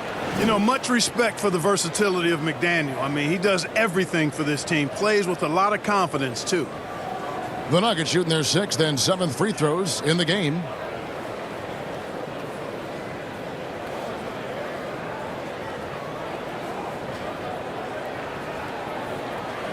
Shooting 2.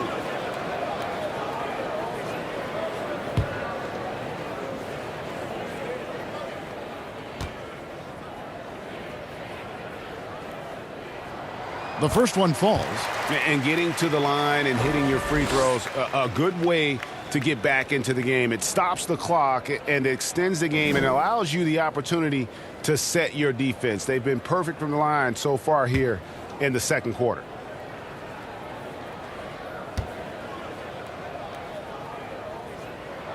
That one falls, so he hits both of them. And so here is Miami. They lead by 7. Following this game, they hit the road to challenge the Suns in Phoenix. That matchup falls in the middle game of this 3-game trip. Here's Walton. Feeds it to Green. They shoot again, and foul on the shot, so he'll get a chance at the line. You know, one of the most complete bigs in the game. Walton can do everything for you at both ends of the floor. He's had 4 chances at the line, made them all.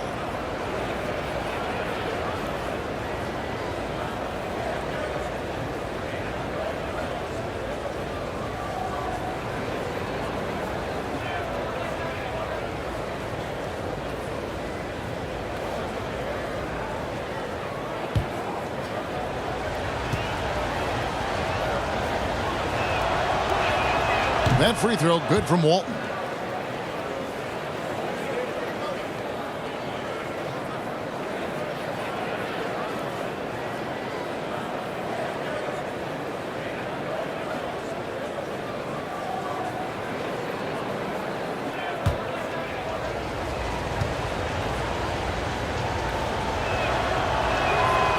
So Walton nails both of them.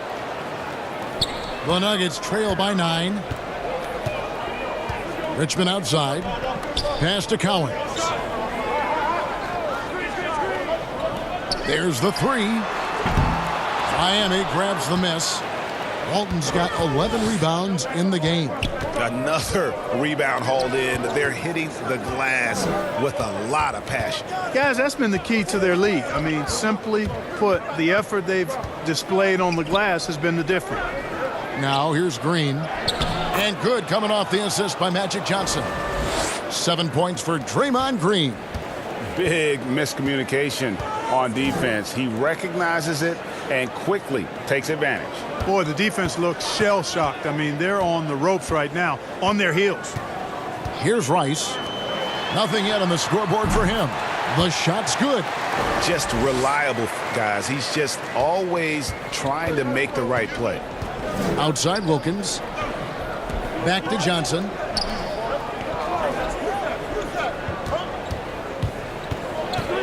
To the inside. Green, no luck. And that is a textbook example of how to defend your rim. And you know, guys, I love his fight and grit on the interior. I mean, he never lets a shot go uncontested. And the shots just continue to say no in terms of falling. Basket good. Goodrich has got 11 points. And really not the quickest release, but a nice fluid stroke. And, of course, Goodrich is a tremendous competitor. Now here's Robertson. He's got 9. And 2 free throws coming up, unable to get that one to go with all the contact. And just able to score in so many ways. Robertson puts the defense there in an impossible situation. For Denver, they have shot 6 of 7 at the line.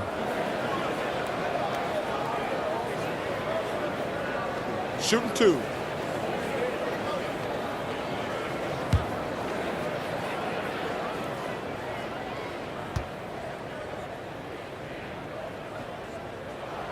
The first free throw is good. You know, he didn't get to the line in that entire first quarter. But right now, he's showing some aggressiveness out there. Kevin Willis has checked in for the Nuggets. Lowry comes in for Richmond.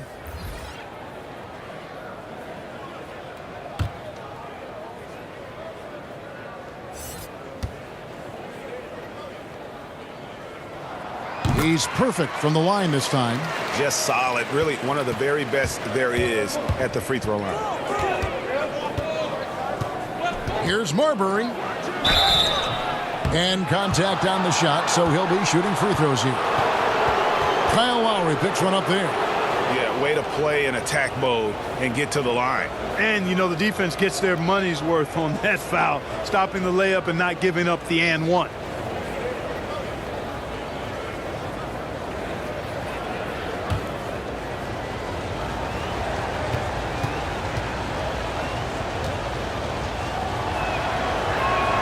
First free throw is good.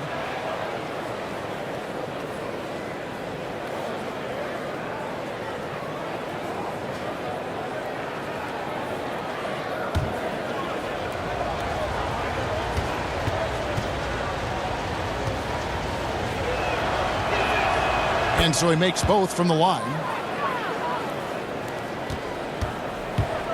Now Robertson, 11 points in the game. To the wing right side. Lowry from outside. That's in, coming off the assist from Robertson. 8 points for Kyle Lowry. And so it's Miami in the driver's seat, up 8 points at the end of the quarter. A good size advantage, and they'll look to increase it. And we'll be back with you shortly. The 2K Sports Halftime Show. Hello again, folks. Ernie Johnson here with Kenny the Jet Smith and Shaquille O'Neal. It's the NBA on 2K Sports, and let's talk the first half. So it's Miami who's out on top at the half. They have a solid 8-point lead. And over to Shaq. What'd you think about Miami? You know what, Ernie? I got to stand up on this one. I salute to their bench. Man, once the starters came out, man, the others just came to life. You got to love seeing that kind of contribution come from the others. Man, they look beautiful tonight. And over to Kenny. What did you think about Denver? They need to break it down. And I look at the individual areas that they're struggling, like they're getting pounded. I mean pounded, Ernie, on the boards. That's a hustle stat. And that's all we have for now. Tell the folks goodbye, Shaq. Tell the folks goodbye, Goodbye. Kenny. Goodbye. Go to Kevin Harlan.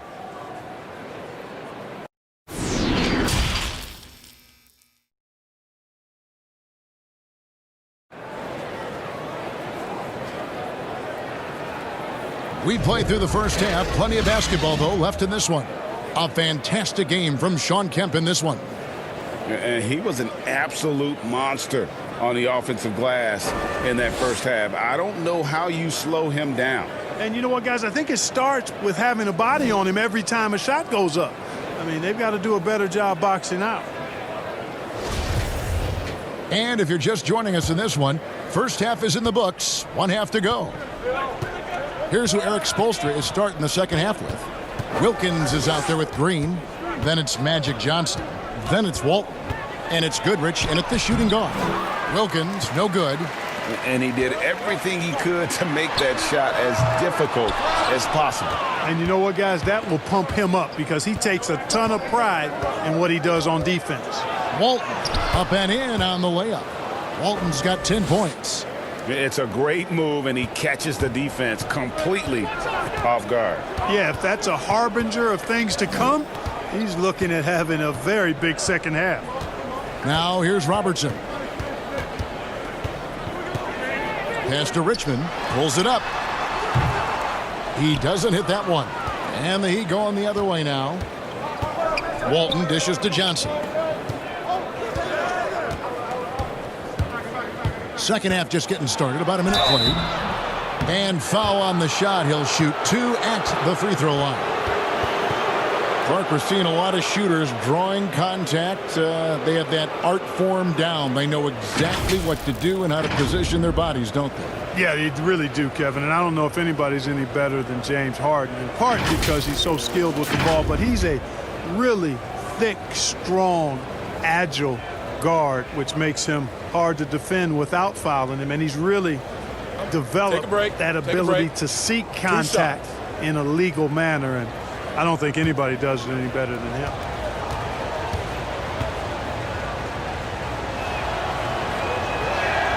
And the first one at the line is good.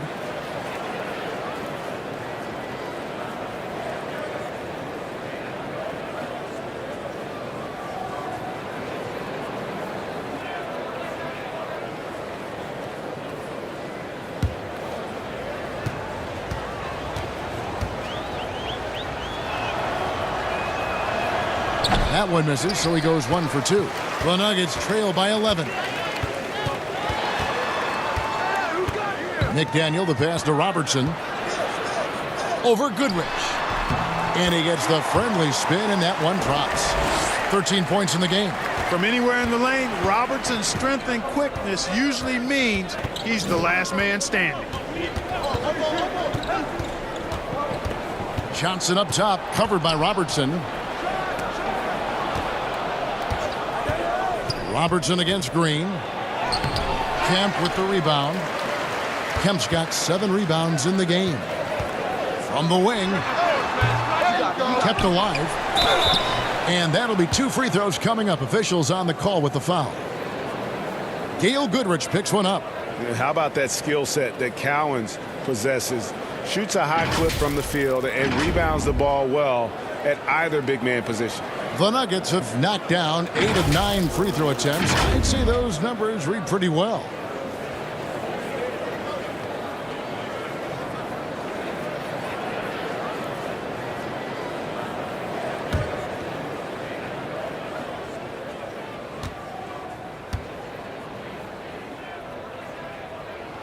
And he makes the first.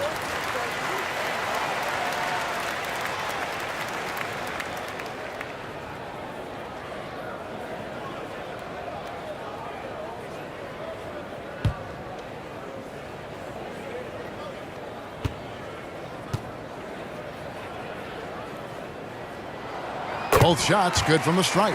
And among NBA bigs, he is known for his ability to deliver at the free throw line. Here's Goodrich. Second shot opportunity. Rebound by the Nuggets. Cowens has got rebound number 11 for him here tonight. Ooh, this is turning into a slow start here in the second half. Seems like they left that offense in the locker room. Got that bucket in no time at all. And that's 10 points for Draymond Green. And if there were ever a pivot you'd like to run the offense through, look no further than Bill Walton. Has that 6th sense for how a play should develop. Now here's Robertson. He's got 13. Great positioning on the putback. Great job of crashing the offensive glass. He stayed with it. That's hard-nosed, tough basketball. Timeout called the Heat. And team strategies closely guarded. One aspect of the game the fans aren't always privy to. Yeah, typically there's some type of adjustment made out of a timeout. It might be major or it could be just a slight tweak.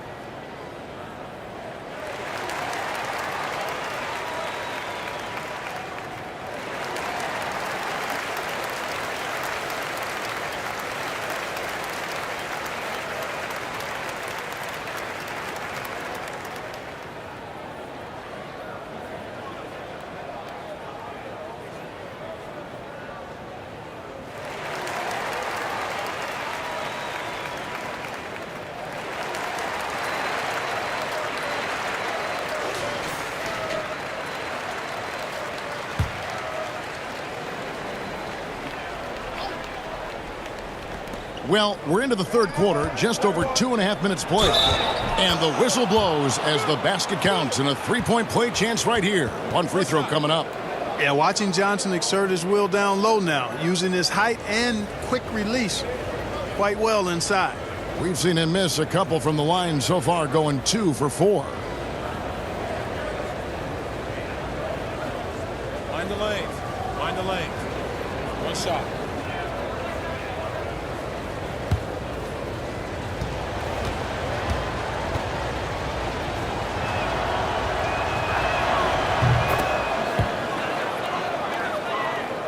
A little over 2.5 minutes off the clock in this final half of play.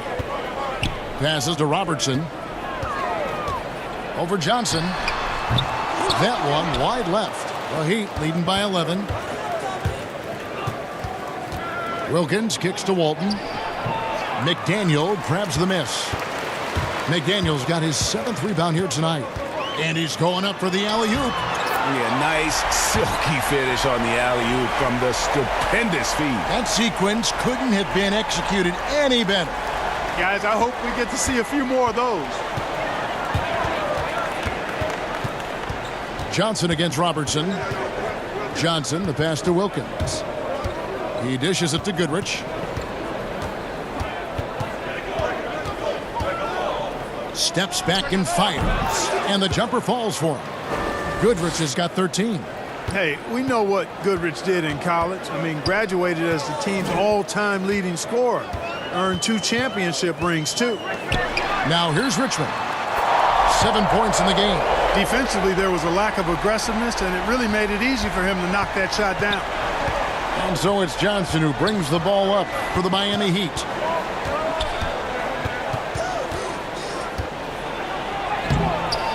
Rebounded by Kemp. And that is a textbook example of how to defend your rim. And you know, guys, I love his fight and grit on the interior. I mean, he never lets a shot go uncontested. Robertson can't get it to go. You know, after connecting on 1 3-pointer in the first half, he hasn't netted another one since. And they pick up 2. Boy, he is quick off his feet and really stronger than he looks. Wilkins can burn you in that painted area. Robertson with it, and it's Johnson picking him up. Richmond no good. I'm shocked that didn't turn into 3 points. I mean, he makes you pay on those nearly every time. And with the lead, I like the strategy here. Continue to get the ball to guys who can do something with it. If it's working, keep working it. That's what I say. Keep the pressure on him. Now here's Robertson. 13 points in the game.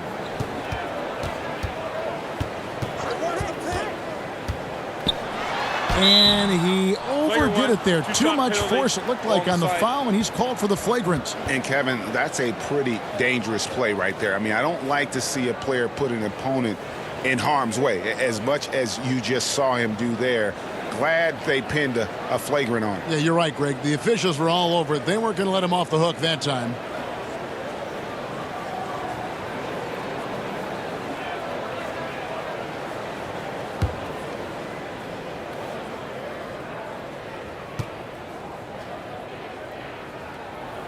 And he knocks down the first one.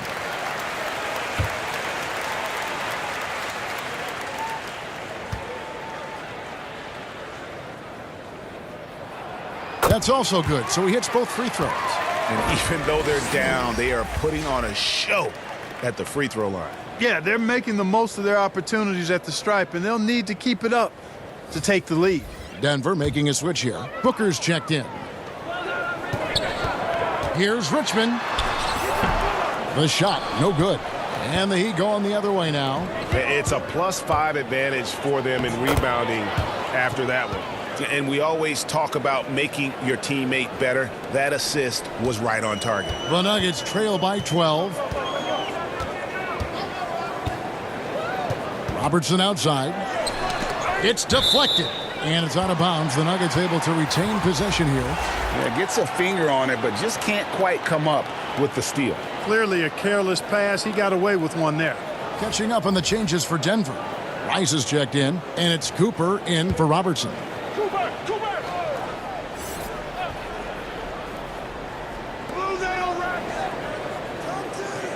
Here's Rice, defended by Wilkins. It's blocked. And the call on the shot that sends him to the line. Way to attack there and then create the contact. Really as close as you can get to an and one right there. He almost had it. And let's quickly check out the scoring breakdown here for the Heat. You know, I thought maybe they'd cool off a bit at halftime, but they've continued to bury the jump shot. Shooting 2. Another thing they've done tonight is work the ball into the paint for plenty of those close range points. You got to have those. That free throw good from Wilkins. Chris Kaman is checked in for Walton.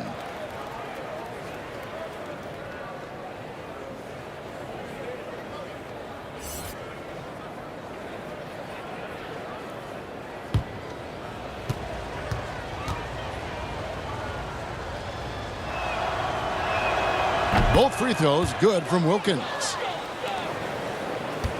The Nuggets trail by 14.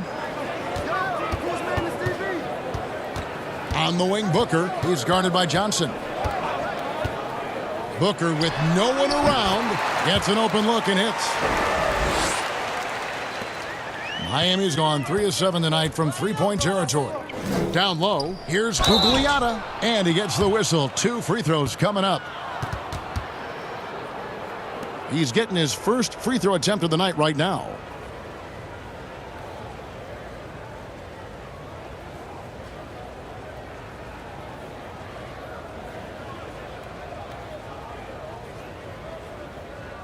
Shooting 2.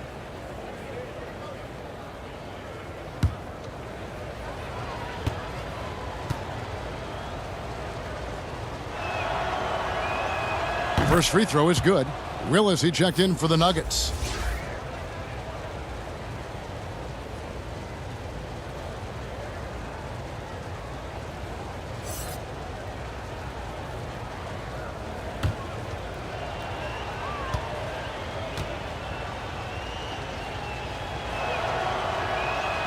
That one falls, so he hits both of them. The Nuggets trail by 14. Here's Cooper. He's been quiet so far. Still no points in the game. Rice, no good. And they've got a big lead, not just on the scoreboard, but really in the rebounding numbers as well. And what I like about it, Greg, it's been a physical brand of basketball. It's had a little sandpaper element to it. Gritty and rough. But that's how you win games. Wilkins' shot is off. Denver's gone into a slump here from three-point range, shooting just 1 of 5 here in the third. Here's Booker. Johnson with the block. Tell you what, the long arms and great wingspan of Johnson, well used and suited for the shot denial. Kyle Lowry, he's checked in for Cooper.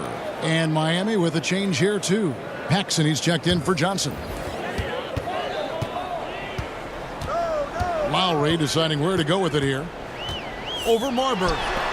Just 5 to shoot. There's the pass to Rice. From deep. And that'll be Denver as it goes out of bounds. Nuggets retain possession. The 2K leaderboard provides us now with this list of last season's assist leaders. Kyle Lowry is second. Very few guys pass the ball better than he did. I mean, he didn't just have eyes in the back of his head. It's almost as if he had them on both sides, too. On defense, Miami. 14 points, their largest lead in the game. Rice passes to McDaniel. Shot clock at 5. And he gets the whistle for the 3-second call. And here's a look at the stats for Kyle Lowry. He had a strong showing last season. Last year averaged 14 points per game, 8 assists, and 5 rebounds. And he's very steady with that second unit, running the offense and getting them into their sets. Right. I mean, your backup point guard simply has to hold the fort, maintain the status quo, share the basketball, and minimize mistakes. Back to Kaman. Left side, Wilkins puts it up from 17. It's good. Wilkins has got 8 here in the quarter. And that set them apart today, guys. Their success with the mid-range. Simply taking advantage of what the defense has given them, and they've really made the most of it. Here's McDaniel. Booker outside.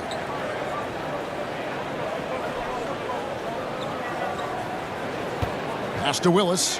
Back to Booker. Over Paxson. No good from Booker. +8 in the rebound differential. One more reason why they're in control. Yeah, double-digit advantage on the scoreboard.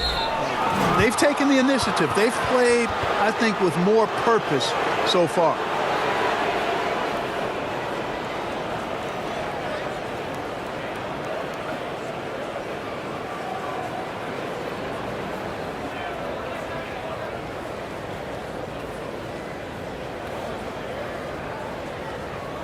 Take a break.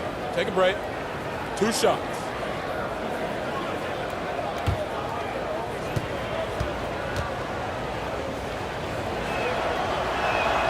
That free throw good from Wilkins.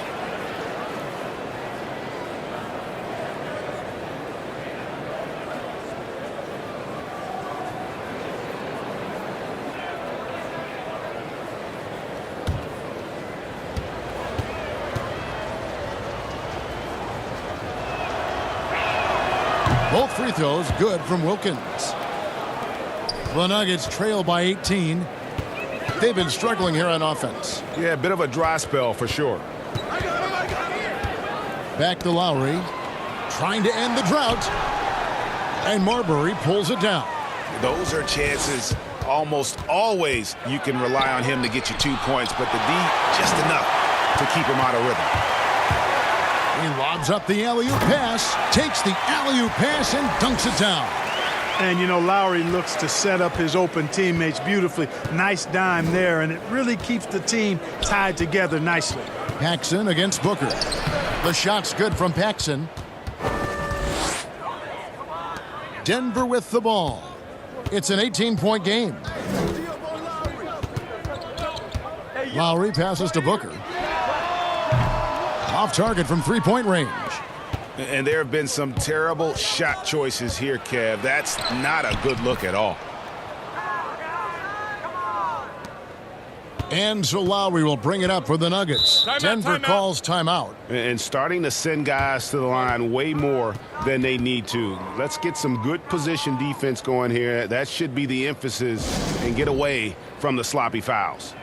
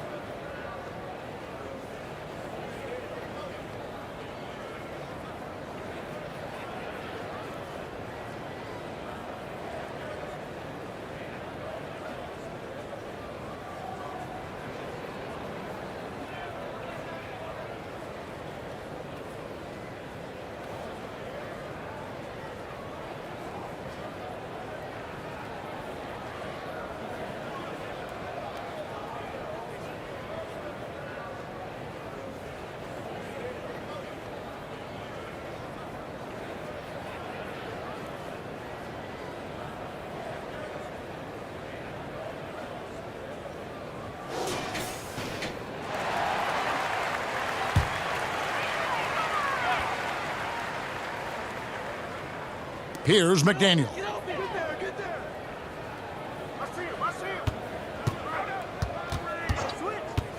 Outside Lowry.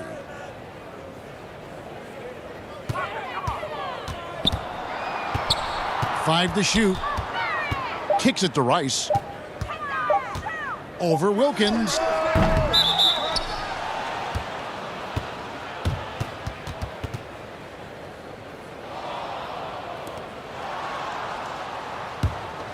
Miami leading by 20. Here's Marbury. 10 points for him.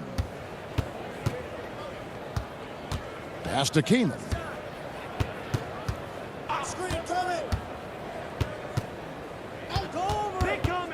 Passes it to Paxson. Jacks up a three. And the Heat, another three.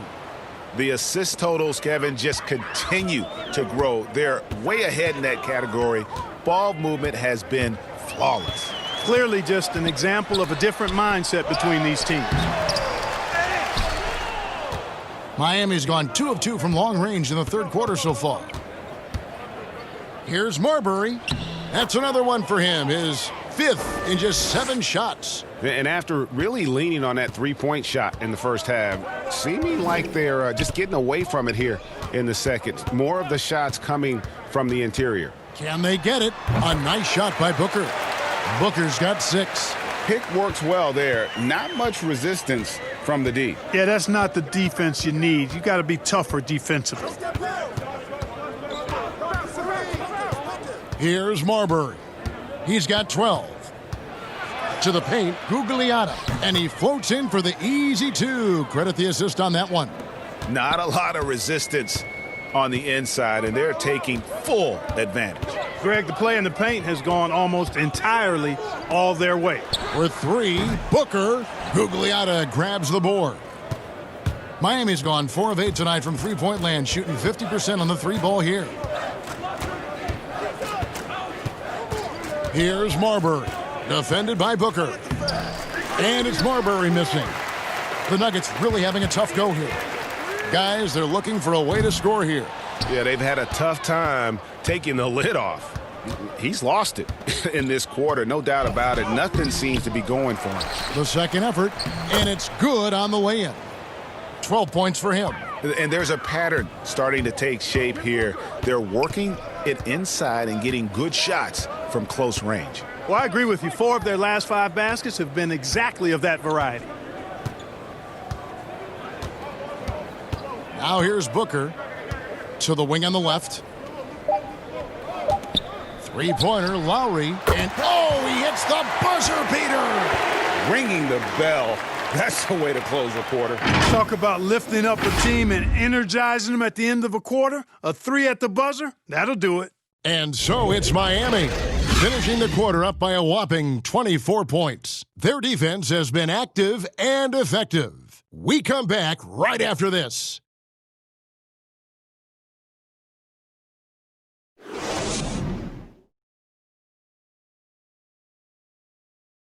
Now let's take a look at our assist of the game presented by State Farm.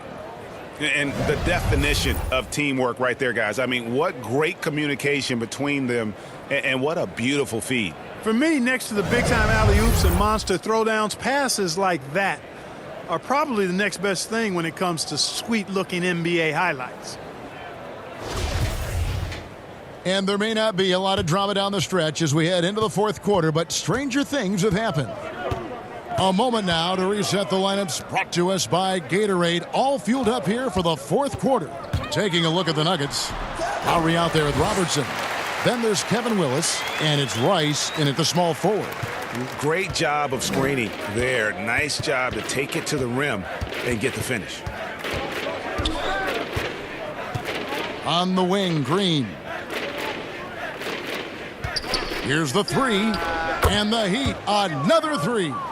Yeah, how about the percentage they're shooting from beyond the arc here in the second half? Greg, no question about it. They found a nice rhythm from deep. Here's Collins. Back to Lowry from the arc and right on through for another basket. He's got 5 made on 5 of 9 shooting. And this is the game plan for him. He's a big part of their floor spacing. And you know what? It's all about the long distance game for him tonight. He's getting it done from out there. Here's Marbury, now recovering, and it comes off the front of the rim. The Nuggets shooting just 35%. They've got to get better looks. Robertson outside. Now the pass to Willis. Here's Rice. Pass to Willis. It's hauled in by the Heat. Here's Gugliotta. Pass to Paxson. Over Lowry. That one off the back iron and out. For Denver, they've gone 2 of 3 from the field to get the fourth quarter started. Robertson outside. And that one, good. Coming off a big game, his confidence couldn't be higher, and Coach knows it. Showing no signs of slowing or cooling down. They're going to ride him as far as he can take him. Here's Marbury. Floats one up. And it's Cowens with the rebound. Cowens is... Here's Rice, guarded by Paxson. Robertson with it.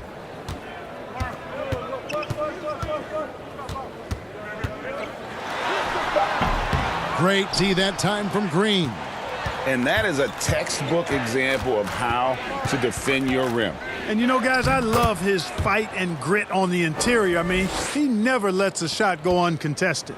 Yeah, taking it right into the teeth of the defense. Time out. And it's a defense that's starting to look frustrated. Well, they should be. I mean, it has not been a good performance for him at that end of the floor. Denver calls timeout. Clark, a lot of fans ask us what qualifies as a legal screen versus a moving screen. And they feel there's a lot of gray area there. What do you think?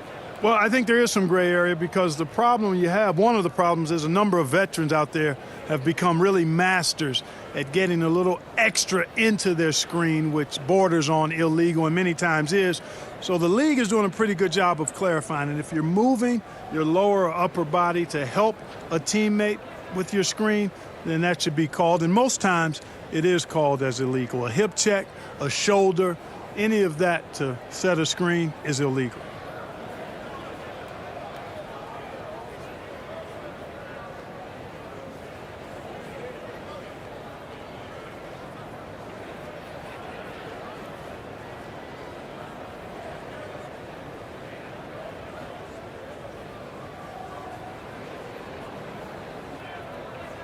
A different look for Denver.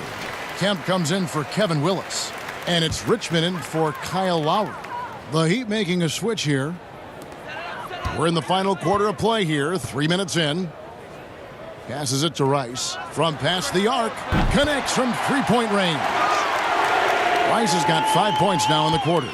Yeah, the D with very little pressure on their perimeter shooters. 3 of the last 5 baskets they've allowed have been from beyond. Lets it fly. And it's Marbury missing. The Nuggets trail by 19. Throws it up high. Great communication on the alley-oop. And all of a sudden, things finally coming together for them. The deficit's still large, but now not insurmountable. And, Greg, that kind of deficit, I think they're going about it the right way. I mean, they've got to get aggressive on defense. They need stops. And then you got to take care of the basketball at the other end so you get a good shot every trip. Here's Green after the made shot from Shawn Kemp. Green, no luck. And, you know, even though that shot didn't go down, I like how they got him a wide-open look in space there. And it doesn't even matter that he's surrounded on that possession. He's got the size to pull those boards down anyway. And, you know, for a big man, I think Green is one of the better dime droppers in the league. I mean, he's a true point forward who has excellent vision and sees the floor well. Here is Robertson. The Heat getting the bucket.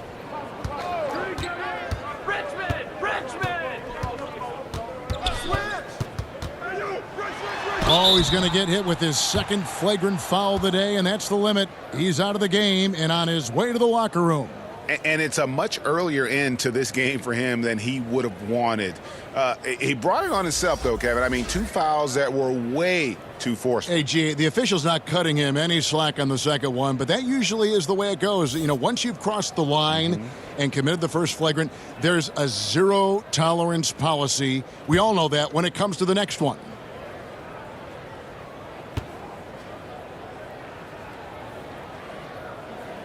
And the first one drops.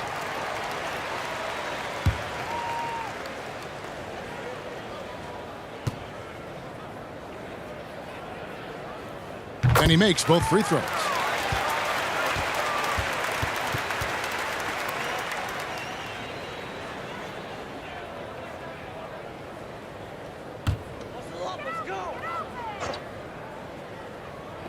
Denver with the ball. They've allowed just 7 points here in the fourth quarter. Well, it was only a matter of time, but they finally get the bucket. Robertson's got 10 points here in the second half. And here is Goodrich. Over Kemp. Goodrich, that's good. Boy, he's playing out of his head, nailing everything. I mean, the defense is scrambling to try to stop him right now, and so far, no go. Now here's Robertson. Great D that time from Walton. They've shown some strength in the paint today. Their work on the boards has been impressive. Guys, that's putting it mildly. I mean, they've been absolutely dominant.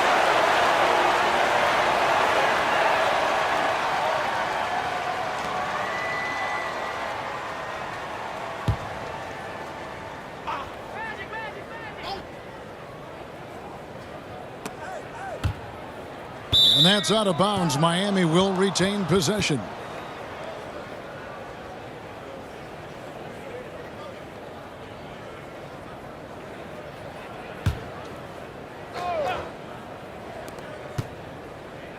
The baseline J. And finally they hit one. And the Heat lead by 19. Well, I love the way he goes after it there. I mean, and you've got to respect that. He's rewarded for his efforts of pursuing the ball. Robertson passes to Richmond. looking to end his cold spell. And guys, he's not an easy man to stop when he's got the rim in his sights. Never has been, never will be. He is a determined finisher. And guys, I like the fact that he chose the one-hand tomahawk slam because you get a little higher when you go off one hand and 1 foot. Richmond with the steal. And pushing it up. Here's Denver. And it's Richmond finishing it off. Watching Richmond get up and throw it down. Yes, sir. Superb at elevating to the rack. And here's Johnson outside. That one doesn't go. And Denver the other way now. Oh, and there's the alley-oop. Lays it in off a pretty alley-oop. Oh, what a pass. And then he lays it in with the circus move. So smooth. He could have messed that up trying for a big slam. Nice work going to the layup. And the Heat call time here. Yeah, trying to stem the tide here. Yeah, you know, they had to do something, anything to stop this run. You can't just let it go on any longer.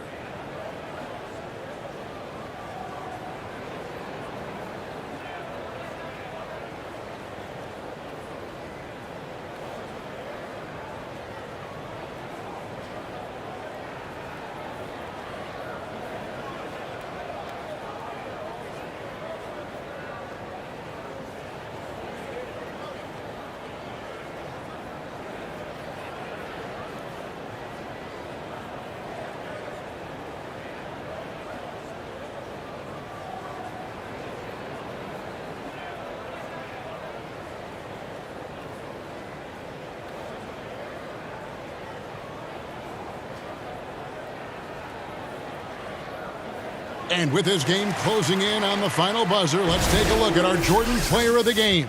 And when he's been on the floor, it has been a clinic in rim protection and shot blocking. He's played the defense of 3 men tonight.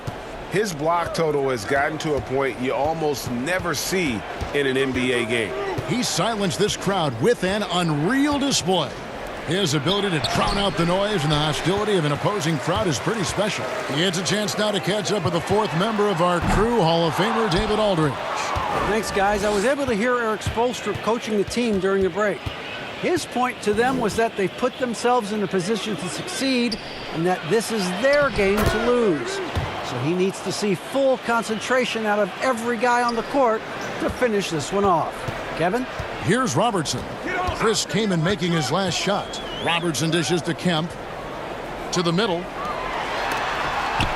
Johnson with the block. And they get it back.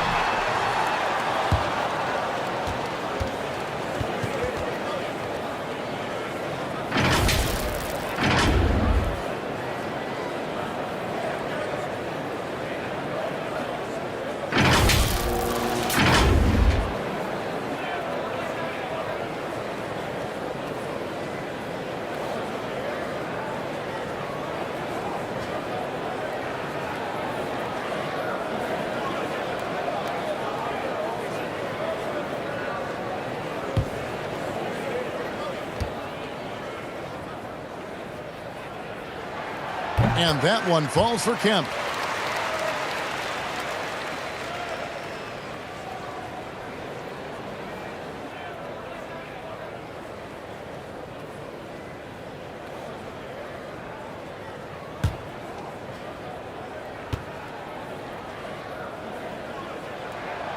He's off on the second. The Heat leading by 14. The kick out to Wilkins. There's the pass to Walton. Heat moving the ball around. It's deflected. Richmond with it. And it's Johnson picking him up. Richmond the pass to Kemp. Shooting foul as the whistle blows. He'll shoot 2 free throws. They get Dominique Wilkins.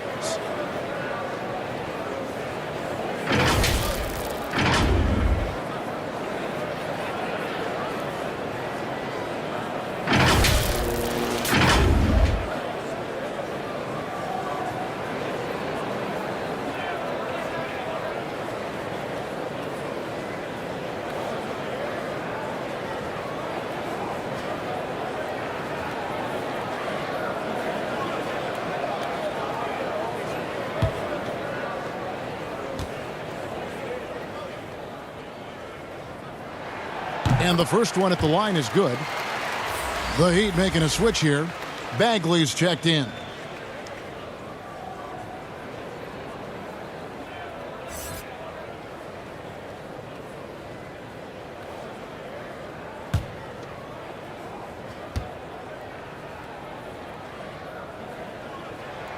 And so Kemp nails both of them. And so it's Johnson who brings the ball up for the Heat, leading by 12. Pass to Walton, inside. Got a piece of it. Here we go, all alone.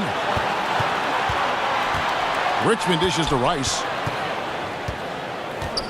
He kicks to Robertson. Puts it up. And it's Miami with the rebound. Wilkins has got 13 rebounds in the game. Class eating. It's rebounded by Robertson. Robertson's got 6 rebounds in the game. Here's the teardrop. And Walton sends it back. In transition, here comes Miami. Here's Wilkins. And that comes off the assist by Bill Walton. Walton's got 4 assists in the game. Yeah, with the great speed to fly up court and the unique finishing ability, Dominique getting whatever he wants in transition. He's most dangerous in that open court. Now here's Robertson.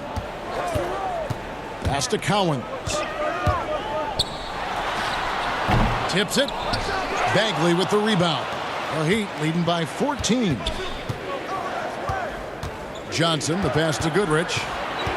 Now here's Wilkins. Now Walt.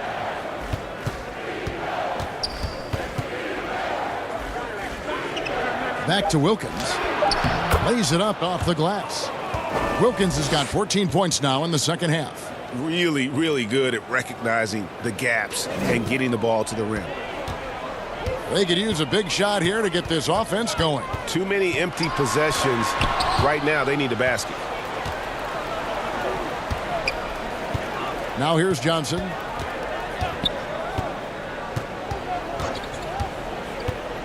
There's the dish to Goodrich.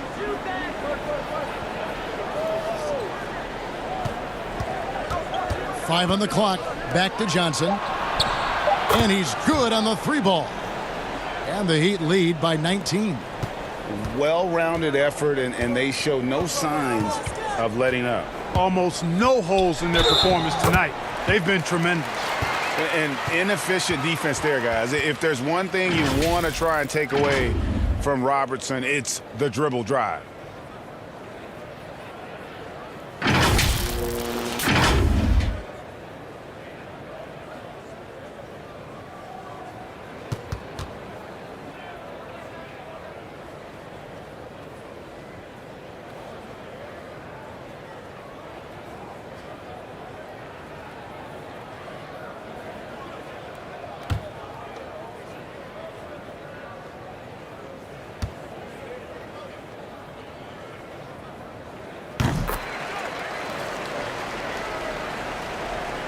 And it's the Heat with the ball.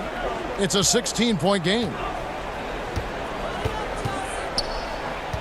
Robertson against Johnson. And yes, it's good.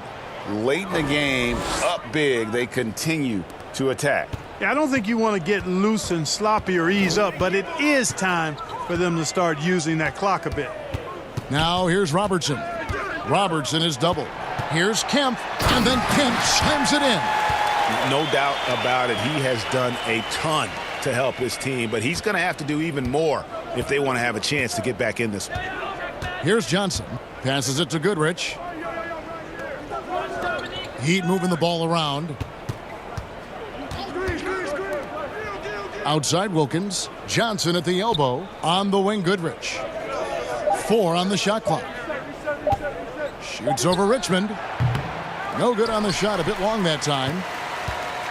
The Nuggets trail by 16. And this is going to end in a lopsided victory. I love the tenacity and aggressiveness as well as the ability to close. You really got to give it up here for Miami. You know, it's tough to put your finger on the deciding factor in this one, but I'd say that the shooting accuracy made the difference. Yeah, I think you're on point, Kevin. They got better looks, and that tends to lead to a better field goal percentage. And every win important, and this one will go down as win number 3. And so they win their first game against this squad. It's a 2-game season series, and they'll be going for the sweep the next time they face off. Yeah, and Greg, when it is just a 2-game season series, the team winning game 1 has that slight mental edge going into the second meeting, knowing they've already solved their opponent one time and only have to do it one more time. Now Johnson, following Mitch Richmond's three-point attempt. With some arc, whistle blows, bucket is good, and he'll have a chance at the line to make it a 3-point play. Shooting one. They just blocked out the noise, kept on grinding, and this is their reward. Boy, a fantastic performance. And I tell you something, I mean, you get roadkill, that's always a challenge in the NBA, no matter what. And they got it done.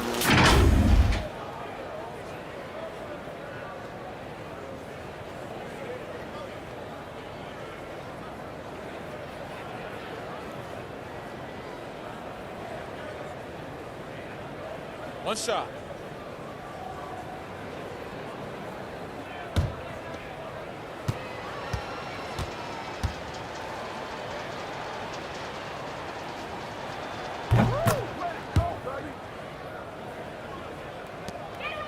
Here's the Nuggets now with the ball.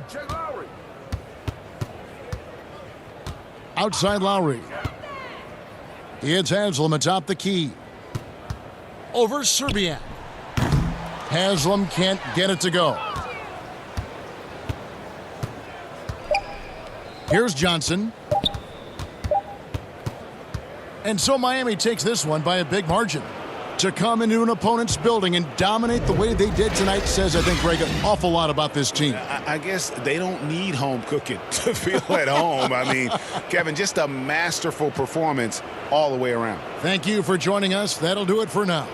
For Greg Anthony, Clark Kellogg, and David Aldridge, this is Kevin Harlan saying thanks for watching, and we'll see you next time.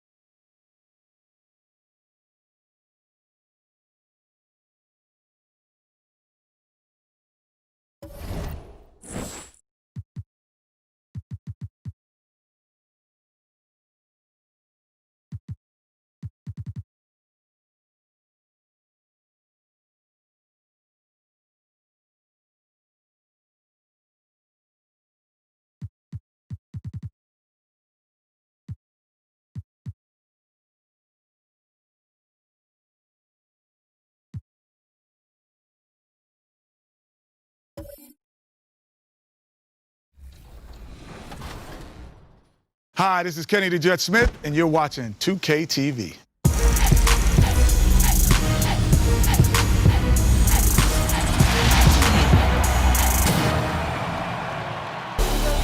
This week, 2K TV presents the Chris Webber Invitational. Yeah! Plus, we fill you in on neighborhood events, find out what's going on in my team, and we catch up with Kenny the Jet Smith. It's all happening now.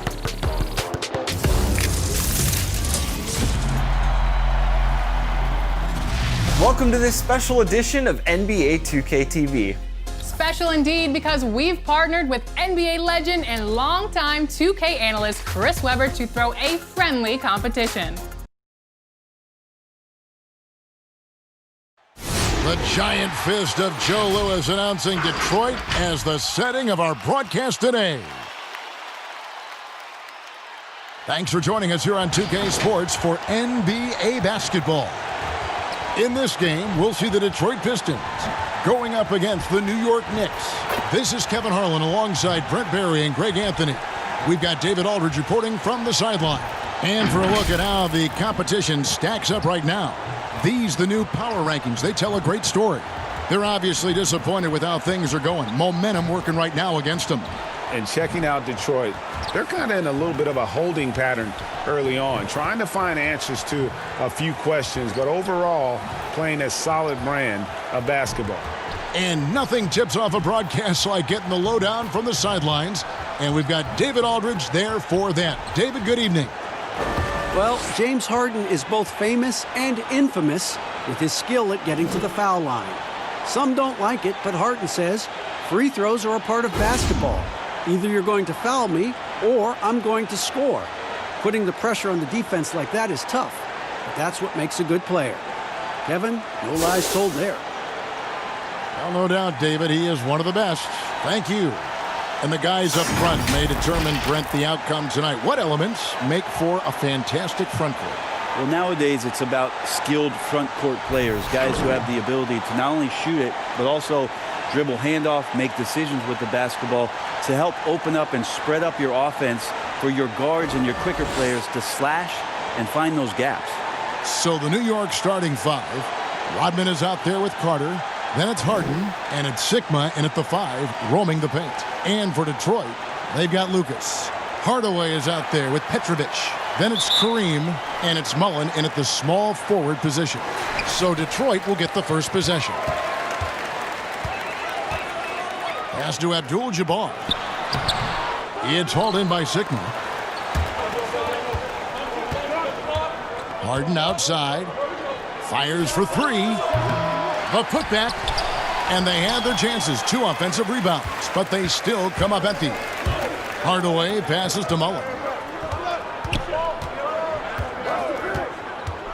Back to Hardaway. Pass to Lucas. 6 on the shot clock. Out to Hardaway. Hits the three-point bomb. And drawing first blood, you know coach likes that momentum out of the gate. Well, for us, it'll be interesting. Can they keep that kind of pace up all game long? Now here's Rodman. Here's Sigma. Rodman trying to break free. And beyond the obvious physical skills, Kareem just has a great understanding for the game. Times his move perfectly to get that shot. Boy, he is looking confident. Love how they're using him so far. Yeah, right now I don't see any let up, GA. I think he's going to just keep putting his foot on that gas pedal tonight. Good on the shot. Yeah, you got your shooters and you have your scorers, but James Harden is both. Hardaway up top. He's got 5. No good from Lucas. The D giving him that shot, and that's probably not a good idea, but I guess they knew what they were doing that time.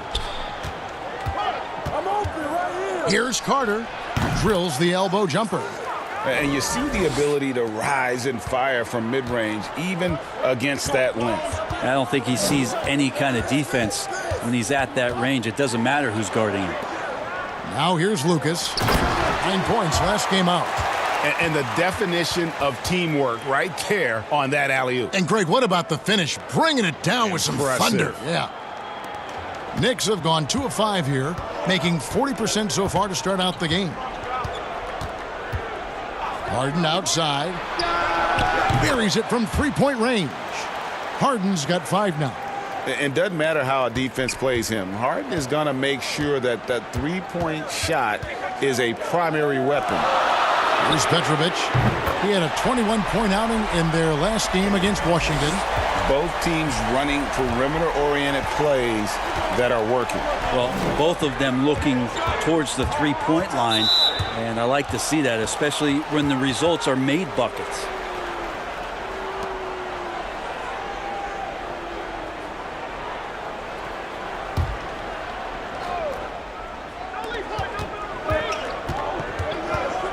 Now, here is Harden. D right on him. Carter outside. Down to 5 on the shot clock. And the rejection by Abdul-Jabbar. Sigma with the bucket. For the New York Knicks, they come in off the loss to the Kings. And if you had to point to one problem in that game, it was their rebounding. Flat out terrible. I think you can be a little bit rattled when you lose the physical battle as badly as they did in that game. That can be tough to shake off. So it's a matter of getting over those doubts and finding yourself again. How about he has yet to miss 4-4 to start? Knicks trail by 3. Harden outside. Here's Lever. Guarded by Hardaway. The shot's good from Lever. Uncovered at the rim, finding cracks in the defense here early on. Just really smart basketball and exploiting whatever holes that he's seeing right now in the defensive squad. And close to making the defense pay for the lax coverage that time. Well, no secret that the Knicks were planning for a massive free agency and a free agent signing this past summer. They cleared a lot of cap space and were hopeful that their draft choice would be that #1 slot. It did not come to fruition. And a lot of people, Brent, feel that without a doubt, the Knicks are still a destination for free agents. Well, to vacation, it seems like, Kevin, because not a lot of the free agents are signing to play basketball in New York City. You know, they put a lot of faith in that idea that it's the #1 market and the best place to live, and you can make a lot of money off the court. But over the past 10 years, have not seen much action out of New York City.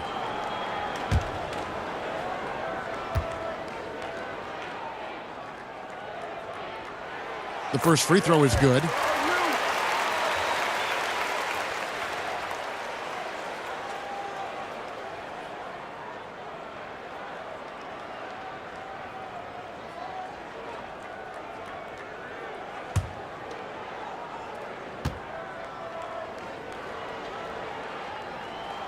And Mullen drops them both.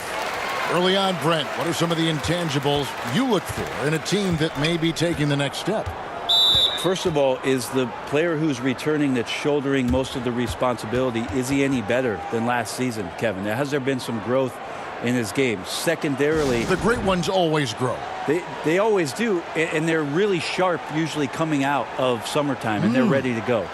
Second thing is, has the roster been tinkered with a little bit or tweaked a little bit to enhance what it is that the skill set of the star player is going to provide for their team throughout the next 8 months of the season? And as things present themselves throughout a game, teams have to adapt on the fly. And timeouts are a wonderful opportunity to just settle in and recollect the thoughts of your entire team. Not just the guys playing, but the entire team, Greg.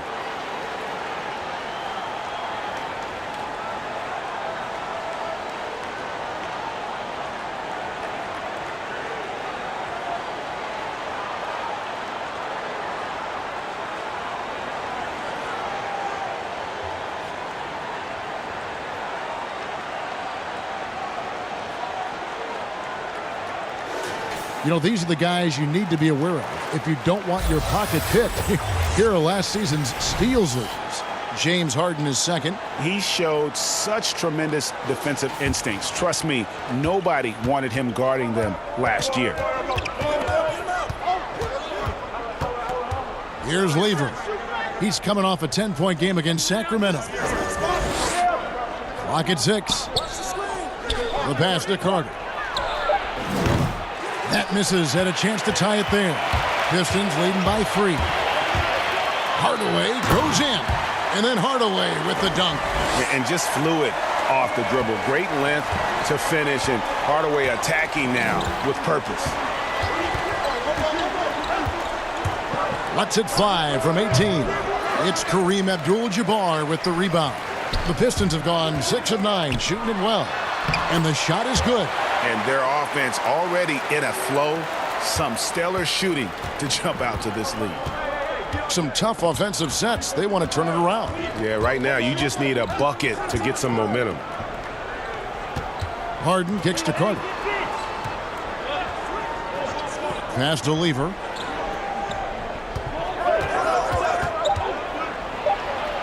Abdul-Jabbar with the block. Here's Hardaway. Bank shot. No good. Knicks trail by 7. Here's Lever. Over Hardaway. Lever can't get it to go. Maybe a time to rest him right now. Just give him a bit of a breather. Try to help him get back on track. Hardaway passes to Abdul-Jabbar. Kicks it to Mullen. Abdul-Jabbar trying to free himself up.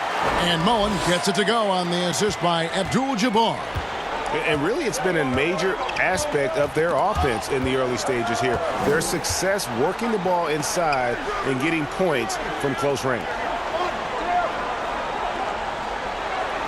Carter on the wing, defended by Mullen. That drive by Carter. And that time, also a missed shot. Time for some consideration in the passing category, maybe, Kevin. The shot is just not on. Get somebody else going. Their play on both ends has been superb. We'll see if they can maintain the momentum. Like tonight, that all the hustle plays have meant so much to this team. Now just sustain some of that energy and keep comfortable. Time call here. The Knicks decide to talk it over. And this is their first time matched up with the Pistons this year. Yeah, 2 conference rivals. I mean, they'll play each other a total of 4 times this season. And guys, this first meeting always sort of sets the tone for how the rest of the season series will play out. For teams that know each other this well, this initial game is a big one. Harper, he's checked in for Detroit. Harden against Hardaway. Harden can't hit. For the Detroit Pistons, they won their last contest, that game against the Wizards. Here's Abdul-Jabbar, fouled on the shot and picks up 2 points, so 1 free throw coming up. The defense not putting up any fight on the inside. They've allowed 10 straight points in the paint. First trip to the free throw line for him tonight. Danny Granger, he's checked in for New York. Carr comes in for James Harden.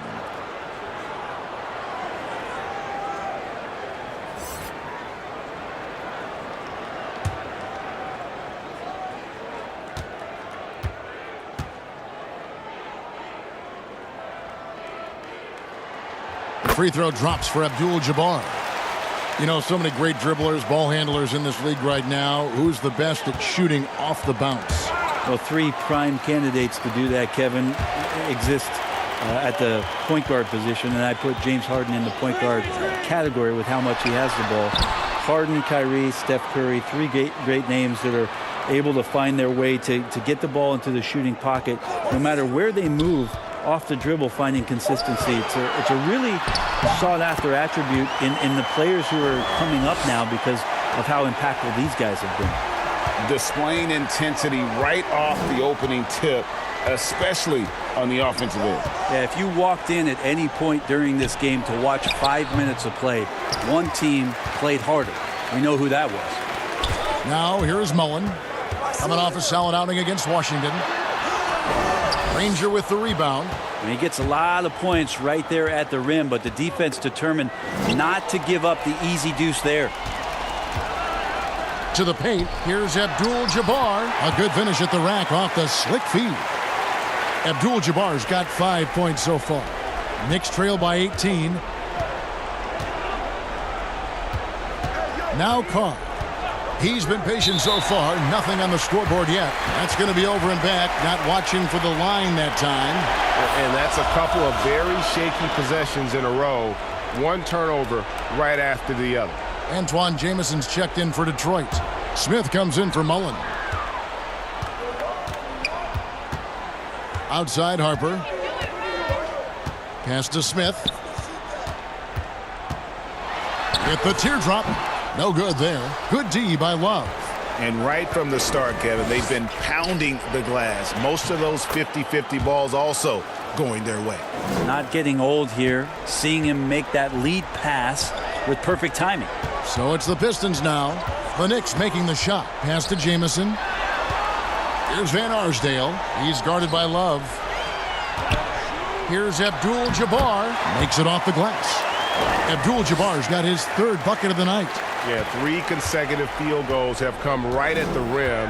The D had better start buckling down. A floater. Bing can't hit. Pistons leading by 18. Here's Van Arsdale. Over Carr. Van Arsdale, good. Van Arsdale's got his second basket of the night. Really seizing the momentum of this game, but doing it with a methodical approach. Well, how good have they been on the inside tonight, just getting down into the painted area and just dominating, controlling that spot. Outside Harper. Jamison up on top, shoots it. Again, the Pistons score.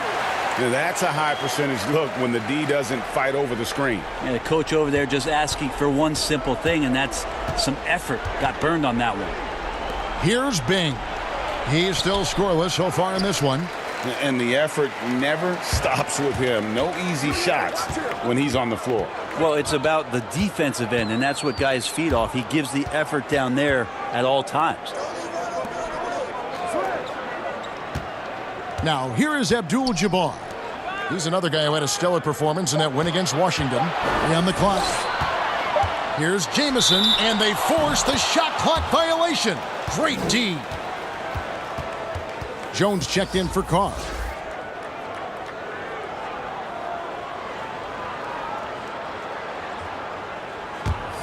New York's gone 1 of 3 from beyond the arc so far in the game. 1:25 left to play in the first quarter. Here's Bing, and the rejection by Abdul-Jabbar. Van Arsdale, the pass to Hart. Marvelous lead pass, and he throws it down. Well-rounded effort, and they show no signs of letting up. Coaching staff probably most proud of the effort of this team on both ends of the floor here tonight. Now here's Jones. Over Jamison. And again, it's the Knicks missing. They've been sensational on the backboard to start this game. For 3, and Antoine Jamison picks up the foul. That is his first foul of the game.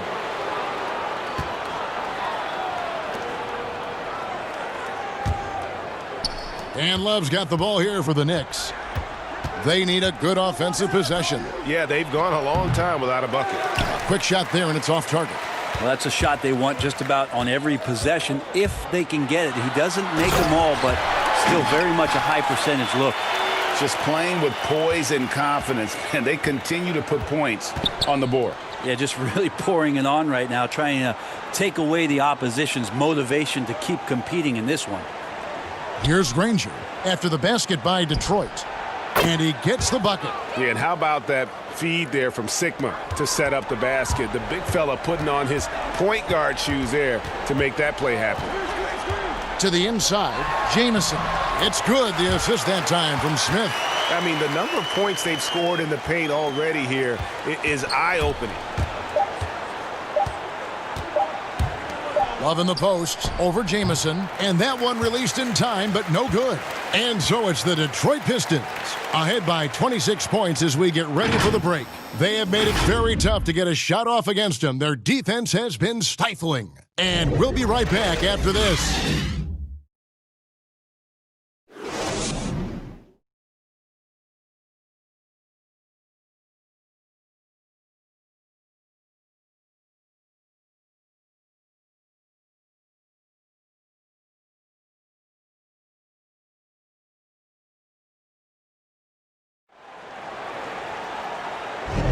And welcome back to the second quarter of action. Plenty of basketball left to play, but this one has been one-sided so far. And Stephen Clark, Pistons pretty much in control here. Well, this is the edge that great rim protection can give you. Yeah, you can't be careless with your shot selection out there because some of them are getting thrown back.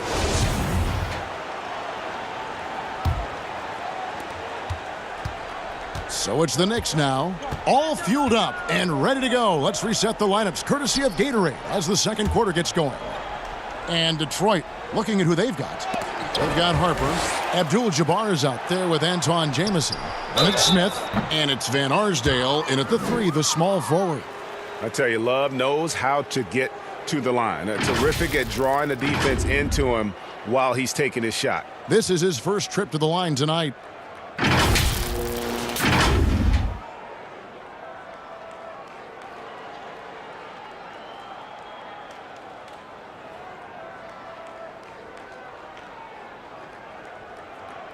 Take a break. Take a break. 2 shots.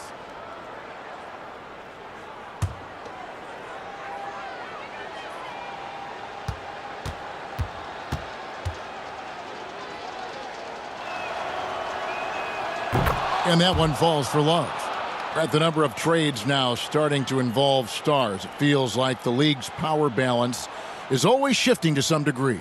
Yeah, and I think organizations that are trying to stay ahead of the trend, Kevin, might think about, we might have a star for just 2 years. How can we get the next one? Backside of that, Kevin, is a lot of these star players are signing deals that are not extending to 4, 5, 6 years. You can't even do that anymore. So you get a guy for a couple years. What he wants to do is maximize his earning potential for 1 or 2 seasons, become a free agent again, and then look around the league where opportunities not only to win, but to also cash in. That's what's happening in today's game. On the sideline, let's catch up with Hall of Famer David Aldridge. Kevin, before he became a head coach in Memphis and New York, David Fizdale spent 8 seasons as an assistant under Eric Spoelstra in Miami. Now, Spo said he's a brilliant basketball mind that has exceptional gold standard level communication skills. One of the most talented coaches I've been around. So, Kevin, Fizdale is highly respected. David, he sure is. Great reputation. Now getting his shot. Thank you so much. Here's Bing. Rebounded by Abdul-Jabbar. Abdul-Jabbar's got 6 rebounds here tonight. The edge on the glass is the difference. It's allowed them to build this lead. That one falls. Abdul-Jabbar's got 9. And don't let the lean physique fool you. Kareem with the strength to finish through contact as well as anybody who's ever played. New York shooting their 3rd and 4th free throw shots of the night. And if we want to take a look back, they converted about 76% from the line.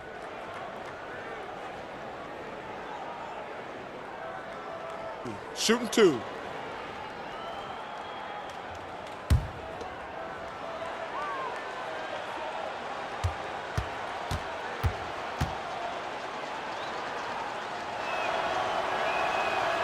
That free throw, no good.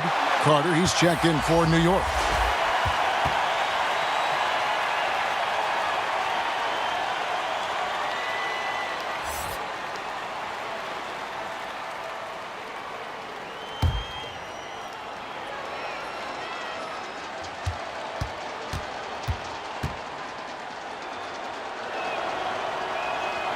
He doesn't get the second one. And they're getting to the line a lot in this quarter, guys, and it hasn't been by accident. And they pick up 2. And defensively, guys, they've been unable to shut down the middle. The Knicks shooting a putrid 25% from the field. Poor shot selection all around. Bing, the pass to Granger. Dishes to Jones. Carter outside. From outside, off the mark. And when you can't get anything to fall, it definitely gets in your head. Especially if you're a player that doesn't get a lot of shot attempts. But otherwise, the mindset is, I just got to get the next one to go. And you don't want to put that much pressure on yourself. And here are the Knicks now after the basket by Detroit. Here's Bing. And there's the pass to Love. Shot clock at 6. From 17 feet out, buries the jump shot. Love's got his second bucket of the night. And if there's one thing Dave Bing excels at, it's finding the open man. His passes are precise, whether he's on the move or standing still. Offensive rebound. And the basket is good, and he's got a chance here for one more at the line. Well, they've been better than good on the glass today, and there is a glaring discrepancy between these two teams in that area. Pistons have made 3 free throws so far. Haven't missed any. And they were 75% from the line a season ago. Here's what Detroit's going with right now. Petrovic is checked in for Ron Harper, and Hardaway is subbed in for Smith.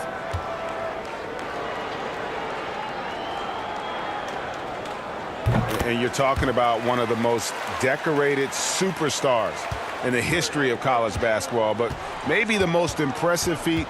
He won 3 national championships, and Kareem has a way of affecting winning. Well, that's how you draw it up right there. A screen to shed the defense, a quick move to the bucket, and you get the lay-in. Hardaway passes to Abdul-Jabbar. Abdul-Jabbar gets double-teamed. Here's Petrovic. Scored the basket, his second of 2 attempts. Another bucket down low. They've been the aggressors, taking the ball inside and attacking at the rim. Now here's Jones. He's gotten some minutes, but nothing on the board yet. Carter for 3. That falls. Great assist by Love. He just takes advantage of the D in a way that very few players, Kevin, playing today can do. Here's Hardaway, and he's fouled pretty hard on that shot, but he's got the chance to pick up the points at the line. And Hardaway's nickname came from his grandmother. She was calling him Pretty, but with that southern drawl, it sounded like Penny. Detroit shooting their 5th and 6th free throws of the game.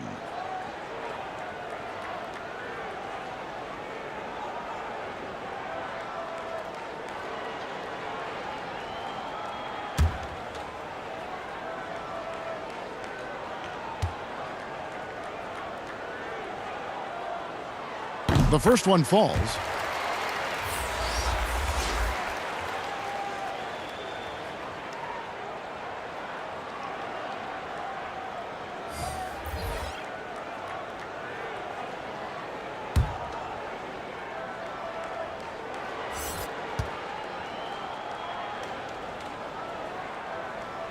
And that one goes in. 2 from the line that time.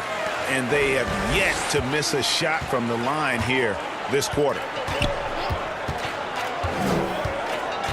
Here's Lever. Outside, Rodman passes to Love. Over Jamison. Love, no luck. It wouldn't surprise me to see him find his touch and still be a factor. Don't count them out yet. Jamison left side. Outside Hardaway. Puts it up. And it's off the back rim. No good. And so it's Carter who brings the ball up for the Knicks. Harden left side.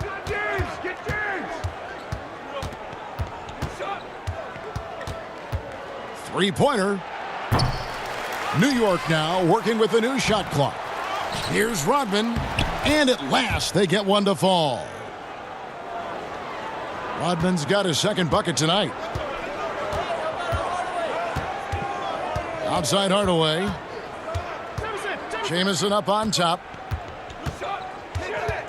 Pass to Petrovic. Score it. His 3rd straight basket in 3 tries.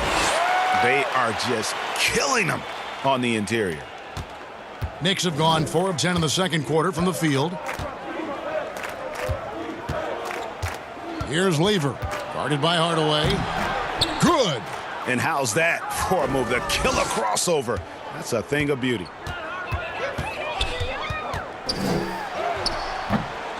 Tries again, and the layup is up and in. Lucas has got 6. And Kevin, they've dialed up their activity this quarter. We're seeing them convert a lot of those second chance opportunities. Outside, Rodman. Pass to Love. That one, no good. Jamison with the defensive effort. On the wing, Mullen, defended by Carter. Mullen's shot is off. And the pressure he put on that shot forced the miscue. Those are all the little things about effort there. He just gets out there and contests, and that's just enough. Here's Lever. Here's the floater. Good D by Hardaway. And physically, there's no doubt they've been the stronger team. A +10 rebound advantage tells you all you need to know. And, yep, that's going to be a flagrant foul. Unnecessary contact. And Kevin, I got to tell you, he's probably fortunate to just get a flagrant one there. I mean, so much contact. The officials easily could have gone even harder on him. Greg, I agree. He'd better be on his best behavior from now on. One more flagrant of any variety, and he's out of here.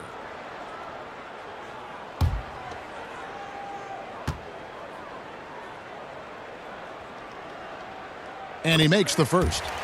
You talk about a tough cover. Petrovic just keeps himself in excellent condition and knows how to change pace there to draw fouls. He's perfect from the line this time.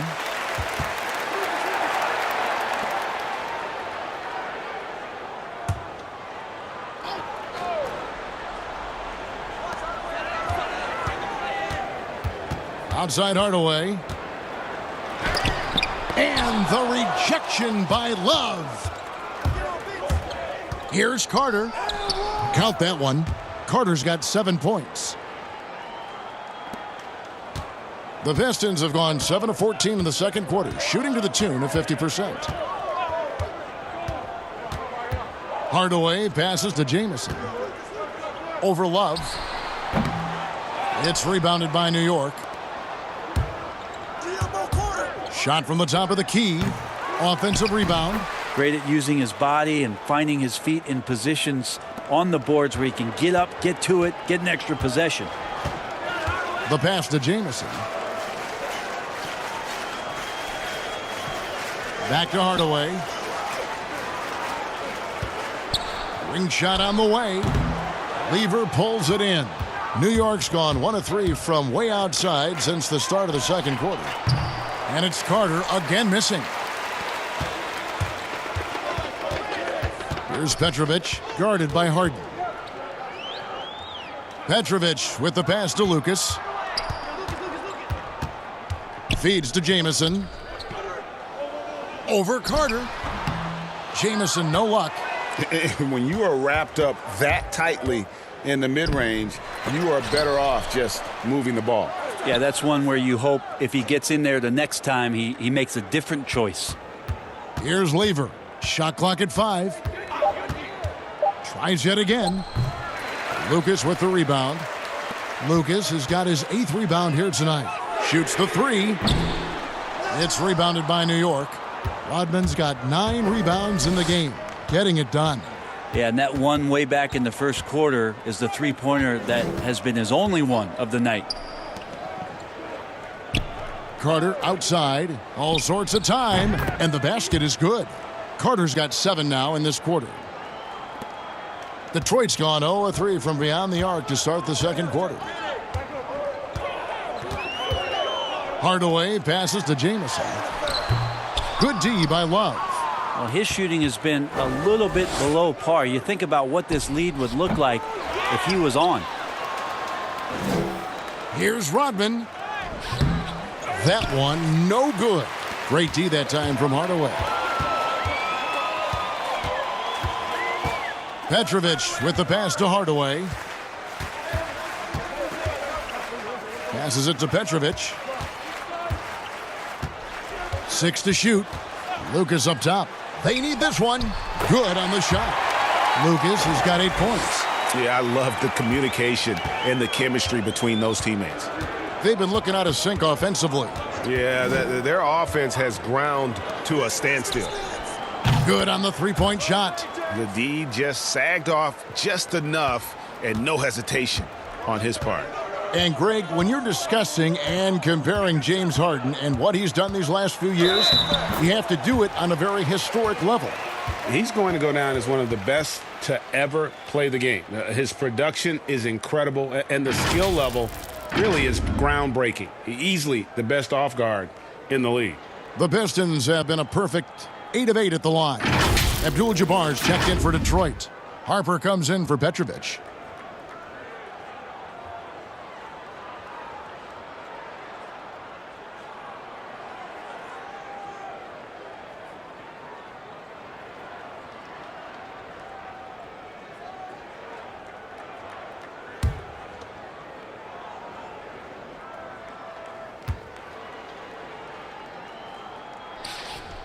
Well, his body control is phenomenal, and his ability to get to the line has always been impressive. That's a huge part of his game. Here is Carr. Still getting warmed up offensively. No scoring yet from him. Here's Bing. Defended by Lucas. That one goes in. Just a late reaction there from the defense, and he is always going to finish that one. Pass to Hardaway, and then Hardaway with the dunk. He's so good at setting up his teammates. Tonight, though, Hardaway's been calling his own number, and boy, has he been prolific. Pass to Carr. The 17-footer. It's rebounded by Kareem Abdul-Jabbar. Abdul-Jabbar's got 9 rebounds in the game, getting it done. And Hardaway gets it to go. And Matador defense, that's one of the easiest shots he is ever going to see. Yeah, feels like Christmas right now, just gift wrapping points. Now here's Granger. Knocked loose. And the pass to Carr. Launches it. Hits it from three-point range. Carr's got himself going there. His first points of the game on the deep ball. That's a shot he's going to bury, especially when left open. Lucas up top. Hardaway against Carr. Now here's Hardaway. Not a lot of room. Here's Lucas. Abdul-Jabbar trying to free himself up. No good from Lucas. New York's gotten half their shots from three-point range to go down in the second quarter. 3 of 6 from downtown. It's a +5 advantage for them in rebounding after that one. Harper against Carr. Outside Mullen. Puts it up from 7. Lucas, that's good. Lucas has got 10 points in the game. And he's got a lot to do with the position that they're in. A very smart offensive performance tonight from him. Carr, the pass to Rodman. Here's Bing. He's guarded by Harper. And contact on the shot, so he'll be shooting free throws here. I've heard Bing say that what he enjoys more than anything is putting pressure on the defense, forcing them into mistakes, and he forces one there, drawing the foul. For New York, they have made 2 and missed 2 at the line tonight.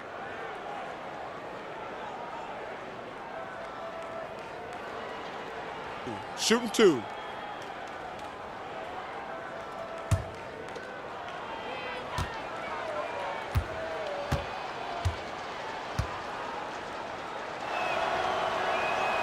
First one falls for him.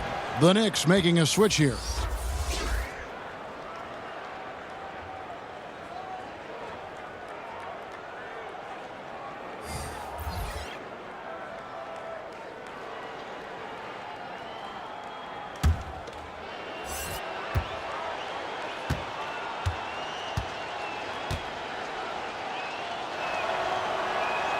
And that's good as he hits both of his shots. Detroit's gone 0-3 from beyond the arc to start the second quarter. Harper the pass to Abdul-Jabbar. Smith outside. With 1 on the clock. And some nice defense there to end the quarter. And so it's the Detroit Pistons rolling along with a 27-point lead as we wrap up the quarter. The scoring has been tremendous, and they are shooting lights out with very high accuracy. And now we'll send it over to David Aldridge, who is standing by courtside. David. Thanks very much. Coach, it's early in the season, so what can you say about how things are going chemistry-wise so far? I love our guys. We have a great group of young men that are competing hard, and it feels good because I know our guys are totally engaged and focused and giving us what they have. Dwayne, thanks a lot. Back to you. All right, Dave, thank you. And time now for the halftime break with the third quarter soon to follow right here on 2K Sports. And now, the 2K Sports Halftime Show. Hello again, folks. Ernie Johnson here with Kenny the Jet Smith and Shaquille O'Neal. It's the NBA on 2K Sports, and let's talk the first half. Detroit finds themselves ahead after 2 quarters. They are completely in control of the game, leading by a massive amount. Kenny, what do you think? Well, how about that ball movement? That was a true definition of team basketball. All 5 guys moving, all guys rotating, everyone touching the ball, a bunch of assists, tons of easy baskets. It gives everyone on the floor confidence when you're playing like that. And Shaq, what are your thoughts on New York? They were brick city, and it was painful to watch. Weak shooting starts to get contagious, and they were struggling all over the place. They got to work on getting more high-quality chances, more layups, fewer prayers. And that'll about do it as we get ready for the second half. Let's take you down to Kevin Harlan. Shout out to my man Joel. Joel, what up?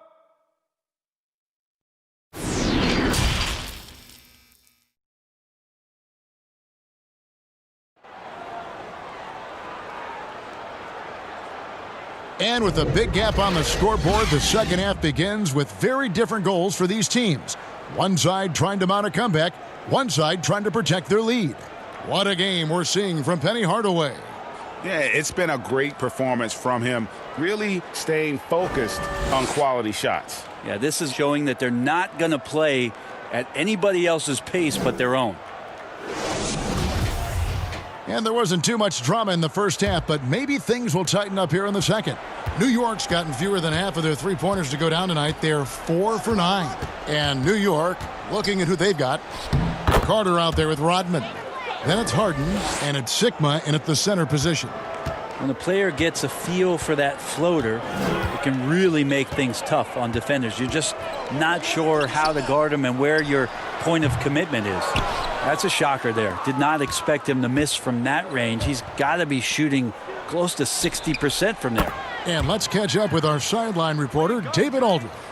Well, Kevin, Jaren Jackson Jr. is the son of an NBA player.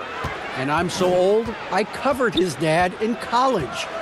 Growing up, his parents let him find his passion, but the game was always in his genes. Jackson Jr. said, "I've always prided myself on being more than just a basketball player, but I can't deny my laser focus on the sport." Kevin, he's following in his father's footsteps, but looking to create his own legacy. Terrific mentor, but he's just getting started, David. Thank you. Here's Mullen. James Harden picking up that last basket. Here's Petrovic. He's got 9, just 4 to shoot. Here's Lucas. And again, unable to change momentum here. You talk about things at halftime, and then you come out and you go 0 for 3. I'm sure that wasn't up on the board. In perfect timing, this run is exactly what they needed, and it's right when they needed it. They couldn't afford to wait any longer. Now here's Mullen. Abdul-Jabbar gets double-teamed. Petrovic takes the assist and lays it in. Picked out the pass nicely. Yes, finally one drops after the 0 of 3 start. Passes it to Harden. And the jam by Harden. And all of a sudden, things finally coming together for them. The deficit's still large, but now not insurmountable. Well, the run simply has given them a chance. Great work on both ends.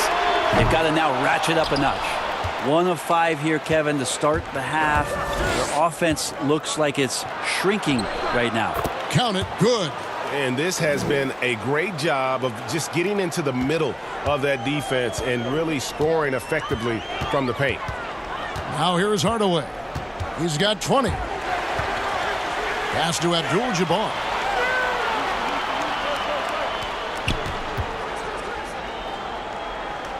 Pass to Mullen. The Pistons need to get off a shot here. And Hardaway gets it to go.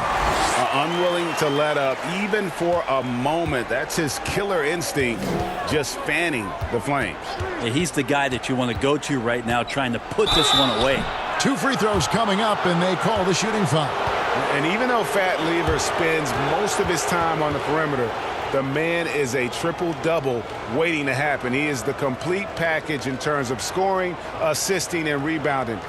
Big fella does it all.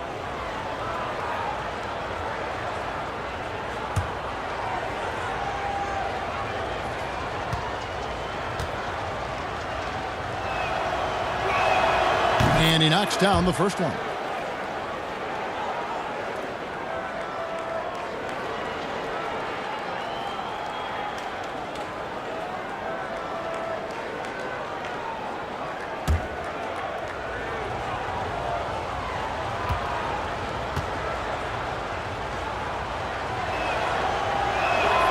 Both good from the line that time.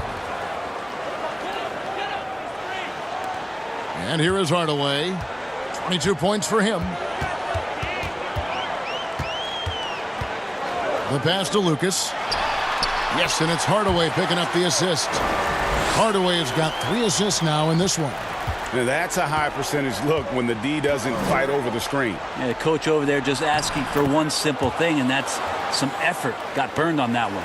And after an abysmal first half from the field, the shots now starting to fall. Well, a lot of players can get hot, but nobody can match Harden when he gets locked in. The way he can create space and drill shots from deep, really impossible to guard. And so here is New York, following the miss by Chris Mullin. And Carter has it in the corner. His 3-pointer's off the mark. And I thought that was going to drop. It looked good from here. Outside Hardaway. Fires from 18. Misses off the right iron. And with Harden, he not only gets hot for a game, but stays hot, Greg, for longer periods of time. And you saw that last year with his streak of 30 and 40-point games. For weeks, he can dominate and really frustrate defenses, and there isn't anything you can do about it. Here's New York. They're on a 19-6 run. Carter with the 3. They get it again. Rodman, he blocks it again. A defensive stalwart so far. That's 6 blocks. Greg protecting the rim. Love the hustle. The shot's good from Abdul-Jabbar. And just look at the grace, the agility, versatility that Jabbar brings to the center position. Can beat you in so many ways. Now here's Rodman. Here's Sikma. Back to Rodman. Knocks it loose. And stolen by Lucas. Outside Hardaway. Lucas up top. Over Rodman. No good from Lucas. Knicks trail by 16. Lever passes to Rodman. Lays it up and banks it in. Rodman's got 6. They're scoring boatloads of buckets. It's raining buckets from inside. And the Pistons decide to take their first timeout right here. And coaches looking to seize every advantage, maximize every possession. Got to feel good as a coach if you make all those adjustments, pull the right strings. That's what they love to do.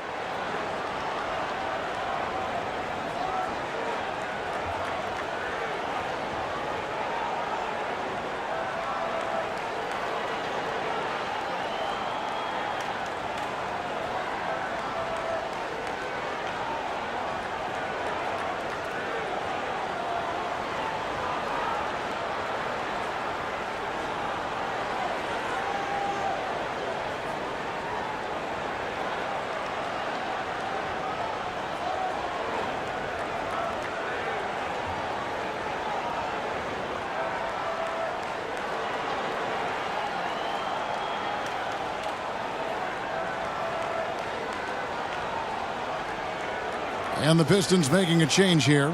Jameson's checked in. And the Knicks making a change here as well. Love's checked in. Now here is Hardaway. He's tightly guarded. Here's Petrovic. Detroit, no good that time either. Knicks trail by 14. Lever passes to Carter. And Vince Carter with the slam. And that's what Carter does best, knifing his way inside so he can finish with the easy slam. Outside Hardaway. Here's Petrovic. Here's Abdul-Jabbar, and he gets the whistle. 2 free throws coming up. Well, let's take a look at last year's top scorers. James Harden, number 1. And he's not going to forget that season anytime soon. And it's safe to say neither will anyone who watched him. The Pistons have been exceptional shooting free throws tonight, going 9 for 9. Take a break. 2 shots.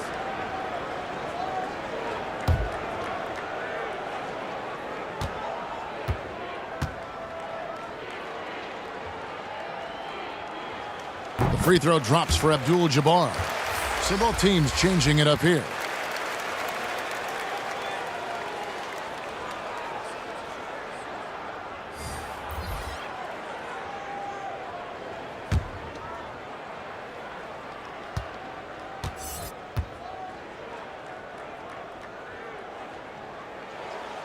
Good on both. Brent, we have seen some international showcase games the last few years.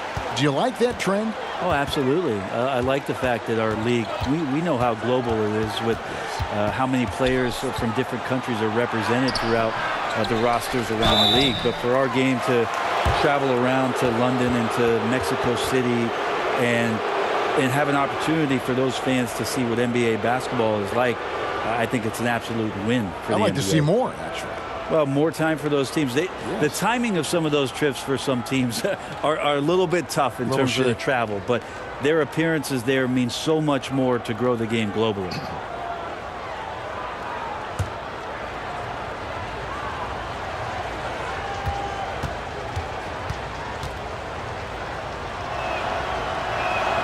And he makes the first. Smith checked in for Hardaway. Danny Granger is checked in for New York.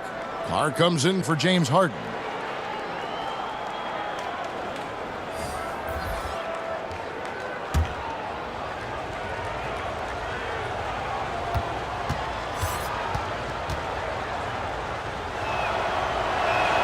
Both free throws good from Love. This is as good as it gets from the charity stripe here in the second. Harper with the ball. 6 points for him. Outside, Jamison. Outside, Harper. He kicks to Abdul-Jabbar, and it's out of bounds. The Knicks will take it the other way. Look, Kevin, I'm all for the crowd interacting with the players, but not so much the players interacting with the crowd. That one, errant pass. Knicks trail by 12. Pass to Granger. Love deciding where to go with it. The shot by Carter, nobody around, and the Knicks miss again. Well, if he wants to make the defense work, he's got to start knocking down the threes. Only one so far in this game for him, and none since halftime. I'm not sure where the lack of focus comes in there, Kevin. That's not like him. The defense is close, but there's enough space to score. It's stolen by Abdul-Jabbar. Here's Harper. Abdul-Jabbar kicks to Harper. Smith outside. 6 on the shot clock. The dish to Jamison. Abdul-Jabbar trying to free himself up. Chalk up 2 there. Unstoppable tonight, as he is most nights. Jabbar has all the offensive tools, but it also keeps to a strict fitness regimen that allows him to wear people down. And this is his 4th trip to the free throw line tonight. And the Knicks making a change here. Jones is checked in.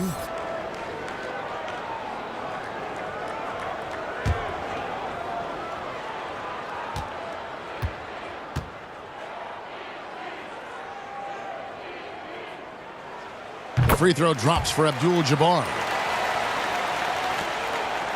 Knicks trail by 15. New York calls timeout.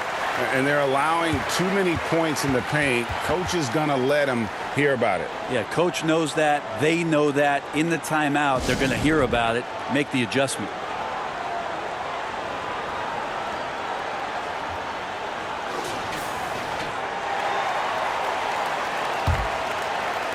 On defense, the Pistons. Outside, Jones. Here's Bing. He has 6.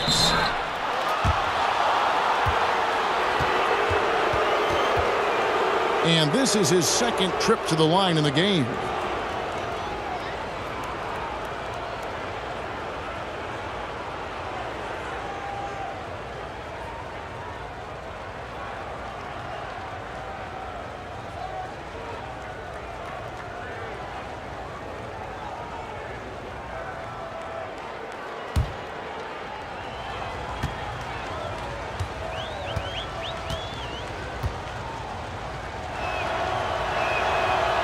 No good on the free throw.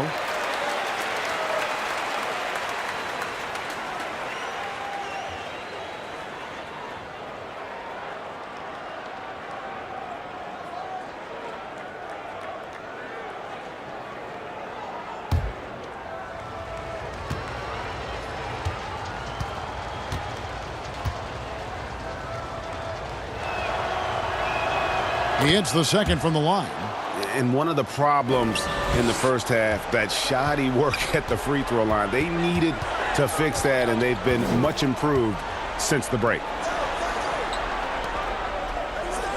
The Pistons working the ball around now. Here's Abdul-Jabbar. He can't get it to go. Good D from Love. Jones against Harper. Jones in the post. No points in the game yet for him.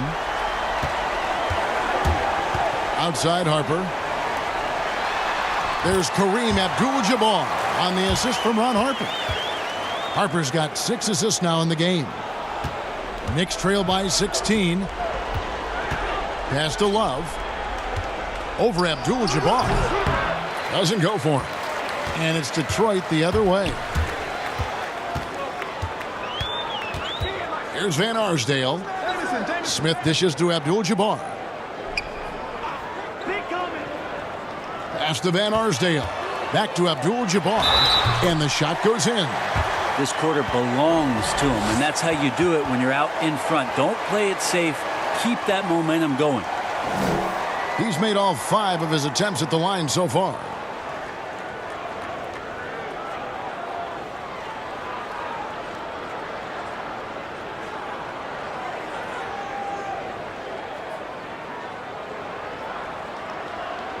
One shot.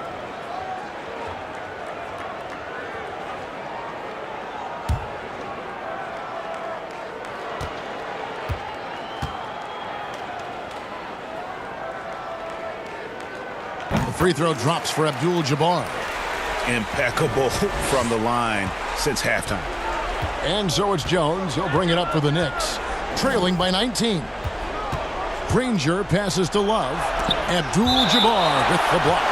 And it's going to be out of bounds. The Knicks will retain possession.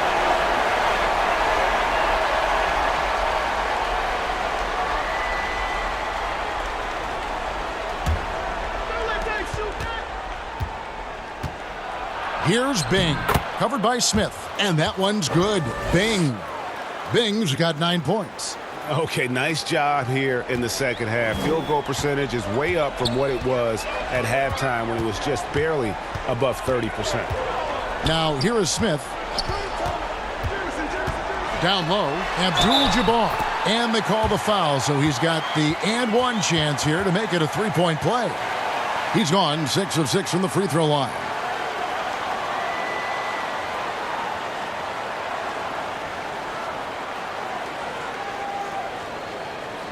One shot.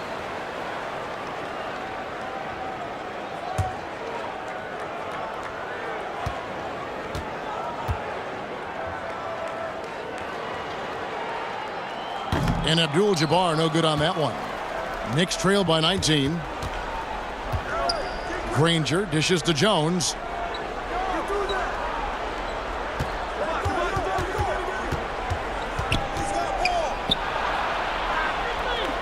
Back to Granger. Just 5 on the clock. Here's Bing. And a miss there on the triple. Pistons leading by 19. Outside Harper. Right side Jamison. And he drops it in from the low post. He's got 6. Yeah, letting it rip. They're just having fun right now. Yeah, some of these nights you got to enjoy yourself. Not too much at the expense of the other team, but right now this team is balling. Here's Smith. Well-timed pass, and he goes straight to the bucket for the layup. 1:36 left to play in the third. Here's Bing. He's got 9. Carr. Offline with his 3. Smith against Jones. Smith inside. The kick out to Harper. He feeds it to Jamison. He gets that one. Jamison's got 8 points. And they've had assists now on their last 3 baskets. Outside, Jones. There's the pass to Carr. Here's Bing. Now Jones. Passes it to Carr. Looking to end the run. Rebound by Jamison. Jamison's got rebound number 8 now on the night. Here's Smith. Second chance shot. The shot's good from Abdul-Jabbar. Abdul-Jabbar's got 16 here in the second half. And there's a pattern starting to take shape here. They're working it inside and getting good shots from close range. Granger. And that'll be 2 free throws coming up. Officials on the call with the foul. Antoine Jamison picks one up. You know, the word you hear most about Granger is efficient. Good from mid-range, draws a lot of fouls, can score even when the D has all of his attention.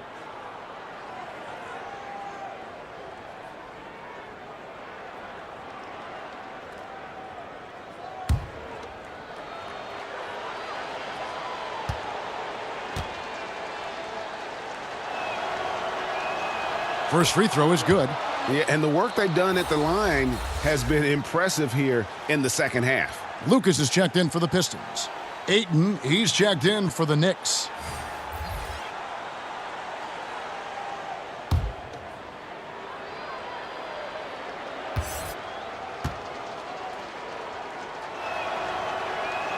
And Danny Granger drops them both.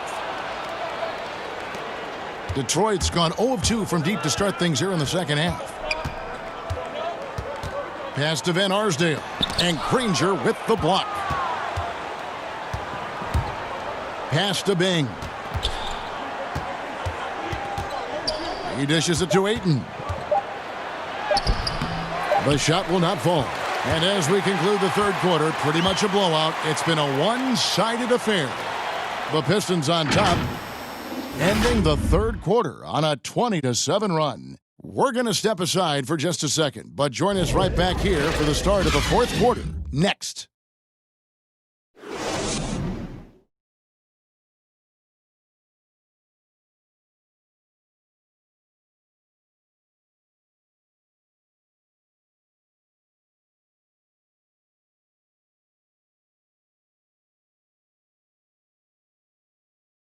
While we have the chance now, folks, let's go to our State Farm assist of the game. And I'm glad this was the pick because I love this pass. Such a great dish. That's what I call court vision. Well, a great job with the eyes. And what separates great playmakers, as we know, Greg, is peripheral vision.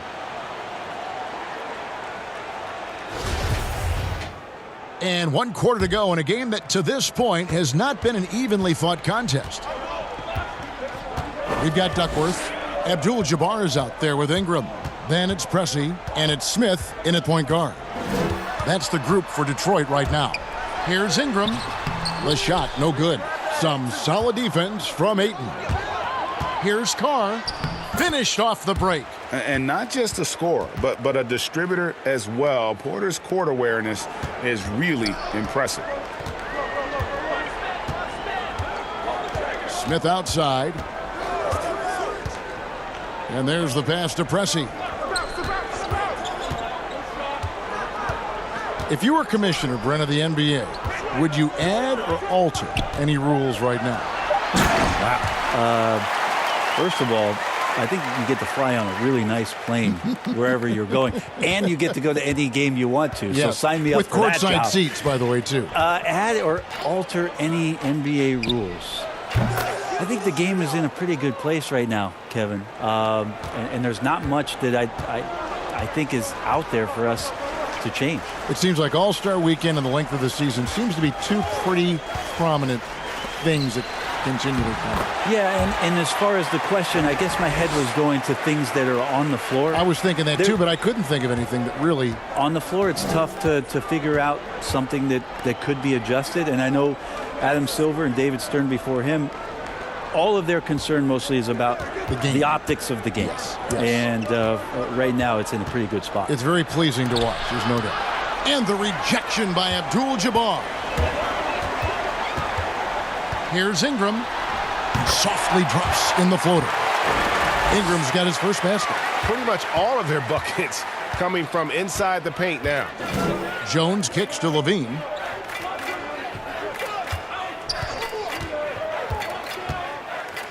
And the jam by Levine. And that athleticism has always been a big part of Levine's game. He makes dunking look easy. Passes to Duckworth. Levine against Ingram.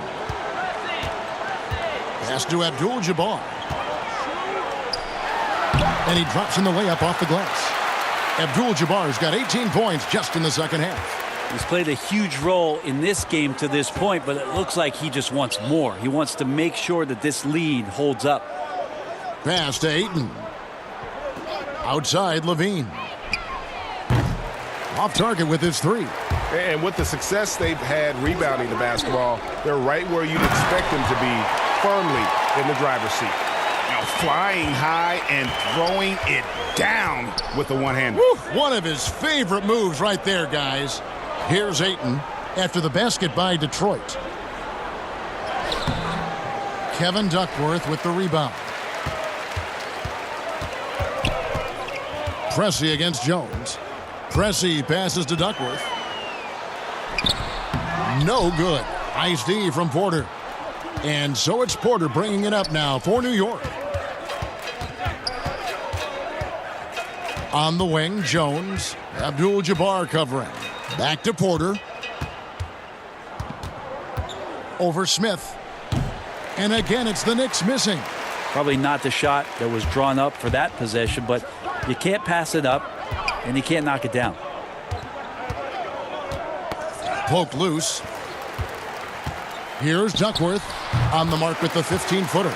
Yeah, he's going to knock that down if you give it to him. Uncompetitive there defensively. Well, defense also looking defeated. The lack of hustle is driving the coaching staff a little bit batty right now. Porter again with the block. And that's 9 blocks. You know he's going to be coming hard for that 10th, too. The Pistons making a change here. Jackson's checked in.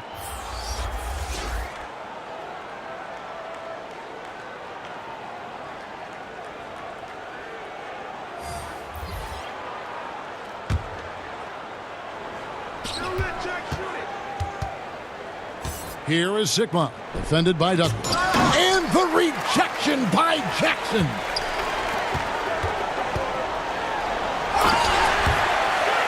I'd say that shot is well within his range. I would hope so. For New York, they've gotten only 3 of their 9 field goal attempts to go down since the end of the third. Pretty cold down the stretch. Now the pass to Sigma. Can they get it? Misses off the left iron. +8 in the rebound differential. One more reason why they're in control. And after defending on the shot, he doesn't give up on the play. Follow that straight to the glass for the rebound. Carr, the pass to Jones. And here's Carr. Pressey defending. Here's Lever to the middle. And the basket by Jones.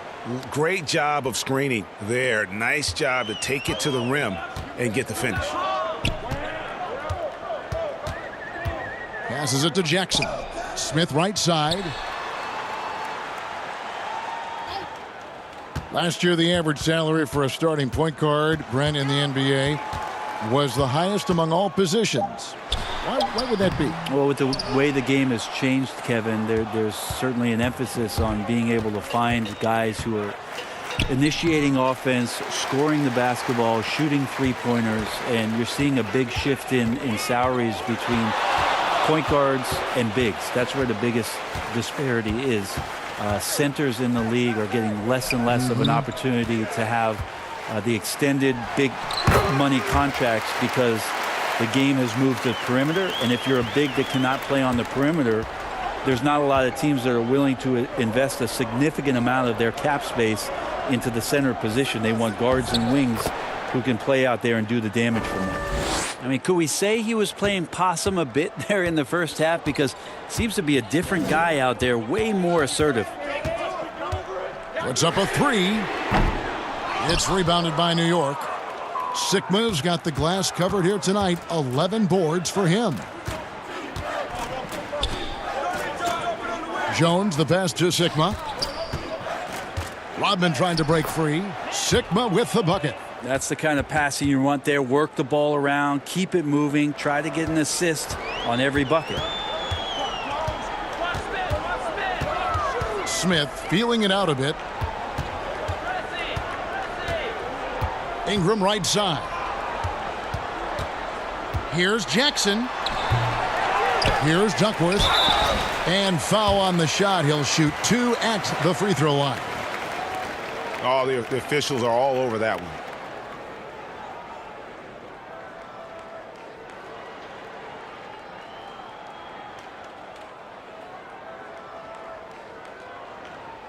Shooting 2.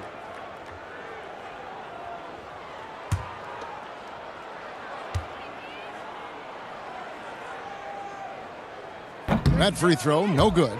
But how often do players argue calls knowing that they are in the wrong? They know they're going after something that was the correct call. Let's just say often, Kevin. I mean, you just never the whistle. Are they thinking ahead in terms of saying? I don't think so. It's emotional. It's just an emotional reaction. I mean, you're out there running around and doing what you do, and you get a whistle, you're going to react to that like, oh, I did something wrong. Yeah. Why am I in the principal's office right now? I want to get my side out. I know you saw it. Everybody does it. That sounds like you may have done a lot of that. I try to avoid that, Kevin. Did you? Yeah. Oh, yeah. I don't think that's healthy for you and your reputation. Got it. Nice one there from Levine. For Detroit, they've gone 8 of 14 from the floor here in the fourth quarter.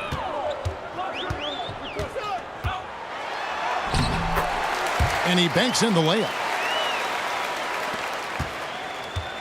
New York's gone 2 of 3 in the fourth quarter from long range. Good shooting so far. Duckworth against Ayton. Kicks to Levine. Fires the 3. And again, New York with the triple. Great quarter for him at the offensive end, trying to will his team back in the game. And stolen by Granger. Over Smith.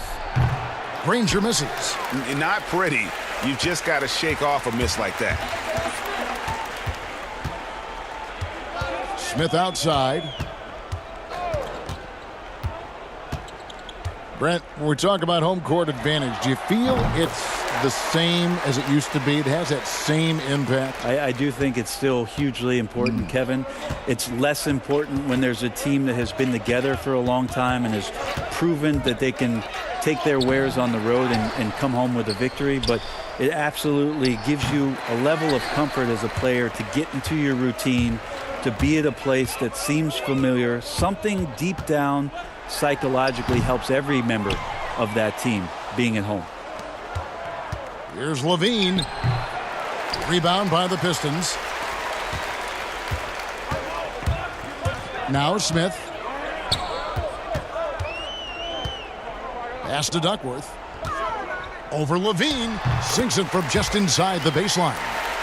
Duckworth's got 11 points here in just the second half.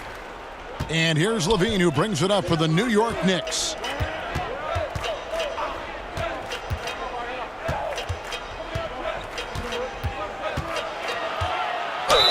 And that one clearly a foul. Gets the whistle, and 2 shots coming up. It goes on Brandon Ingram. Well, you just watch LaVine play, and you can see the athleticism he possesses. Greg just explodes anytime he wants to. And guys, with LaVine, the speed and first step have always been there for him. But you can see the strength he's added to his game since his rookie year whenever he goes at the rim.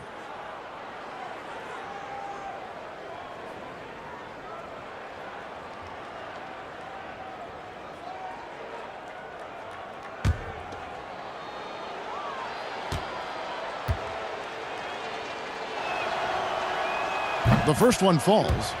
Brent, with advanced analytics becoming commonplace in the NBA, which stats do you personally hold most valuable? Well, it's amazing to talk about effective field goal percentage. I laugh a lot about... Which is everything shooting. Free throws. Yeah, well, I like to use true shooting percentage, Kevin, because that's where you adopt 3-point shooting percentage, 2-point shooting percentage, and your free throw percentage. Everything. But in talking to a lot of people around the league, general managers and coaches, I laugh inside to myself a little bit like, oh, so now shooting's important? Like what? Like now shooting's important around the league? Right. As if, you know, the time that you go out to start playing basketball, you grab a ball, you go towards the goal, and your goal is to make the shot. And so we're talking so much more about how much shooting is valued. Effective field goal percentage is tremendous, with true shooting percentage being not far behind. And when you watch DeAndre Ayton, you really are just floored by how he moves. The amount of speed and agility he has for a player as solid as Ayton is doesn't come around very often.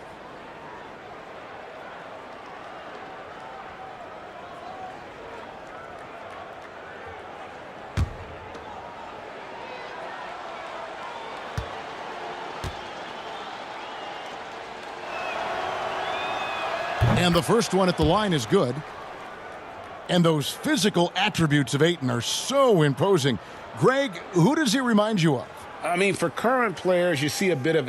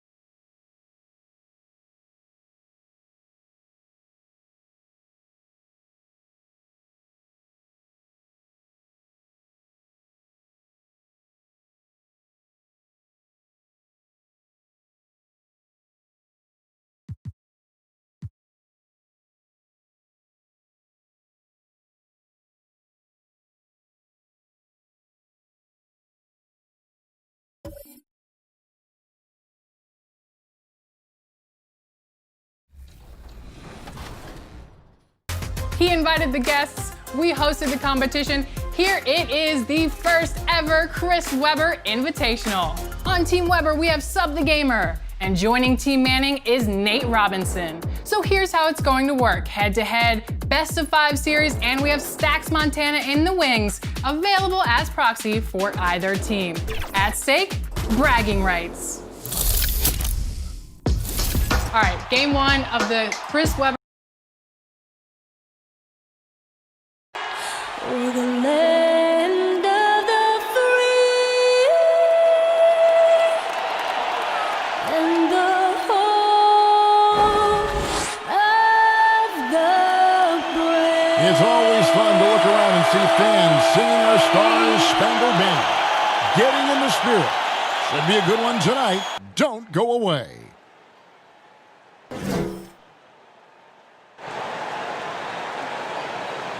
Welcome, everyone. Let's get ready for some NBA basketball on 2K Sports.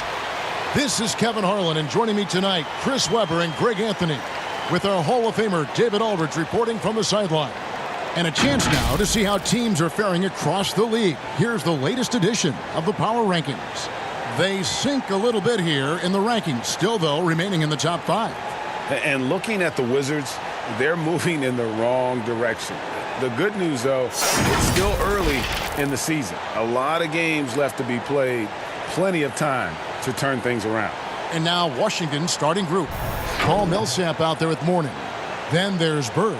And it's Trapuka in at the shooting guard position. And for the Pacers, we've got Stoudemire. Davis is out there with Doncic. Then there's Kawhi Leonard. And it's Sampson in at the center, locking down the middle. Chris, you played only 2 seasons with Golden State, your first and your last. What was it like ending your career where you started? Well, I'll tell you what, that's the reason why I went back to Golden State, was to retire there. I only played 9 games my last season, but I felt like it was a full circle. It was completion. Being in front of those fans that gave me so much energy there at Oracle Arena, the ones that showed me so much love as a rookie. I mean, I couldn't even, my goatee didn't even connect in. I couldn't even grow hair on my face then, and to come back as an old man my last year, it was a blessing to see those same faces of people who supported me. By the way, that is a sweet goatee you're wearing tonight. I just want to tell you. Thank you. I've been working on it. Outside, Davis from deep. Kept alive by Indiana. And there it is for him. And you want more of this from Doncic. He's good at reading shot trajectories. Love his aggressiveness. Bird against Leonard. Pulls up on the wing. Stoudemire grabs the miss. Pacers have gone 2 of 3 here to start out the game.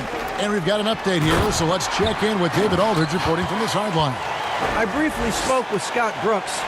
This will be the first game this season against this team.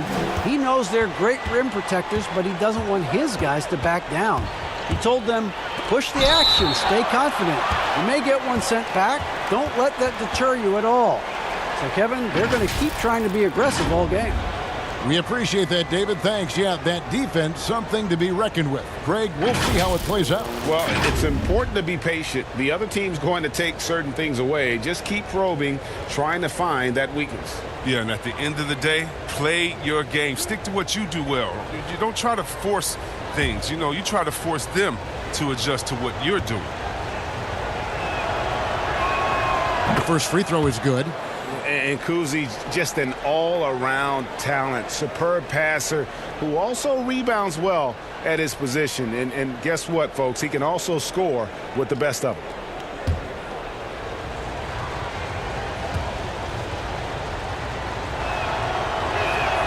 And good on the second, so he makes them both. His free throw shooting is something they never need to worry about. He doesn't even know how to go through a cold streak. First 1:30 gone here in the first quarter. Doncic feeling it out over Millsap. Doncic, no good. Oh, he found the open space from mid-range. Just maybe rushed his release a little bit. Here's Kuzi. They get it back, and that one is off.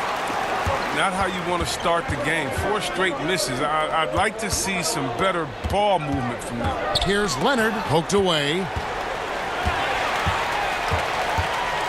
Stoudemire against Millsap. Stoudemire kicks to Davis. And the 3 ball is good.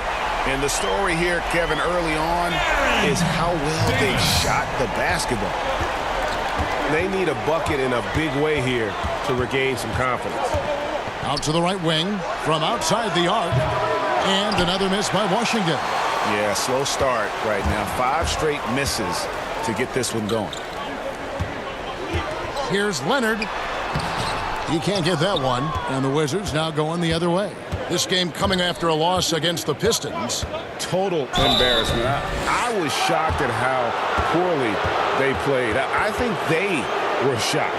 They just had nothing going for them. They look very defeated out there. The Wizards have been perfect at the line so far, albeit just 2 for 2.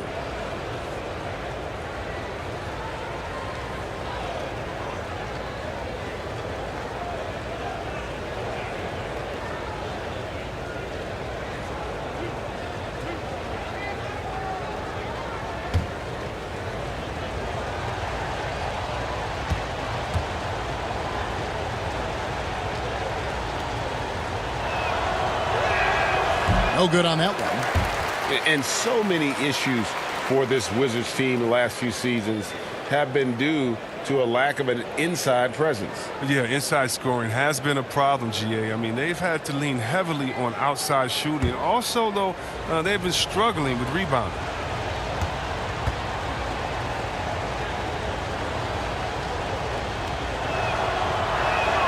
And he sinks the second. Yeah, and every generation or so, a player comes along who can be considered a true superstar. Folks, that's Larry Bird. Now, here's Doncic. He's coming off a 19-point game against Charlotte. And don't leave out his rebounding, Kevin. I mean, he had a big impact in that game with all his effort on the glass. To the paint, here's Tripucka. And the layup's good off the glass. And that's his strongest trait, the unselfishness from Kuzi. Fantastic at realizing when one of his guys has an opportunity for a clean look. Here's Davis. He's coming off a 13-point game against the Hornets in Charlotte.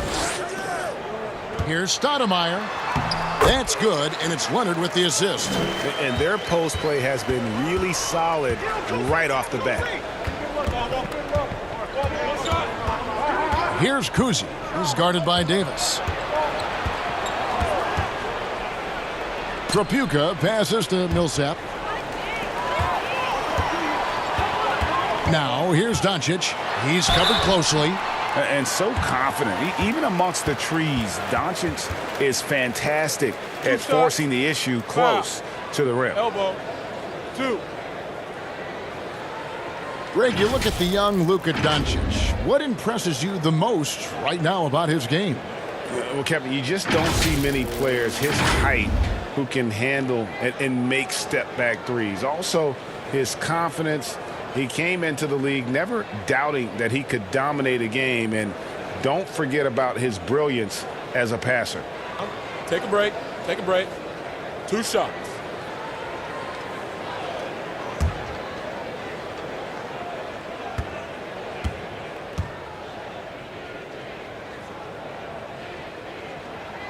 That free throw good from Doncic. And what's so impressive about Doncic, the maturity. Yes, he's polished, but he's got a completeness to his game at such a young age.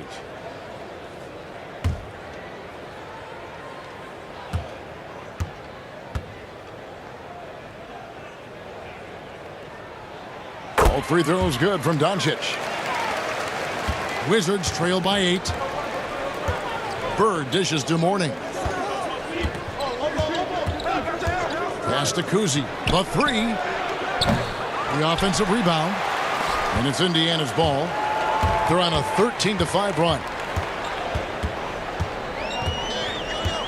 Here's Leonard, and he uses the glass on the layup.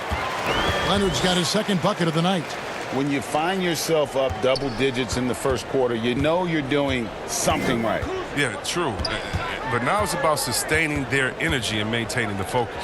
Bird lays it up and in off the pretty assist. Oh, don't forget about this fella for a second. He is the definition of dangerous. Doncic outside. Pass to Sampson. Back to Doncic. Clock at 6 from downtown. Bird pulls it in. And the great shooters know when they've got enough opening to go for the 3. I didn't think it was a bad choice on that possession. Here's Tripucka. Sinks the three-pointer. Tripucka's got 5 now. And they don't want to get in a habit of giving him open looks from 3. First quarter still, but not who you want to leave open. Now here's Leonard. His last outing, 16 points for him. Oh, and that would have been a big 3 if he drained it, answering back for the triple at the other end. takes the 13-footer. Pacers with the rebound. First chance of the season for them to go up against this Wizards team. And they didn't have much of a problem with these guys last season, and quite frankly, you wouldn't expect them to. Oh, it's all about the assist on that play. He puts it in the perfect spot. Here's Kuzi. Kawhi Leonard making his last shot. Kuzi passes to Millsap. And the rejection by Stoudemire. Here's Leonard. Good. And the assist goes to Doncic. 8 points for Leonard.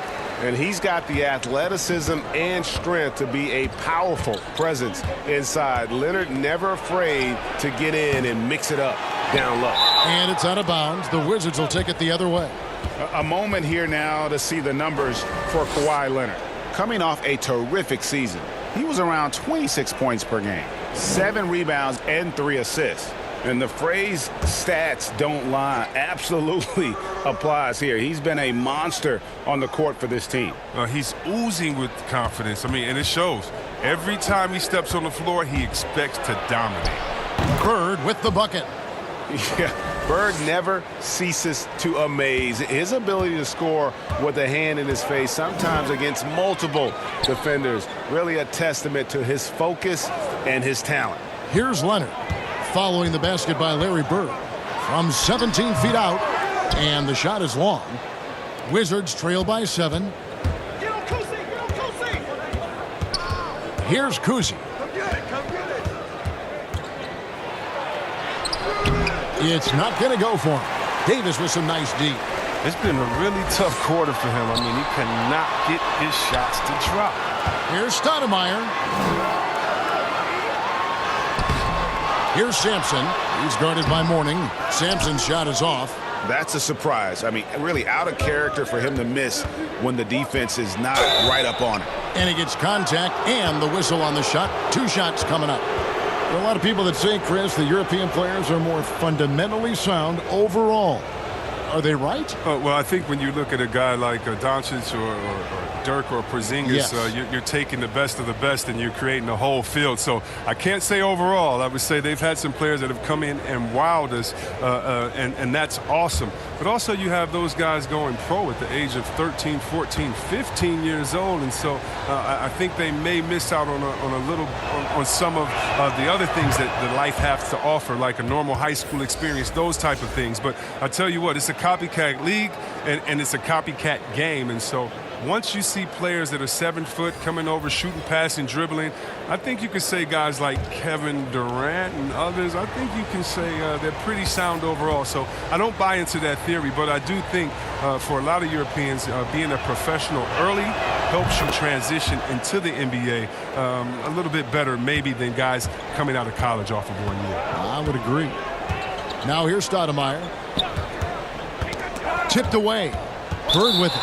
Now Stoudemire defender. And it's going to be out of bounds. The Pacers will take it.